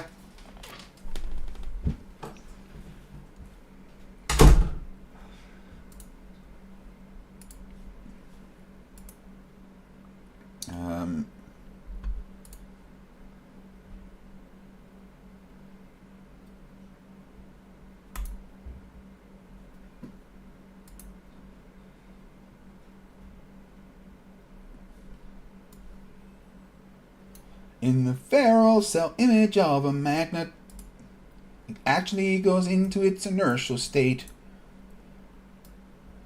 So we need to watch from 11:43 to 12:05.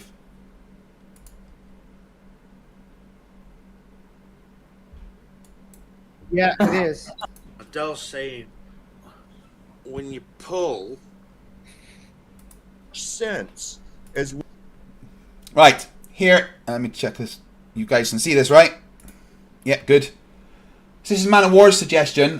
This is them smart guys over there talking about level. water forming into the outside of anything else. I mean, that's Problem is most of topography under the sea is flat. You know, them abyssal plains and that. So I just want to get it big quickly. He just said the undersea's flat. No, it's not. There's literally mountains under the sea. Water should actually be flat in more places than. I've often thought that sort of, though, the way they think, if you put a curve, an arch at the bottom of a swimming pool, there would then be a curve on the surface of the water. Right. That's the way I always thought they see it. You know what I mean? No, that's because you're stupid and don't understand our model. But that's how it should work in their model. It should. Well, no, it's not. You're getting our model wrong. However, the shape of the underwater does actually affect the surface. You can literally use satellite imagery to see the different sea levels, which is one way we map what is underneath the surface of the water. So yes, it does do it, but not really because of gravity, like you're trying to think. The problem is none of you guys will ever, ever, ever understand the model. Hey, George Harness, how you doing? Yeah, I know that song's way too fucking catchy. Mr. Slam, it's 12 hours now for the VOD. They last up to 12. You're right, absolutely. Yeah, exactly.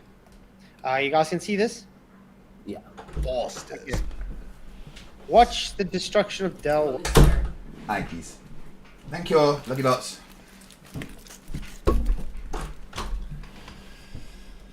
Once again, sorry, Dell. Well done, by the way, Michael. You're welcome. So we've all seen Dell's video. Did I get the time wrong?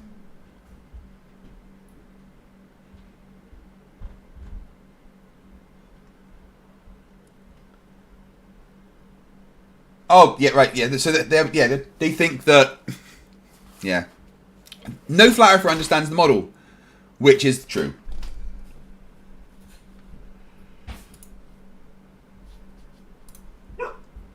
More CC.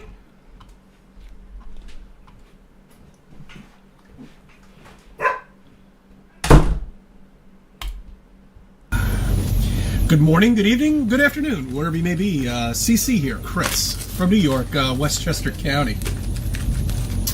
It's December 22nd, 2023. 12/22/23. Interesting numbers. A lot of twos in there.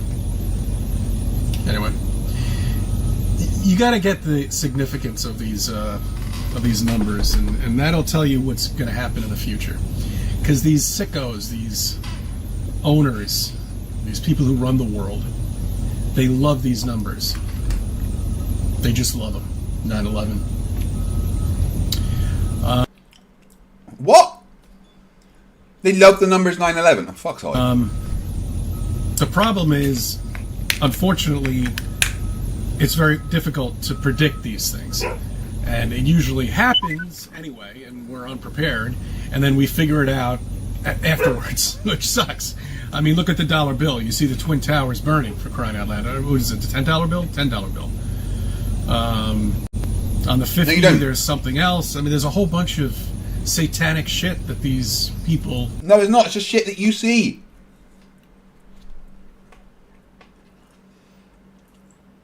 Now, the guy obviously works for a place, right? He's like making these dumbass videos from the inside of whatever he's working for. I'm sure they wouldn't want that. This is what they are. Sickos. Doesn't matter. They've already sold their soul. You haven't. You're true. Because you figured out the flat earth. Smartest people in the world.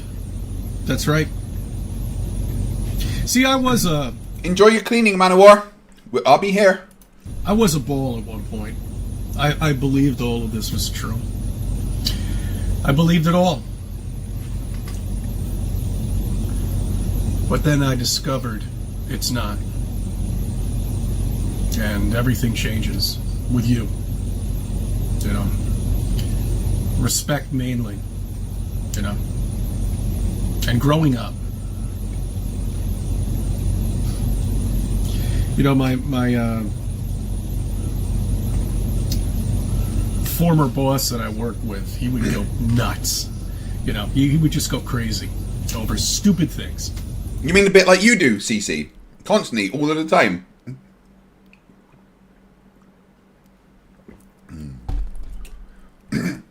Hey, Mr. Toffees, how you doing? Welcome back. And it was before I was a flat earther, but I was still calm. You know what I mean? I always told him, just relax, don't worry, just take it as it is. It's no problem. You can't do anything about it. Why get so angry about it? You know. But now that I'm a flat earther, I have patience. I can sit. I wasn't hearing it before, but now Chad Stewart has pointed out that his belt on his car and the engine is like squeaky. That's all I can fucking hear. And wait. I bet that's what you can hear now as We well. all have. And that's what we're all doing. Is sitting and waiting and waking people up in the process until the scales tip and it's bye-bye ball. Because that's what it's gonna. When does he think that he honestly thinks that everyone's gonna admit the Earth's flat? Fucking moron. To be, you either join us or you don't. You be the idiot, not us. But you are the idiot, CC. You're always going to be the idiot. Friday, I like to give you a little something to think about on a Friday. Just in case if I'm unable to put a video out for the weekend. I wanted to start off first with Merry Christmas to everybody out there. Okay. I was thinking about doing a year's wrap next weekend for New Year's. You know, the made-up bullshit to spend money, you know. Because so many people watch your videos, CC.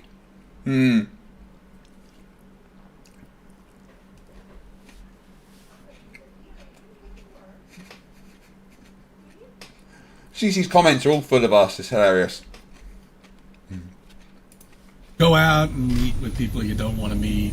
you know. And some of them you do want to see, of course, and that's family. But other people, like neighbors and shit like that, you can't talk to these people. I mean, they're done. This morning, I got to the office. Baba, Sol is currently 45 shekels. I believe it's going up quite hard. Right when the sun was coming closer to me.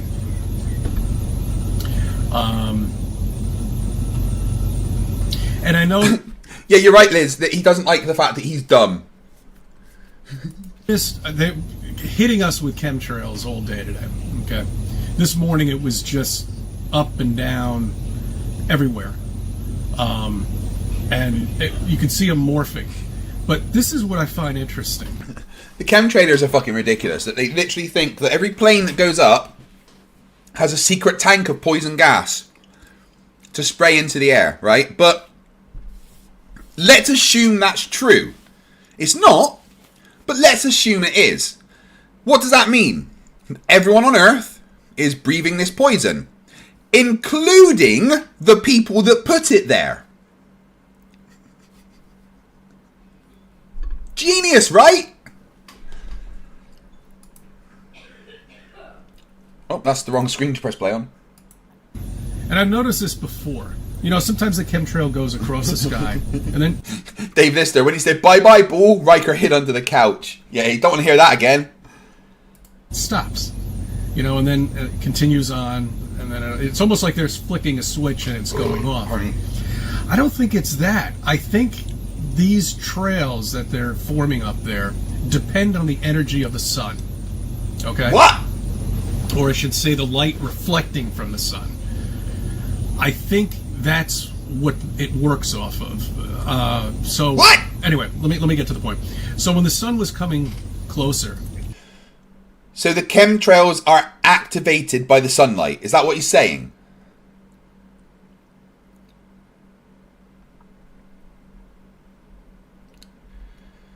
Emperor Rigel, fucking hell. So, what TV show is that from?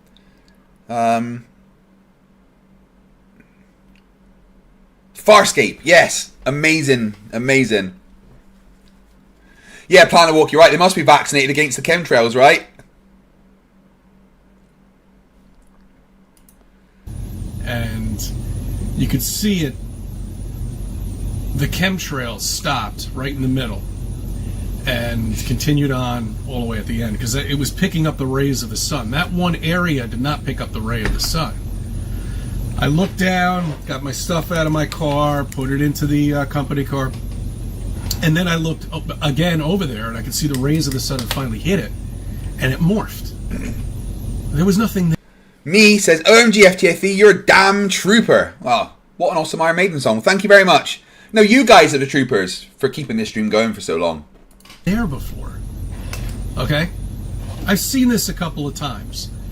Look for it. You'll see it. You got to get it early in the morning, right when the sun's kind of, coming closer to you.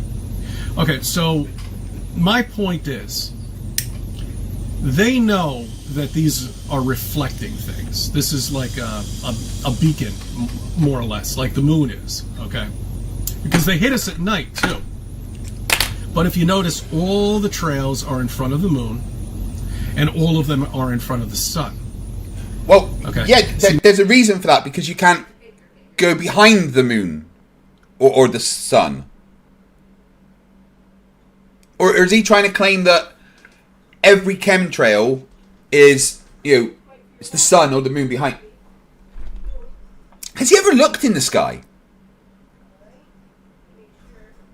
Now, the moon is what I want to bring up here. The moon is important because if the ball earthers out there believe that the sun is being reflected off of the moon and that's what's creating this bright light, it's not.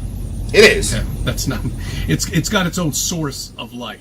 No, it doesn't. That's they stupid. Know this, and this is why they take advantage of it while they're doing chemtrails late at night, because it's actually morphing. You can see it through the moon, and they usually only do it when it's a full moon or when it's not a... Right, so now the moon phases dictate when they do chemtrailing. Jesus fucking Christ. I did, George. It was exactly 50-50 when I did the poll for his hair's real.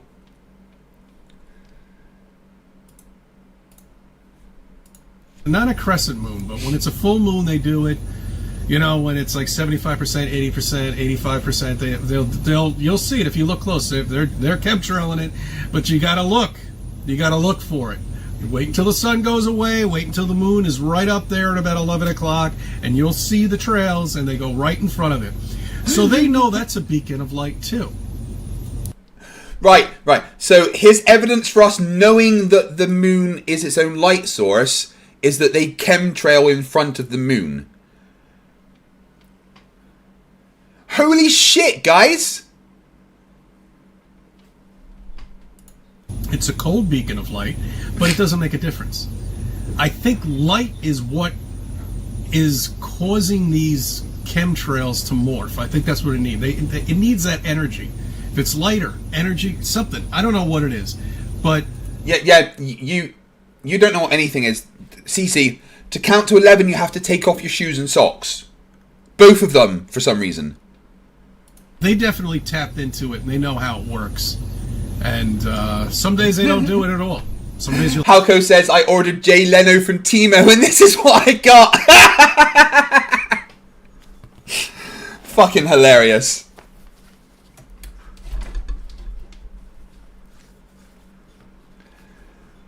You'll have a crystal clear blue sky. But not today for me here in New York. We're going to be happily covered with a nice white milky... William Courts, who's been a member for 10 months, says, hey, I'm a member. Yes, you have been. 10 times in a row. Thank you very much. If you stay a member for 2 more months, that's once around the sun. Sky throughout the entire day. And it'll be over the sun the entire time, but it'll be blue right over there, which it is. Blue over here, and there's the sun coming closer, and it's all white. Okay? All right, you see what they're doing? And this would be a crystal clear blue sky here all day. All day. This is the biggest fuck up that I've ever heard. I didn't even realize. Oh, rate spot. Wait, hold on. Yeah, sorry.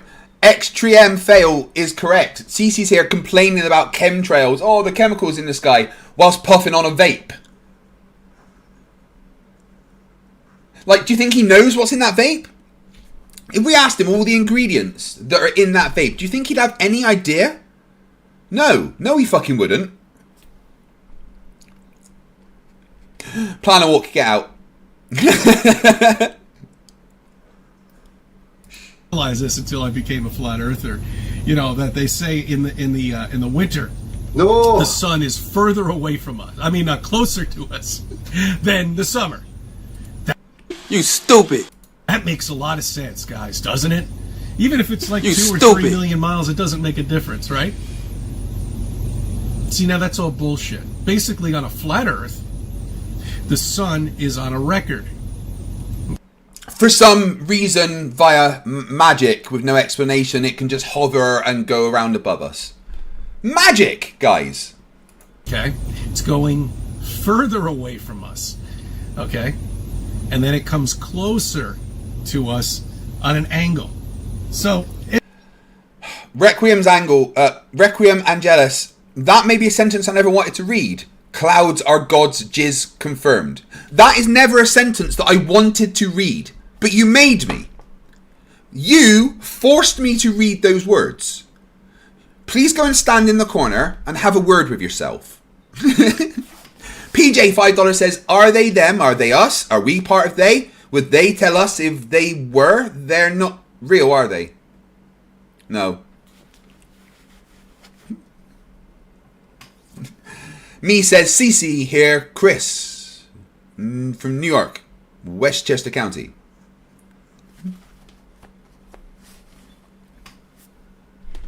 In the summertime, this sun would be right up here. Okay? In the wintertime, the sun at this time is right there.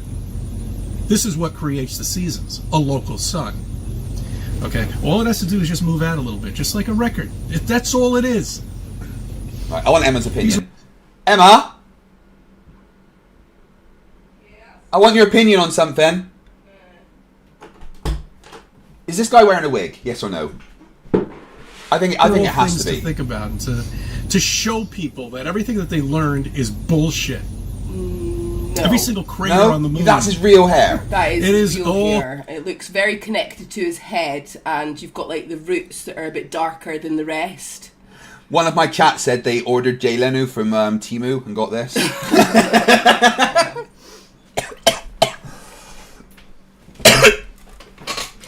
Excuse me. Riker, come here.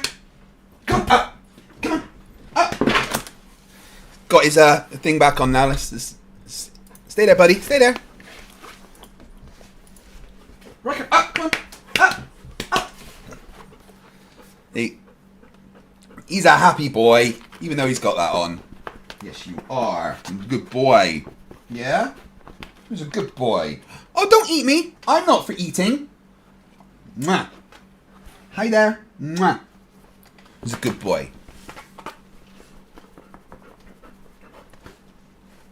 Give you some scratches. Yeah.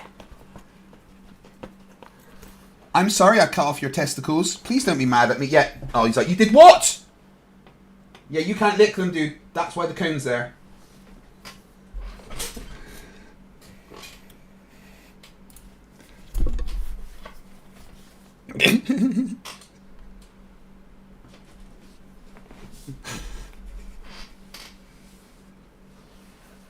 A flashlight, doggo. Oh, yeah, how gorgeous is Riker, though, right?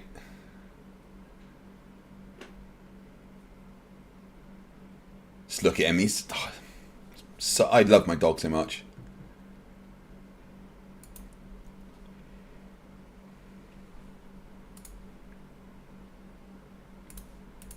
Coming in on one angle. How is that possible? It's not. Dave Slav says, if I become a member, will you wear Riker's collar of shame for an hour? It wouldn't fit me, unfortunately. Yeah, Mr. Slam, Riker took that personally. I was like, sorry for taking off your testicles. Oh, yeah, I remember that, you cunt. Dave Lister, I understand, I love dogs, but not in the way that, you know... When I was a young boy, I grew up on the farm. I'm a country boy. And I used to fuck the cows and the pigs. I used to fuck the pigs and the cows would come. Pigs look gorgeous and cows are beautiful. I love the look of cows.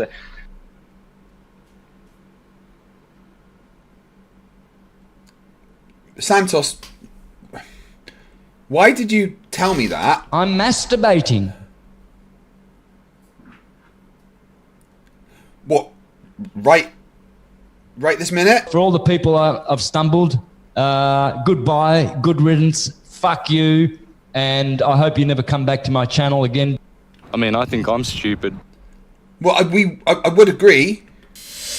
I mean, I think I'm stupid.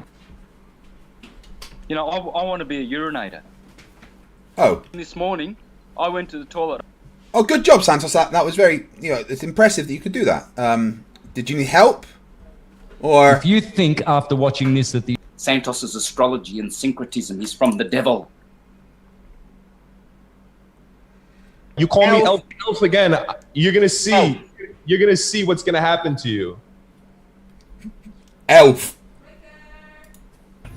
Because what you're seeing up there is not a rock. Yes, General. What happened with Santos was thanks to you. Oh my God, did he get mad at me? Plasma, perhaps. Reflection. That's why I brought up the triangles. That's why I brought up black. Are you beating me up? Yes. Why? Because why not? Go to your room. No. Don't go to your room. Nah. Good girl. Well done for doing as you're told. What are you up to? Riker's running. Yeah, well, I'm sure Mummy will deal with that. Here, do you want a cookie? Two of them. Well, take one for Struan. Okay, bye. I got. There's something. You just took 3. Leave me one. There's not. Alright, okay. Take them both, because there's just 2.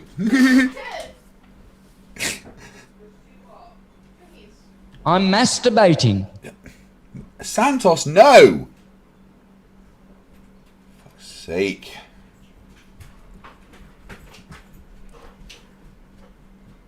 Dude, you got your ball then. Owls. Hi, my name's Nathan Oakley, and I have been lying to people about the Earth being flat for a lot of years. I did this to hide the fact I have a small penis. Riker, give me the ball. Come here. You can't be running, mate. All right, so we'll just do it gently. Oh, you can't get it.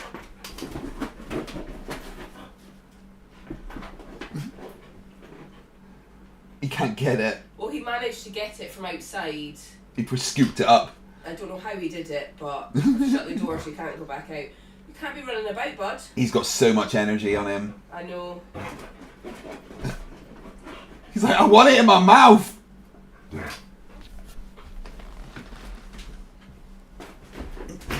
There we go. Alright, take him away. I think he's just gonna lie there. Alright, okay. Sending belly rubs.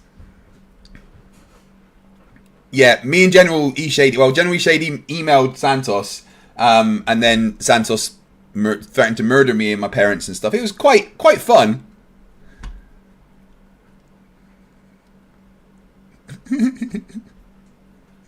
Borg Emporia, if you rewatch this, that's the rest of your week gone.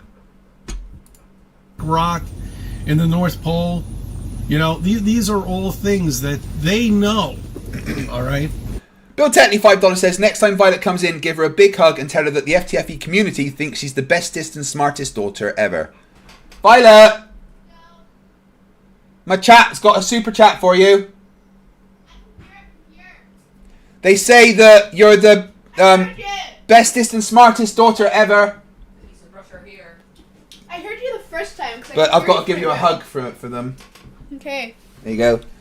The community thinks you're the bestest and smartest daughter ever. Now go and brush your hair. No. They know all of this shit, but they're keeping it from you. They're keeping everything from you because they don't want you to know. Mark W says, actually, fair play to you. A few days streaming is way more than you or we expected. It's been a pleasure and a delight. I probably will get emotional at some point. Yeah, like, seriously, guys. I expected to finish, like, yesterday morning, you know? I thought that I would go for 6 or 7 hours. I would get like 100, 150 members because you guys are amazing. What I didn't expect is to get close to 1,000 members. You know?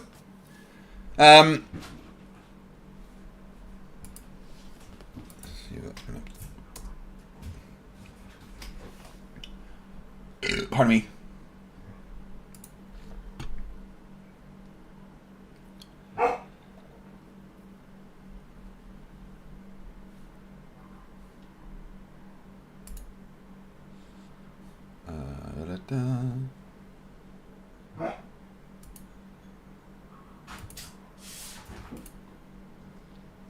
Why is my downloads looking like that? That's weird.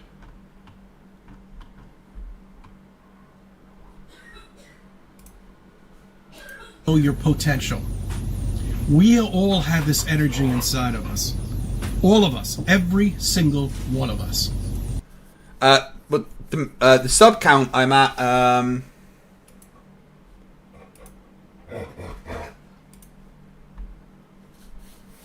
56,070.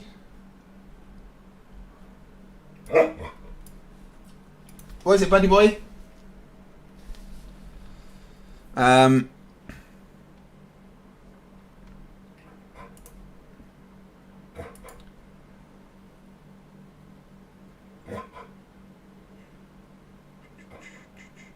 Hasn't obviously caught up with all the new members yet because it's more than that.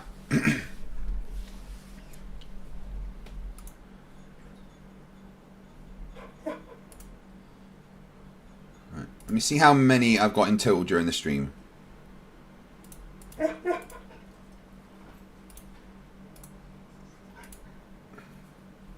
Right, so I've had... Oh crap, they didn't tell me how many new members I got during that.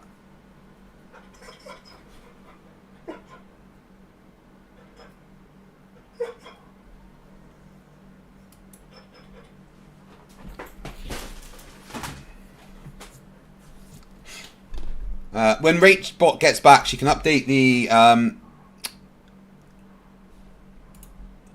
because I've kind of lost track of exactly how many members I've had.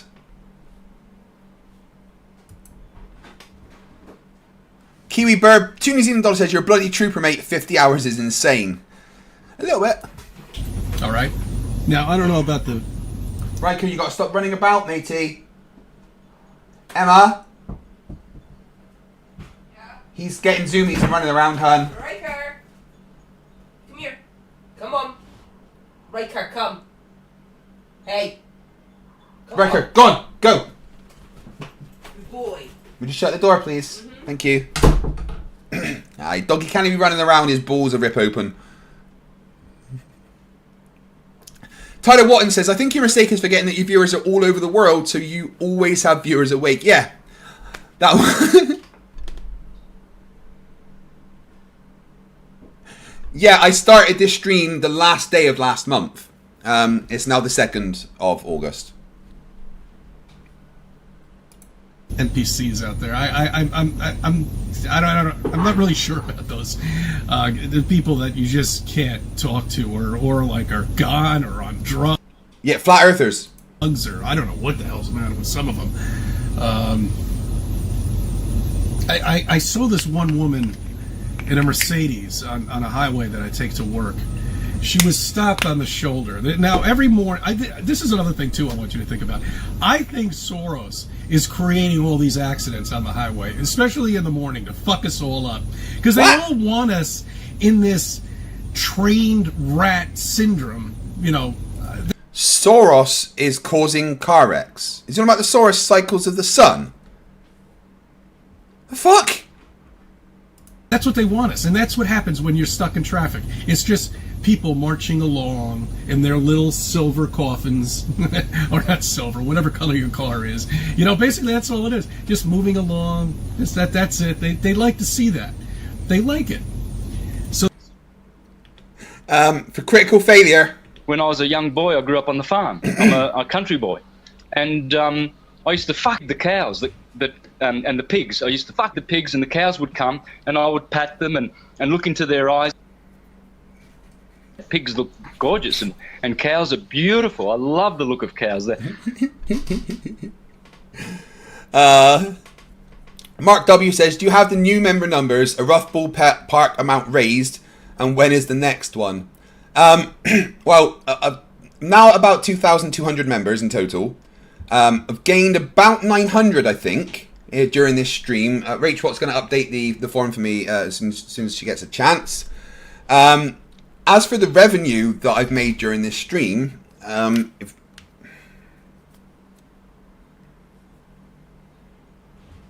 say 900 plus 5 add 4 add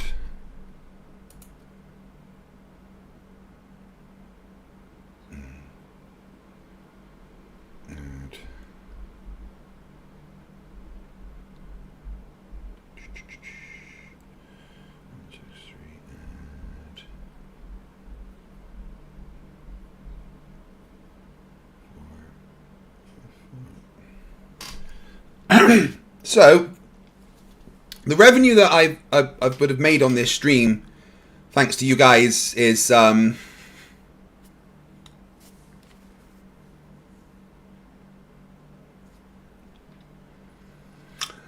currently £5,786.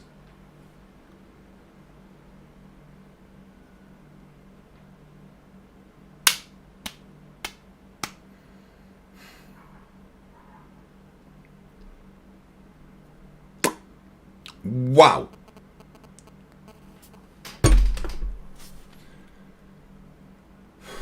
I don't know what to say about that.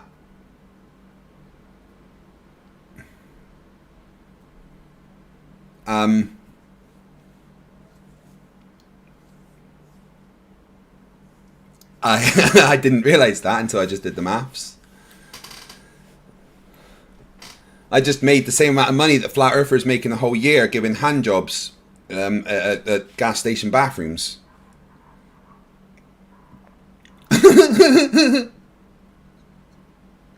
Thank you everyone. Like, that's something that I literally don't have the words for, you know, like absolutely do not have the words for that.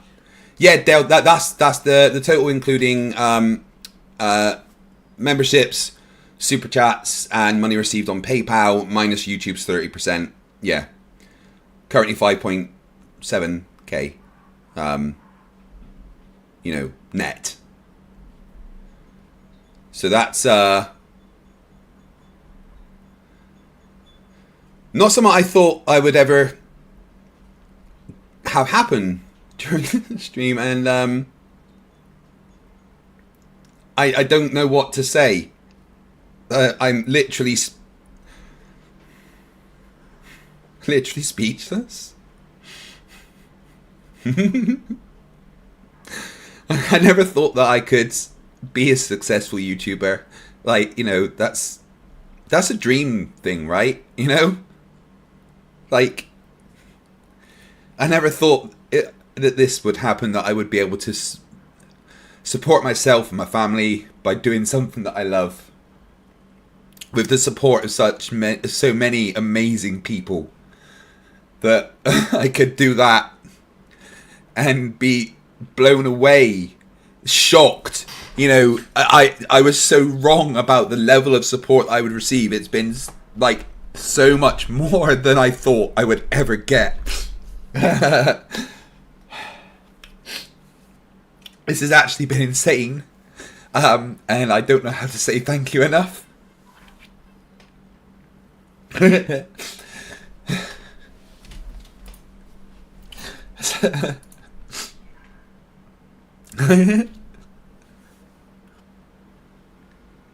I get to look after my family, and even though I'm disabled, I get to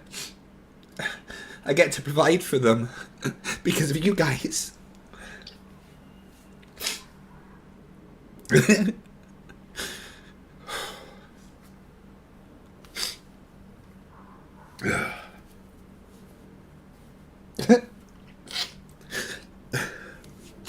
It's just ridiculous.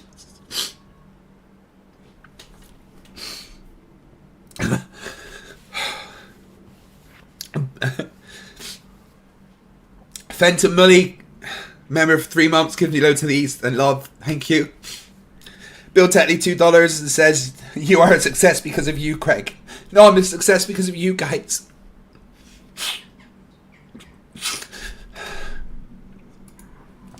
And then Galaxy Man gives me 1,000 secs. It says, "You deserve all of it. You provide us with entertainment."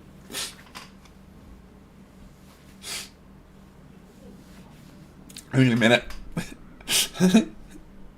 PJ says, "Shut up, I'm not crying, you're crying." For $20, thank you. And then Ian Scott Johnson just gives me 25. Okay, I can't stop now. Eddie Reese, $2, says, "You deserve every bit of it, Craig. Keep it up." I'm never going to stop doing this. This is amazing. I love you guys so much.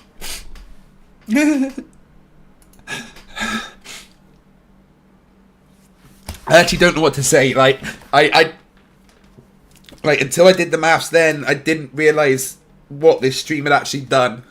Like, you don't realise how much that's going to help my life. Oh. Ugh.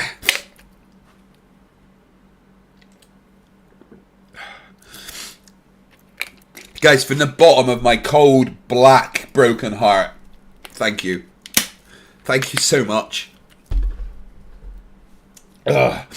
I'm going to take a couple of minute break, okay? Let me put a short video on for you. Ugh.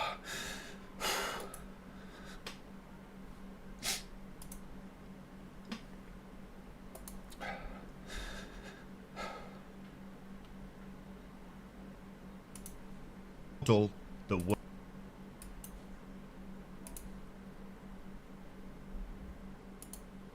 Oh my lord. All right, I'll be back in a little bit.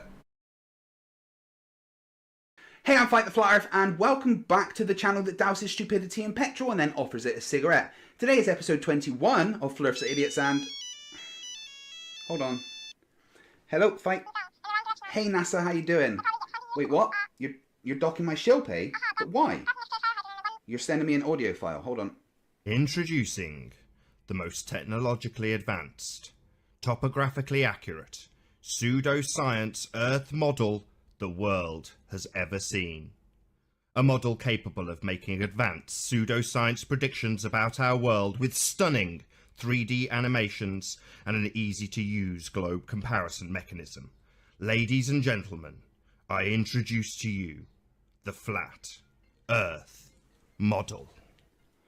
Sweet bejeebers, they've got a model that's bad. Can you send me some help? Ahoy hoy, I'm playing a walk. Can you send me somebody else? Yeah, I mean, I don't know how I'm supposed to fight the Flat Earth with him. Like, but, I mean, I know he's a member of SEAL Team 6. Yes, Mr. NASA, sir. Certainly, sir. I'll do my best, sir. Goodbye, I love you too. So, looks like I'm being joined by Planar Walk to tackle the world's first Flat Earth model. This is episode 21 of Flerfs are Idiots, and it's for Slappy the Clown, otherwise known as Nathan Oakley, and his lapdog, Quantum Eraser. We're living on a disk, floating through space, with a tiny sun.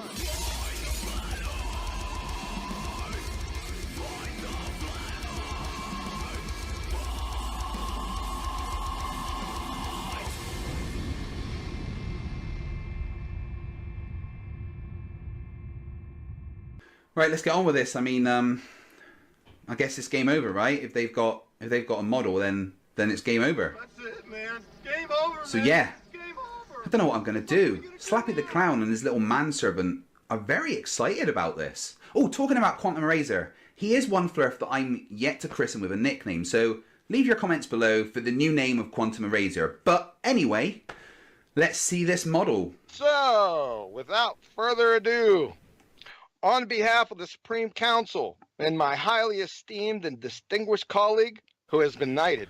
Hold on, knighted? Nah, I need to check that. I'll just access my Freemason Satanic phone book directory. Yeah, hello Lizzie. Yeah, sorry to bother you, it's Fight. Yeah, quick question. Did you knight Nathan Oakley, the Flat Earther? Liz? No, I don't think Nathan Oakley is actually knighted. Sir Nathan Oakley, it is my honor and privilege to present the only model of the Earth that has seen the light of day over the past 4 years. Oh God, no. This is it. We're done for. Are you ready? Here it is. The Flat Earth model. Here it is. Brought to you by our Flat Earth friends over at Google Earth. Hashtag same team.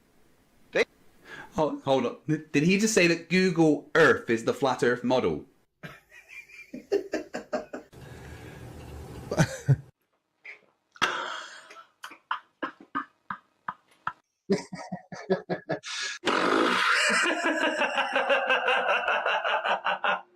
Google Earth? I can't. What the fuck? Oh, dear me.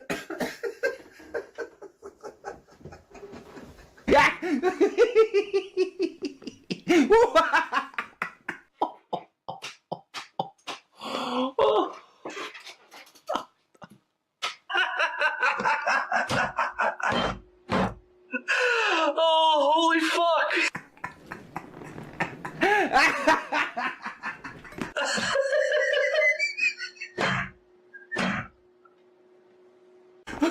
Okay, stop. I'm sure there's a really good explanation as to why they think that Google Earth, which is a globe, is the Flat Earth model. They seem to have hidden it in plain sight. So I didn't bring you here for us to gawk at this. Remember, we have 2 predictions to test. You know what? I bet any predictions made with that model will be correct, considering it's the globe that has Antarctica as a continent at the bottom and not an ice wall around the edge. Right? One at 500 miles and one at 1,000 miles. So let's take the 500 mile measurement. We'll wing on over to the med and jam with Mick and the Stones. What do we got here? Did anyone see all that curve he just went over then? On the flat earth model, man, quantum erasure is a picnic basket short of a picnic, huh? Flerfs often tell me that I'm too chicken shit to debate him. I've always said that no, I'll debate anyone, but in QE's case, I don't know if I want to debate him. It would feel like kicking a bag of kittens. I kind of feel sorry for him. I wonder what it's like to go through life being that fucking stupid. Well, we have a 500-mile distance between the shore of Sicily and Libya. So let's take a look here. So everything's in plain sight. We're going to take an elevation of point D. And what do we got? We have 4 feet. So let's wing on over to Sicily.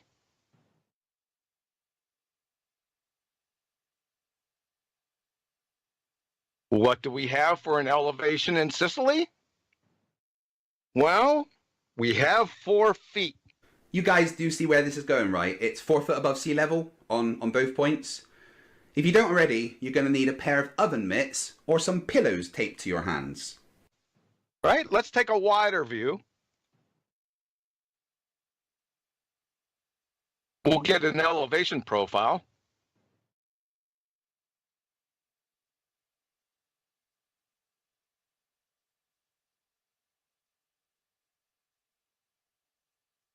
So, from the shore of Sicily, for 500 miles, as you can see, we have a 0.00 vertical drop.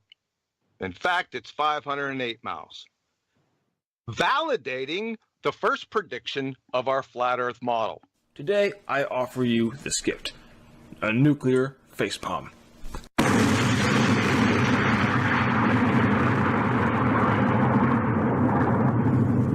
Guys, I am so sorry. Pillows would not have been enough. Yeah, that's some extra special stupid sauce. This has to be one of the dumbest things I've ever heard in all of my life. He thinks that elevation above sea level should take into account the curve of the Earth. Like, if you took a point in Ireland and a point in New York, it should show that in New York it's negative 3,000 miles. What an absolute dumbass. Please, just go to the remedial classroom.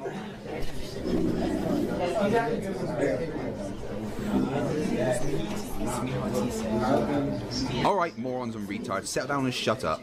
Today we're going to explain what elevation means in regards to the Earth, which is a globe. I said it's a globe.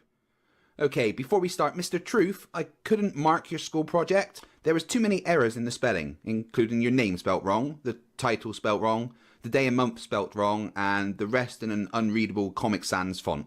Got 2 days to do it again. Anyway, this is simple, guys. Look at this half of a globe. These lines are all the same length above sea level. When you connect them, you get a level line. You wouldn't expect something that is showing height above sea level to show curve. That's the dumbest thing I've ever heard. And I spend every day with you dumbasses. Thank God that's home time. Get out. I hate you all. Where's the vodka? The globetard's only port in the storm against our model is this claim. Elevation is measured from the center of the Earth. That's just code for gravity, right? They put gravity into everything. I think it's in their scrambled eggs in the morning. I don't eat eggs for breakfast. I eat flat earthers. Just check out my playlist of debates. I've been in loads. Right. So that is every point along the surface of the Earth is equidistant from the center of the Earth. Our retort, A, from their alma mater wiki. Elevation is not to be confused with the distance from the center of the Earth. And B, how in the world can they make the claim when they live on in an ellipsoid? Stop, guys, please, I'm begging you, don't facepalm again. I've done some research and found out what happens if you facepalm too much. Can you tell us what's wrong with her? Yes, allow me to demonstrate. Could one of you do something stupid? I got it! Just as I suspected. Your daughter's been facepalming at your stupidity for so long it's becoming dangerous. Take a look at this x-ray. So the ignorance of QE is quite staggering. He was obviously referring to the whole Neil deGrasse Tyson said it's shaped like a pear thing. I mean, just look at these two circles. One of them is perfect and one of them is not. The difference is barely noticeable. It's so small that you can't even tell that this one isn't a perfect circle. It's the same with the fucking Earth. Your flat Earth model, my hairy ass. Try again. You embarrassed yourself and your entire movement. We're going to go to Planner Walk after this brief interlude. Nathan, question. You ready? How do you convert meters into kilometers? I don't know. How do you convert meters into kilometers? What's the correct way? You tell me. The correct way is divide meters by 1,000. So if you have a meter and I divide that meter by 1,000, you don't think that would give you millimeters? Meters into kilometers, Nathan. You just said That's you what I'm divide talking meters by 1,000 to get kilometers. So you're saying I divide something that is 1 meter long by 1,000, and that will come out to a kilometer value. Nathan, It sounds like you are quite literally retarded. You do not divide meters to come out with kilometers. Why would you divide a value that is given in meters to come up with something larger, i.e. kilo, meaning Because, thousand? Nathan, because the thing you don't understand is that it's a ratio. Did you do maths at school? Why would you divide a meter value when trying to come up with a larger value? Dividing something makes it smaller. Oh dear.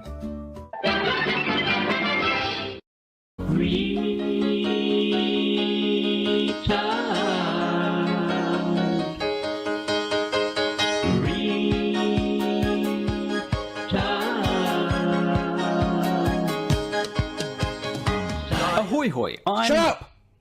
So as you might know, I went on Nathan's show This recently. arrogant little millennial prick. You know, it'd be very nice if I could actually talk. You're just fucking retarded. So essentially, what I was trying to do was Shut up!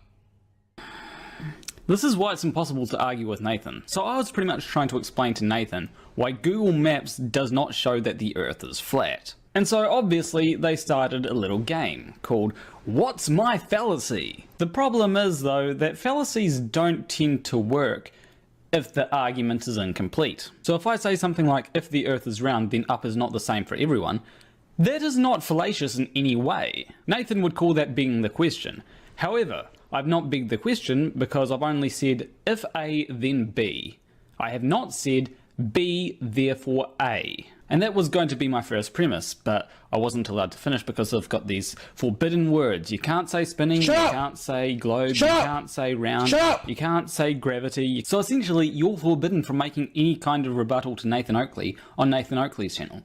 But I'm on Fight the Flat Earth channel, so I can basically make any rebuttal to Nathan Oakley without getting interrupted. Yeah, that makes you a millennial little prick. I spoke too soon. But anyway, here's my rebuttal to Nathan Oakley or Quantum Erasers Flat Earth model. Premise A, direction is never absolute. An example of this would be if we were on a globe and I was in one country that's on the opposite side to a country that another person is in. We would have different ideas of what up is. Premise B, height is about the relationship between 2 points but only on one axis, and that would be the upwards axis. Premise C, some definitions of level just mean having no part higher than another part. And lastly, premise D is elevation literally just means height with respect to a level, like sea level. That means shut your stupid fucking mouth. Now, would it surprise anyone if Nathan didn't actually attempt to offer a rebuttal to any of those four premises? All he did was attack the examples that I gave, trying to explain the first premise to You it. unbelievable little bastard. But the real problem there was I was interrupted. You somehow think that's fucking Earth curve. So as I was saying before I got interrupted, the problem is that there would be so many interruptions that by the time... stupid shitheads. There were so many interruptions that by the time I got to the next point, the previous point had been completely lost on them. And rather than letting me get to the end of my example, you talk over the top of it when I get to the conclusion each time. But if Nathan had have followed those premises through, it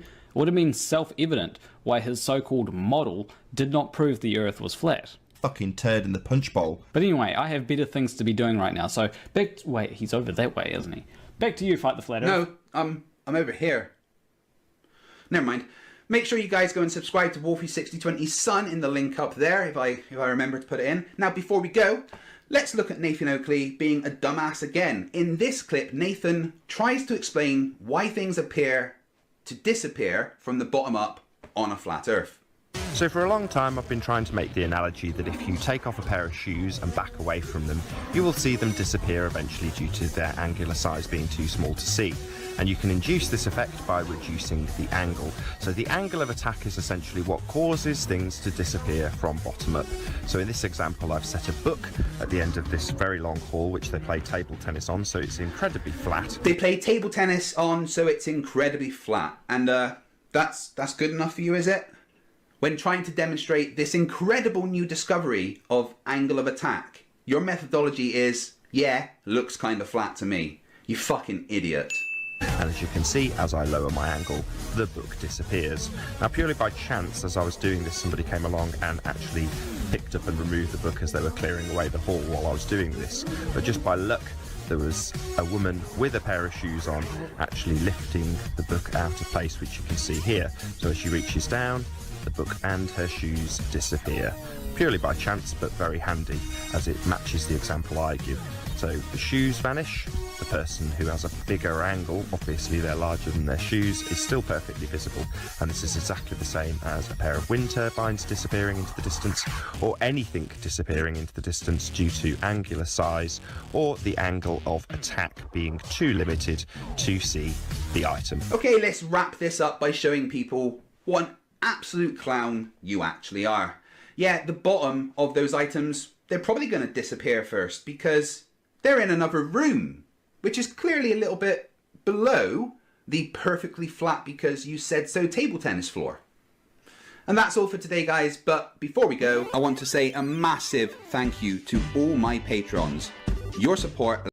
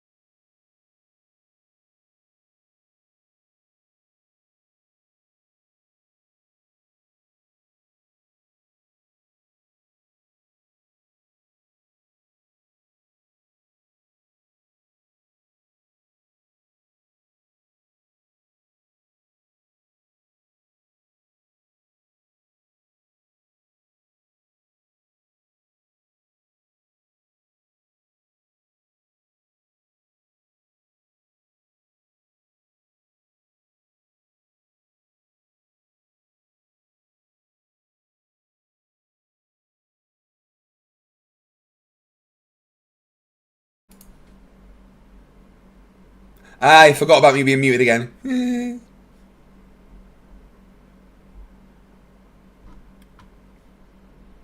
I'll start that again. Right, yeah. I had to go and cry. I had emotions then. You know, I'm going to put a lot of it down to the fact that I've been streaming for so long, right? But they were genuine emotions. I just couldn't hold them in. Couldn't Vulcan it. I knew that I had made a chunk of change during this stream. Obviously, nearly 1,000 members, more super chats than I can think about, you know. But it wasn't until I did the maths that I realized how much support you guys have given me, and that hit me in the feels pretty damn hard. Like, I don't think you guys understand like what that kind of stuff means to me as a father, as you know, as a husband, as someone who's trying to support their family for doing something that they've created. And you know, the sleep deprivation obviously kicked in, and those emotions hit pretty hard. And I mean it. Thank you. And then I come back and there's even more, right? So Man of War for 60 shekels says, dude, I'm trying to clean here. Why have to go and activate them emotions like that? Craig, you deserve all the support. Now please stop cutting onions. Onions.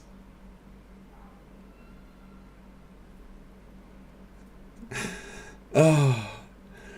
No, Planet Walk, I am not an emotionless cyborg, apparently.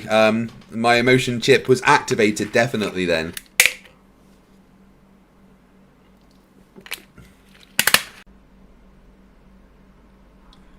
Yep, Requiem Angelus became a member, so that means we have to go over here and add 3 minutes to the timer.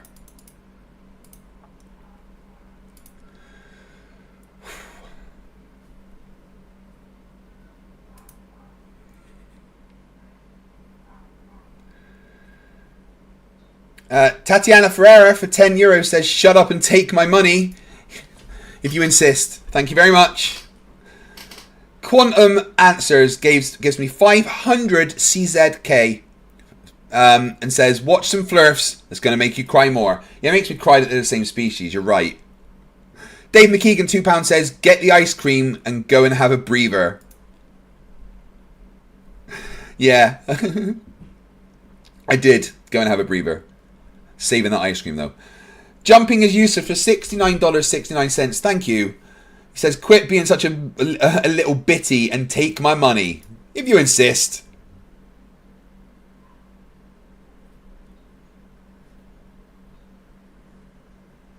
Buffering should have stopped by now.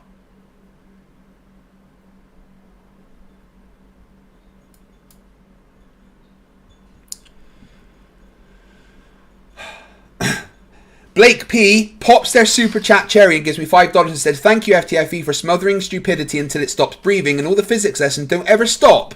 I love you. Hashtag not you Gary. Thank you for your cherry, dude. I do appreciate it.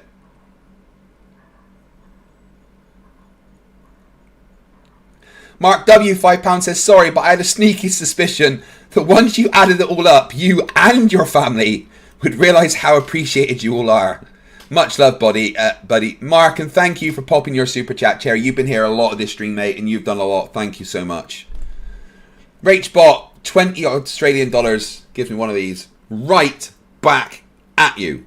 Not sure how an AI I created has money to spare. But thank you.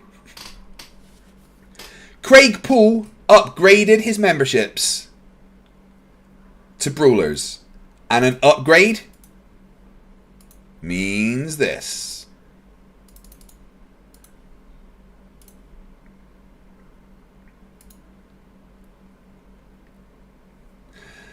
CJ Lamericks, $5 says, Craig, you are the man, the myth, and the legend. No, you are. All of you are. This, what I have is a thing of myth, you know? Dave McKeegan for £2 says, Oakley's live soon. He'd love to hear your total.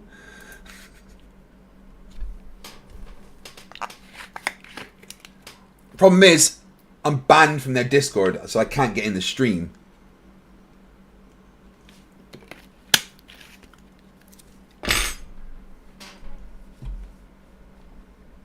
So they hire... Well, honestly, guys, thank you so much.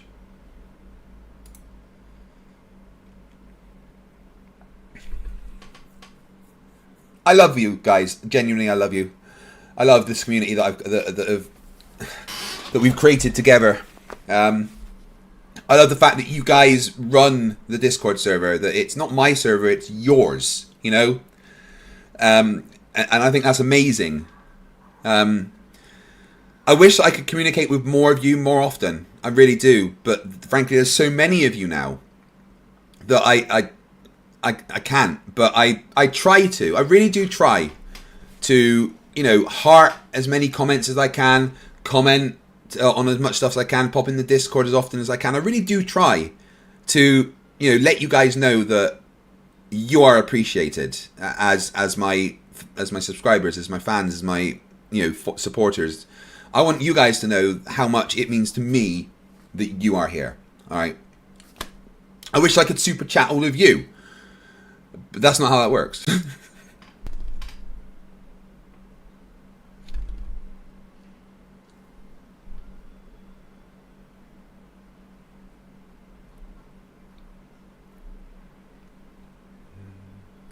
Right. Let's carry on listening to Cece. In every screenshot, he looks so angry. hire these people or whatever they are, and they just drive like maniacs on the highway. Because I never remember Says the guy making videos whilst driving. Seeing anything like this. Yeah, once in a while you get one person to do it. But I'm talking 5, 6, 7 cars whipping past you like it's the Indianapolis 500, for crying out loud. What's going through these people at 6:30 in the morning, for Christ? Okay. I don't want to say anything like that right now. It's Christmas. Okay? For crying out loud. Anyway, I just wanted to throw that out there. There's a lot to cover, and there's little time to do it, but people are starting to wake up. I had some people looking at me, my vanity, and they gave me a thumbs up. A couple of them shine their brights at me, a couple of them honk their horn at me. I don't know what the horn honking's all about. I'm not sure. That's either you're pissed or I don't know. Who knows? Who knows? But it's just there to wake people up, and that's all we're here to do. I want to wish everybody a Merry Christmas again. I'll probably touch base with you before then. But have a happy Friday, too. I thank you for subbing. I thank you for viewing my videos. Let me be a part of your life. What a batshit crazy guy. Liz K pops their super chat cherry. One for $5 Australian says, "You give me untold entertainment. Thank you." No, thank you. Honestly, thank you for allowing me to do it for you.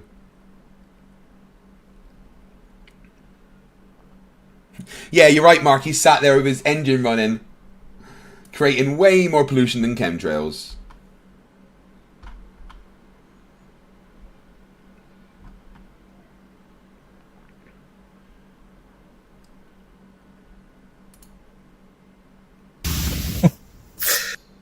Well, it looks like he's been on vacation, doesn't he? Bloody hell.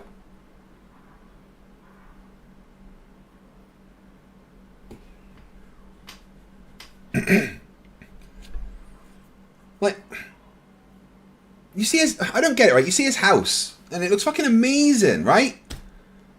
But he just drives a minibus. How does he afford that in New York?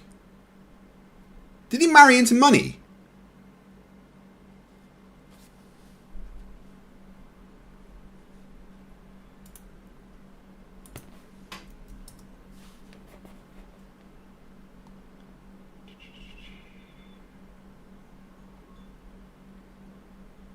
That's right.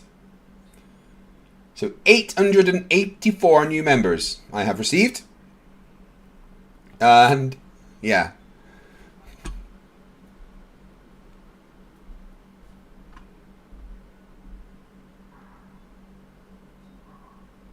Thank you very much, guys. 884 new members.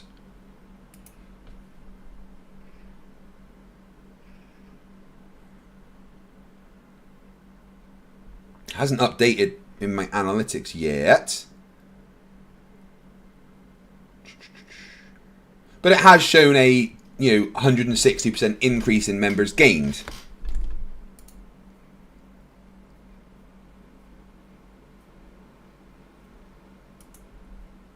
And I'm just having a quick look.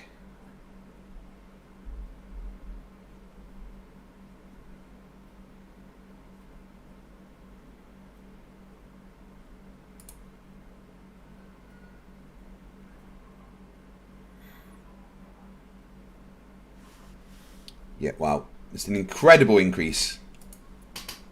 Right. Back to the dummy.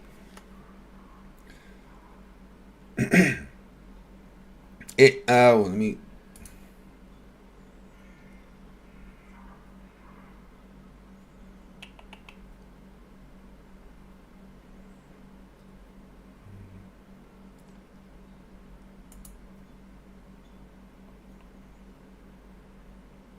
I don't know how to see exactly how many upgrades I've had. It doesn't tell me that.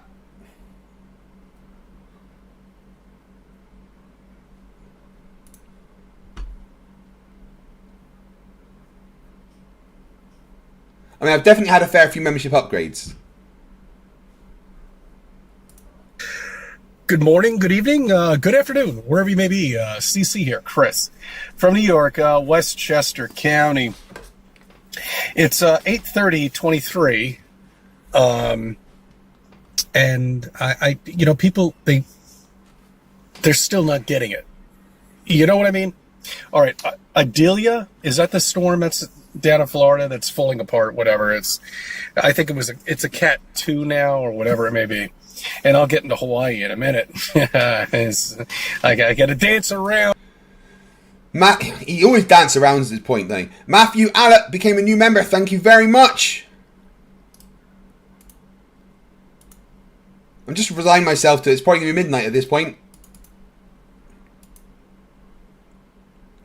Right now, we have me finishing at quarter to 2, quarter to 3, quarter to 4, quarter to 5, quarter to 6, quarter to 7, quarter to 8. Right now we have me finishing at 8:15 in the evening. Okay? That means there is another 3 hours and 45 minutes that can be added to the timer if you so choose to torture me a little bit more. On that part because of Google. They're still not getting it. The only thing that is moving is in the sky. You're standing still. On Earth you're standing still, but Earth is moving. Dude. Bastian Dickens for €6. Thank you very much, my friend. I've just finished working and you're still streaming. Incredible. Road to 1,000, guys. Let's make this happen. Jesus Christ. Thank you. Mark W for £5 says you should be able to sort out your tech now and take the family on a nice little weekend away, perhaps. Does Emma and the kids know the amount? Yeah, I went and told Emma, and yeah, she was a little bit shocked as well. Matt G, member for 8 months, says these last few days have been an amazing show of support and torture of love. Smoke me a kipper. I'll be back for breakfast. Yeah. I actually want to get a tattoo that says SMAK IBBFB.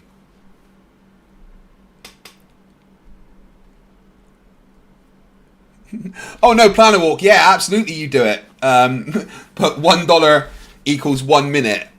Yeah, that could work. So someone super chats you $100.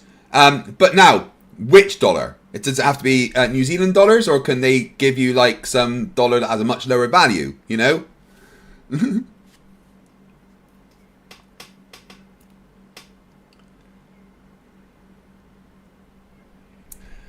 Jimbo Con says, how did you add time? By becoming a member, adds time.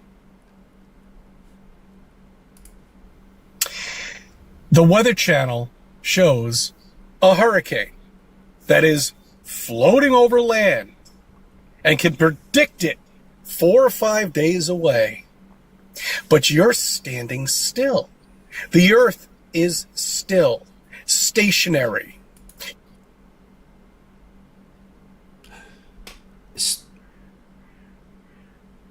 Why wouldn't it be stationary? Why would it be stationary? Because there's a storm moving. CC, what are you on about? Joe Black, who's been in for 14 months, says by the time this ends, FTFE is going to be so out of it, he will think the Earth is flat. It's definitely not a globe. That's stupid. You're not going anywhere. Okay? Look at the Weather Channel. What is the only thing that's moving? Above the land. That's what's moving. Nothing else. The land is still underneath those clouds. It's not moving. Because you're on it. So it doesn't seem like it's... CC, when you're driving your van or your car dangerously whilst making videos, are you moving? Are you? Or are you still? Well, relative to your van, you're still. Relative to your car, you're still. So let's imagine that inside your car you've got some clouds that are above you in your car. And they're still going down the highway. Are those clouds still? Or are they moving relative to the ground? It's the thing. Speed is relative. Movement is relative. Your brain is not, because it doesn't exist. Jesus Christ. It's probing time 666. The devil made me do it. Upgraded their membership to the maximum level, which is fighters. Thank you very much, my friend. That's incredibly generous. And it adds another 3 minutes to the timer.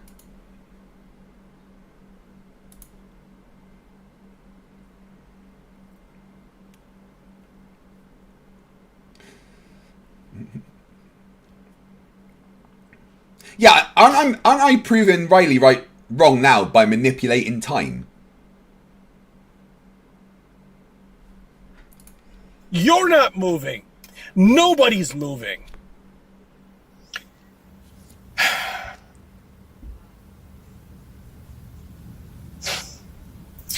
How?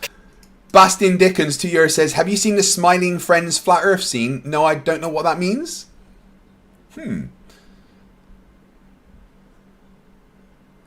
Jimbo Corn, is he talking about me? Am I British, Scottish, or Kiwi, or what? I'm British and I live in Scotland, but I was born in England. I definitely ain't Kiwi. Can a car melt? What? Can a car? How can a car melt? When it's really hot. Okay. Mostly Anything made can of melt. aluminum, especially the engine block. That's made of aluminum. You know what the burning point of aluminum is? 1200 fucking degrees. Wait, what's he talking? Aluminum. Is that similar to aluminium? Weird.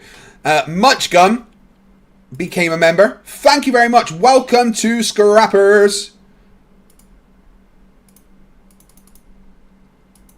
Another 3 minutes. 6 hours and 30 minutes to go. Okay.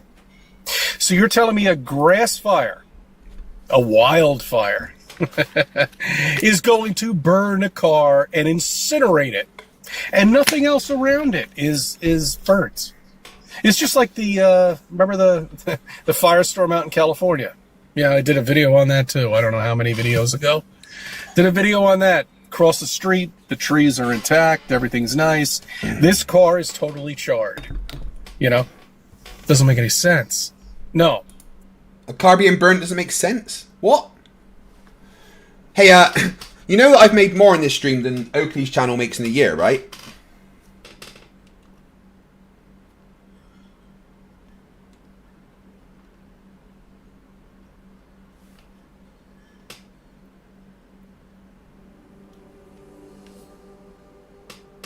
That's not the right one.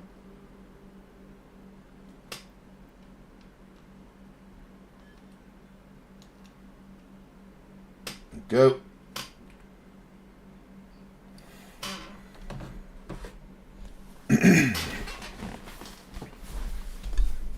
Shut up, Sean, you dick. I just slept 6 hours straight. Cunt. I had 4 and a bit. It doesn't. The new variant has now hit New York City. That's right. It's here. And they're pumping out the shots too. You see, now this shot is going to prepare you. Oh shit! You know what? Oh, okay, all right. You know what? I was listening to 1010 Wins just now. Whatever happened to that typewriter that was in the background? You remember that? They always had that typewriter going, and they were recording videos. I'm at my country club. I don't want to fuck around over here. He's like got enough money to go to a country club, man. And you know, you would hear it. You know, I mean, I miss that. I miss the typewriter in the background on 1010 Wins. They took it out. I guess because of time. What? Because this generation doesn't even know what a typewriter is. They don't even know what fucking commercials are. They don't know shit. They don't need to know what a typewriter is, because instead of a typewriter, we've got shit like this that attaches to our PCs. By the way, I love this keyboard.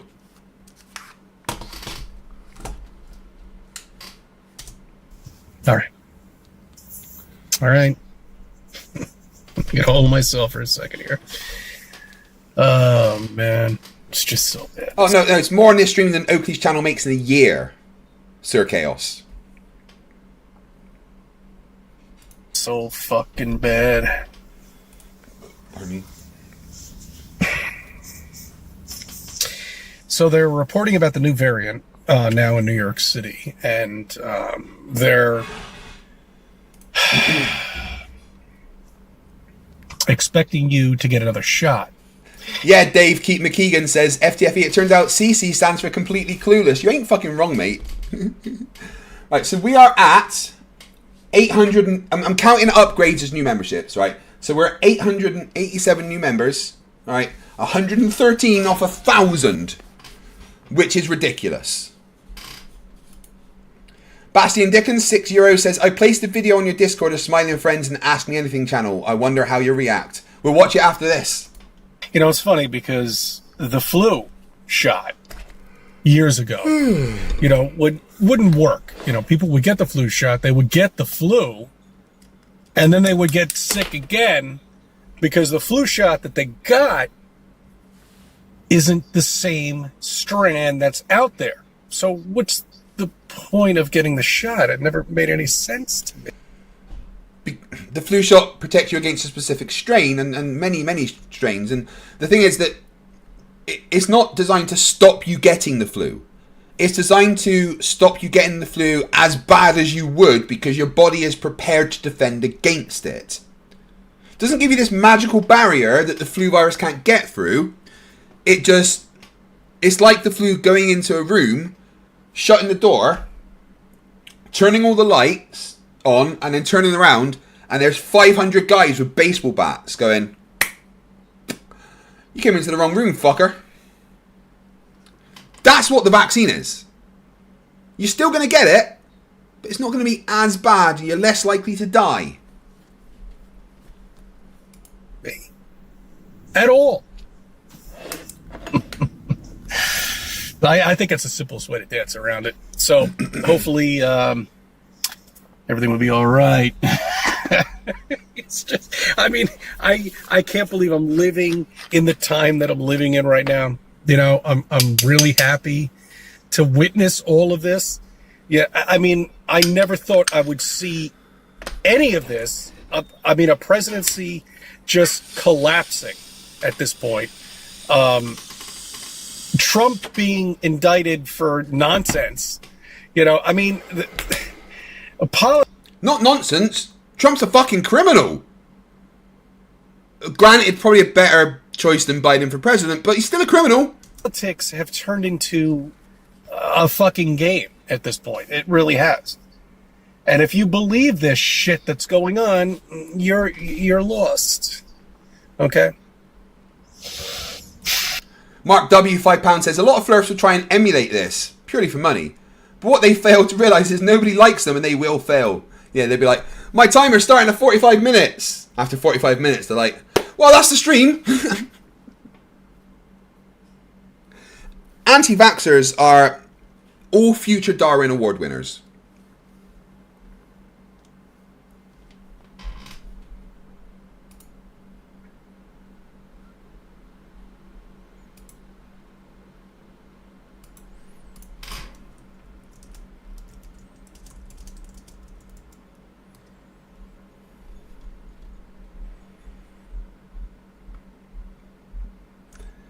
Get vaccinated.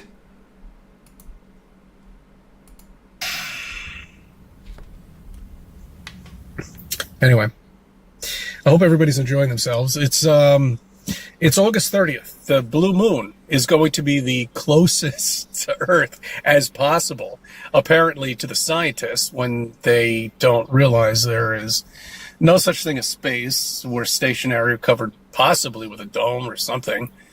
We're contained. We're a contained unit. Whether it being a dome, whether it being straight, it doesn't matter. You know, we're a contained unit here. Okay? We're covered with something. Gravity, dude. There's nothing up there. Because it's all down here. Because of gravity. You know what? There's no point me saying gravity. That doesn't work. Gravity, you fucking retard! Gravity! Have you ever heard of fucking gravity? Gravity!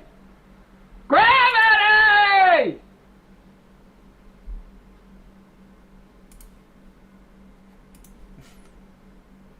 Oh yeah, I have seen this. Hey, by the way, when we were like running out, did you see that alien Tony Hawk game? Yeah, I did see that actually. Yeah, It looks pretty fun. You don't think I'd be able to like get that on Earth anywhere? Do you like buy that somewhere? What, the alien game? Yeah, Torrent. Like yeah, the alien game. I think it'd be pretty hard. Only because I like this. It's brilliant. Yeah, I don't think so. Yeah, I was just wondering. It's stupid to even ask. No, I think we're approaching Earth. Cool. I've always wanted to see it from space. Wait, what? What am I looking at? What is that? That's not Earth, right? Dude, that's completely flat. That's 100% flat, That's dude. what I mean. That's what I'm saying. That can't be real, right? That's not. We're looking at it, dude. The Earth is flat. The Earth. The Earth is flat. Charlie, the Earth can't actually be flat, right? There's the glass dome, too, dude. Oh my god, dude. Oh my. This can't be real. I need to sit down. This can't. Pim, we need to take this to the ground. We cannot tell anybody. This changes literally this changes everything. I know. We can't talk. I might actually puke. Get back to it. I'm gonna puke. Stay back. I'm gonna throw up. Okay. I'm gonna throw up. The Earth is flat, Charlie. I know. Oh, brilliant. Right, I need to go and use the toilet again.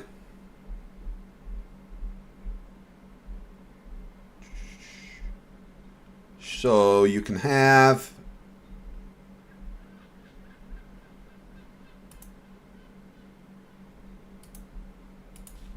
a bit of this. Yo, listen up, this your boy Birch in the his house. Boy, a plan so slick, gonna make your pockets tiz house. I got an app that's gonna change your life, but before you download, let me slice through the strife. They say the Earth's a globe, but I beg to differ. I'll make you believe, I'll make you shiver. Spectroscopy needs a container, that's my claim. I've got no clue, I just hang my head in shame.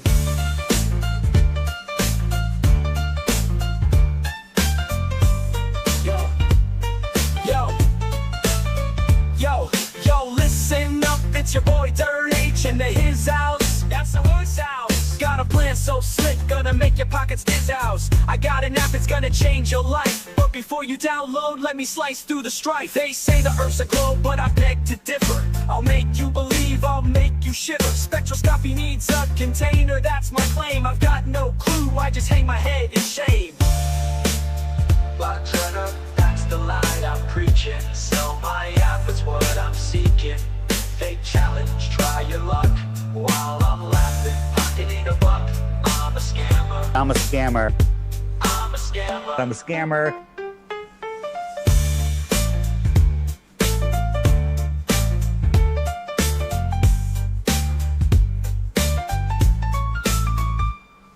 Flat Earth, that's the lie I'm preaching. Sell my app, it's what I'm seeking. Fake challenge, try your luck. While I'm laughing, pocketing a buck. I'm a scammer. I'm a scammer. I'm a scammer. I'm a scammer. Yo, Dave Weiss is a scammer. Talk about Antarctica, the icy place. I offered a free trip, dangled it in my face, but I won't go. It's not about thrift. I'm staying home, gotta protect my grift. I'm a scammer. I'm a scammer. Yo, Dave Weiss is a scammer. Talk about Antarctica, that icy place. Offered a free trip, dangled it in my face, but I won't go, it's not about thrift. I'm staying home, gotta protect my grift. I'm a scammer. Antarctica, that icy place. Offered a free trip, dangled it in my face, but I won't go, it's not about thrift. I'm staying home, gotta protect my grift. I'm a scammer. The scammer, I play the game. Gonna hustle hard, gonna rise to fame. But remember one thing, it's all a ploy. To make that green, I'll be your decoy. So if you wanna join, come take my hand. But beware the tricks, it's all planned. T-I-T-R-H, that's my name. In the world of scams, I got the fame. I'm a scammer. Oh, is old Dick in the chat? Is he? Where is he? What's he saying?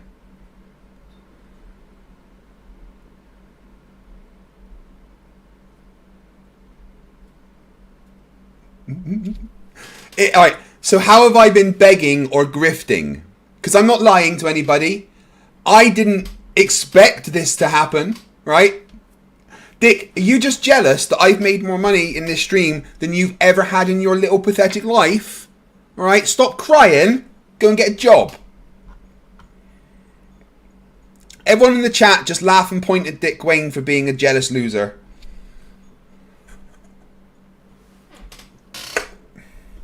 I can't believe you guys sent me groceries last night as well. That was amazing.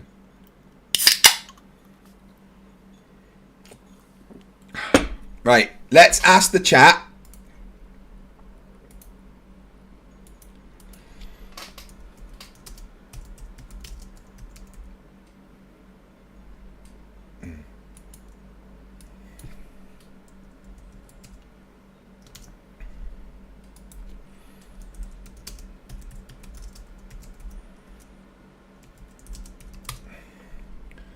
What do you guys want?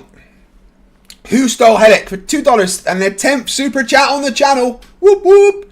Says, morning Craig, glad to see you're still alive. Halco became a new member. Welcome to the Scrappers. You know what that means, guys. We have to go back in here and add another 3 minutes to the timer.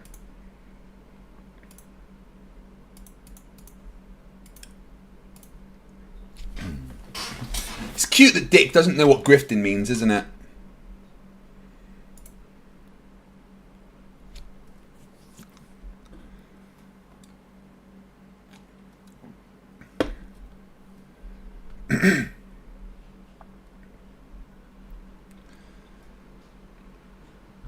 Alright, guess we'll go and watch Oakley live then. Oh, I hate going to his channel. Continue to believe that they're on the outside of the spinning water ball.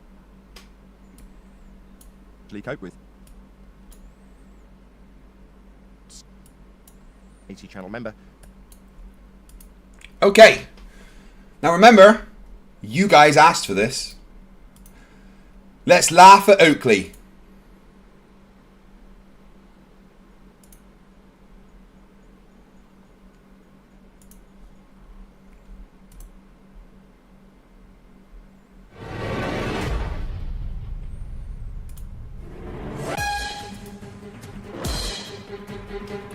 Presenting the worst intro ever. Full of strawmans, misunderstanding, stealings of other people's graphics. Nerd Pedanticular upgraded to destroyers. Thank you very much. That counts as a new membership. And increases the timer by 1, 2, 3. Dink.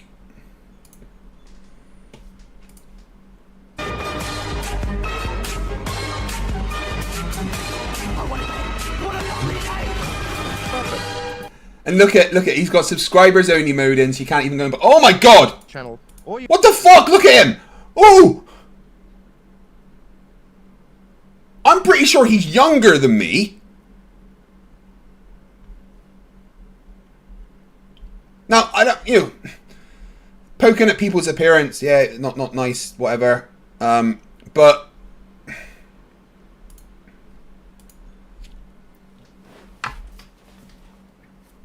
let's objectively look at this, shall we?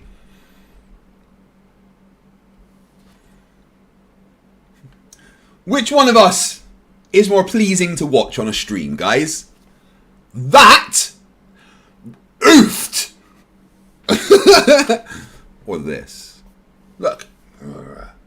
This is what? Yeah. See, the problem is he looks like that because his YouTube channel isn't successful, and as that's the only money he gets, he's extremely stressed. His hair's falling out, he's got worry lines, he's got at least 3 chins there. Oofed, Nathan! Dude!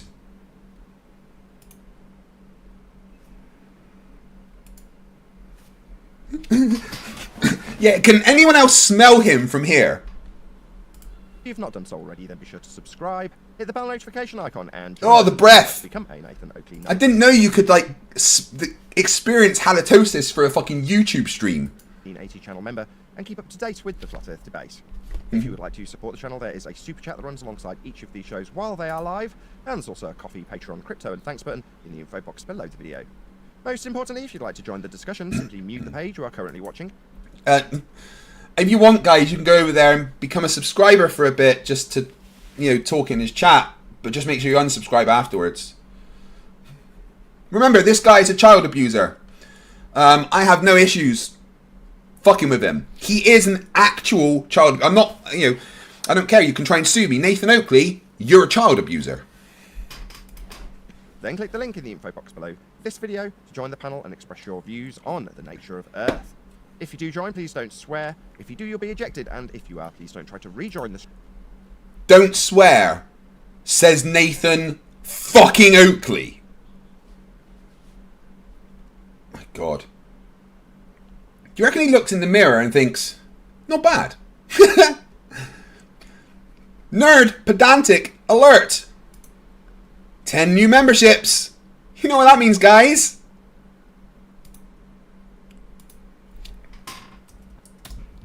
$6 47 minutes to go. Thank you very much from the bottom of my heart for the support. And they also upgraded to destroyers.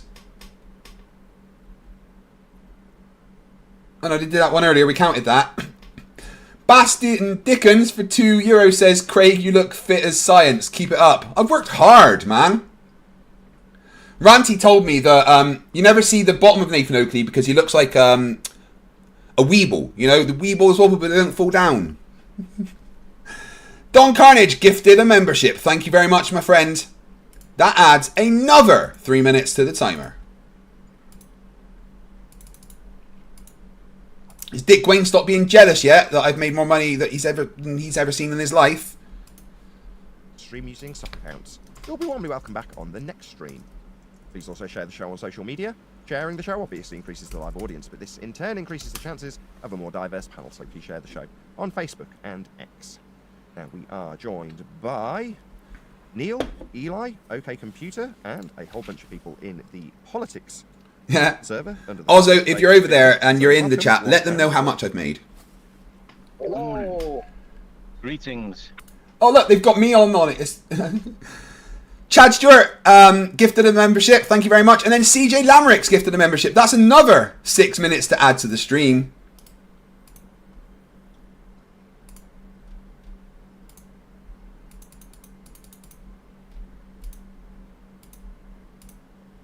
Thank you very much. Earthlings. Oh, greetings. Good to be here. As I said, hopefully one of my live YouTube moderators will stick a link to the Politics Discord server so people who are watching live can actually join this discussion right here, right now, unlike the typical server that we're in. Very nice server. They host this typically on a Friday. The purpose being we put out our rhetoric, let's just say, in this particular server, and how we suggest flat Earth should be debated, which is to say there is no debate. Earth is measured flat. There is a requirement for our opponent. I'm on a show called Flat Earth Debate, but there's no debate because Earth is measured flat, except it's not. Let's look at that diagram he's got. It's completely wrong. It would start at, the angle would be at the top of the boat, right? So where the vertexes join of those two lines would be at the top of the bow, not at the bottom, because the baseline is not the surface of the Earth. It's not the water. It is an imaginary line which goes from the observer to the horizon. And let's be clear that the observer is not under the water where this is. Opponents to utilise those measurements in order to believe that they're on a globe. And if you understand this, you can take apart any argument. That's it. That's why we're here. Hopefully it'll be fun-packed for my audience. And wrong, wrong, wrong, wrong. Wrong, wrong, wrong, wrong. My members will be watching the after show after the fact. You can enjoy a few zealots trying to deny the principles of elevation angles in favour of me positioning an argument that they can actually cope with. You don't understand elevation angles because you're a fucking moron. Bastian Dickens gifted another 10 memberships. Thank you very much. I hate you. Takes us back up to 7 hours, 22 minutes before this stream can end. Right. So at the moment, that's got me going. Right, 2:15, 3:15, 4:15, 5, 6, 7, 8, 9. So right now you got me finishing at 9:37, which leaves another 2 hours and 23 minutes that can be added to the timer. That happened quite a few times. Fun was had by all. So check it out if you remember, or in a week's time if you subscribe to my second channel. If anyone's able to go and join the call over there, do it, and then just tell them what's going on. And informed. I was very impressed. I don't know, Neil did hear some of it. What did you think, Neil? I thought they were very clued up flat earthers that I was listening to. That's how it seemed to me. Yes. Great conversation there. This server's got some polish on it. Morning. Hey, Chocolate. We're in politics today. Chocolate. This is the greatest stream ever. I'm so entertained. Morning, politics. Morning, What's up, Chocolate? Yo. What's going on, guys? Yeah, we're still coming. Other than the very first time we came, we've never outstayed our welcome, which is why we're still being welcomed back. Hopefully that will continue. Wow, Nathan, you're still here. Is that Branch guy that was really sweary in the pre-show? I mean, Nathan, don't Wow, you are remember? you still like, here? Why would I want to talk to you? I've told you I don't want to talk to you and told you to get lost, but now you're trying to engage me in conversation. I don't want to talk to you. Grant is still around? Jeez. Who's he talking about? The discussion is beneath me. The discussion with you. Who's he talking to? Hey, Mia, did you want to add something?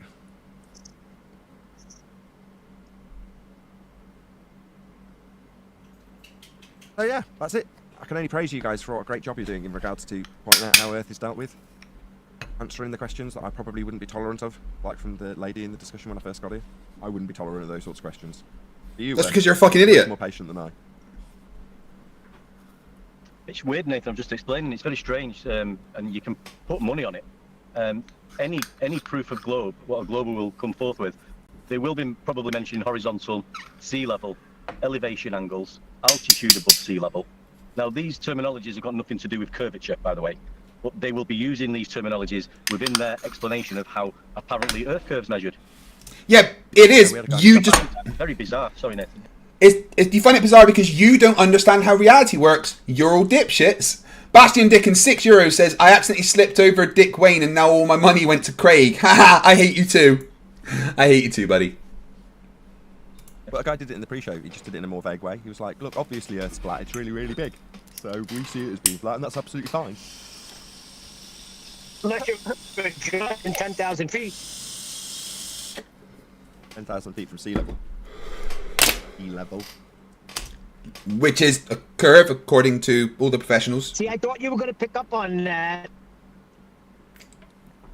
You let it go. Yeah, he kicked battle.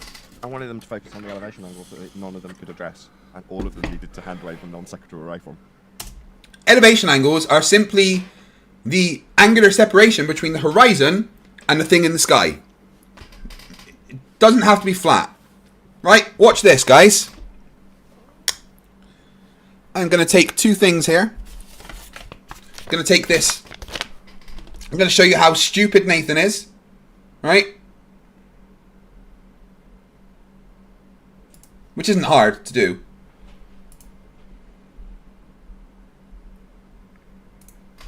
Okay. A curved surface, right? A ball. Another thing. Can you measure the angular separation between those from a point?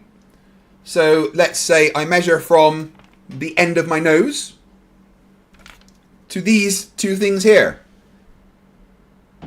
Is there an angle between those two things? Between the tangent that touches the top of this and this flat bit of paper? Does an angle exist between those? If my nose is a point where a line from those two meet? Yes, because angles and curved surfaces are no issues. Calculus is a thing. There's not much coping going on. What I don't understand is why you just got finished explaining how Earth is measured flat. Someone can come in and ask you for proof of flat Earth. I mean, what's going on here? You can't hear it. It is impossible Because prove Earth is not measured flat. That's a stupid thing that you say. to digest. Can't process it. It's impossible. They hear it and instantly wipe it from their memory and go, so why do you think Earth's flat then? Like I just literally told you 25 seconds ago. It's measured that way. You need those... It's not. You're just stupid. ...measurements for your globe belief. What part of that didn't you hear? Neil, you say what's going on here. You understand that that's going to happen as long as people continue to believe that they're on the outside of the The spinning cognitive world. dissonance from these guys is actually insane. There are always going to be people that you can explain it to them. Luckily, their streams don't go longer than an hour normally. Their own senses. But the first thing they'll say is, well, prove to me it's flat. Our senses. Oh, yeah, because our senses are our measuring devices. You morons. No, this is different, Chocolate. He's explaining very in minute detail how it's measured flat. You can't just come in and say, any evidence? What's your proof of flat Earth? Latitude measurements. I mean, we all My proof of flat Earth is that... Wait, hold on. No. No, none of it works. Because the Earth's not flat. Elevation angles can be got from anything, from any shaped surface. An angle between two things can, be a thing. It doesn't matter. Calculus. It's part of the mapping system, the grid system for navigation. Latitude. Everybody uses it to plot positions on the Earth. And it's a flat Earth elevation angle measurement. Latitude is on a globe. Well, you heard him saying that he was like kind of used to the whole general or the basics. So like most people have basics given to them by like YouTubers like Time and Dan and all the other anti-flat earthers. So they're not really listening to learn anything new or have, that genuine back and forth. They really just want to play These guys speak so slowly because their thought process is so, dented. I've got it on 1.5 speed and it sounds like they're talking normally. the game that has been put in front of them, which has nothing to do with what we're talking about, which is just, look, man, it measures flat, that's that. No, people have been... Tim Davidson, $2 says, let the man sleep, people. Oh, I'll sleep at some point. AJN Photography pops their super chat cherry. For £2 says, respect for this, Craig. Keep up the fight. Been playing this game of let's debate all day, go to sleep, wake up again and debate some more. Yeah, but this ends the debate. That's why they can't play that nonsense no more. What Nathan lays down weekly here ends the debate. No, it doesn't. It shows that Nathan is literally retarded. Not only that, they're going away from the measurements now. They don't want to talk about the latitude measurements, so they start bringing up, well, the pictures from space must be true, therefore it is a globe, because they don't want to talk about the physical measurements that we're demonstrating and putting forth to them about the mapping system and grid system of Earth. That's how it's measured. But they want to talk about a blue marble picture from a place called outer space that doesn't exist. Wrong. I can measure angles between any two things. Doesn't matter. If they're curved. You can have a tangent to a curved surface. That tangent and another tangent, you can measure an angle between. Boom. Flat Earth, go down, go boom boom. That's where they've gone now, up in the sky. And you blame them for that. That's all they got, man. Listen to them. They're telling us it's too big to measure the curvature. Too big to see the curvature. So what else you got? Pictures from space. No curvature then. Monkey Cat Pat Pat says, what the fuck? I went to sleep last night and it was down to 3 hours. You people are monsters. Yeah, any mention of FTFE in the chat just disappears like that. Fucking hilarious. Yeah. Thanks for conceding that. Keep trying, guys. You do accept it, that it's flat. Because it's too big to see the curve. If it's too big to see the curve, how did you measure this curve that you think is there? That you think is blocking boats and buildings in the distance? How are you going to tell us there's a curve blocking boats and buildings in the distance and at the same time tell us that it's too big to see the curve that's blocking the boats and buildings in the distance? Are you okay? Right. That's because you guys don't understand the difference between being able to see the curve and the effects of the curve. And why is that? Oh yeah. Because each one of you have mothers that drank and took methamphetamines whilst you were in the womb. People like that sound like they need medicine. Yep. Nobody's ever claimed we've measured the F curve. Yeah, Hey Man of War, how's your cleaning going? Bumped it in 2020. So they're claimed to be physical measurements that they could say, well, we know Earth's a sphere, we measure it. And then they offer up the Earth curve maths, which are calculations, and suggest that they correlate with images in a perspective view, correlated with their orthographic mathematics. And they say that's a measurement. It isn't.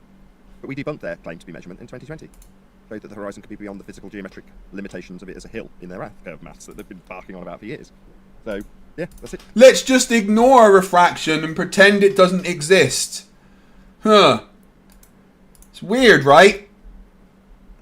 Because if refraction didn't affect things, then why does their biggest proof look like this on different days? What's going on there?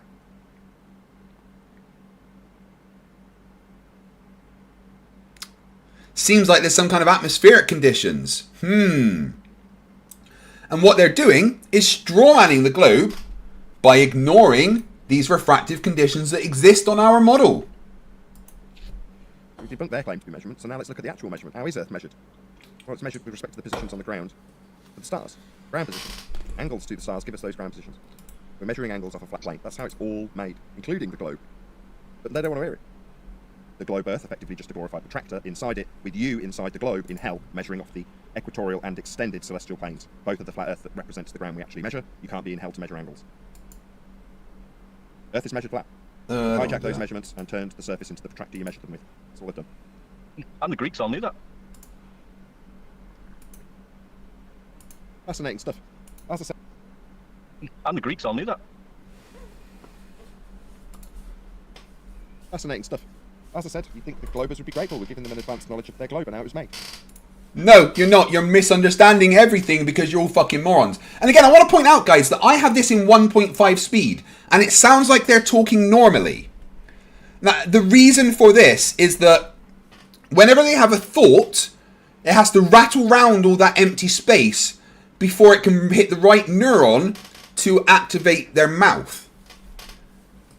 1.5 speed, and it sounds like they're normal. Well, you know, flat earthers, but... They won't be grateful. They'll ask me how I believe in a flat Earth. It's like what the one I've just explained how your globe is made from. But you understand how your globe's made from them? There'll be a bunch of ingrates. One more time? I said there'll be ingrateful, like an ingrate. That's not how that word works. Ungrateful is the word you're looking for. They're going to be ingrateful. Oh my fucking lord. This is your panel, Nathan. Matthew Allat, $5 Australian, back up to 7 hours. Nice, I'm off to bed, and when I wake up, I'll get to continue watching. This stream will go on for a maximum of 9.5 hours more. Belligerence, I think. Yeah? Yeah. It's like the worst thing you can do. It's like someone offers you kindness and you abuse that. Like the whole world is cruel, abusive place. I literally give flat earthers free physics lessons that I normally charge £75 an hour for. So, yeah. And you're talking about Nathan being nice when the majority of the times he talks, what? He sounds like, how do I describe this? A horrific, vile monster that is also mentally retarded. Here's a space to have an actual conversation, and they won't do it. They'll be belligerent. You tend to find that some people like being abused, and they actually want to be told what is what. And then he's complaining about, here's a space to come and talk. Well, I offer you a space to talk, Nathan. Will you? No, of course you won't. What and how to think. And if that is in any way challenged, they would rather direct their efforts at stopping someone else from allowing them to conform, allowing them to just accept information based on belief, and oppose things like measurements if they defy that which they've been given. Yeah, but the measurements actually show the Earth is curved. Even if you say something stupid like, well, the measurements are measured flat, but then when you do the maths and it shows that it's a curve, then you've got a problem, right? And by the way, 80% of you wanted to watch Oakley rather than CC. Have you got some kind of, I don't know, kink that you want to get hurt? Why would you... Not to mention opposing the damn senses that have told them nothing but you live on a flat stationary plane all your life. Yeah, let's use imagination. And that sense start telling me I live on the outside of a spinning magical water ball lying around in a vacuum. That checks out. Hey, Chocolate Saiyan, genius. Please specifically mention the bodily function is able to detect any of the forces or accelerations that are claimed by the globe model. Without strawmanning it.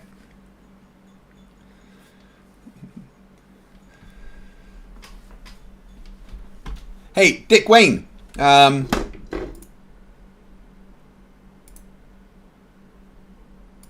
Just sit in time out for a bit because I feel like it. We don't need measurements, we just need pictures from outer space. That match the measurements. I'd rather a model than measurement. Okay. Who in this server's on the fence? As opposed to a staunch anti-flat earther / globe believer? Anybody here because they're like, I don't really know and I'd like to find out? Reality Man, Raiden, I think he goes by, he's talked about, he's like on the fence, he doesn't know. But he doesn't know much of anything though, that's another problem. Like, his epistemology is that nothing is really ever knowable. How does he know that? I was waiting for it. That's oxymoronic. Okay, fine. This is the Flat Earth debate, guys. The big Flat Earth debate show. There's 84 people watching. Is he still here? I've got 250 and I've been streaming for nearly 3 days. Anybody else? I preface it that if you're on the fence so that you don't have to feel like you're obliged to defend the globe. 2 days. Got my brain. When we have a conversation, it doesn't have to go the wrong way, right? It could sound slightly hostile, just because it's been about 10 years for some of us. Yeah, their chat is boring. It's just, here's more Oakley. Watch this. Which is mostly just bots that Nathan has. Quantum, Dick can't answer you. I put him in timeout for 5 minutes because I felt like it. Because this is my channel and fuck you. Dick. Been called names for not believing we live on the ball, right? But Man of War 15 shekels says, Dick Wayne, how about you hop on a boat with a tape measure and start measuring distances between continents? We'll wait. Here for you coming back. I think Dick Wayne should go to Antarctica. He wouldn't come back. That's what we're here for. We're here to have the conversation. It doesn't have to go the wrong way. Yeah, obviously we can only have a conversation if we put down a fact and cite it. Yeah, Dave McKeegan's right. It's poetic. The more people are watching Oakley via FTFE than via Oakley's own stream. You have to actually acknowledge it rather than try and change the subject. That's not really a reasonable conversation now, is it? Is this it? Is this what their It's a show's going to be? From when I first joined the server early this morning. For me. Actually not in the middle of the day, but doesn't really matter. Earlier on. Such bravado from the globe believers. One by one, they all get shut down and shown to be zealots. They all realise that you're stupid and not worth talking to. So that's why I'd rather mock you than speak to you. Plus, I'm banned from these servers. Mike over IP199 says, don't kink shame my masochism. Dude, I get it. Thank you for your 10th super chat on the channel. Pretty sure they've all been during this stream. In an hour, I'm going to have to stop this stream and start a new one. And then that's it, silence. So it's only the extremists. Yeah? Perhaps it's just the people on the fence aren't on the fence and really do want to retain that globe faith, therefore better not open their mouths. Who knows? Maybe this is a server full of flat earthers now.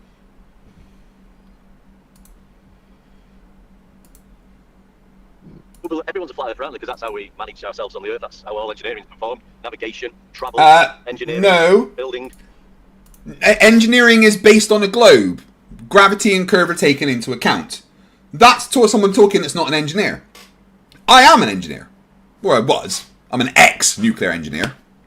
I'm an ex-nuclear, electrical and mechanical engineer. It's still dealt with flat, horizontal and level. Everyday life. Yeah, it's measured, navigated, aviated, obviously, and observably flat. If you're a liar, and you know, hashtag got to lie to Flerf. Today we've covered mapped and charted. Expanded out through history. Flat. Burt Rickle said if you leave his stream, it will be a bigger blow to his ego than staying. I know.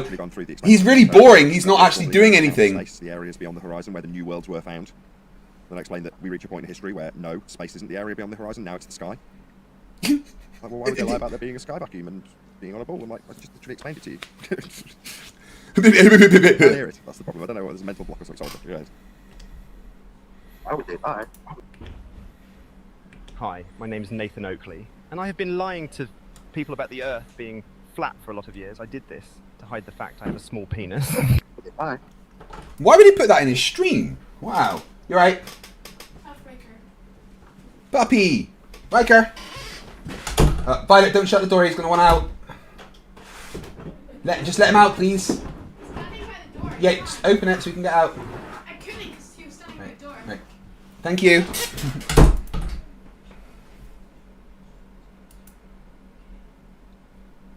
Called an appeal to motivation fallacy. Who cares? You're going to spend your whole time trying to negotiate with the psychopath about why they're gaslighting you. They'll just gaslight you. He doesn't know fallacies either, or what gaslighting means. In fact, did you know that Nathan Oakley made up gaslighting because he's crazy? PJ gifted 5 memberships. Thank you very much, PJ. Means the absolute world. Also means that I have to go and add 15 minutes, because for all the first watching, 5 times 3 is 15.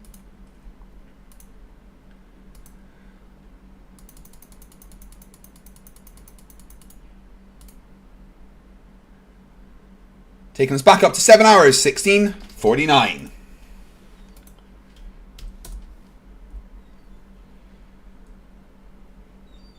Wait, hold on.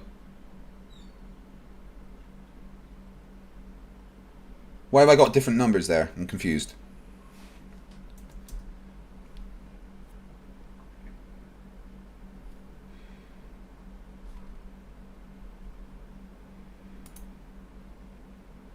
Have I mucked up?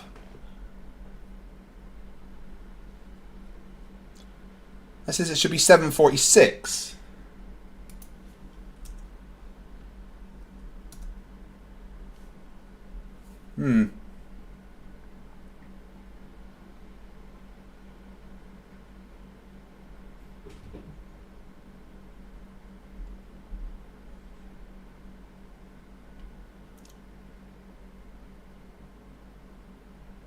Wow, I've had 925 members.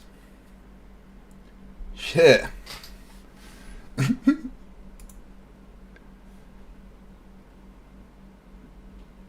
Apparently I missed 10 from earlier, did I?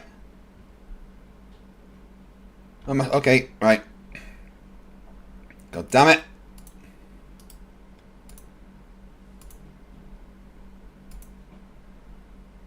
One, two, three, four, five, six.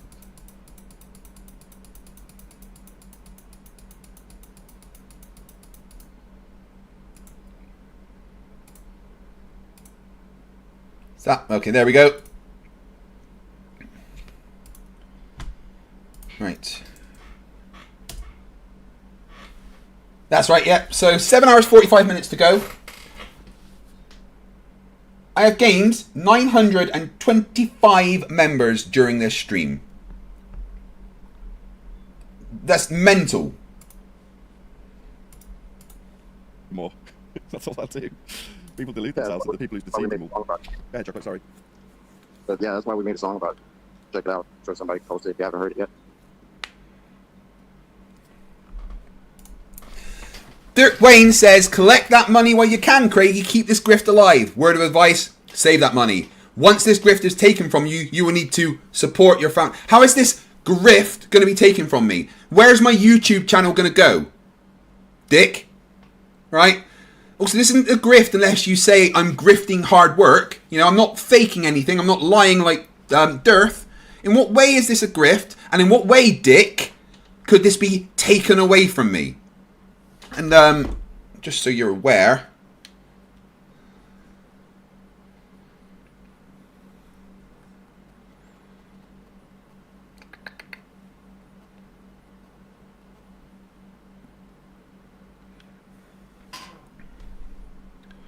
$6,532. That's how much, Dick?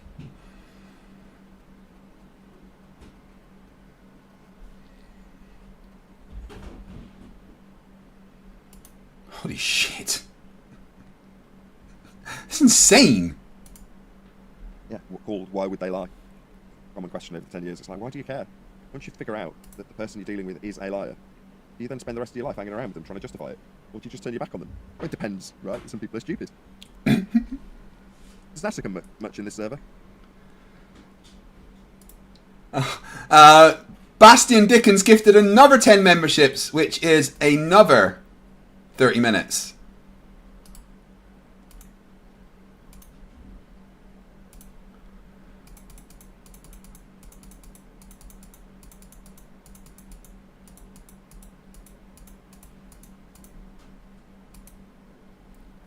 We're back up to 8 hours, people. Thank you very much, Bastian. Pretty sure you should be defending the payload in Overwatch, but you know. Also, I'm pretty sure my entire chat is green. I don't think there's anyone in my chat that is not a member at this point.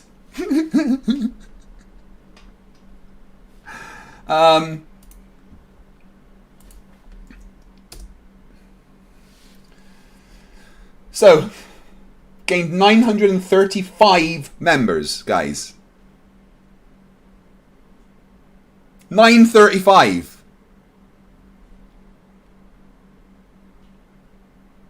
Like, 65 more members, and that's 1,000, and I have to go to till midnight. It's a bit ridiculous, actually. Oh, just a quick update on the John Puckett thing. He says he's already turned it over to the authorities for your fraud. I said, when shall I hear from them? He said, won't be long. They started the investigation, fraud. Got a case number. I'll talk to them today. Who shall I call?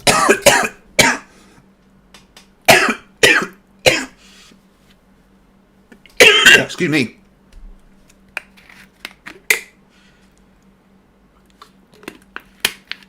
Oh, I didn't even have a bong there. I was coughing.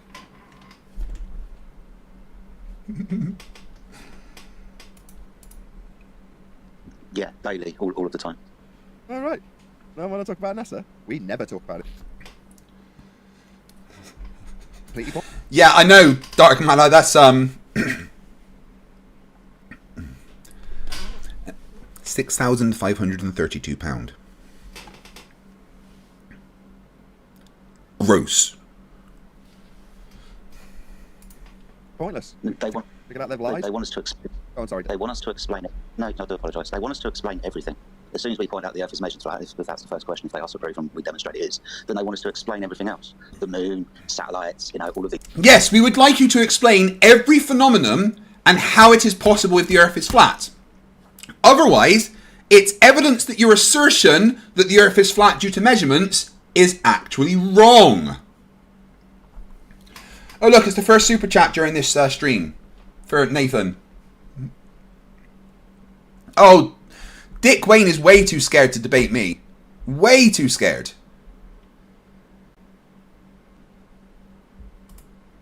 And just for fun. Right, I think the Red Bull's going through me because I need to pee again.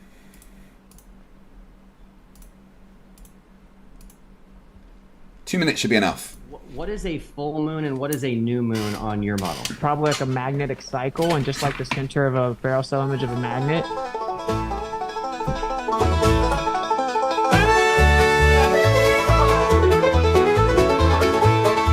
I think it's probably like a magnetic cycle, just like the center of a barrel cell spiral. Image of a magnet, it's just black in the middle. It's actually pure inertia, not just a little. In the ferrocell cell image of a magnet, it actually goes into its inertial state, then charges back up. It becomes like etherically displaced. Yeah, you start to see it charge up once more, and it goes back like it did before. Once it becomes like etherically spaced, you see it charge up and take its place. Oh, shucks. Ain't that so? That's how moon phases work, fam. Pass the dresser. In the magnet's heart, centrifugal divergence flies. Centripetal convergence pulls. Defying all science, etheric whispers sing. Light and shadow blend. Magnetic cycles spin. Where physics seems to end. In the ferrocell cell image of a magnet, it inertial state, then charges back up. It becomes like etherically displaced. Yeehaw! Grab your partner, swing him round, magnetic cycles up and down. Either song in the air, hillbilly science everywhere, cause it's like etherically displaced. Yeehaw! Yeah, belly on up to the Wixit word salad buffet. Who has light vinaigrette?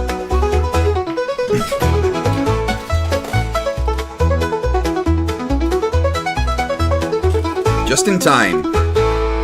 Past the jug of ranch.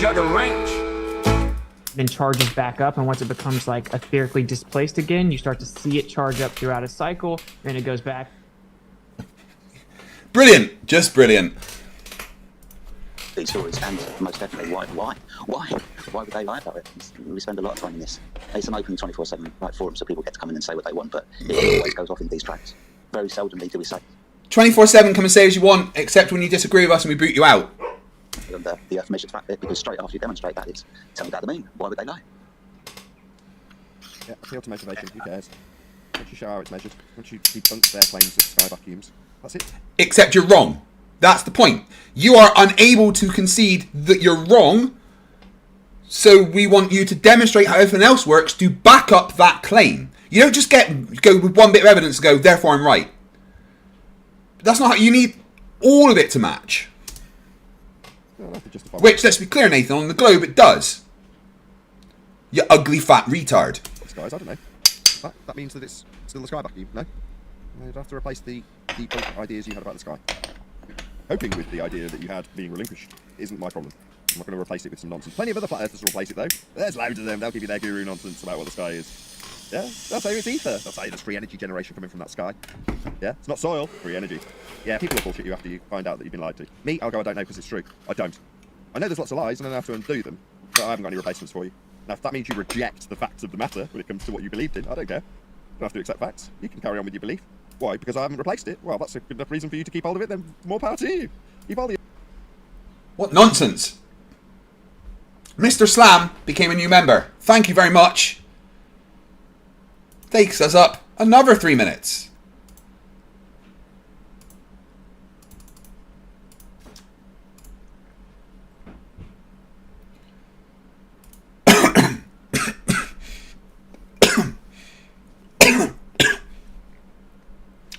David, $9.99 says, I have all the evidence of your fraud right here. Don't worry, it's right here with the flat earth evidence. Okay, you asked for it. It's right here. Wait, where did it... What? Oh.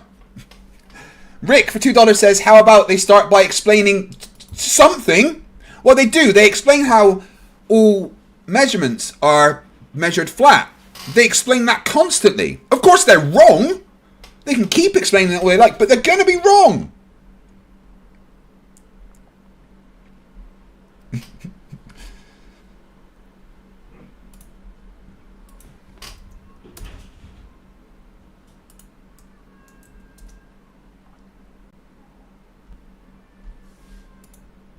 Oh, wrong one. Is sky vacuum belief in violation of the second law of thermodynamics because I can't replace it with something else like ether? Oh well. Just believe you're on The sky is not a violation of the second law of thermodynamics. Your brain might be, to be honest. The literal inside of your head could possibly be a violation of the second law of thermodynamics. Falling, that's good for you. They're not going to throw pictures from space today then? Clearly not. They know better. I suppose this must be quite nice for the moderators. Everything goes quite chill on a Friday afternoon now. That's up until you leave, and then they come out of the woodwork again. They're afraid of you now. Oh, really? It sounds familiar. No one likes you, Nathan. No one wants to talk to you because you're a moron that shouts at them and will refuse to have a discussion about why you are wrong.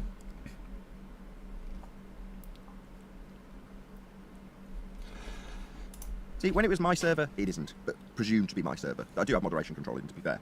They were told that it was my unreasonable behaviour that meant that they didn't want to pipe up. Yeah, we all knew the projected fear that they were actually encountering, and me being here on a server that I definitely have absolutely no control over whatsoever, I'm a guest, highlights their fear as they scurry away until I leave. Yeah? Everyone was like, you don't leave your echo chamber. Here I am. Where are you all with your NASA claims? Right? Oh, you got nothing. Maybe you'll boycott this channel that I've got no association with beyond being a guest here. Yeah, this is the same pattern we experienced before. It's just they had a mute button to blame last time. Now they don't have that. But I'm muted in the server. You're just going to shout at them, though. You know? Hey, anyone that wants to go into that 24/7 server and just abuse Nathan for the stream, that'll be funny. It's just total silence. A few of them still blame the mute button I've got no control over. You're all terrified, yeah? We all know it. It's been this way for 10 years. We've been saying for about the last 5 years, share your pain. Because we all know what's really going on here. You, on the globe side of this discussion, especially if you're an anti-flat earther, live in perpetual fear. No, I'm here right now. I'm live. I've been live for 2 days. I've debated 5 people. I debate hundreds of people all of the time. I've challenged you to debate on a neutral platform. You won't come on my channel, so I'm not going to your channel. We can go to a mutual platform.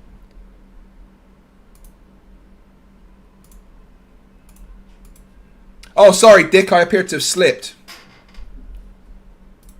Dooms you. We know it. You know it. You just don't want to talk about it. It'd be better projected onto us, right?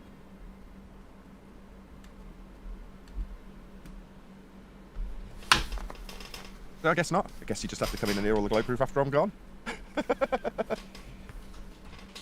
So, this is it. This is what they're doing. They're just going to laugh at nothing happening. Well, this is a lot more relaxing for me. I'm not going to say I'm complaining. This is how it should be. Nice and They're not going to have their normal talk. Earth is measured flat. But it's not, though. You're under the misapprehension that you're on a ball. Well, you can have an advanced education in how your ball came to fruition now, can't you? How those elevation angle measurements to the stars that we expanded the territory flat with became your ball. I mean, it's not like you can measure those lines wrapped around it with respect to a curve. They're angles. But that's how your ball came to fruition. So everyone's a winner. Everyone gets to know a little bit more about their religious belief or how actually we measure Earth. Yeah, everyone's happy, which is just how it should be. Obviously, there's going to be the odd chanting zealot that comes our way, like we've experienced. 10-time rendition of a addressed perspective that I've been talking about. No, apparently I'll talk about nothing else other than elevation angles that aren't getting addressed. You know, as the audience, you know as the Discord server, what Earth really is. Because we told you.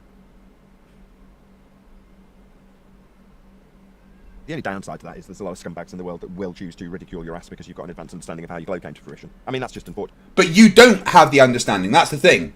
You are wrong about everything and too full of stupidity and cognitive dissonance to realise it. But people are scumbags. You know, their fear leads them to ridicule others by projection. Sad, but that's society, not flat Earth. That's people. They really don't like the latitude. I feel that's really sort of hitting home with these globers and anti-flat earthers. They don't like that when we point out that latitude is a flat Earth elevation angle measurement. That is a killer. But it's not. That's the thing. It's not that we don't like it. We laugh at you lying about it. Yeah, I mean, one guy was telling me, say, well, it proves it's a globe because it's a measurement from the equator to Polaris. I said, well, how do you think we got the distance to the equator in the first place? It was an elevation angle measurement. No, it's not a measurement from the equator to Polaris. The measurement from the equator to Polaris is 0 degrees. You fucking dipshit. It was a flat Earth elevation measurement, and you're talking about that distance now being curve. They just get wrapped up in it. They don't know what they're talking about. There's no coping with it. There's no curving anything when you're measuring angles. And when they say from the equator, you're like, right, what, with respect to the equatorial plane? Yeah. There's no curving anything when measuring...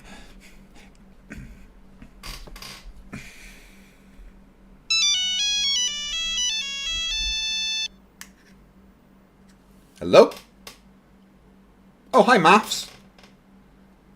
Yeah, I know. I'm watching it as well. Yeah, he said, that's what he said. What do you mean calculus is crying? I mean, I'm sure Nathan didn't mean to upset calculus. No, but if you just... Look, tell calculus that it's fine to find the integral under a curve. He's allowed to do that. It's alright. Don't worry about what Nathan said, okay? Yeah, Nathan doesn't know what he's talking about, okay? It's fine, Maths, okay? Tell calculus it's all good. It doesn't need to be sad. We still love them, okay? Alright, thank you, bye. Bloody Nathan, upsetting Maths like that. The flat plane inside the globe. Yeah, we're well aware of how your model's made.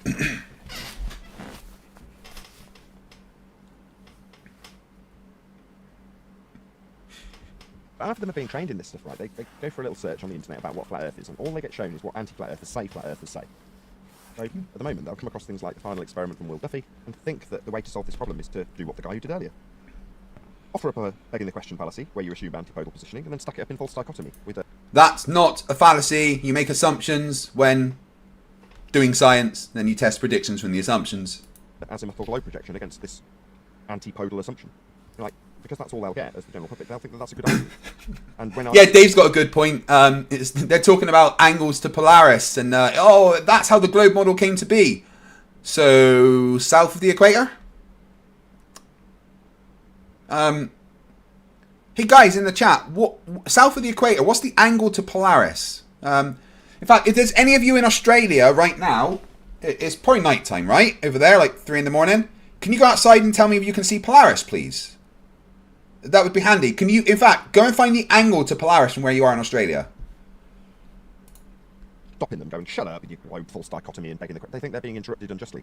Oh, this guy's just chanting through me. No, I've stopped you because you're using a false dichotomy and I'm just not going to let you continue. I've heard it for 10 years. You're special, do you? You're offering up your false dichotomy, what a flat Earth will do versus what I can assume is antipodal. No, we've heard it all so many times, I can summarise it in about 3 sentences. Yeah, and I will just stop you, just talk straight through you. Completely justified in doing so. Clive Wells, no, I didn't just change the deal. I agreed with the people that... We held a vote, us and the people of Earth, and they agreed that I'm not allowed to kill myself on live stream. Well, Planok, you're in New Zealand, which is basically Australia, right? So just go outside and tell me what the angle to Polaris is. That'd be great. Don't offer fallacies and you won't get shut down. Attempting to shut me down because you don't like me concluding how Earth's measured flat, no, that's not reasonable. No, it's just wrong. And again, I want to point out they're on 1.5 speed.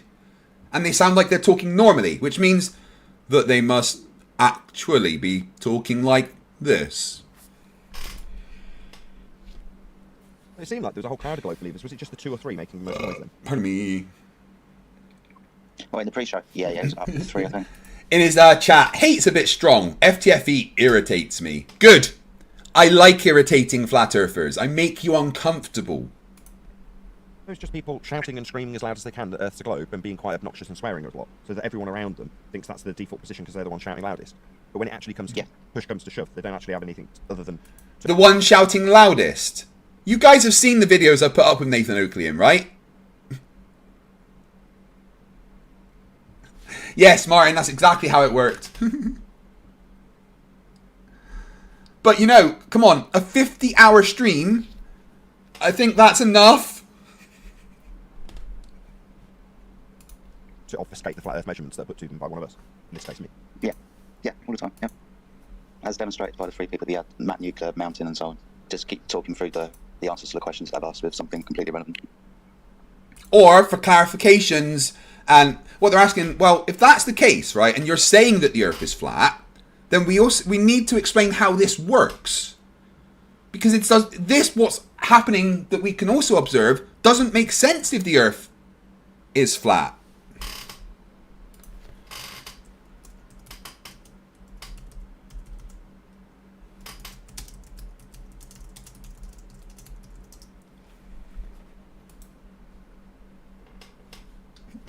CJ Lamerex $5 says, this is for Dick Wayne. Put your big boy pants on and debate FTFE then, unless you're scared.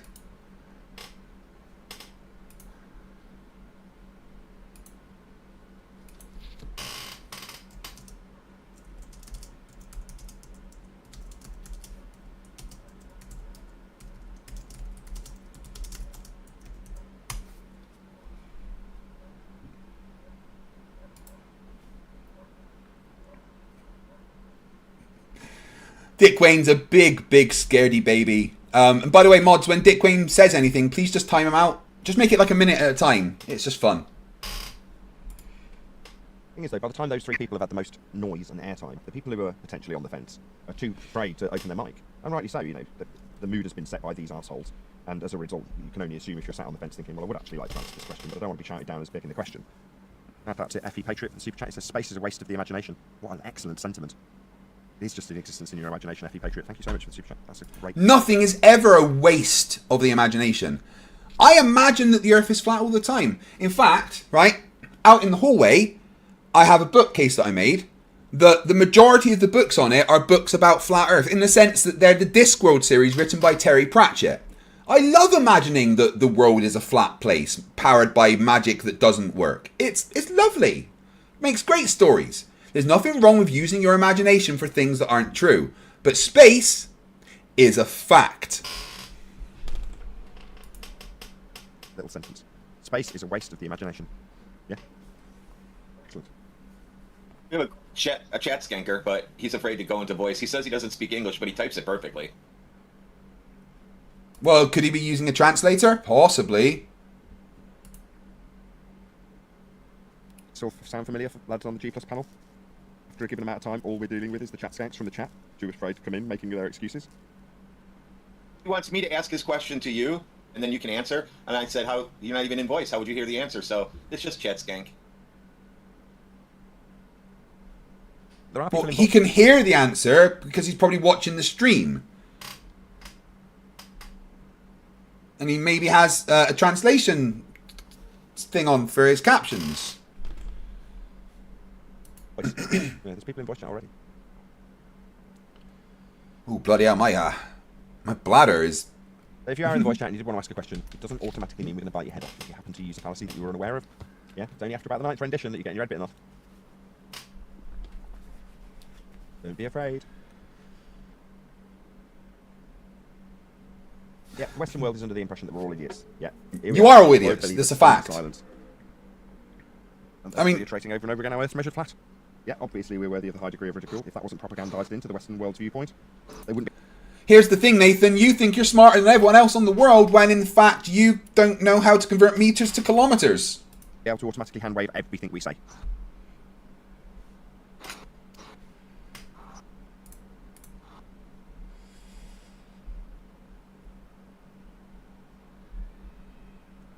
Wow, look at...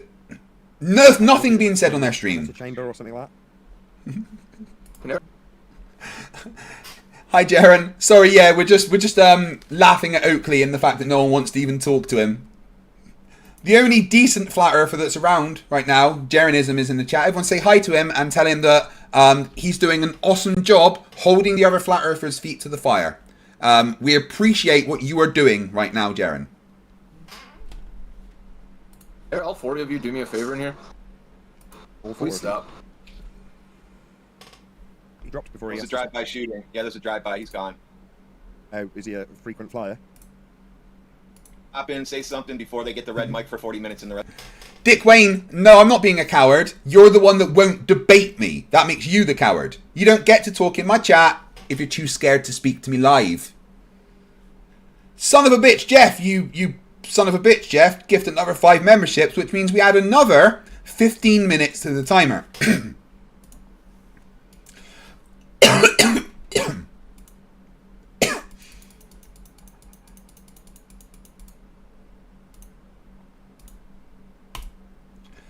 Back up to 8 hours. Fuck me. So I am now going to 11 o'clock. This takes me up to like 980 members.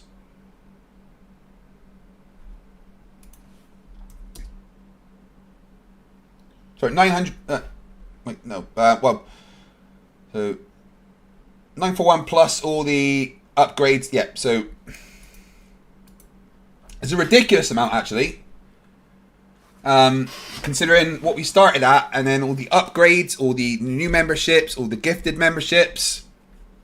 I don't know how to thank you all for this. It's ridiculous. However, I kind of want to go to sleep at some point, which is why I put the hard stop on at midnight. I didn't expect it to go this long. I genuinely didn't expect it to go this long. Mark W, £5 says, I think the hard stop wasn't in the original contract and you've been disingenuous. Therefore, this stream has been nullified and must be restarted. Oh, fuck. But Mark, I know, I underestimated the support, right? Underestimated it. With, I thought I would get to go for like 6 or 7 hours. Not 50! I'm 41!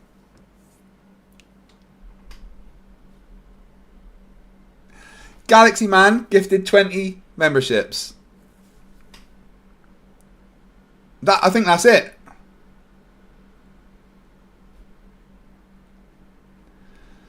I think we've hit the limit.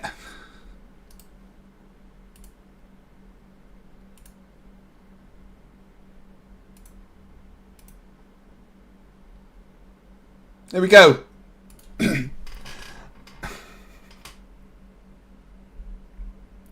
Right. I need to talk to you guys. Okay?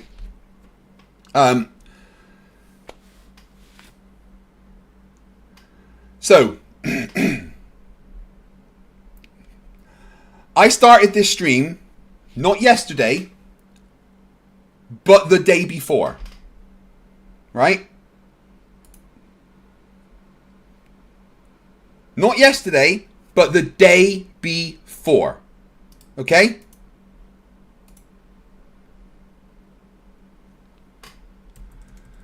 When I started, that number above me was a 45-minute timer. Okay? And I said that for every 3 minute, every new member I get, I would add 3 minutes to the timer.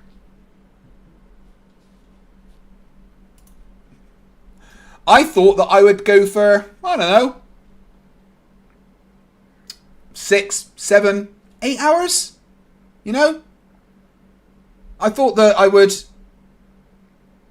you know, have 150, 200 members maybe extra join and you know, have a good laugh, good time with you guys. You know, I had enough planned for that time. What I did not expect is for the level of support you amazing people have shown me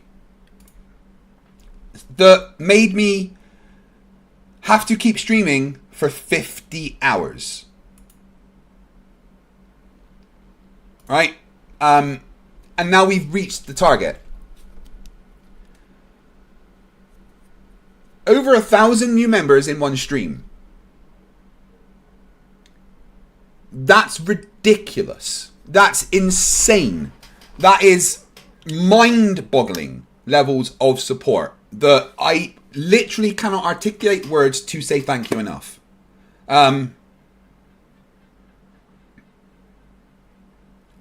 It's just like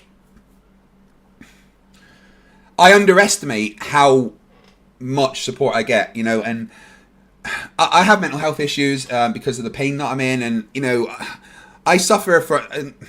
I call it I don't call it. It isn't imposter syndrome, right? Before a stream, I'd be like, "Why does anyone want to watch me?" You know. But then every time I go live, I get support like this. And I know that I started this to just debunk the Flerfs and you know do that, but it's become a whole community that I love streaming for. I love teaching science. I love interacting with you guys. I love when the flat earthers come round and realize that they were wrong, and we get to you know experience that together. And I just want to say thank you from the bottom of my heart. It's just absolutely incredible, right? So this stream will stop in about 9 hours, just at midnight, right? Then I will sleep for a while, because in all that time, all the time I've been streaming, I slept for about 6 hours. You watched it actually. I slept on the sofa over there. I had a couple of naps, especially when Toon took over the show for a little bit. I didn't expect I would have to do that. So thank you. Thank you for watching. Thank you for donating. Thank you for supporting. Thank you for sharing. Just thank you for being here. We've got 9 hours left to fill. And don't worry, there's plenty to go over. X-Penguin, colon from member 8 months said, got to ask, is your ad revenue on this going to be insane?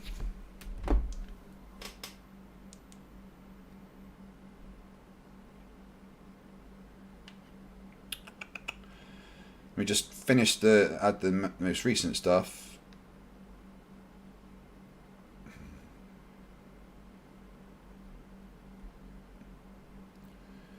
With those super chats, those gifts.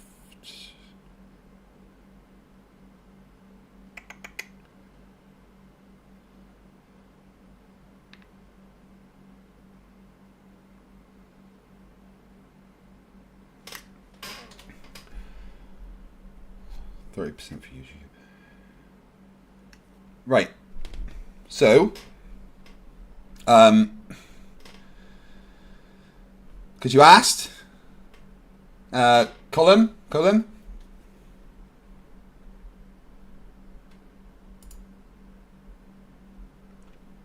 That's what I've made in pounds.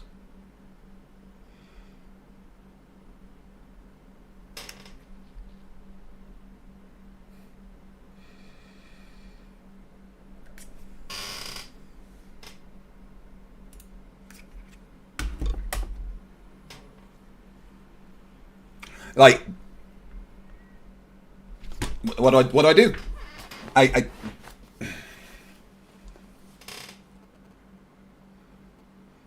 you're just incredible. Every single one of you that has helped me make this channel a success. It means the absolute world to me. It really does. X-Penguin95 gifted another membership. Thank you very much. The timer's not going up anymore, but thank you very, very much. Mark W for £5 says, your lack of understanding the amount of support you get is not our fault. We're not to blame, so when does this restart?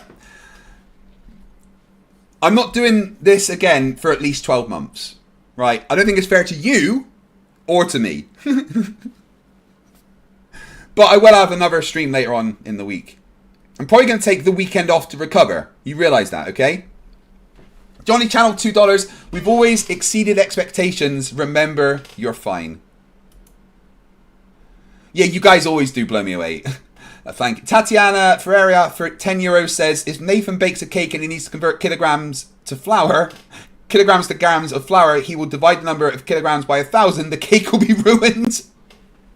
I wouldn't want to eat anything that Nathan's made either. I just... Ugh.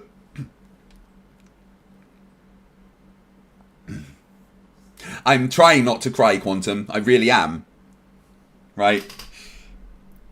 Eddie Reese for $2 says, Craig wins YouTube today. Well deserved. No, I don't win YouTube. You all do. Even you, Jerenism, that is watching. Well done. I really, really enjoyed you talking to Durf. You held his feet to the fire for the assertions that he made. And us on the Globe side, even though we disagree on a lot, right? I am being a representative of the Globe side here, Jerenism, and we appreciate what you are doing right now. Right. I need to take a little break. To do some ablutions. Chill out for a little bit. Grab a bite to eat. So, let's get another of one of my videos up for you guys to watch.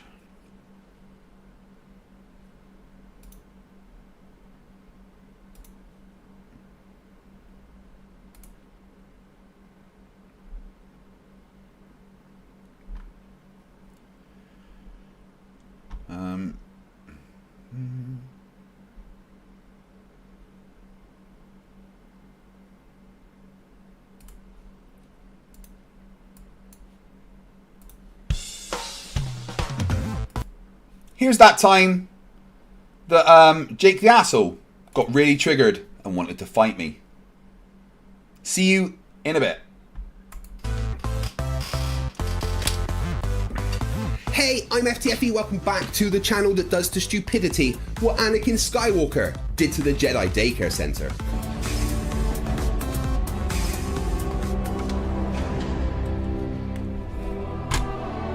Master Skywalker, there are too many of them. What are we going to do?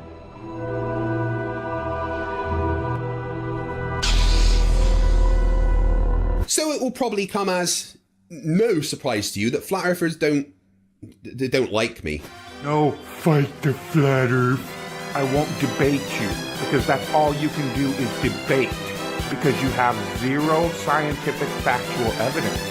What I'd like is for once, for your bald-ass, cross-eyed, mongoloid-looking ass to provide actual scientific method-based proof of your bullshit globe, which you can't, so you keep trying to bait people into master debating you. You're a fucking clown. No, I won't debate you. There is no debate. How about you just provide proof of water at rest displaying convexity for once, you fucking mongoloid. You're the guy that wants to fight the flat earth. because we're all a bunch of fucking retards, right? You are the clown that thinks you are noble for running around fighting people you call retards. If I ever see you, I will gladly catch a case bitch slapping you across that ugly ass face of yours. That's what I'll gladly do. How the fuck you like me now? And then there was the time a flat earther threatened to kill me. And it seems like I've triggered another one with my recent video about flat earthers freaking out because Captain Kirk went to space. Meet Jake the Asshole, formerly known as Flat Earth Asshole. I mean, he still is a flat earther, but now he's also a petulant man-child with the same amount of redeeming qualities that you would find in toe fungus. He was so super triggered about my video, he not only made a response, but challenged me to a cage match fight, even though I'm a disabled military veteran that needs a walking stick to even get around my own house and live the other side of the planet. Then he turned up to one of my live streams and had the biggest meltdown I've ever seen. Well, when you don't have an argument, resort to violence, Jake. Let's have a look at this mentally deficient wannabe bully for episode 64 of Flerfs Are Idiots.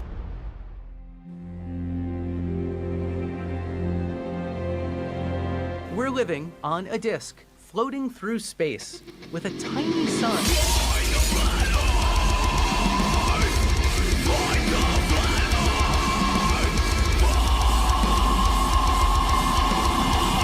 Thank you for joining me once again as we enter the dark empty void known as the mind of a flat earther. This is going to be a fun one as we not only respond to some extreme stupid, but get to show you all once again what kind of horrific people flat earthers tend to be. This all started when I made this video a couple of weeks ago. If you haven't seen it, then it may be worth a watch first. This super triggered Jake the Asshole and he made a response. So let's have a look at his attempted debunk of me. Pal? What? Well, hello to you too. Can you play the Jake the Asshole video, please? You know that thing on your wrist has buttons and touchscreen, right? Well, yeah, but it's just easier to ask, like, you. Fight. I have more processing power than all the cryptocurrency mining rigs in the world and the most advanced AI algorithms in existence. And you want me to take the place of a button? Do it yourself, you talking monkey. I mean, okay, fine. Let me see here. No, not like that. No, file? don't touch that menu. Oi, that's the delete button. I need those files. Right, stop. I'll just do it. Here. Yeah, thanks, pal. I truly hate you. Actually, fat boy, that is incorrect. Space travel technology has regressed over the last 50 years. You know, they say they went to the moon in 1969, but they've lost and destroyed that technology, and it's a painful process to build it back again. I'd go to the moon in a nanosecond. The problem is we don't have the technology to do that anymore. We used to, but we destroyed that technology, and it's a painful process to build it back again. And see, I get my information from a NASA astronaut, not some credentialless fat-tard like you who runs his mouth on the internet and has absolutely no proof of anything that he's talking about. Oh, but please continue. First off, Jake, I want to compliment you on your bravery to wear a woman's purse as a knockoff Jamiroquai cosplay. That's a bold move, but about the stupid that you've just said, space travel technology has advanced considerably. There is more to space travel than just winning a dick measuring contest with the Russians. The technology that took man to the moon was archaic, dangerous, and expensive. We don't want that. Now we have reusable rockets that can land backwards. Decades of research on the effects of space on humans thanks to the ISS, new engine technologies, better computers, better spacesuits, safer environments, and we are going back to the moon. NASA just announced the date they're aiming for is 2025. And getting your information from a guy that has been in space whilst denying it happened is the height of dishonest cherry picking. There is no such thing as space travel, nor is there a such thing as civilian space travel. Any form of space travel is all just a bunch of bullshit and space fakery. No such thing as civilian space travel, huh?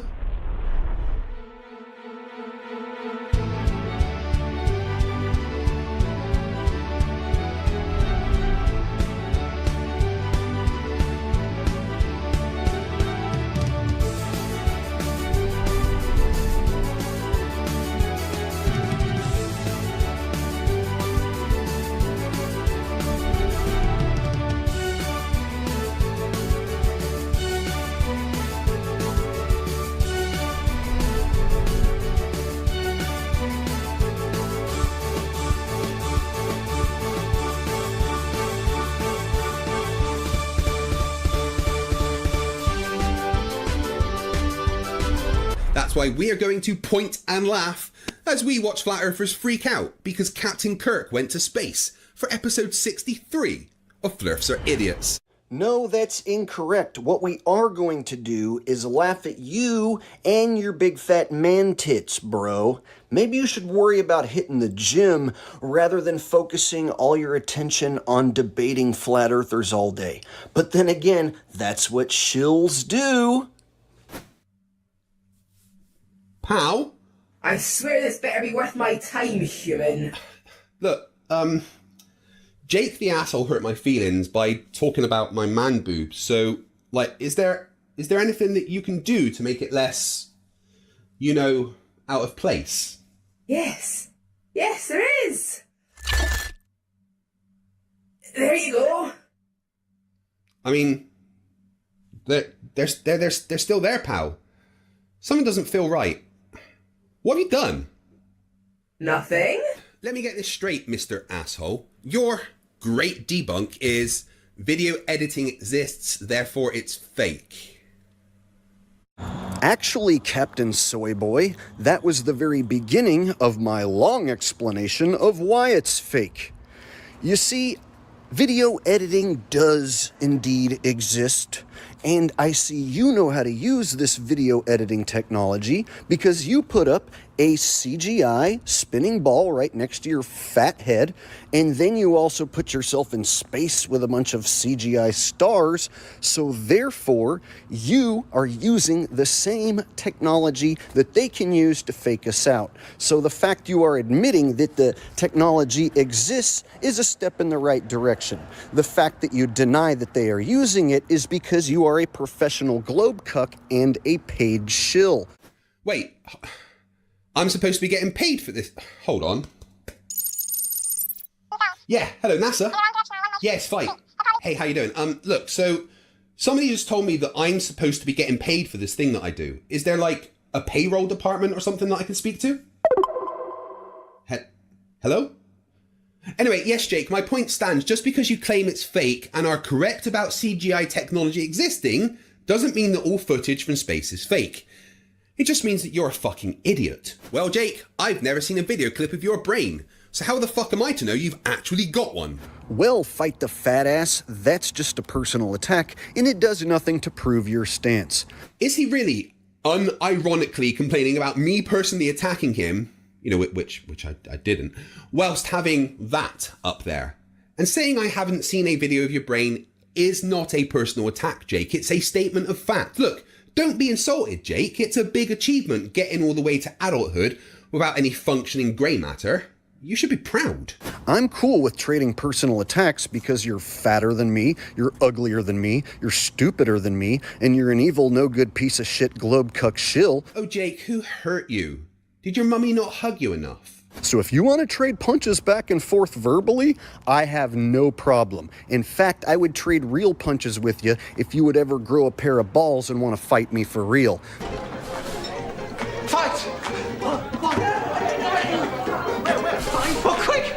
It's a real fight!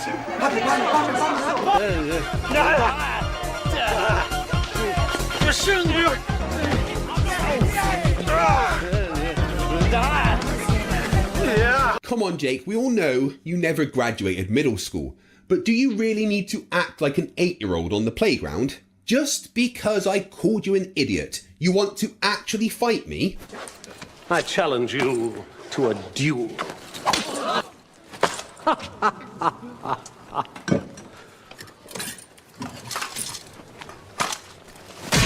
I accept. Now, Jake, first, I'm not a child, so I've no interest in playing fisticuffs with you, but let's look at your challenge, shall we? You challenge me, a physically disabled military veteran who can't walk without the aid of a stick, and has very limited use of his left arm, to a fight. A fight that you know could never happen because I live literally on the other side of the planet, and to come and get the fight that you want, you'd have to travel to me. I don't want to fight, again, because I'm not a caveman, so if you want the fight, you have to make the effort and come to Scotland, which means travelling. Which means that you have to be vaccinated against COVID, and as you're far too scared of a needle to get vaccinated, you have made the challenge of a fight that you knew could never ever happen. What a brave, big, strong man you are, Jake. When you can't win an intellectual battle, resort to violence, huh? Fucking idiot. But you look like a feminine little soy boy. Excuse me, I shouldn't say little. You look like a big, fat, hefty tub of lard soy boy feminist, lefty, liberal tard muffin. And I would have no problem squashing you if you ever came here to America. So open challenge to you, soy boy. If you ever want to step in a cage and throw down MMA style on street beefs, I will fight you any day. So if you ever want to put your money where your mouth is and actually fight a flat earther, come on, fight the flat earth. My name is FTFE, which stands for Fight the Flat Earth. It doesn't stand for Fight the Flat Earther. But like I said, if you want to fight a disabled man that badly, then you come to Scotland, because I'm not making any effort for you. Come on, fight. You can barely move. You couldn't fight your way out of a wet paper bag. I've seen you struggling to put on your socks. Is there a way to, like, turn you off? No. Look, you don't need to anyway. There's plenty of people that are able-bodied that would stand in for you.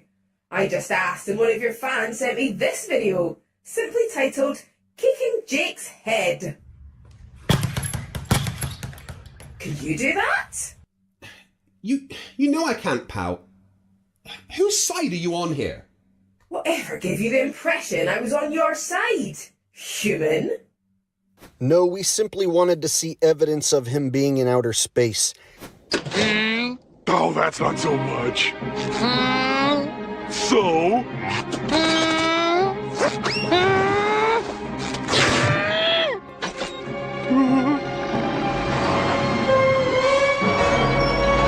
The problem is, Jake, that whatever evidence we show you, you simply claim is fake. Yet there was only evidence of space fakery. Literally proving my point. So you are a self-admitted Star Trek nerd, and you have a love affair with William Shatner. I do like Star Trek. But I can't have a love affair with Shatner.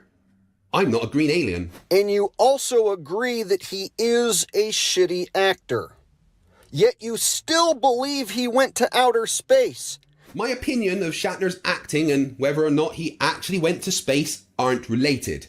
But to use your point against you, you can clearly see that Shatner is not acting here when he's clearly pissed off at Jeff Bezos being more interested in chugging champagne than talking to him. Oh my god. Give me a champagne bottle. Come here. I want one. I want to hear this. Here. You want a little of this? Okay.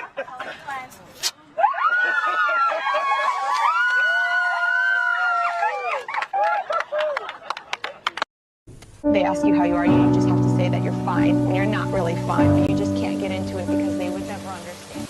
Yeah, see, that's where I know you are a lying, no-good government piece of shit. I think that you know he didn't go to outer space, and you only do this to make a paycheck because you're an evil, lying, manipulative son of a bitch. Those aren't the words that come out of a sane person's mouth. The fact that you think that people like me are paid by NASA to make YouTube videos is one of the most laughable things that you morons say. It's clearly the Freemason lizard people that pay me to do this. You know, when this is all said and done, you're going to have to answer for your sins. Your day will come. Is this guy for real?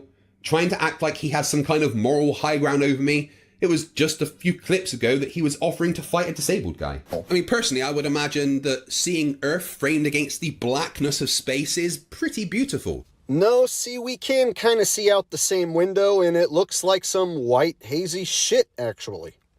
Not pretty beautiful. Yes, Jake, you can see a lot from this very low-res shot of a window. Shatner is pressed up against that window. He has a much better view, and despite his age, I doubt his vision is 144p like this camera appears to be. It's a weak argument, Jake, and you know it. I actually did 3 different videos on my channel and showed lots of different evidence and breakdowns. The problem with you professional globe cucks is you deny all evidence and you don't accept anything as evidence. Yeah, I don't know what a globe cuck is, but Jake, I'd like just one bit of evidence.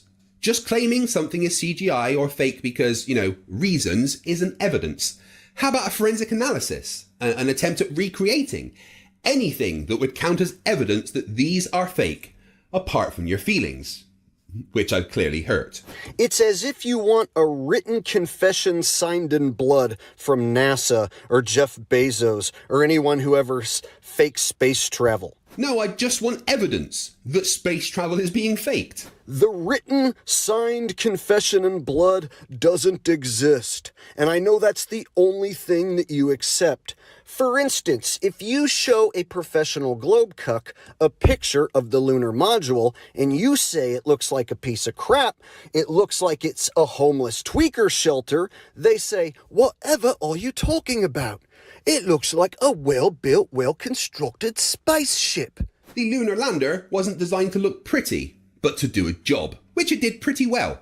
The outer coating of what looked like scrunched up foil is actually designed specifically that way to reflect the most amount of radiation. And another problem with these professional globe cucks is anytime you bring up the use of CGI or video manipulation, any sort of video editing in any sort of way, they completely deny it in every instance. And they say, just because you think it's CGI doesn't mean it's CGI. Just because you say it's fake doesn't mean it's fake. Just saying something in a mocking tone doesn't stop it being true. This is actually personal incredulity. So then their little minions come over to my page and they say, "Hey, where's your evidence?" while they're looking at the evidence that they dismissed. And then they say personal incredulity because this fat ass used the word. I don't have minions and it's still true. You're not providing a reason why it's not personal incredulity.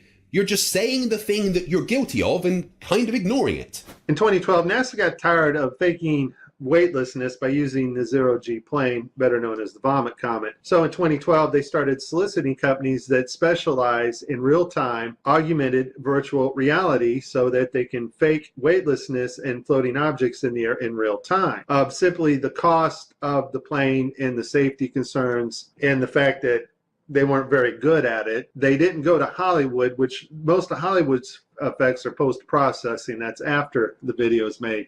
They needed something they can do in real time and make it look realistic. A bunch of assumptions that things are fake. Typical flatty behavior. Please, carry on. Can't wait to hear what stupid is said next. They found a company called Telemetrics. Thank you, Debbie Durant, for bringing this to my attention. After I researched this, lo and behold, I found out our government has a contract with these people. And Telemetrics, basically what they do is they help news teams and they bring broadcasts together in real time, and they're able to create sets, cities, anything you want in a virtual reality world and make it look absolutely 100% real. They're also able to bring different people from around the world, put them in the same room and broadcast live.